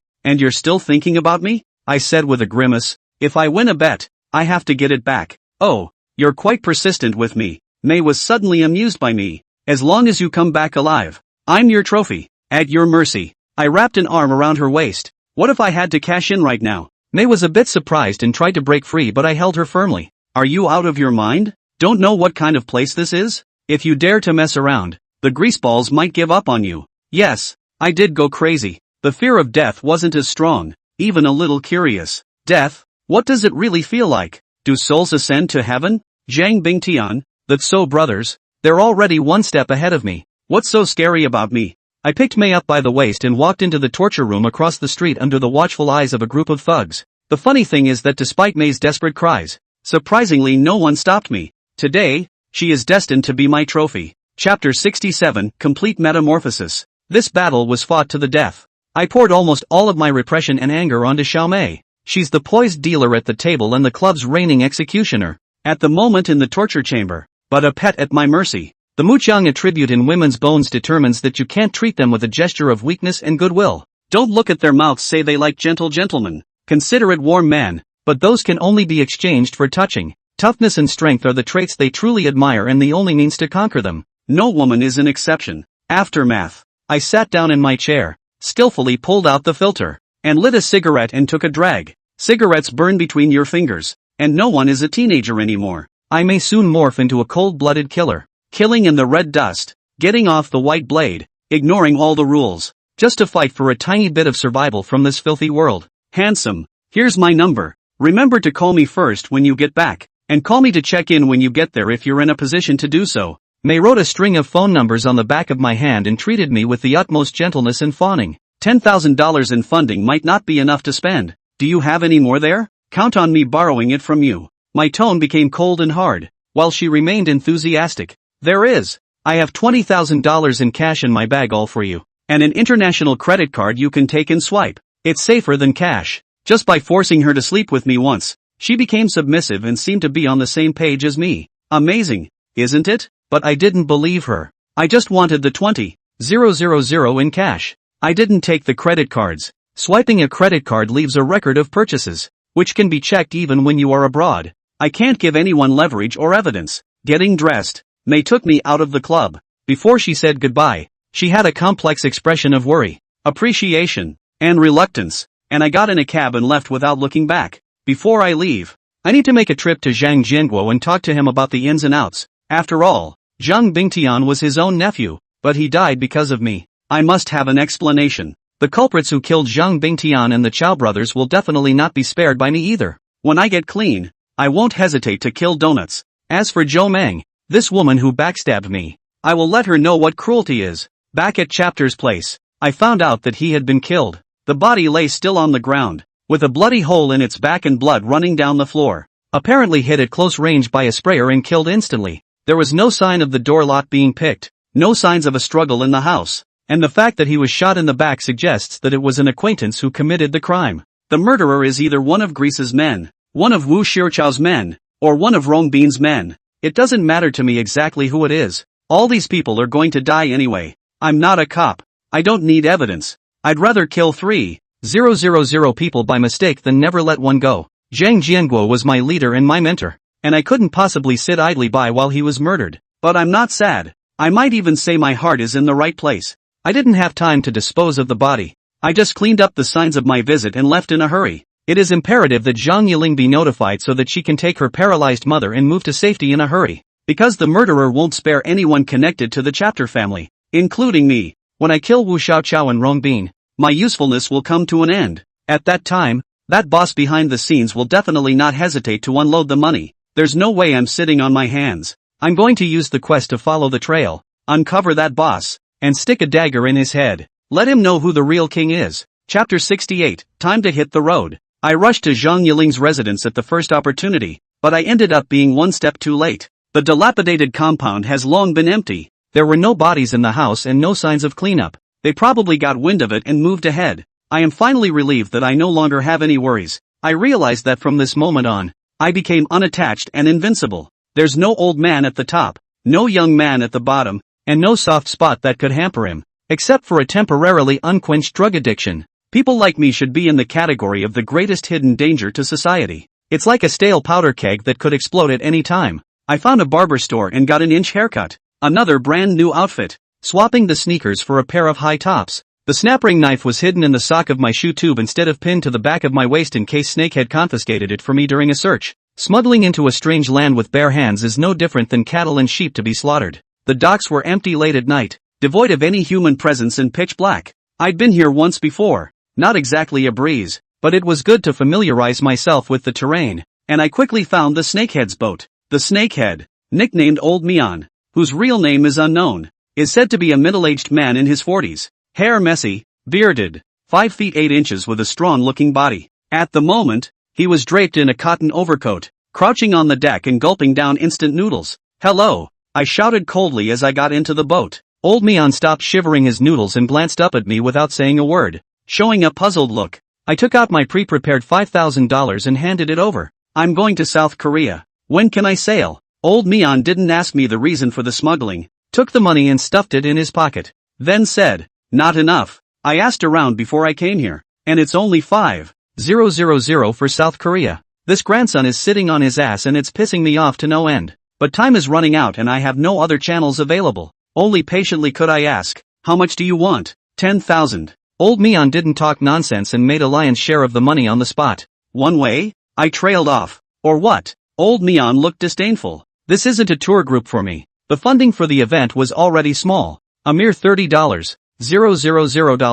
1/3 of the one-way trip was blackmailed away. And the return trip is expected to be more. Do you want me to go to South Korea and work as an assassin at the same time?" I was not willing to try to bargain. "But I heard that you only need 5,000 to go to South Korea. Then go find 5,000 that will go. I'll take 10,000 here. No bargaining." After saying that, Old Mian fiercely spat out a mouthful of phlegm and flew out 10 meters away, directly crashing into the seawater. Okay, expensive is expensive. I counted out an extra 50 bills from my bag and handed them over. Old Mian's attitude finally eased a little. From the side of the grocery box to find a bucket of instant noodles thrown to me. "The ship departs at 12 after midnight. So eat something to fill your stomach first. The next meal may not be when. And I'm not responsible for starving to death." I looked closely and the bubbly was a regular brand new and unopened. So I don't think it was doctored. So I decisively tore open the package and brought a kettle of hot water from the honeycomb stove to soak it in. "Between waits," I asked. "Got any sausage?"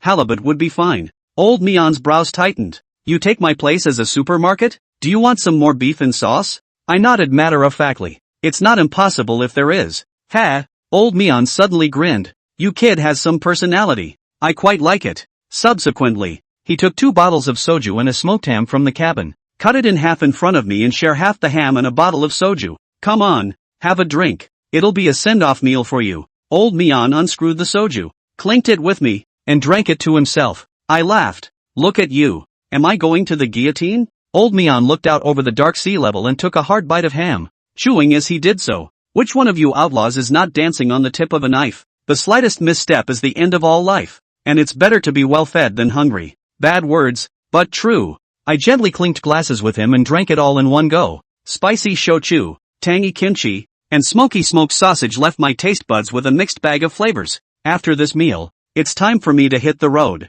Chapter 69, The Water Monkey. After a full meal, I once again reverse lit a cigarette and waited for midnight to strike. Seemingly attracted by my peculiar way of smoking, Old Mian couldn't help but ask, "Your way of smoking is quite chic. Who did you learn it from?" I exhaled a puff of smoke and asked a faintly rhetorical question. What? You want to try it too? Oh, forget it. I'm old.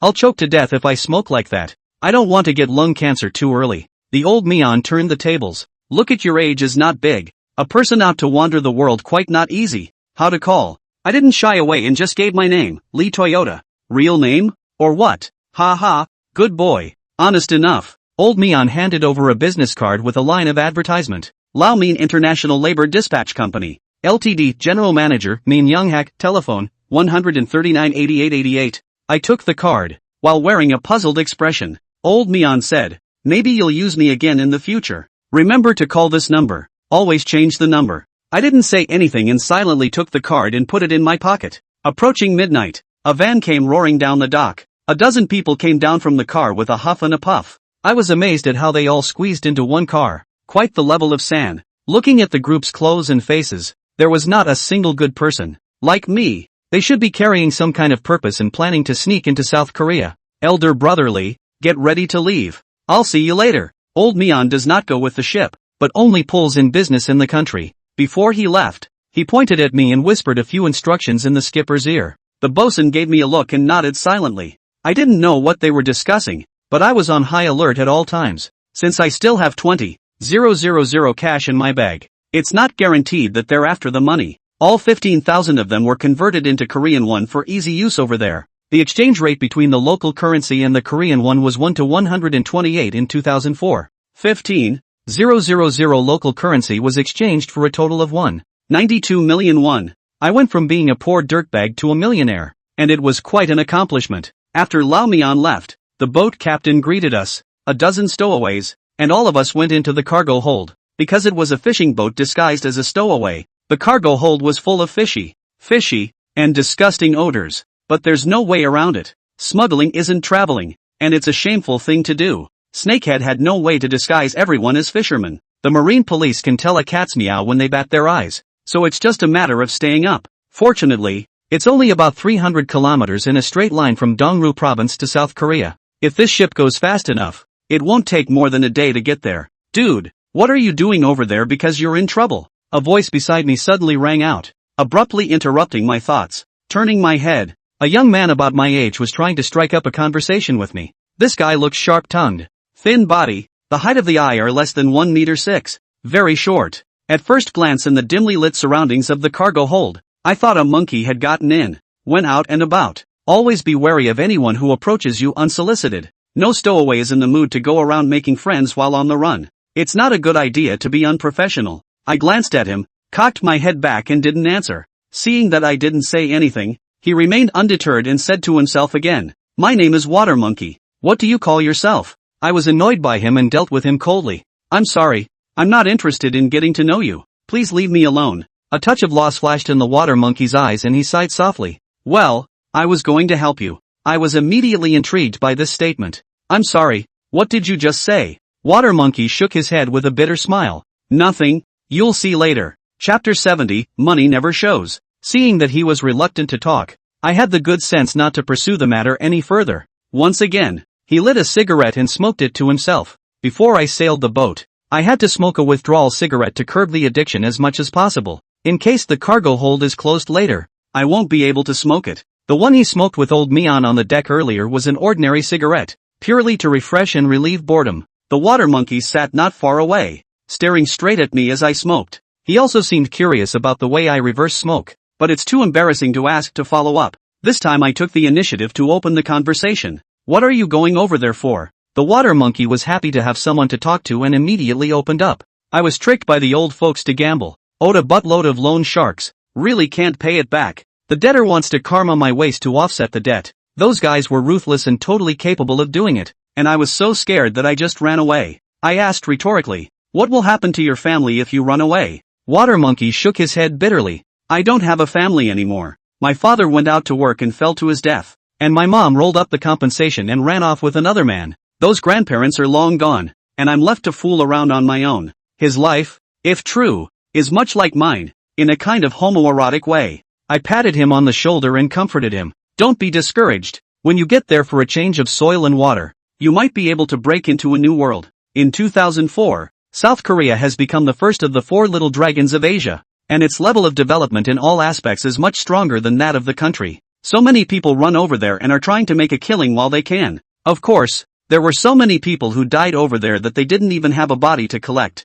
I'm borrowing your advice. The water monkeys just perked up for a few seconds and quickly became pessimistic again. But I don't know anything, and I don't speak the language. So what can I do over there? It seems like I have no choice but to wander. I laughed. You can't do anything legal, but you can't do anything illegal? Rules are dead. People are alive. Wolves will always eat meat wherever they go, and dogs will still eat shit even if they are kept at home. The water monkeys seem to understand and nod their heads, looking at me with some worshipful eyes. Dude, you talk on a level. Not at all mature like you should be for your age. I'd like to make friends with you, okay? The words have come to this point. I cannot be too pretentious. So I nodded quickly. My name is Li Fengtian. Your name? Water monkey shook my hand. My real name is Shui Shang. I've almost forgotten it. You might as well call me water monkey to get used to it. I turned the tables. What happened to what you just said about wanting to help me? Water monkey was just about to explain when the door to the cargo hold suddenly opened. The bosun, with 2 burly men, came straight toward me. Your name is Lee Toyota, right? Yes. I nodded. You guys need something? The ship's captain glanced at the backpack on my shoulder and said with a straight face, you didn't go through security when you boarded the ship just now, and now we're going to make it up to you. I couldn't help but frown. You're a stowaway ship, not a cruise ship. What's the security check for? Cut the crap. That's the rule. If you dare not cooperate, don't blame us for throwing you into the sea to feed the fish. After saying that, the boat captain gave a wink to the 2 strong men. 2 large men immediately rushed up, one holding me down and the other searching me for me. Luckily I had hidden the dagger in my sock and he basically stopped when he touched the base of my thigh. Check in the bag too. The bosun gave an order, and my backpack was seized by the 2 men for inspection. Bundles of one were shaken out and scattered all over the place. Everyone's gazes were immediately drawn over, and greed filled everyone's eyes. My heart skipped a beat. As the saying goes, money doesn't come out of the woodwork. Now I'm a fat sheep in everyone's eyes, and I could be assassinated at any time. It's not like I hadn't considered this situation before, but I had no choice. I don't speak Korean and I don't have a legal identity, so I can't go to a bank there to exchange money, so I have to carry cash with me. When you are in this situation, you will have to recognize your own luck. Is that okay? I picked up the bills on the floor and stuffed them back into my bag. The boat boss, however, grabbed my backpack and said with a smile, it's not safe to carry so much money with you. I'll keep it for you first and give it to you when we get to the place. Chapter 71, The Birth of the Brazen Bandit. Thanks, but no thanks. I reclaimed my backpack and glared at him with unquestioning eyes. The bosun wasn't angry either. He just gave me a teasing smile. Kid, listen to people and eat your fill. You'll regret it sooner or later. I didn't know exactly what he meant, but I knew I was in a bad place. I'm afraid I won't even be able to close my eyes until I arrive in South Korea. It's just that I didn't expect it to come much faster than expected. The bosun turned to leave, but the 2 burly men stayed behind. One of them stretched out his hand to me and said with a grim smile, Kid, you're short on cash these days. Why don't you give us some money to spend? The other man shook his fists and growled intently. Faster. I asked back in a cold voice. What if I don't? Bang. Without warning, the burly man who spoke punched me directly in the face. The punch had plenty of force. The powerful impact hit me so hard that I staggered back several steps and almost fell. Toast to the world. The burly man turned to his companion and said, Get his backpack. My companion immediately came over and grabbed my backpack. The other stowaways looked on coldly, as if they were used to this sort of thing. The water monkey summoned up enough courage to stand in front of me, and said in an almost pleading tone, "The two big brothers, do me a favor. Give him a high hand and let him go. My buddy took this money to go over there to save his life. What's he gonna do when it's all given to you guys?" As soon as the words fell, the burly man slapped the water monkey in the face, instantly knocking him to the ground. "It's none of our business what he does. If you have a trick you want to go. If you don't you die." The burly man pointed at my nose and barked, "Hey kid, if you don't want to be thrown into the sea and fed to the fish, now be a good boy and put your bag down." I slowly unloaded my backpack and threw it at him. "Humph, count on you to know what you're doing." The burly man was just about to bend down and pick up his backpack. I suddenly drew the carabiner knife from my sock and slit my throat. He saw the strong man's body shiver, and a 10-centimeter long gash appeared on his neck. Blood flowed down like a fountain, instantly staining half of his upper body. Poof! The burly man fell head over heels, twitched a few times, and went completely still. I didn't realize that a body that large was as fragile as a chicken, and one cut wouldn't do it. It happened so suddenly that everyone was caught off guard. Another strong man saw this and shouted, "Mud horse, where did you get that knife?" I didn't say a word and charged straight at him. It was too late for the strong man to escape, so he could only confront me head on, without being able to do kung fu. No matter how physically strong you are, bare hands are just not as good as having a cold weapon. He punched me in the face and the pain made me stifle a grunt, but my dagger pierced his crotch hard at the same time. Ah! The burly man let out a mournful scream. A lurid crack appeared between the crotches. Blood mixed with something slimy and drooping hung between his legs. You see how easy it is to sterilize livestock with one cut, but I don't just want him sterilized. I want him to be sterilized. I didn't give him a chance to continue screaming and wiped his neck with a single slash. Ah! Murder! The group of indifferent spectators were finally shaken by the bloody scene at this point, and one by one, they let out piercing screams. The water monkey was the only one who didn't make a sound, but looked at me with adoring eyes. I could tell he wanted to be like me, killing and decisive, the eyes of the world, dare to kill all enemies, never back down.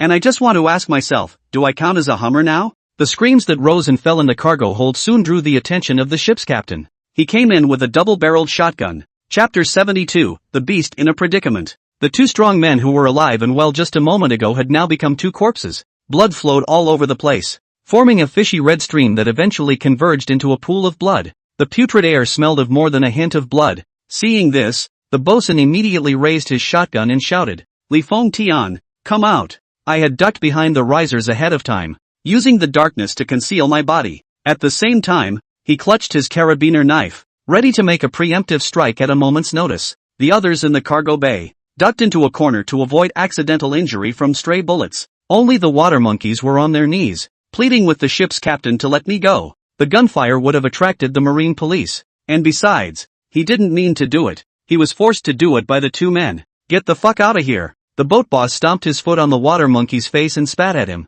"Stinking worm-like thing. Always use the distance advantage when your opponent has a gun. Long-barreled shotguns are easy to jam as long as you can close the distance. I don't know if it will work, but there's no other way but to let it go." As for who would steer the ship after killing the captain, it was no longer a matter of concern. The skipper scanned the cargo hold, which had only 4 risers, and he stood in the middle of the 4 risers, thinking that the odds were that I was hiding among the 2 behind me. He didn't dare to try to move forward, but could only yell in place, "Li Feng Tian, I don't want to waste ammunition by shooting. You just have to come out so we can talk, and it's not impossible to lose some money." Knowing that this was a ruse to lure the snake out of its hole, I purposely kept quiet and hid quietly behind the risers. As a result, a fat guy in the corner, pointing in my direction, yelled, "Boss, there he is." I cursed, "This pussy-raising thing, he'll be next when we've finished with the ship's captain." Bang! The silence was broken by an ear-splitting gunshot. The bosun fired a shot at the riser,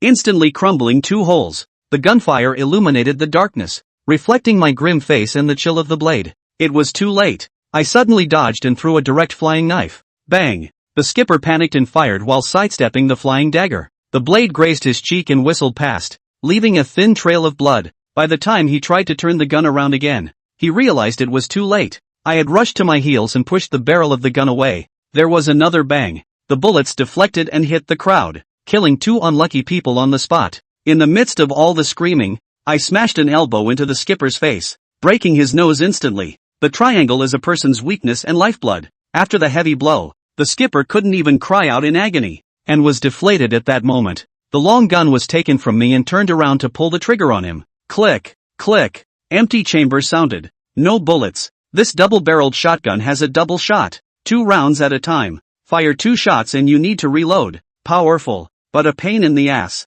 The bosun slowed down, quickly picked up his dagger, and stabbed at me. I swung the butt of my rifle and slammed it hard into his head in an attempt to knock him back. I didn't expect this guy to be strong and sturdy enough to take the headbutt. Seeing that the knife was about to stab me in the chest, the water monkeys swooped up and clung to the bosun's legs in a death grip. The bosun couldn't dodge and stumbled to the ground, and I swung the butt of the gun again and smashed it hard into the back of his head. The effect of this spell was immediate. The back of his head was instantly opened and blood splattered. The bosun stifled a grunt and instantly fainted. I was going to kill him one way or the other, but on second thought, he still has to be kept to drive the boat, or at least teach me. So I unbuckled my pants and let the water monkeys tie the skipper up, while saying thank you to him. To be honest, Water Monkey's performance these past few times has changed my impression of him. Whether he was sincere or deliberately disguised to get close, at least he dared to take a risk, was a man and deserved respect. With the primary threat resolved, the next step is to settle the score. I retrieved a few bullets from the bosun,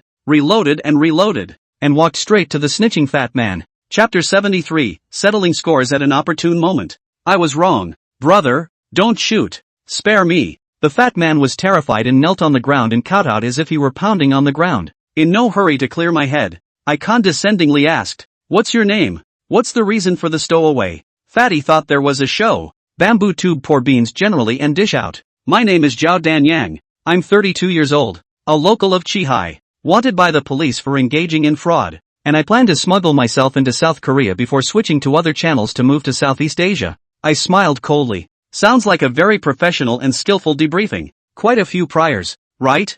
Zhao Danyang awkwardly said. In the past small fights went in a few times, but also actively cooperate. Is that these days it is too difficult to go on the right path to make a living? Walking on the crooked? I asked again. Why did you betray me just now? Everyone else kept quiet, but you like to be the one to stand out, don't you? Zhao Danyang's face turned white with fear, and he panicked to explain. Big brother, listen to me. I also had a momentary brain fart, thinking that by pleasing the ship's captain, I would be able to avoid being robbed. I also have hidden a little private money. Can all filial piety to you? Please, you adults do not remember the small man. Let me a way of life. When he finished, he pulled a greaseproof paper bag out from under his fat ass. It was bulging with a bunch of money, but not one. The thickness of a pile of Korean won is not worth much, but is equivalent to $1,000 in local currency. When I looked closely, the bill was green with the English word dollar printed on it. It's $10,000. At that year's exchange rate, it probably equaled more than $80.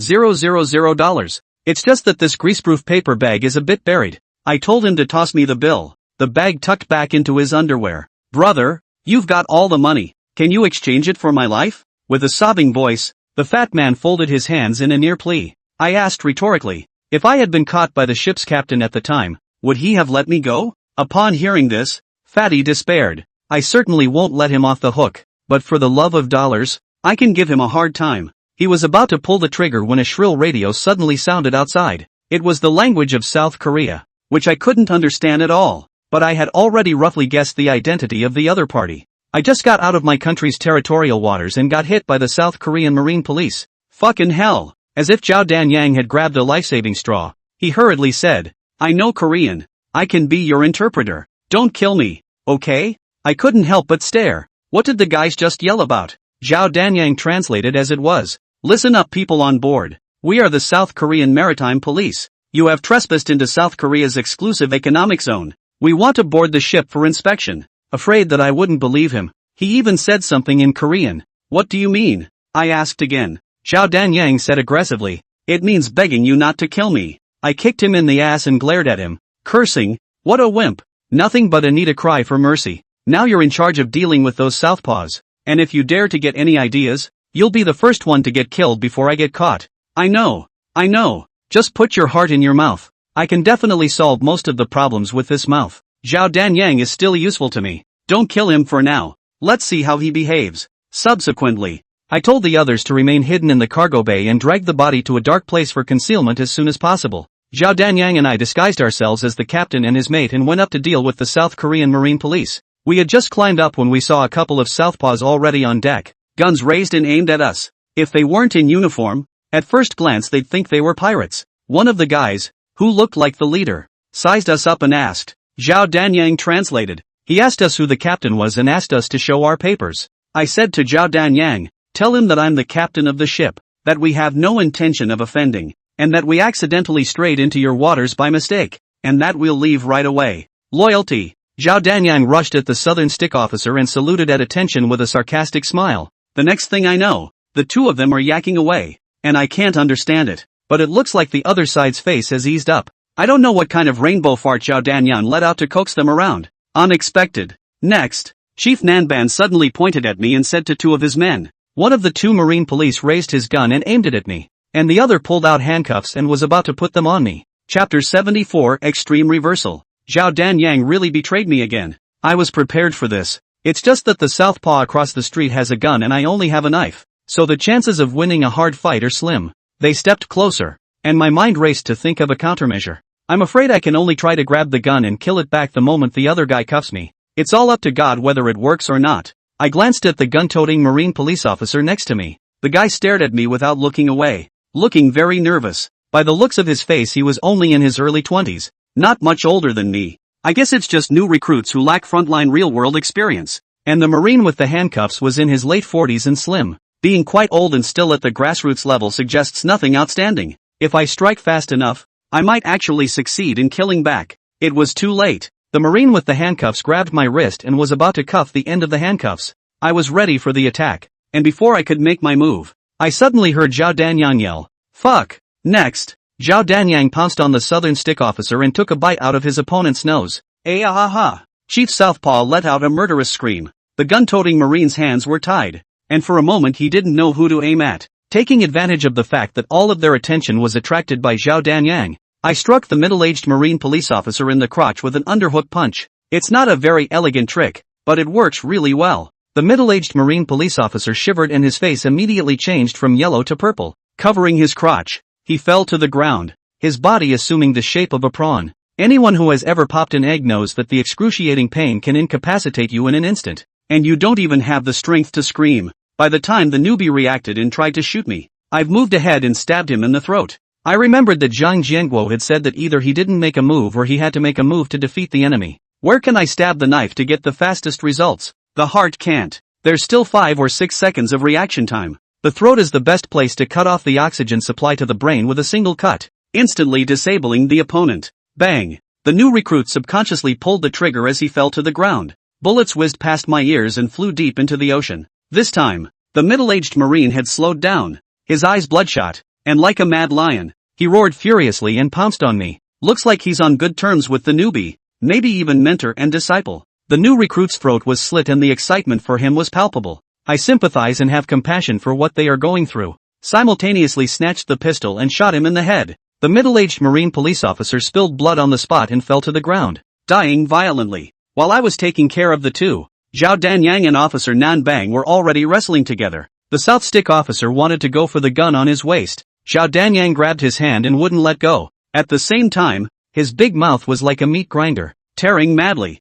It's the first time I've seen this mad dog style of play, and it's equally ungainly but effective. There was not a piece of good flesh left on the face of Officer Southpaw, and half of his ear had been bitten off, leaving his lips intact. Zhao Danyang didn't have the heart to get down and started trying to bite his eyes again. It's hard for me to understand how Chief Southpaw feels at this point. Odds are that the fear of death comes in second place, and burial and nausea must come first. Bang! Another shot rang out. I did shoot the Southpaw officer to end the farce. Blood and flesh flew across the room, bursting into Zhao Danyang's face, scaring him and making him wail. The marine police boat opposite heard the gunshots, realized the situation was not right, and immediately sounded the alarm. They were shooting in my direction. Still assault rifles. Gunfire whizzed in and hit the cabin with 1,000 holes. All I have is my pistol, and I don't know how many bullets are left. The firepower from the opposite side was so intense that we couldn't lift our heads. Just had to lie down on the deck and wait for them to change ammo. Big brother, they seemed to be just two.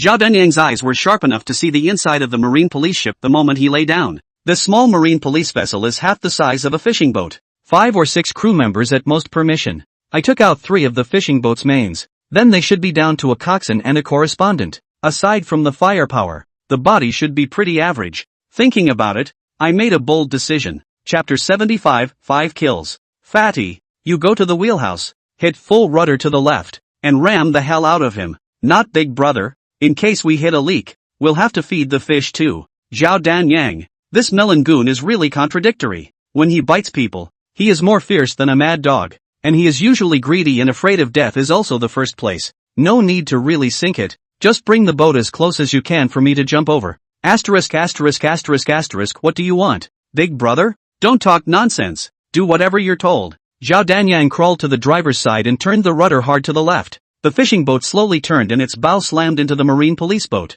Immediately from the opposite side came the panicked screams of Nanba. Quickly duck. However, both sides are too close together. In barely half a minute, the bow of the fishing boat cut up against the side of the marine police vessel. It was also the opportunity one took to leap into the deck of the marine police ship. The correspondent with the submachine gun froze for a moment, then opened fire at me. Ta-da-da-da. A barrage of bullets whizzed by. I rolled over into the cabin in an ass-kicking. Seeing this, the helmsman in the wheelhouse, unable to steer the boat, lunged over and grabbed me by the neck, yelling viciously, "Go to hell!" Bang! I shot him in the chest and the bullet went through the back. Crimson blood spread quickly across his cotton shirt. Choi Dong-ji. The correspondent yelled the helmsman's name and fired at me again. I rolled around with the helmsman's body in my arms, the bullets all hitting him in the back. I dodged a bullet by having a meat cushion for cushioning. Another backhanded shot resulted in a click of an empty chamber. Shit! Out of ammo when it counts. It's a good thing the correspondent subconsciously dodged and didn't fill his gun at me first.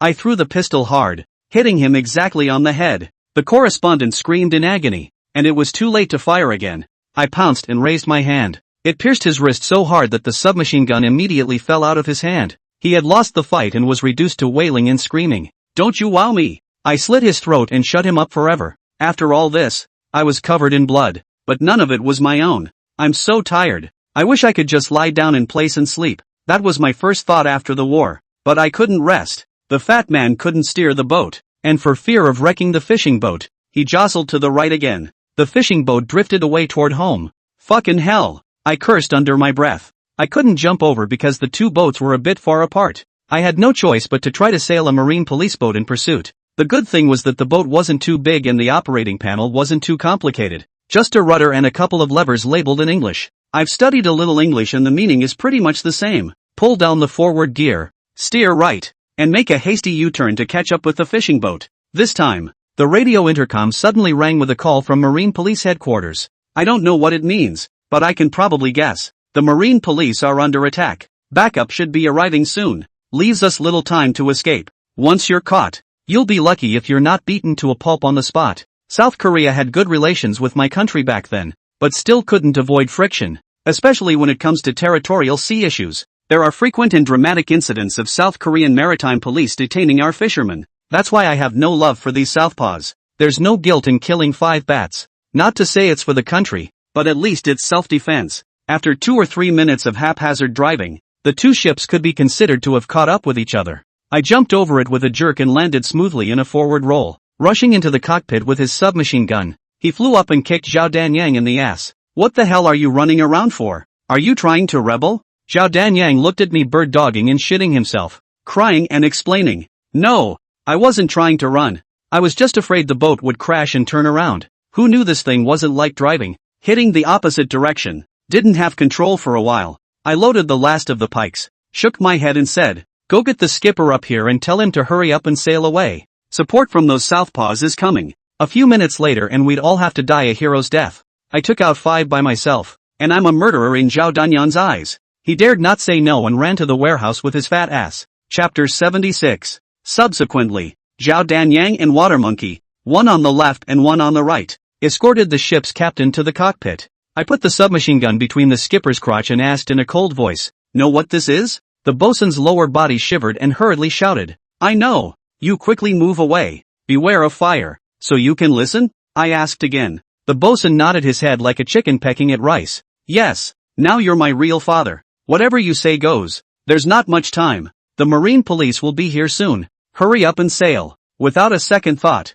I let the water monkey untie the bosun, keeping the gun trained on him at all times. Zhao Danyang whispered to me, "Boss, I think we should drive all those stowaways to the marine police ship and let them help us stall for time. Otherwise, once the fight starts later, These guys are likely to help. He's quite resourceful, but his brain isn't used in the right way, and I wouldn't trust him lightly. Keep those men for now. I have other plans. I turned the tables. What did you tell the officer of the South Stick earlier? Why did he suddenly send someone to arrest me? Zhao Danyang's face changed slightly, and he smiled sarcastically. At that time, in order to distract them, I intentionally said that I was also a member of the Southern Stickman clan, and had been coerced by you to go out to sea to engage in smuggling. When they decide to arrest you, they won't focus on me, and I'll have a chance to pull a sneak attack. I asked back with a sneer. What if I hadn't resisted at the time and chose to tie my hands? Zhao Danyang shrugged. To be honest, I hadn't considered this situation. You're not that kind of character, or else you wouldn't have killed two of the boat boss's men back.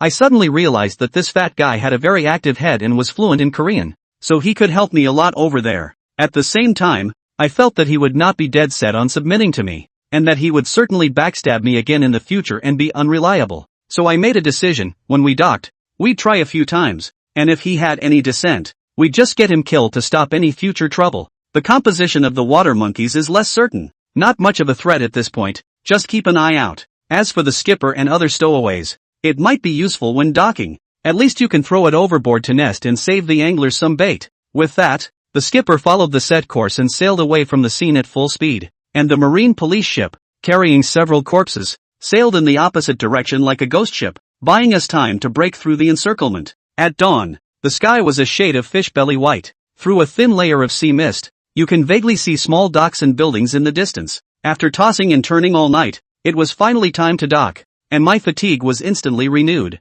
The captain of the boat seemed to have a premonition and asked me with a trembling voice, "Can you let me off the hook?" I calmly countered, "Give me one reason not to kill you." The bosun thought for a moment and said, "You're friends with old Mian, right? He asked me to take care of you more." I was conveying a very clear meaning. It really wasn't about robbing you of your money. It was my two henchmen who were so money-minded that they misunderstood. Even if you hadn't killed them then, I would have carried out the family law. You are a friend of old Mian. I am also a friend of old Mian. A friend of a friend is a friend, and should not kill each other. I nodded thoughtfully. Well, that makes sense, and I'm not unreasonable. I usually give the other person a chance to make it right. I'll let you go if you drive all those stowaways into the sea. Don't say I didn't give you a chance. The bosun couldn't help but stare. It's almost docked. What's the point of driving them overboard? Not waiting for me to take a stand, Zhao Danyang kicked the boat boss in the ass, glaring and storming. You're a reporter. Where so many Shiba questions? You do whatever the boss tells you to do,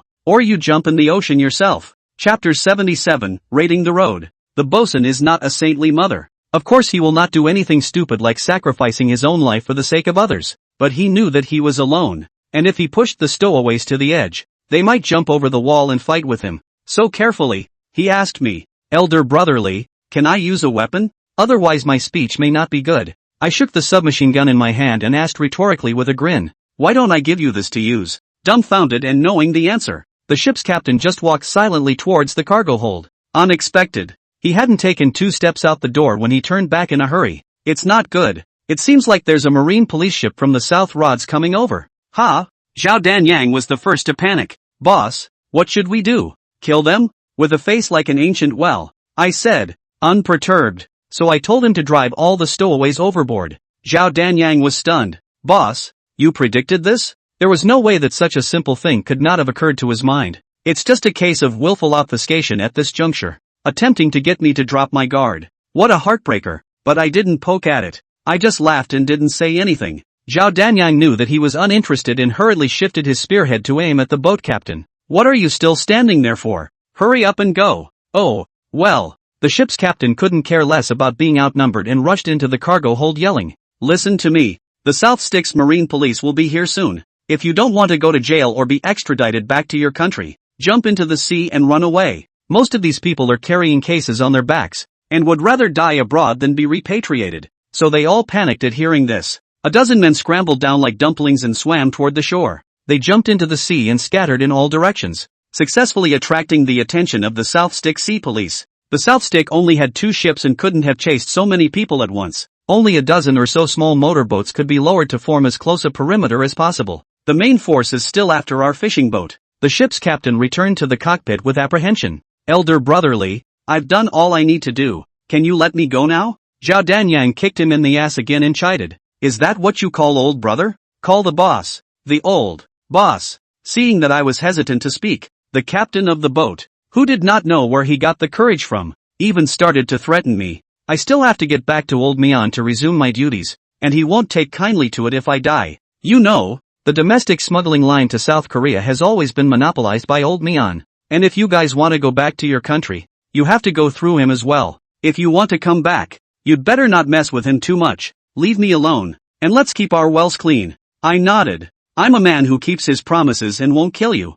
The bosun was slightly relieved to hear that. However, the death penalty is waived, but the living penalty is not. I suddenly shot him in the calf, and a mist of blood soared out in a flash. Ah! The skipper let out a mournful scream. Zhao Danyang was so scared that she turned pale and cowered in the corner. Shivering, I greeted Fatty and Water Monkey. Do you two know how to swim? Water Monkey nodded. Of course, otherwise why am I called Water Monkey? But not just because of the surname Water. Zhao Danyang blushed. I can do a little. I frowned. What do you mean you know a little? It's about getting a swim card for half of your lessons, and then running away in a hurry when the east window opens. Zhao Danyang said as he put on his life jacket. There shouldn't be too much of a problem with this. Anyway, it's visually less than a kilometer from the shore. He may have misunderstood the kilometer. I've heard that there's a sports testing program in college that involves running a long mile. That's all it took for so many college students to run around vomiting and collapsing. Swimming uses up more physical energy than running, and that's in the ocean flowing with sea ice in sub-zero winter temperatures.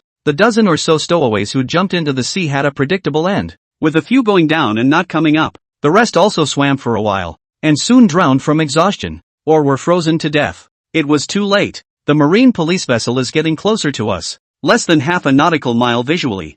I patted the bosun's cheek and said condescendingly, I won't die from this shot, but you'll be lucky if you don't get played to death if you fall into the hands of those southpaws. If I were you, I'd hurry up and take the boat and run. When I finished, I took off my cotton shirt and replaced it with a life jacket, stuffing the light clothes I was wearing into my backpack. Using the oil paper bag from Zhao Danyan's ass again, he wrapped all the cash and packed it in. Finally, with a backpack on his back, he took a leap into the choppy waters. Chapter 78, Breakout from a Desperate Situation. The water monkeys jumped into the sea right after him. Zhao Danyang hesitated for a few seconds and also gritted his teeth and jumped down. Just as he entered the water, he heard a big ow scream. It should have been stimulated to the heavens by the cold, stinging water. Mudbloods like me, who grew up in a harsh environment, coupled with a youthful fire. Something like winter swimming is no big deal to me at all. The water monkeys were much the same, swimming after me without a word. Zhao Danyang screamed as he swam, and the fat on his body kicked in,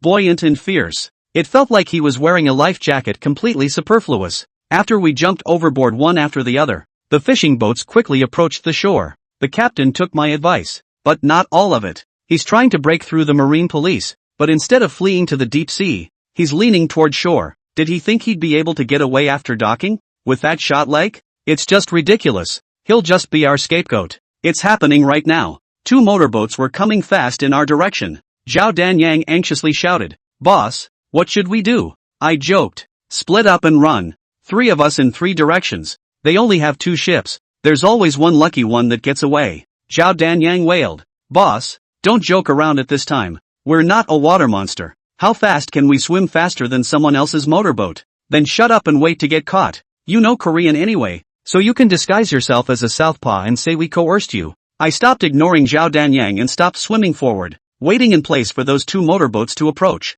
Water Monkey comforted Zhao Danyang and said, Don't be afraid, fat brother, the boss must have his way. Zhao Danyang cried and said, What can be done? That group of southern stickmen are not good people, and they have a small heart, and they will always pay back when they have a grudge. We killed 5 of them. It's a wonder they don't tear us apart. As the words fell, the 2 motorboats were already close at hand. 2 marine police officers sit on each motorboat. One was in charge of driving and the other was shouting at us with a gun. Zhao Danyang, like a good memorizer, translated very consciously. He said for us to tie our hands and not run away. Without saying a word, I suddenly pulled my submachine gun, holstered in a greaseproof paper bag, out of my bag and rushed the 2 motorboats with a mindless volley. Ta-da-da-da-da. The bullet went through the tar paper bag, skimmed the sea level, and shot into the marine's body. The 4 marine police officers didn't react at all and were beaten to death by me on the spot. Asterisk asterisk asterisk asterisk. The boss is simply possessed by the god of war. You even brought a submachine gun?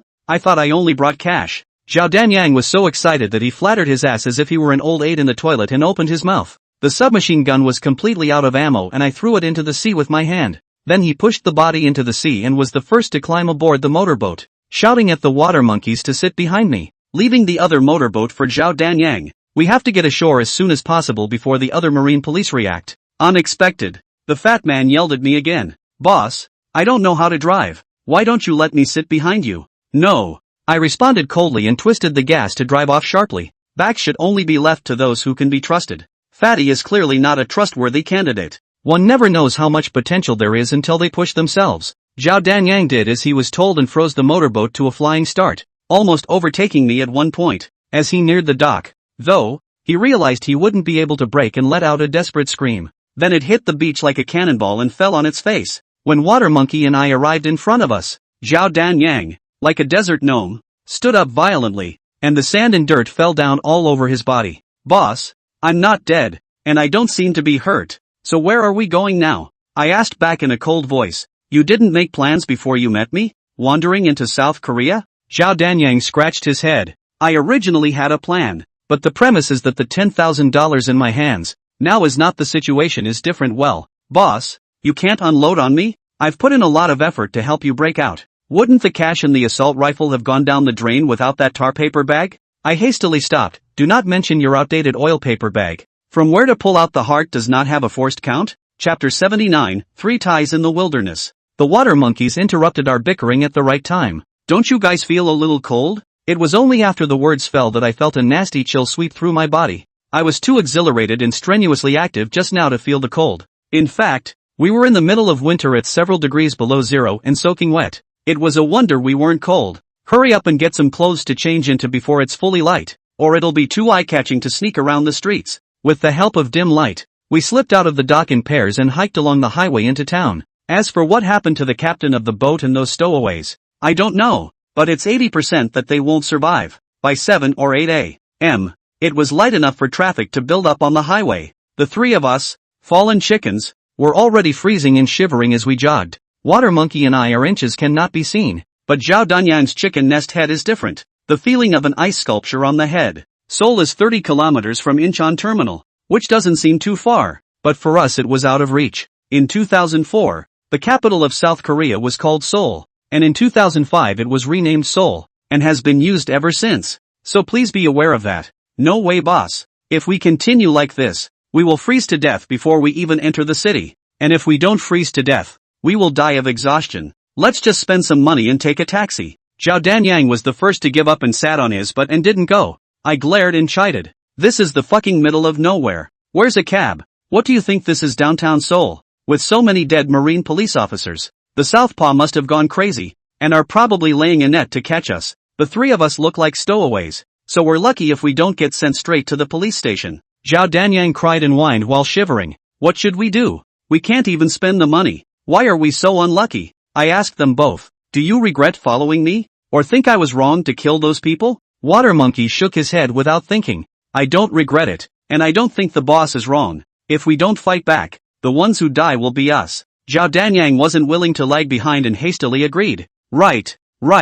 People don't do it for themselves. As long as they can keep themselves alive, whatever they do is right. I nodded and said, in that case, I ask that you obey me in the future. And if you can do so, you will continue to follow me. And if you can't do so, you will go your separate ways now, and I won't stop you. Again, it was Water Monkey who was the first to raise his hand and state, I'll follow boss to the death. No second thoughts. Zhao Danyang snapped to his feet, stood at attention, saluted, and shouted, loyalty. I smiled and said, okay, then let's call ourselves the Wilderness 3. I'm the eldest, the Water Monkey comes second, and you, Fatty, are the third. Zhao Danyang said with a reluctant face. Why am I third? How am I worse than Water Monkey? Forgot I made a $10,000 offering. What a great economic contribution. What does he have in Water Monkeys? I explained. The ranking of the patriarchs has to be in order of precedence. You can't be ranked higher just because you make more offerings. So if there's a richer one later on,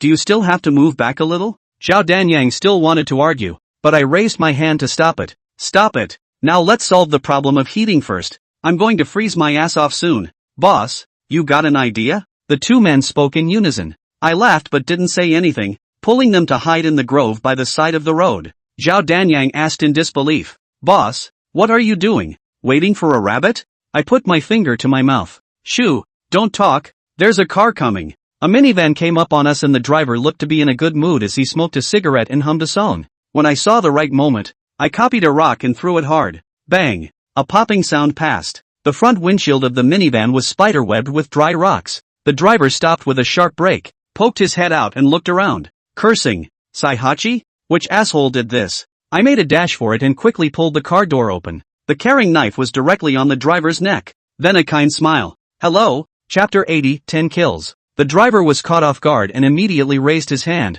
Shivering, I turned my head and asked Zhao Danyang. What did he say? Zhao Danyang translated. He said to tell you not to mess around. He can break the bank. I nodded. Tell him we're not robbers. We're not out for blood. But we need a ride. Pay attention to a better attitude. To reflect the quality of our great country. Don't let the South Stick people look down on us. Zhao Danyang topped an ice sculpture head with a harmless smile. The driver nodded his head like a chicken pecking at rice. And in this case, he probably didn't dare to say no. With his permission, I immediately pulled out a note with the address. 188 Yonhidong. The note was given to me by Greece, telling me to go to this address and find the connector to butt in on the job. The receiver will provide me with a temporary place to stay and some necessary assistance, such as the tools of the trade and whatnot. I was afraid that the driver would play tricks on us and purposely not take us to our destination but pull us straight to the police station. So I disliked the knife to his waist the whole time. And if anything was out of place, I bled it out first. But I didn't realize at the time a more damaging problem.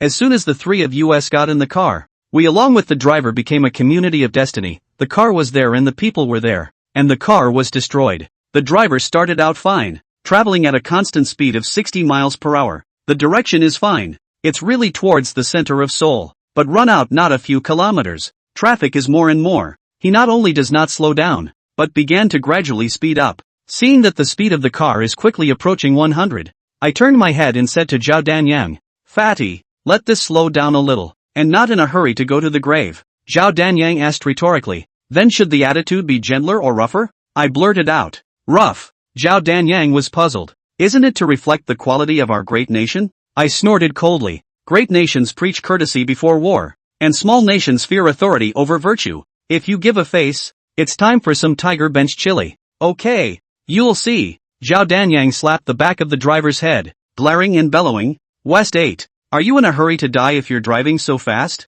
Slow down now or I'll throw you off. And finally, in English, you son of a sunny beach. However, instead of listening to advice, the driver accelerated sharply on the gas. The minivan let out an ear-splitting roar and was approaching its speed limit of 120. If you crash or roll over at this speed, you're all going to die. No doubt about it. And I'm still afraid to get this pussy raised, or we're all fucked together. The front windshield was shattered and the wind kept pouring into the car, freezing our brains out. The three of us took turns verbally abusing and beating the truck driver in an attempt to get him to slow down and stop. The grandson was kind of looking for our death throes, barreling down the highway with no intention of slowing down. I was also anxious. A knife pierced his throat. All of a sudden blood splattered everywhere, sprayed the whole carriage everywhere. The driver quickly bled to death and the van lost control. Since I couldn't reach the gas pedal and brake, and didn't dare to pull the handbrake, I could only hold the steering wheel steady and try to stay safe. The van swung left and right, weaving back and forth in and out of traffic.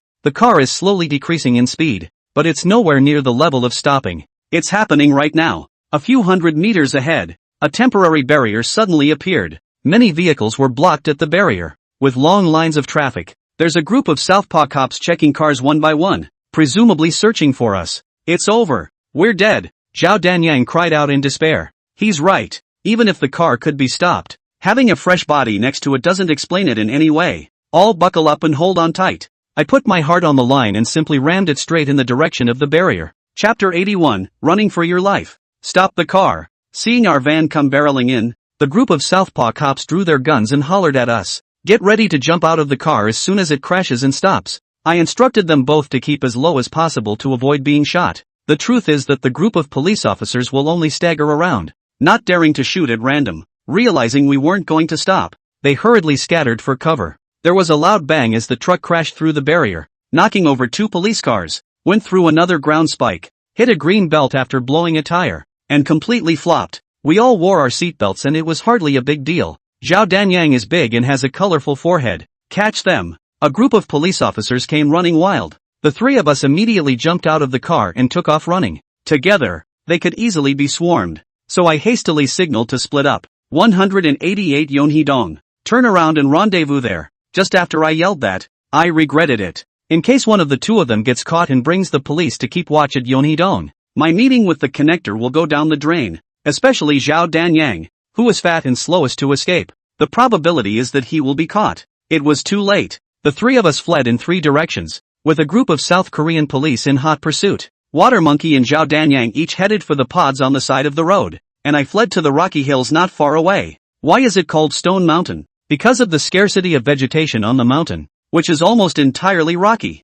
and the steepness of the slope. Traveling is difficult. I grew up in a mountain village, and going over the mountains was like a walk in the park for me, but not these pampered southpaw cops. Nearly caught up in the flats and pulled away immediately once we hit the hills. They yelled at me and fired warning shots, but I couldn't care less and jumped for my life. This scene was like when he first met Zhang Jianguo. He and I had also crossed the mountains and broke through the police encirclement overnight. It's the same now. I have to scramble. Otherwise their reinforcements will grow. Once caught, I'll die for sure. Bang! A gunshot shook the sky. All I felt was a chill on the left side of my stomach, and I stumbled and stepped into the pit, planting my feet. But I quickly got back up and continued my escape up the hill. That's when I realized that I had been shot in the left rear of the small of my back. Blood stained a large portion of his shirt, which quickly froze back to slush. But fortunately, it should only be a bullet graze or I would have been incapacitated long ago. The group of southpaws in the rear had been thrown off by me by at least 100 meters, and they were getting slower and slower and seemed to be on the verge of giving up the chase. I covered my wound with one hand as I went deeper and deeper over the top of the hill. On the other side of the mountain, in addition to the rolling fields of bracts, there is a small village. There were probably only a dozen or so homes, with smoke rising from the chimneys of the houses and people warming themselves over fires. I was now near the end of my physical exertion due to cold, blood loss, hunger, and exhaustion. If we don't find a shelter soon, we'll either end up in the wilderness or tied up. Without any hesitation, I walked decisively towards the house with the smoking chimney. Before I walked in the door, I had it all figured out. If the person doesn't mean any harm, I'll take the money for some food and clothes. If the other side wants to call the police or hurt me, then I'll just have to die a Taoist death. Crunch! The yard door was unlocked and I pushed my way in easily. The bungalow has two doors, one for the living room and one for the kitchen. An old man was cooking over a fire in the kitchen and hadn't yet noticed my presence. I coughed softly and one hand crept into my pants pocket, clutching the carabiner knife. The old man heard a voice and turned his head to meet me on all fours. Seeing my wretched appearance, with blood dripping from my waist, I couldn't help but show a puzzled expression. Who are you? I couldn't understand. So I just played dumb, took out 210,001 and handed them over. 10,001 is almost equal to 78 local currency, pointing to the wound in his waist, then to the frozen clothes, and finally to the steaming iron pot. The old man comprehended my meaning and was hesitating to lend me a hand. There was a sudden rustling of footsteps outside the door. Police in pursuit. Brothers who have not yet reviewed the book try to give me a 5-star positive feedback. Enough to get 50 reviews in order to get out of the ratings. To get more traffic support, so that Lee has the funds to continue to soar. Thank you, Big Brother. Chapter 82, Widows and Orphans. I was in a hurry and immediately pulled out my card spring knife while wearing a helpless expression. If the old man yells at this point, I'll have no choice but to slice my throat and then fight the southpaw cops. However, the old man didn't yell or get scared, pointing to the storage room inside the kitchen and asking a question. Are you going in to hide? I couldn't understand it, but I probably understood what he meant and nodded my head in thanks as I walked inside. I still know a few words of simple Korean, and it would be unintelligent to play dumb at this point. Also, I'm trying to disguise myself, lest the old man know I'm a stowaway with no one to turn to and get some bad ideas. There were large jars stacked in the storage room, all sealed with plastic wrap. It was assumed that pickles were stored inside, causing even the air to smell bitter and salty. South Korea is the only place in the world that can be called a food desert except for Africa. I crouched behind a large saucepan and strained my ears to listen for movement outside. The wound in the small of my back ached, making me more and more awake. Hello? Excuse me, have you seen a man with a backpack? A strange man's voice came from outside, presumably a South Stick cop. The old man asked back, did something happen? Police reply, that's a fugitive. We're searching for him, can you see him please? The old man didn't rush to answer. I think he was torn between reporting me or not. At the moment, my heart hangs in my throat. If he was going to report me, why did he want me to hide? Is it an invitation? I can't. Look at the simplicity of his appearance. If you're so good at playing with your heart, you won't be a bachelor for the rest of your life. The reason I was sure he was a bachelor was because I looked around carefully at the details as I entered the door. There was no sign of any woman's life outside the house. Even if your partner has been dead for years, at least there should be a family photo or something in the house. But I realized that there was nothing. And the family was destitute, with scarce and old furniture. Even these pickle jars have been used for at least a couple decades and look a bit like unearthed artifacts. If the old man had children, how could he let his old father live such a miserable life? It can only mean that the old man has no wife and no children. In the country, a proper 5-guarantee household. Fruity. The old man hesitated for a moment and shook his head. Didn't see. The policeman immediately got upset and complained softly. Didn't see it and didn't tell me earlier. Waste of time. When I used to watch South Korean movies, I always thought their cops pulled crotches and weren't very smart. In hindsight, it does. If the old man really didn't see it, he couldn't have hesitated and must have immediately shaken his head in denial. Hesitation followed by denial indicates a lie. Such a simple truth. Don't they, professional police officers, understand it? Unexpected. The group of cops didn't leave, but went straight into the house to search it. The old man hurriedly questioned, "What are you doing?" The police officer said in a cold voice, "We're going to really search it." The old man hurriedly said, "I told you I didn't see it. Why are you still searching?" The cop didn't bother to pull any punches with him, simply ignoring his follow-up questions and walking straight towards the storage room I was in. I held my breath and quietly fumbled for my carabiner knife. As soon as the opponent shows his head, I'll rush up and deliver a killing blow. Fight to take his sidearm and fight those southpaws. A note on updating: I would love to update 10,000 words a day, but due to illness, the time to write every day is very limited. The quality of the story can be guaranteed. That is, the heart has more than enough power. So please bear with me. Brothers, Chapter 83, because he is good. That's where I keep my kimchi. What's there to see? Who would hide there? The old man's defense had no effect. The cop opened the door to the storage room anyway, his head poking in to scan the room. The room was so terribly quiet that all I could hear was my own heartbeat. The light was dim and I was hidden behind a large saucepan, so I couldn't be seen at a glance. The policeman, however, was in no hurry to leave, but wore an expression of delight. "Your kimchi smells good." The old man picked up a can and shoved it into his arms, saying cheerfully, "Give you a can to try." The policeman was ecstatic and hastily bowed to thank him. "Thank you, uncle." It's unintelligent to collect favors and search again. This policeman immediately greeted his companion and closed the line. In those days, while South Korea's economy was taking off, corruption was just as bad, permeating almost every walk of life. Sometimes their behavioral patterns can be quite puzzling. Now, for example, with such an important chase, they're actually in the mood to fish a jar of pickles out of a widow and orphan. I can't imagine how much they would have made out of it if this were a wealthy family. Perhaps it can be interpreted as follows: the task is the state's, the benefit is its own. What's a few dead Marine colleagues? Eat delicious kimchi yourself anyway. They're gone. Come out. The old man shouted at the storage room. After making sure it was safe, I stepped out carefully. The old man took some old clothes and said to me with a blank face, "Put it on. Don't freeze to death." I took the clothes and bowed again in thanks. Taking off my icy jacket, I grimaced in pain as the wound on my lower back had turned septic and began to bleed dark blood. The old man brought a bottle of soju and a piece of gauze and handed it to me. Signal for me to sterilize it and then wrap gauze around it to stop the bleeding. I hastened to do so, and warmth continued to well up in my heart. At the same time, I'm baffled as to why the good guys always end up in a bad situation. Perhaps it is because he is good. By the time I had dressed my wounds and changed into the old man's old clothes, his meal was ready. It was a pot of savory porridge with some green leaves and a small dish of kimchi, a little too shabby in its simplicity.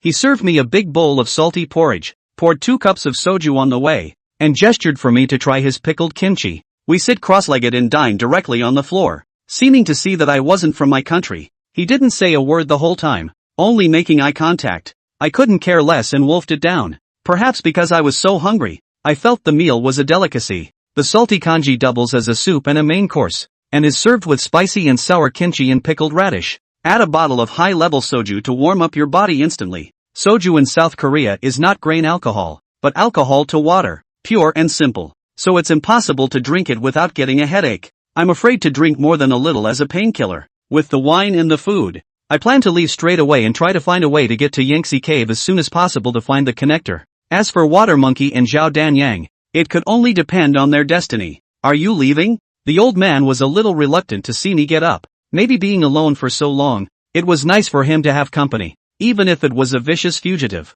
I pulled out a large Korean one with a face value of 50,000, handed it over respectfully, and said, "Thank you." The old man waved his hand and excused himself. "Forget it, keep it for yourself." I forced the money into his coat pocket and left the first heartfelt smile and turned away. Once outside, I took the map out of my bag and looked at the general location. From Stone Mountain to Yonhee Cave, it's about another 10 kilometers. It would take hours to walk, and I have an injury that prevents me from overexerting myself, so it's still a matter of finding a way to get a vehicle. It's happening right now. A man in his 30s, riding a brand new motorcycle, came up on him with a smug grin on his face. In those days, it was nice to have a motorcycle, let alone a rural one, and I'm very thankful that he's working hard to earn it. How else am I going to get to Yonhee-dong? Chapter 84. Subsequently, I took that big brother in the snow and helped him to rest in the grass. Getting on his beloved scooter, he headed straight in the direction of Yonhee-dong. What a coincidence.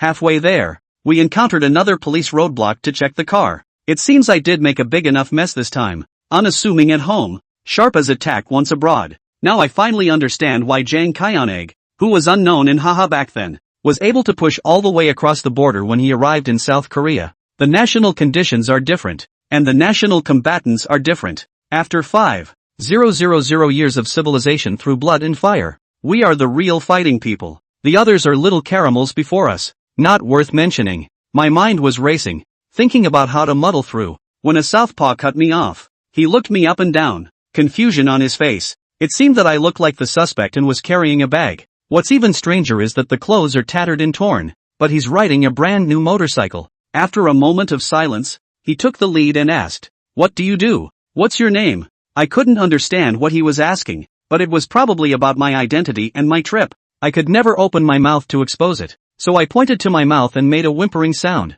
Mute. The cloud of suspicion on the southpaw's face intensified. I didn't care what he said. I just nodded my head vigorously while putting on a goofy expression. Southpaw pulled out an A4 sheet of paper with printed surveillance images. It's a snapshot from my escape. The resolution is extremely poor, but you can make out the general physical features. Have you seen this person? In context, the language of the southpaw is suddenly understandable to me. Of course I've seen it. I purposely stared at the picture carefully for a long time before I slowly shook my head in a look of love. What's in the bag? Southstick didn't let me go easily, instead focusing on my backpack. Once the large amount of cash inside is searched, even the cutie can also guess my identity. I took off my backpack and slowly opened it as Southpaw watched. While doing this routine, I was watching the others. As long as the others weren't paying attention to me, I'd launch a surprise attack and then throttle up the truck to escape. In the nick of time, a farm pickup truck was seen accelerating through the barrier and speeding away from the scene. The surrounding southpaws hollered and ducked while getting into their cars to give chase. The southpaw who checked my backpack couldn't care less about me at this point, and hurriedly followed the large group to chase the car. I could clearly see that it was a strange man driving the farm pickup truck. I didn't know him. I hadn't seen him before, so why did he save me? But I didn't have time to think about it, so I hurriedly started the motorcycle and headed toward the established route. Time waits for no one. I must arrive before dark. Running out a few miles, I saw the farm pickup again. It had rolled over in the gutter on the side of the road, with several police cars parked around it. A group of southpaws held the man driving the car down and punched and kicked him. That's when it dawned on me that the guy wasn't a snowflake, and maybe a fugitive as well. When he saw a police officer setting up a roadblock, he thought he was being arrested, so he doggedly escaped. In those stormy times, the law and order environment was just as bad, not only at home but also abroad. But it was also this harsh environment that molded me and gave me the opportunity to turn around and rise. If I had been born 10 years later, I would have either been a mudblood for the rest of my life, or I would have been shot long ago, with no possibility of turning over a new leaf. Chapter 85. The map I was given by Greece was quite accurate. Following the map, I quickly arrived at the outskirts of Yenchi Cave. This is considered a suburb of Seoul, only 5 kilometers in a straight line from the city center. At that time, Seoul was not built on a large scale, equivalent to a fourth-tier city in the country today. South Korea is a developed country. The Korean wave is spreading wildly in the country, and Seoul is the capital and economic center. I thought it would be like in the movies, with skyscrapers and cars and lights everywhere. However, at an actual glance, that's about it. Except for the core Gangnam district, which is bustling, the rest of the city is pretty average, especially in the suburbs, which feel similar to counties in the country. Everywhere was in disrepair, mostly low-rise buildings. The roads are potholed and the street width is still narrow. The pedestrians on the streets are not well-dressed either, but instead are closer to the ethnic Koreans of the Northeast. It seems that the standard of living is pretty much the same at the bottom of any country. No, 188 was not the address of any building, but a row of dilapidated bungalow compounds. There was a kennel in the yard with a big wolf dog chained to it. Because it was cold, it hunkered down in its nest and slept, and it didn't scream. Smoke was rising from the chimney of the house, and someone could faintly be heard talking inside the house. The note had a string of phone numbers in addition to the address. I was tempted to make a phone call to get in touch, but I was afraid of being recognized when I went into the kiosk. By now my wanted poster should be plastered all over the streets. Who knows if there's an ambush around here? I kept a lookout and parked my motorcycle in a prominent spot on the side of the road with the key in it, and I hid in the shadows and quietly observed. Not a moment too soon. There's a blind young man like a blind man coming out of the store, with a cigarette in his mouth. He walked in the direction of the motorcycle. As he passed by, he caught a glimpse of the brand new motorcycle without a key, and immediately had a crooked idea. The guy first pretended to tie his shoes, squatted on the ground and looked around, and when he saw that no one was around, he just straddled the motorcycle and tried to fire it up and start it. Buzz off! The newly purchased motorcycle fired up easily and successfully in one go, and the engine let out a furious roar. The young man is very happy. Go out to buy cigarettes can also pick up a motorcycle for free. Really hit the big luck. Unexpected. He was riding a motorcycle and had just passed by the entrance to the 188th compound in Yeonhee-dong. Suddenly a group of burly men ambushed in the shadows scurried out to stop them and held them down on the ground with 7 hands and 8 feet. There is no need to guess that those people are plainclothes officers of the South Korean police. This means that at least one of Zhao Danyang and the water monkeys has fallen into the net and confessed to our rendezvous. It's unlikely that the water monkeys will betray me. The odds are that it's that fat bastard Zhao Danyang. What are you doing? In those days of economic boom, the law and order situation deteriorated rapidly and robberies, thefts and frauds were common. The young man was so shocked that he thought he had encountered a gang stopping to rob him, and tried to call for help but was punched in the face by a burly man, who was instantly honest.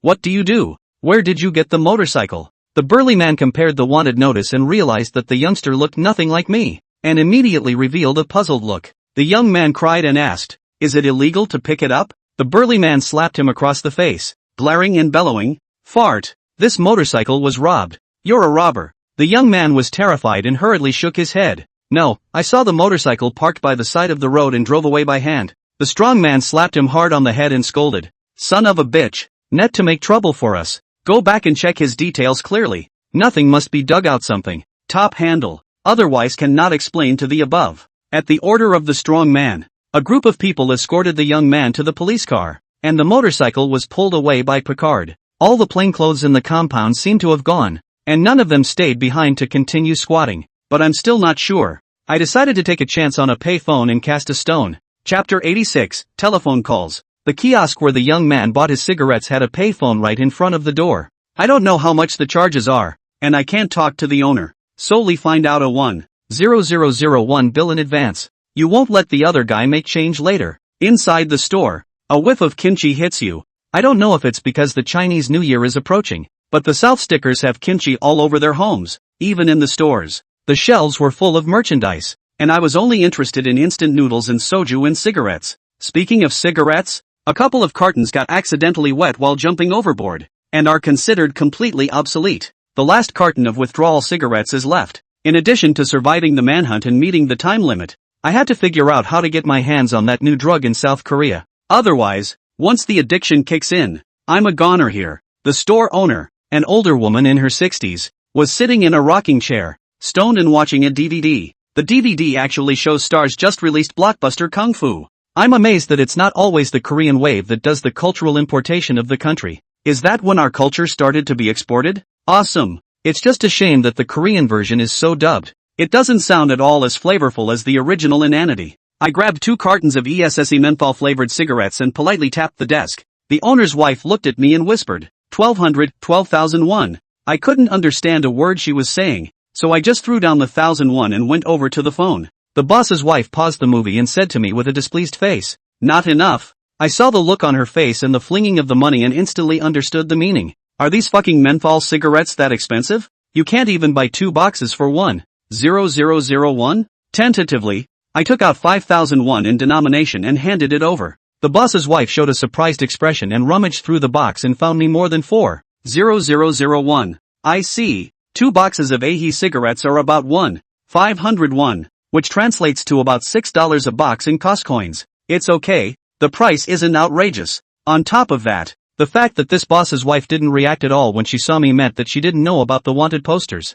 I dialed the number of my connector, keeping my eyes out of the house, always alert for movement around me. Doodle doodle. The phone rang for 10 seconds or so before it was finally answered. Hello? A slightly older male voice came over the receiver. Hello, I am Chinese. I had no choice but to try to communicate with him in simple English. The other party quickly understood, immediately converted to Chinese. Are you from the old Mian side? The old Mian he's talking about must be the smuggled snakehead Mian Jianghu. Then he would be the connector without a doubt. That's right. I've come to meet you. Where are you? The other person said. I'm in the 188th house in Yanggidong. Where have you been? I was shocked and began to ask tentatively. Isn't the 188th house in Yanggidong squatted by the police? The other guy was smart too, and immediately guessed I was in the neighborhood. You're the one wanted by the cops? I was silent, non-committal. The other party laughed. You're pretty good. A smuggling has gotten you into trouble. Who says it isn't? I've got 10 lives on my back before I've even done my job,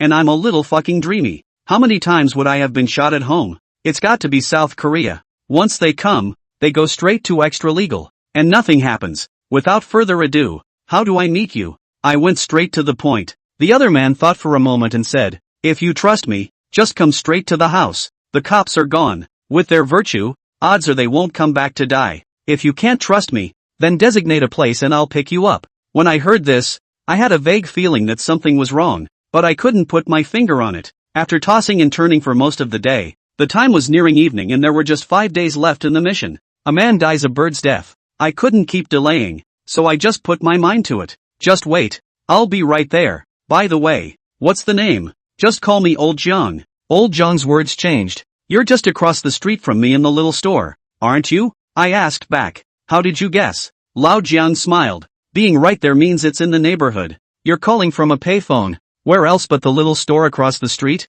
Chapter 87. It's a pity that Big Brother Jiang doesn't go to become a police officer. I hung up the phone and walked cautiously toward the 188th compound. There was only one person in the compound, Lao Jiang. He was wearing a long overcoat and a cotton hat. His face was full of wrinkles and furrows, and he looked weathered. Woof woof woof. The big wolf dog woke up at some point and kept growling at us. Old Jiang waved his hand at me and revealed a kind smile. Little brother is younger than I thought. What's your name? I said. Just call me Toyota Lee. Oil Stealing Tower Lee? What the hell kind of name is that? Lao Jiang's brows tightened. I laughed. Of course you have to have a whole foreign name when you go abroad. Just call me Lee if you're not used to it. Brother Jiang is Chinese? You speak Chinese very well. Lao Jiang shook his head. I am a South Korean. Only that I have lived in your northeast region for quite a few years, and I am very familiar with these Koreans in Laomian, so I can speak Chinese after a while. You're hungry. I'll fix you something to eat and we'll talk business later. I pointed to the gunshot wound in the small of my back and laughed bitterly.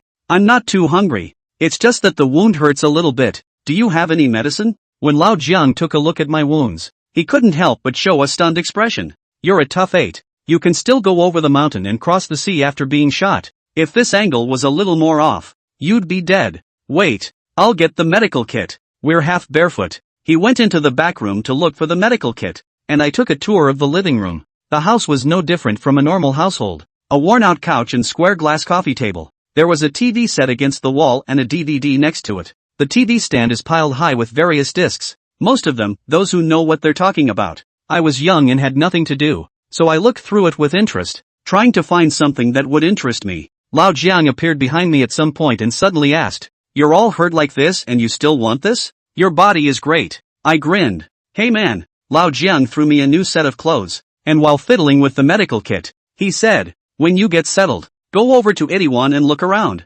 There's plenty of beautiful women. It just costs a small fortune."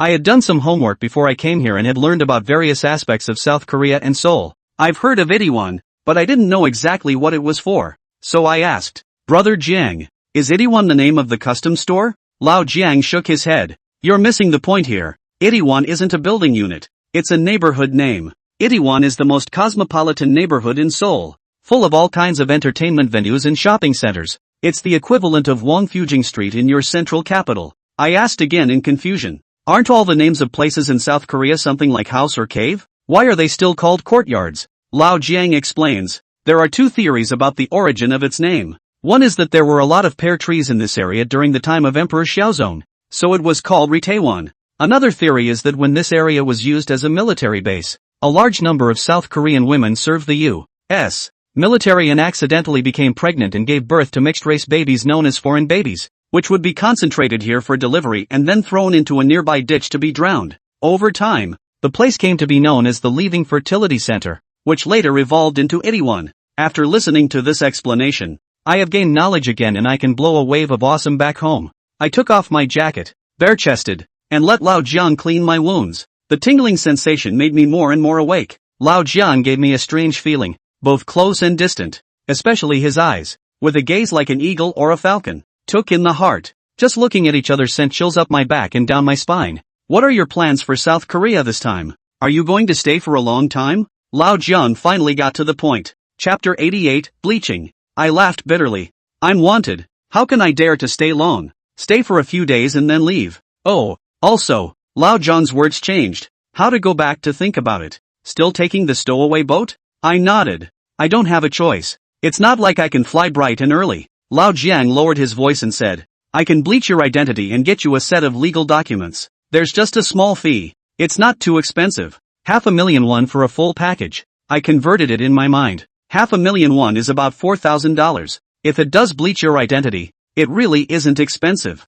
How long will it take to do it? About a week. That won't work. I can't wait that long. It can be done in 3 days with expediting, but it's a bit on the expensive side at $2,000,000. A fourfold price increase 4 days in advance? So shady? I was a bit shocked that 15,000 plus for a set of ID cards was a bit steep for my stretched finances. But, on second thought, if I could get an ID, I could go to the bank and cash in that $10,000. Otherwise these dollars are waste paper in my hands and I can't spend them at all. And it's dangerous to carry around large amounts of cash that can be deposited into an account with legal status. Alright, Big Brother Jiang can get me a set. But I don't have that much money on hand. It doesn't matter. I can connect you with a loan. Lao Jiang is really a one-stop service. He won't stop until he's eaten me dry. I smiled and asked rhetorically. I'm a stowaway and a wanted man. And that's a loan? Take what as collateral? Lao Jiang hemmed and hawed. It doesn't matter. The license and the loan are the same group of people, equivalent to the left hand inverted right hand. Won't you have credit when you get legalized? Support for goods before payment. And you can't get away with it. The smuggling routes are controlled by that same group, with much more powerful tactics than the cops. I couldn't help but nod my head in praise. Worthy of being the leader of the 4 little dragons of Asia, playing with finances like an old sow wearing a bra. It is one set after another. After changing the medicine and getting dressed, Lao Jiang fixed me some kimchi rice and stinky salted fish. Don't be picky about the food desert either. It's nice to have something to eat. I wind up eating clean and then ask Lao Jiang to arrange a landing spot for me. It's best to be in Chinatown, where communication is easier and the South Korean police don't go in to check on rooms very often yet. And according to my analysis, the probability of Ingshu Chiu's landing point is also near Chinatown. You're going to live in Chinatown? That can only go to Myeongdong in the northern part of the city, where there's Chinatown. I asked, is it busy there? What are the prices? Lao Jiang replied, it's still quite prosperous. Just across the Han River from the richest district of Gangnam. The prices are just like that. 12,000 a day for a regular day room. 20,000-30,000 for a slightly better one. And any more expensive than that and you might as well stay in a hotel. I asked, is it any cheaper? After all, I don't have legal status. Lao Jiang blushed. There are cheaper ones, just not guaranteed to be safe. I can ask for you. Not safe for sure. I gritted my teeth and said, then book me for 12,000. I'll stay for about 5 days for a total of 60,001. Okay, you stay here and watch the disc for a while. I'll go and do it for you. Before Lao Jiang left, he asked, by the way, you have to tell me what your full name is, otherwise it's not easy to get a loan. I said, Lee Toyota. Lao Jiang nodded. Okay, I'll try to give you the whole last name Lee. After he left, I was alone in the house and put on a disc. I've just picked out several of them, and they're all new Eastern beauties, one more kawaii than the other, but after really looking at it, I couldn't help but be disappointed. That's it? Not as good as Nightcrawler can play. Garbage. After a long time, Lao Jiang didn't come back. It was completely dark. A few dogs barked from time to time in the yard. I panicked but didn't know how to contact Lao Jiang. Insecurity makes me fidgety and a little sleepy but afraid to sleep. A quick rummage through the backpack and all the cash was there, relaxing the tightness a little. It's happening right now. A Hyundai minivan suddenly drove in the doorway. The man driving the car, however, was not Lao Jiang. Chapter 89 Conflict. 3 men get out of the Hyundai car. A skinny sparrow, a short fat guy, and a bearded guy. The 3 men didn't look like good guys and came straight toward the living room. I hurriedly hid my backpack full of cash in the TV stand. At the same time, keep your hands in your pants pockets and always clutch the carabiner knife. I will not hesitate to preemptively strike whenever the other party makes any unusual moves. The 3 entered and fought me. The bearded man, who seemed to be the boss, shouted at me in broken Chinese, "Hey, are you the one who wants a license?" I nodded and asked rhetorically, "Where did Lao Jiang go?" He had something to do and got busy. The bearded man put a large set of keys on the coffee table and asked the short, fat man to find a loan contract, license, loan, and rental all in one. Get the contract signed and show you the property. I took the contract and glanced at it briefly, but it was actually all in Korean, so I couldn't understand the contents at all. What does it say? The bearded man impatiently urged. You don't have to care. Just sign. I asked again. You don't need collateral for the loan? What if I run away? The bearded man sneered. South Korea is this big. Where can you run to? It's either jump in the ocean and feed the fish, or cross the 38th parallel to the north side and die either way. Knowing that this was probably a sellout, I pressed on. If I sign the contract, can I go back to my country? The bearded man thought for a moment and said, approved and eligible to return. I couldn't care less about the car, so I put my heart on the line and signed.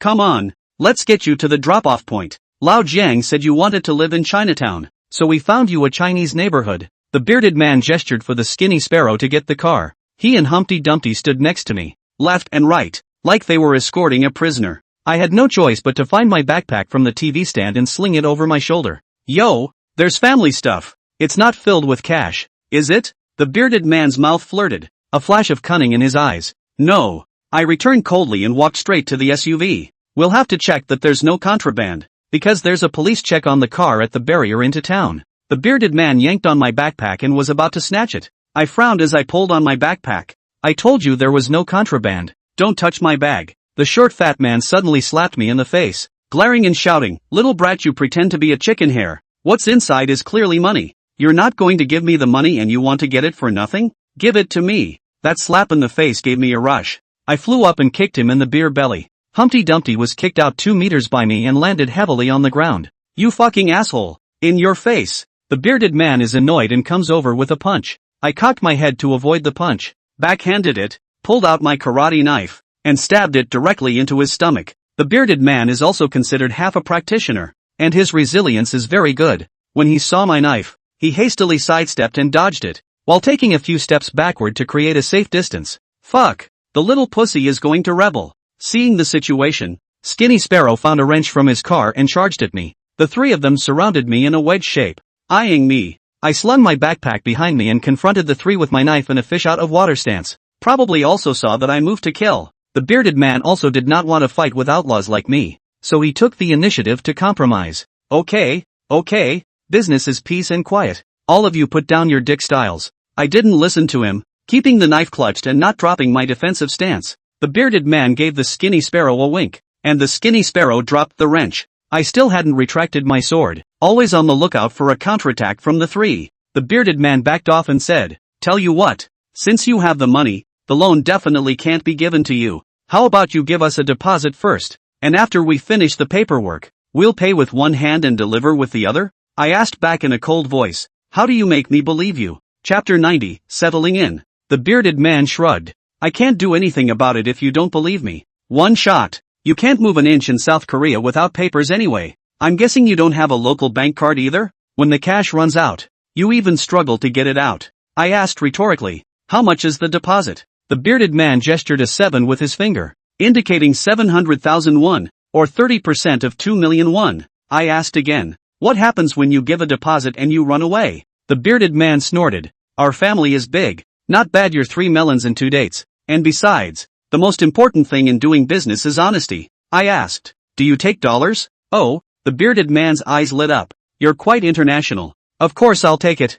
How much do you have? I did a simple conversion. And 700. $0,001 is probably less than $600. Why don't you guys get in the car and I'll take inventory? I avoided them, found $600 and carefully handed it over. There's no way to exchange dollars for coins until I get an ID card, and I have to save my Korean one. After half a day of tossing and turning, I finally got into their car, but I'm in the passenger seat and can threaten the driver's safety at any time. This avoids being surrounded by the three of them in the back row and sort of keeps the strategy balanced. After driving for 10 minutes or so, I didn't encounter any police checkpoints along the way. Perhaps the police had felt hopeless and voluntarily abandoned the large-scale manhunt and turned into a long-term wanted manhunt. The car came to the slums in the northern part of the city. It's not exactly Chinatown, but it's not far away. I gave a puzzled look. The bearded man explained, "There won't be any police checking the room here. It's safer for you instead. It's just a close living situation, but I don't think you care about that." I asked, "Do you have Lao John's cell phone number?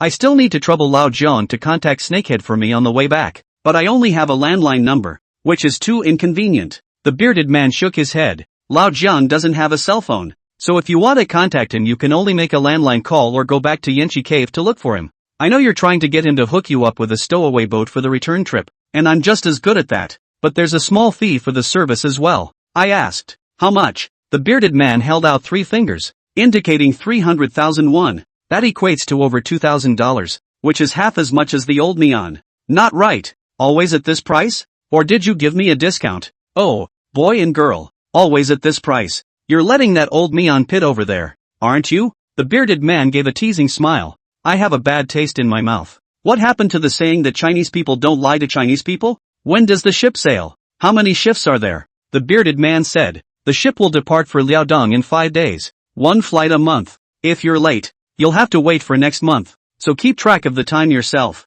I thought about it, and it's a lot of work to find Lao Jiang. Anyway, I had to get my papers from the bearded man again, so I just did it all at once and paid for the boat ticket. The bearded man took me to the rental house in the slums, left me the keys, another business card, and drove off. This rental house is, how do you say, the equivalent of living in a shipping container. A small dark room of a dozen square meters with concrete walls on all sides. Not even a window. There was nothing but a sleeping mattress on the floor and a dirty quilt. The term housebound is an understatement. Damn. At least give me a kettle or something. Who can afford to drink mineral water all the time? What's worse, this place doesn't have a restroom. Either go out and find a public restroom or find a hidden corner and settle down. For a while, I felt like a sewer rat, only able to crawl in the shadows. Okay, we're not here to start a business anyway, so let's make do. Although it's early winter, the temperature in South Korea is very low, already several degrees below zero. I was freezing in the house as well as I could,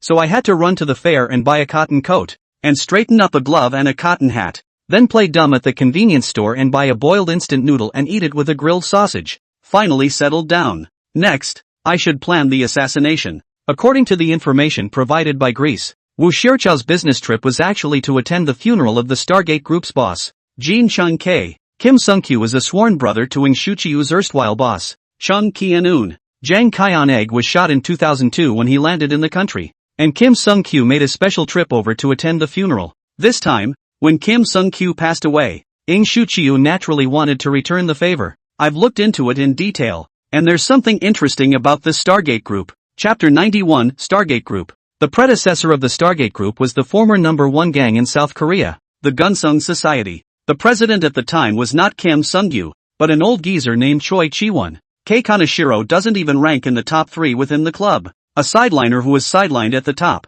Whoever thought of making a difference? Jin Cheng-K also didn't expect that his fate would change because of a foreigner. In 1996, a policy of banning guns was introduced in the country, accompanied by a vigorous campaign to combat crime.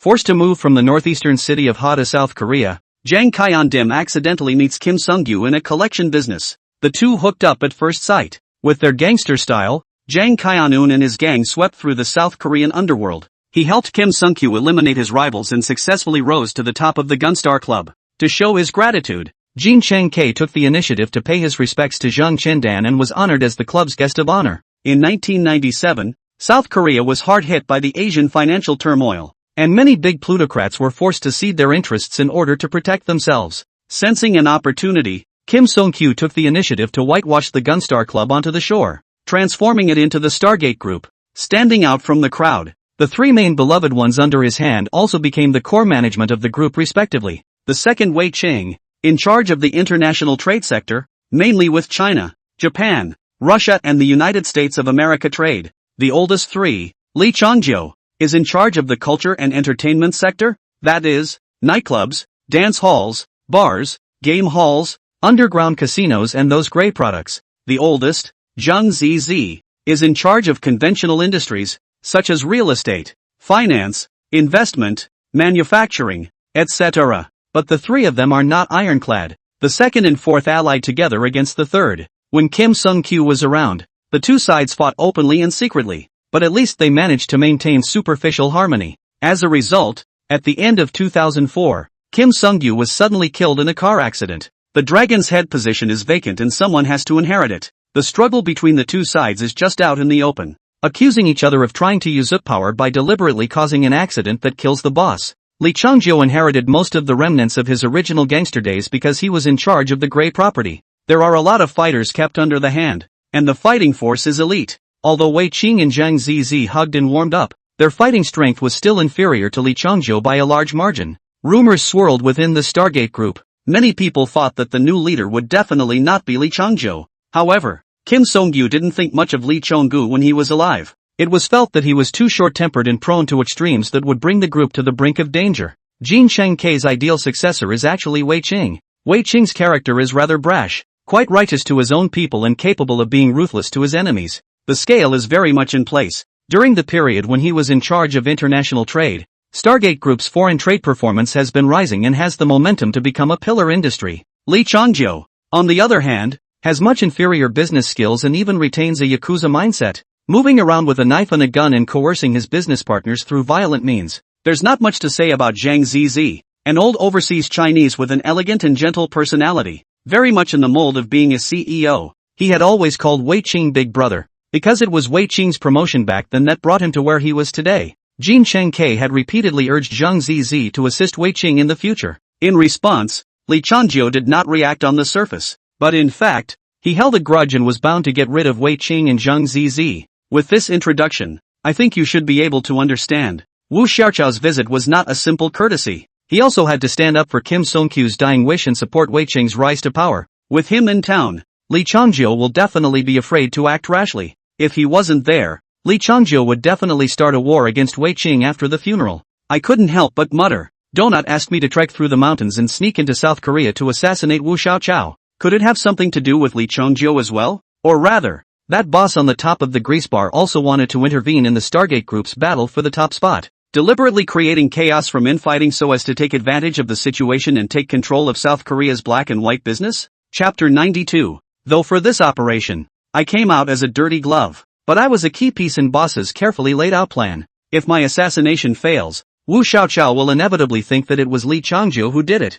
thus taking the initiative to turn on Li Changzhou, and a big battle between the two sides is inevitable. If I succeed in the assassination, without Wu Xiaochao to check and balance, Li Changzhou will no longer have any worries and will still go to war against Wei Qing's side. In any case, as long as I can muddy this stagnant water, infighting in the Stargate Group is inevitable. I've helped the boss complete the most crucial critical kick. What will be my fate? It doesn't take much guessing to realize that it will be a castaway, a corpse thrown in a desolate gutter. I shuddered at the thought. Malagasy, if you want to start a war, just find a gunman. Why do you have to force me to do it? And killed all my friends and family so I wouldn't have any more illusions. What a fucking thing. A monstrous anger surged to his heart in an instant. I would love to go back home now and find that boss, cut off his basket with a knife and shove it in his mouth so he can taste what's going on. It's happening right now. Two gangster-looking youths walked into the convenience store, gesticulating with the salesman with open teeth and claws, seemingly wanting to buy condolence items like small white flowers. I subconsciously associated them with the fact that these two wouldn't be the same gang members who were planning to attend Kim Sung-kyu's funeral, right? Two people bought the small white flowers, were in the chest to try, feel good, and did not pay directly away. The salesman dared to be angry. Who made them triads? I finished my grilled sausage in one dazzling bite and followed without moving to see where these two were going. Following them around the block, they eventually stopped in front of a game room. I finally saw that these two guys were for the game room. But whose property is the game room? Li Changgu's? I walked straight to the door to get a peek inside. Hey, they don't allow begging here. Go to a hotel if you want food. Seeing that I was shabbily dressed, One of the youths stopped me and actually drove me away in Chinese. I just remembered that this is supposed to be the Chinese neighborhood, and most of them speak Chinese. No wonder these two guys had to gesticulate when they went into the convenience store. So they don't speak Korean like I do. Then it's likely that they've committed a crime in the country and fled to this side to fool around. I asked with a smile on my face. I'm not a beggar. I just wanted to come in and have some fun. I wonder whose venue this is. The young man said. Have you heard of the Viper Gang? I shook my head and asked rhetorically. Who's the boss? The youngster frowned slightly. Our boss, Jiang Yishui. You've always heard of him, right? I still shook my head. Who is he? Fuck. The youngster cursed. You're not a socialite. You wouldn't understand if you said that. I put on a pious look and said, I would like to mix, but unfortunately I don't have a doorway. Can the two big brothers take me? The young man looked at me with his nostrils turned up and said disdainfully, Who the hell are you to ask us to carry you? Why? Because you have a big face? I pulled out two 20 denomination dollars and handed them over, grinning. How about this? The two of them looked at each other with a stunned expression. Where did you get an American knife when you were dressed so poorly? Did you steal a Yankee wallet? I shook my head. That's not important. What's important is can you two big brothers take me? Forget it if you don't bring it. I'll ask someone else. When I finished, I took back the bill, turned around and walked away. Wait. The youngster tugged me to my feet and reclaimed the bill from my hand. No one is going to mess with money. Consider it an introduction fee. The two of us will introduce you. And if our big brother doesn't take you, there's nothing we can do about it. It's non-refundable. I took the opportunity to ask, what kind of character is your boss? Jiang Yishui? Can you give me a rundown first? The young man proudly introduced. You've heard of the tough bandit Zhang Chendan, right? Back then, he was buddies with our boss and fought together. Then Zhang Qianeg returned to China and our boss stayed in Chinatown to found the Viper Gang. In order to ensure the purity of the ingredients, the Viper Gang only accepts Chinese in Korea and domestic Koreans, and generally does not accept Southpaws. Which category do you belong to? I smiled and shook my head. It doesn't fall into either category. At this time, the youth next to him suddenly exclaimed, Ouch! Are you the wanted stowaway? Chapter 93, Recognized. Being suddenly recognized caught me off guard, and for a moment I didn't know whether to run or not. Just as I was panicking, the youth's words changed. Awesome brother. I've always admired you. I looked puzzled. One person killed 10 South stickers. The cops were messed up by you. Even Zhang Qianeg back then didn't have a stunning start like you. The youth gave me a thumbs up. You're this. The youth who was about to introduce me just now followed suit with a gaze of admiration. Really? You're really the wanted man? I don't know how to answer that. The second youth answered for me. There's absolutely no mistaking it. I've seen the wanted posters and they look just like him. And he has dollars. So he must be a stowaway. Asterisk. Then I really have eyes to see. The first youth hurriedly returned $2 to me. Worship the great God and return this money to its rightful owner. We'll both take you to the boss right away. I'm sure he'll be able to take you in. That's the way it is with the mob. No reasons, no reasoning, just results. As long as you have great grades, you're still a big brother even if you kill and burn, and you'll be worshipped at the top. They both knew who I was and instead of reporting me, they held me in high regard. Scrambling to introduce to the boss, Jiang Yishui, and grabbing to be the bull, I followed them to the 5th floor of the game room. This was the management office and one of the landing spots for their boss, Jiang Yishui. As soon as I entered, a strong smell of bubbly noodles hit my nose. A rice cooker sat on the wide desk. Inside, a pot of instant noodles was cooking and steaming. A bottle of Zenro shochu sits next to it. A bald middle-aged man sat in the boss chair, was drinking and shivering noodles beautifully. The two youths bent over and bowed, shouting in unison, Boss! What is it? Jiang Yishui raised his head and met my eyes with a puzzled expression.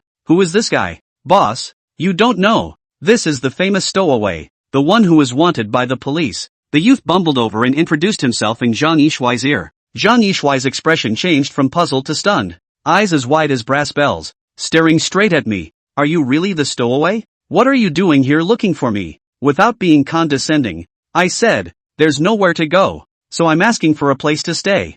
Jiang Yishui got up and came to me, looking me up and down. You haven't answered my first question. Yes or no? Yes. I didn't shy away from it and admitted it openly, trusting that he wouldn't report me, because that's not gangster style and would be laughed at by your peers. I'm a big bird, Jiang Yishui exclaimed. What is your name, brother? Just call me by my English name, Toyota Lee. Stealing oil from Tower Lee? What the hell? Is that a person's name? Seeing that I didn't pick up on it, Jiang Yishui took the initiative to change the topic. As soon as he came up here and hacked his way through, he came ashore with 10 lives on his back. You're so powerful. My temple is too small to accommodate a big Buddha like you. After all, he's the boss. And despite his funny looks, he's got a clear head. I'm a felon wanted by the South Korean police. Taking me in will get you in big trouble. He didn't want to put his entire family business on the line just to take in an outsider. The polite refusal was expected, and I was not disappointed, and lightly said, "It's okay, buy and sell.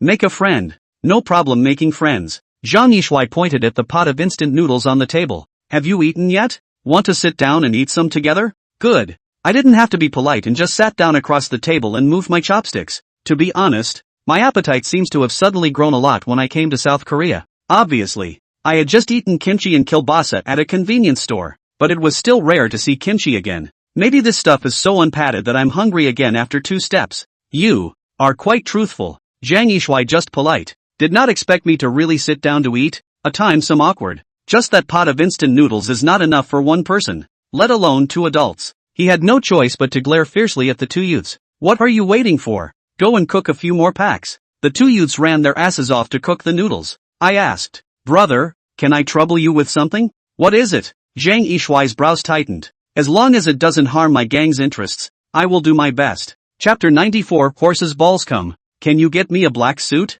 Just the same style as yours. I made a bold decision to pose as a gang member and blend into Kim Sung-kyu's funeral to find a chance to assassinating Shuchiu. Because in normal times, Wu Xiaochao's security level was very tight. It was almost impossible to get close enough to assassinate him. But funerals are different. No one will dance with swords and guns on such occasions. Even the Yakuza will abide by the rules of the jianghu. So there's a super high probability that Wu Jr.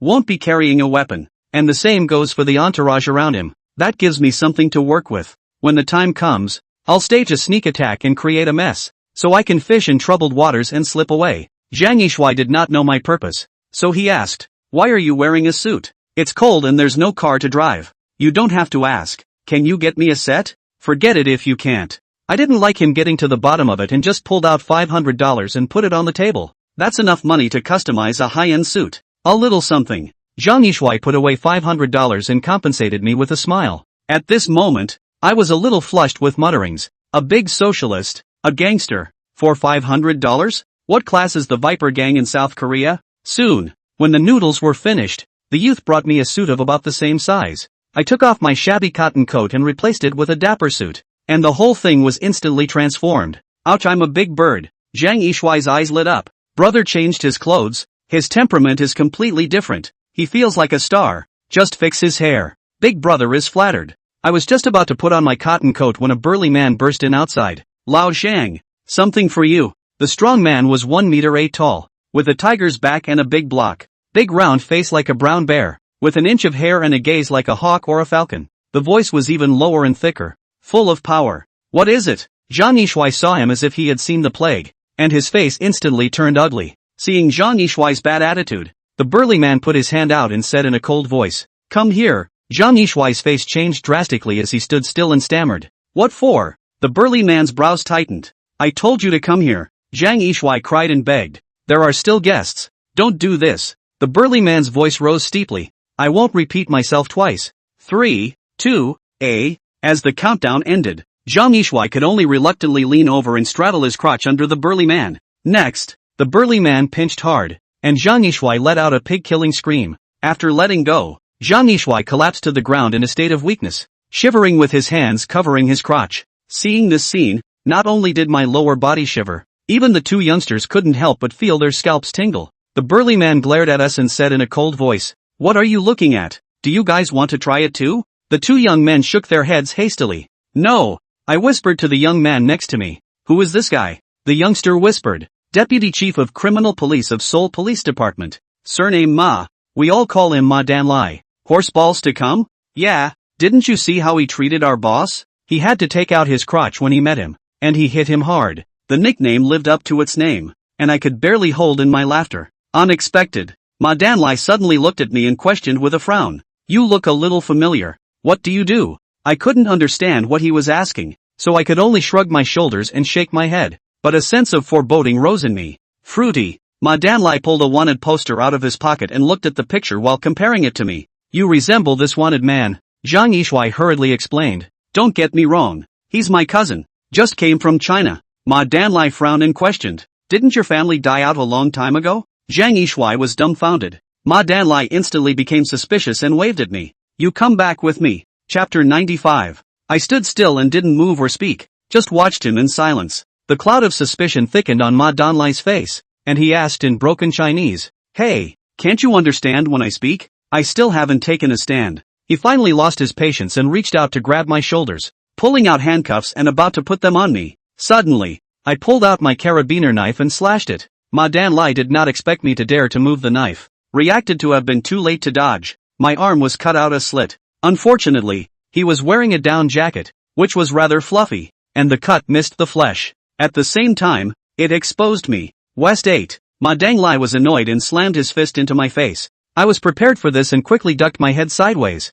turned and ran. He reached out and grabbed my cotton coat, but his grip was empty. I played a golden game using my cotton coat. By the time he reacted, I had already escaped out the door. Stand still. Ma Danlai was in hot pursuit, his dull footsteps coming from far and near. I didn't realize he was such a big guy, but he didn't run slow at all. It soon caught up with me and was only a few steps away. I panicked, rushed into the stairwell and leapt down the steps, the 5th floor straight to the 4th. Ma Danlai didn't show any weakness, and likewise jumped down with a jerk that shook the stairs. I jumped from the 4th floor to the 3rd floor, and there happened to be a young man and woman around the corner stealing a kiss. Startled by my sudden messing around, I couldn't help but let out 2 screams. I grabbed the girl and shoved her hard into the direction where Ma Egg came jumping down. Another kick flew up and hit the boy hard in the crotch. The result was that the horse egg came to collide solidly with the girl. The boy lay on the ground covering his crotch, his body curled up into a prawn shape, and I don't feel guilty at all, showing love in the hallway in broad daylight. Damn it! In the end, Ma Danlai couldn't catch up with me. I escaped the game room in one breath and ran to the crowded fairgrounds. The charge of harboring a wanted criminal is considered to be solid. I guess this will make Zhang Yishuai cry. Ma Danlai will definitely not let him go, and his balls are afraid that they will be pinched. To be honest, the person I'm most sorry for coming to South Korea is Zhang Yuisa. At least one side of the story, and the person bought me a meal of instant noodles. The result is that people sit at home and misfortune comes from heaven. After getting out, I realized I was covered in a suit and had left my cotton coat in the office. It was so cold that I was shivering and my big snotty nose was turning to ice cream. I had no choice but to spend a lot more and buy a new cotton coat. In the process of sneaking around, he also stole a pair of leather shoes by hand. You can't go to a funeral in a suit and cotton boots, can you? The funeral is scheduled for tomorrow morning, and I have one night to prepare. The South Korean police do pull their crotch a bit. I've shown up in Chinatown and I'm surprised they haven't had a massive sweep. The action is not a fraction of what it is at home. Perhaps Ma Danlai had pinned all his hopes on forcing Zhang Yishuai to confess. Alas, nothing more to say. 3 minutes of silence for Zhang Yishuai. Southpaw pulls crotch after crotch. I still can't take it lightly enough to leave Chinatown. I was afraid that the police were squatting at both ends of the street, so I just continued to wander around the fairgrounds. It stayed dark until I found a roadside stand for grilled beef sausage. The stuff is usually fed to dogs in this country, but in the food desert of South Korea, it's a household favorite. One bite and it's moist and oily, dipped in hot sauce and just a garlic. They are quite topping together. In fact, I've never been able to figure out how the southpaw has to say grilled when it's obviously fried on an iron plate. As he was eating, a couple of police officers suddenly approached from the front. They took my wanted notice and posted it door to door. This time the photo was replaced with a screenshot of the game room security footage. The clarity is much improved and I can basically see all of my features. I was like, oh, my god, this is the end of the line. I'll send it to the roast beef sausage owner later,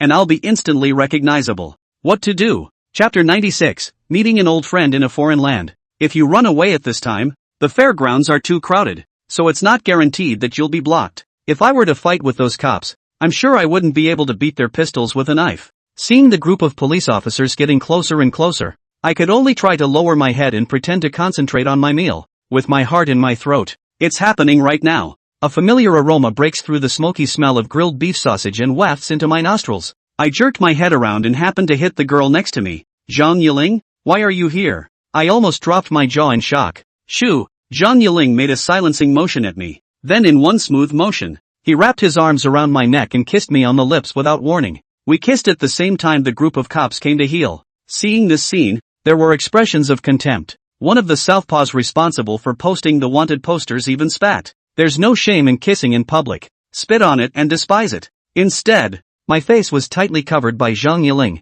These cops looked at us for a few moments and automatically skipped us and went to the next one. The crisis was lifted so easily. Quite fantastic and very ridiculous. As soon as they left in front of me, Zhang Yiling immediately pushed me away, grabbed the mineral water and took a swig, gargled then spit it out. She didn't say so explicitly, but her actual actions showed her dislike for me. Are you okay? I was so embarrassed that my scalp went numb, but my mouth kept coming back to her aftertaste. The young girl's lips were sweetly scented, completely different from a mature girl like Nightcrawler, which I knew for the first time. After rinsing her mouth, Zhang Yiling looked at me somewhat grudgingly, frowning and pouting. Even if you eat grilled beef sausage, why do you have to eat raw garlic? I shrugged awkwardly. I didn't know kissing was next. Zhang Yiling rolled his eyes. I should have known to let you be arrested and shot, blaming me for meddling. Well, fun and games, back to business. I turned the tables and asked, how did you get here? And how did you find me? Can't say coincidence, can you? Zhang Yiling said without any good humor. Why did I come over? Do you think? Revenge? I probably guessed what she was up to. Although she was not on good terms with her father, Zhang Jingguo, and her relationship with her cousin, Zhang Bingtian, was average. But after all, one lineage and blood ties are unbreakable. There was no way she was going to sit back and watch the tragic death of her father and brother. Seeing that she didn't say anything but just drank water, I asked again, are you smuggled here too? How is Auntie doing? As soon as the words left my mouth, I regretted them. Zhang Yiling has a complex composition. It's both Rongmen and Yenmen, and it might have something to do with mammon. It's easy to disguise your identity and hide it from the world. As for her mom, she must be well protected. Otherwise she wouldn't have been able to cross the ocean to South Korea. Fruity. Zhang Yiling knocked the mineral water bottle onto the table and scolded with furrowed brows. Are you a reporter? Why so many questions? I was startled and said weakly, take it easy. I'm just concerned. No need. Zhang Yiling's words changed. What's your next plan? She was kind of the only person I could trust in a foreign country, so I told the assassination plan without reservation. Of course, I didn't tell her the exact time of the operation. It's better to leave a little bit of protection for yourself. Are you stupid? Zhang Yiling revealed a look of contempt. You think you can blend into the funeral site just by wearing a black suit, when people's security teams are all on the take? You think you can fool security by hiding a knife in your sock? No, there's something called a metal detector, and an X-ray scanner? I've heard some of this high-tech stuff, but it's only been seen on TV and in the papers. I don't know if these will make it to the funeral scene, but when Zhang Yiling said that, it was clear that the nail in the coffin was already there. I bristled and asked rhetorically, what then?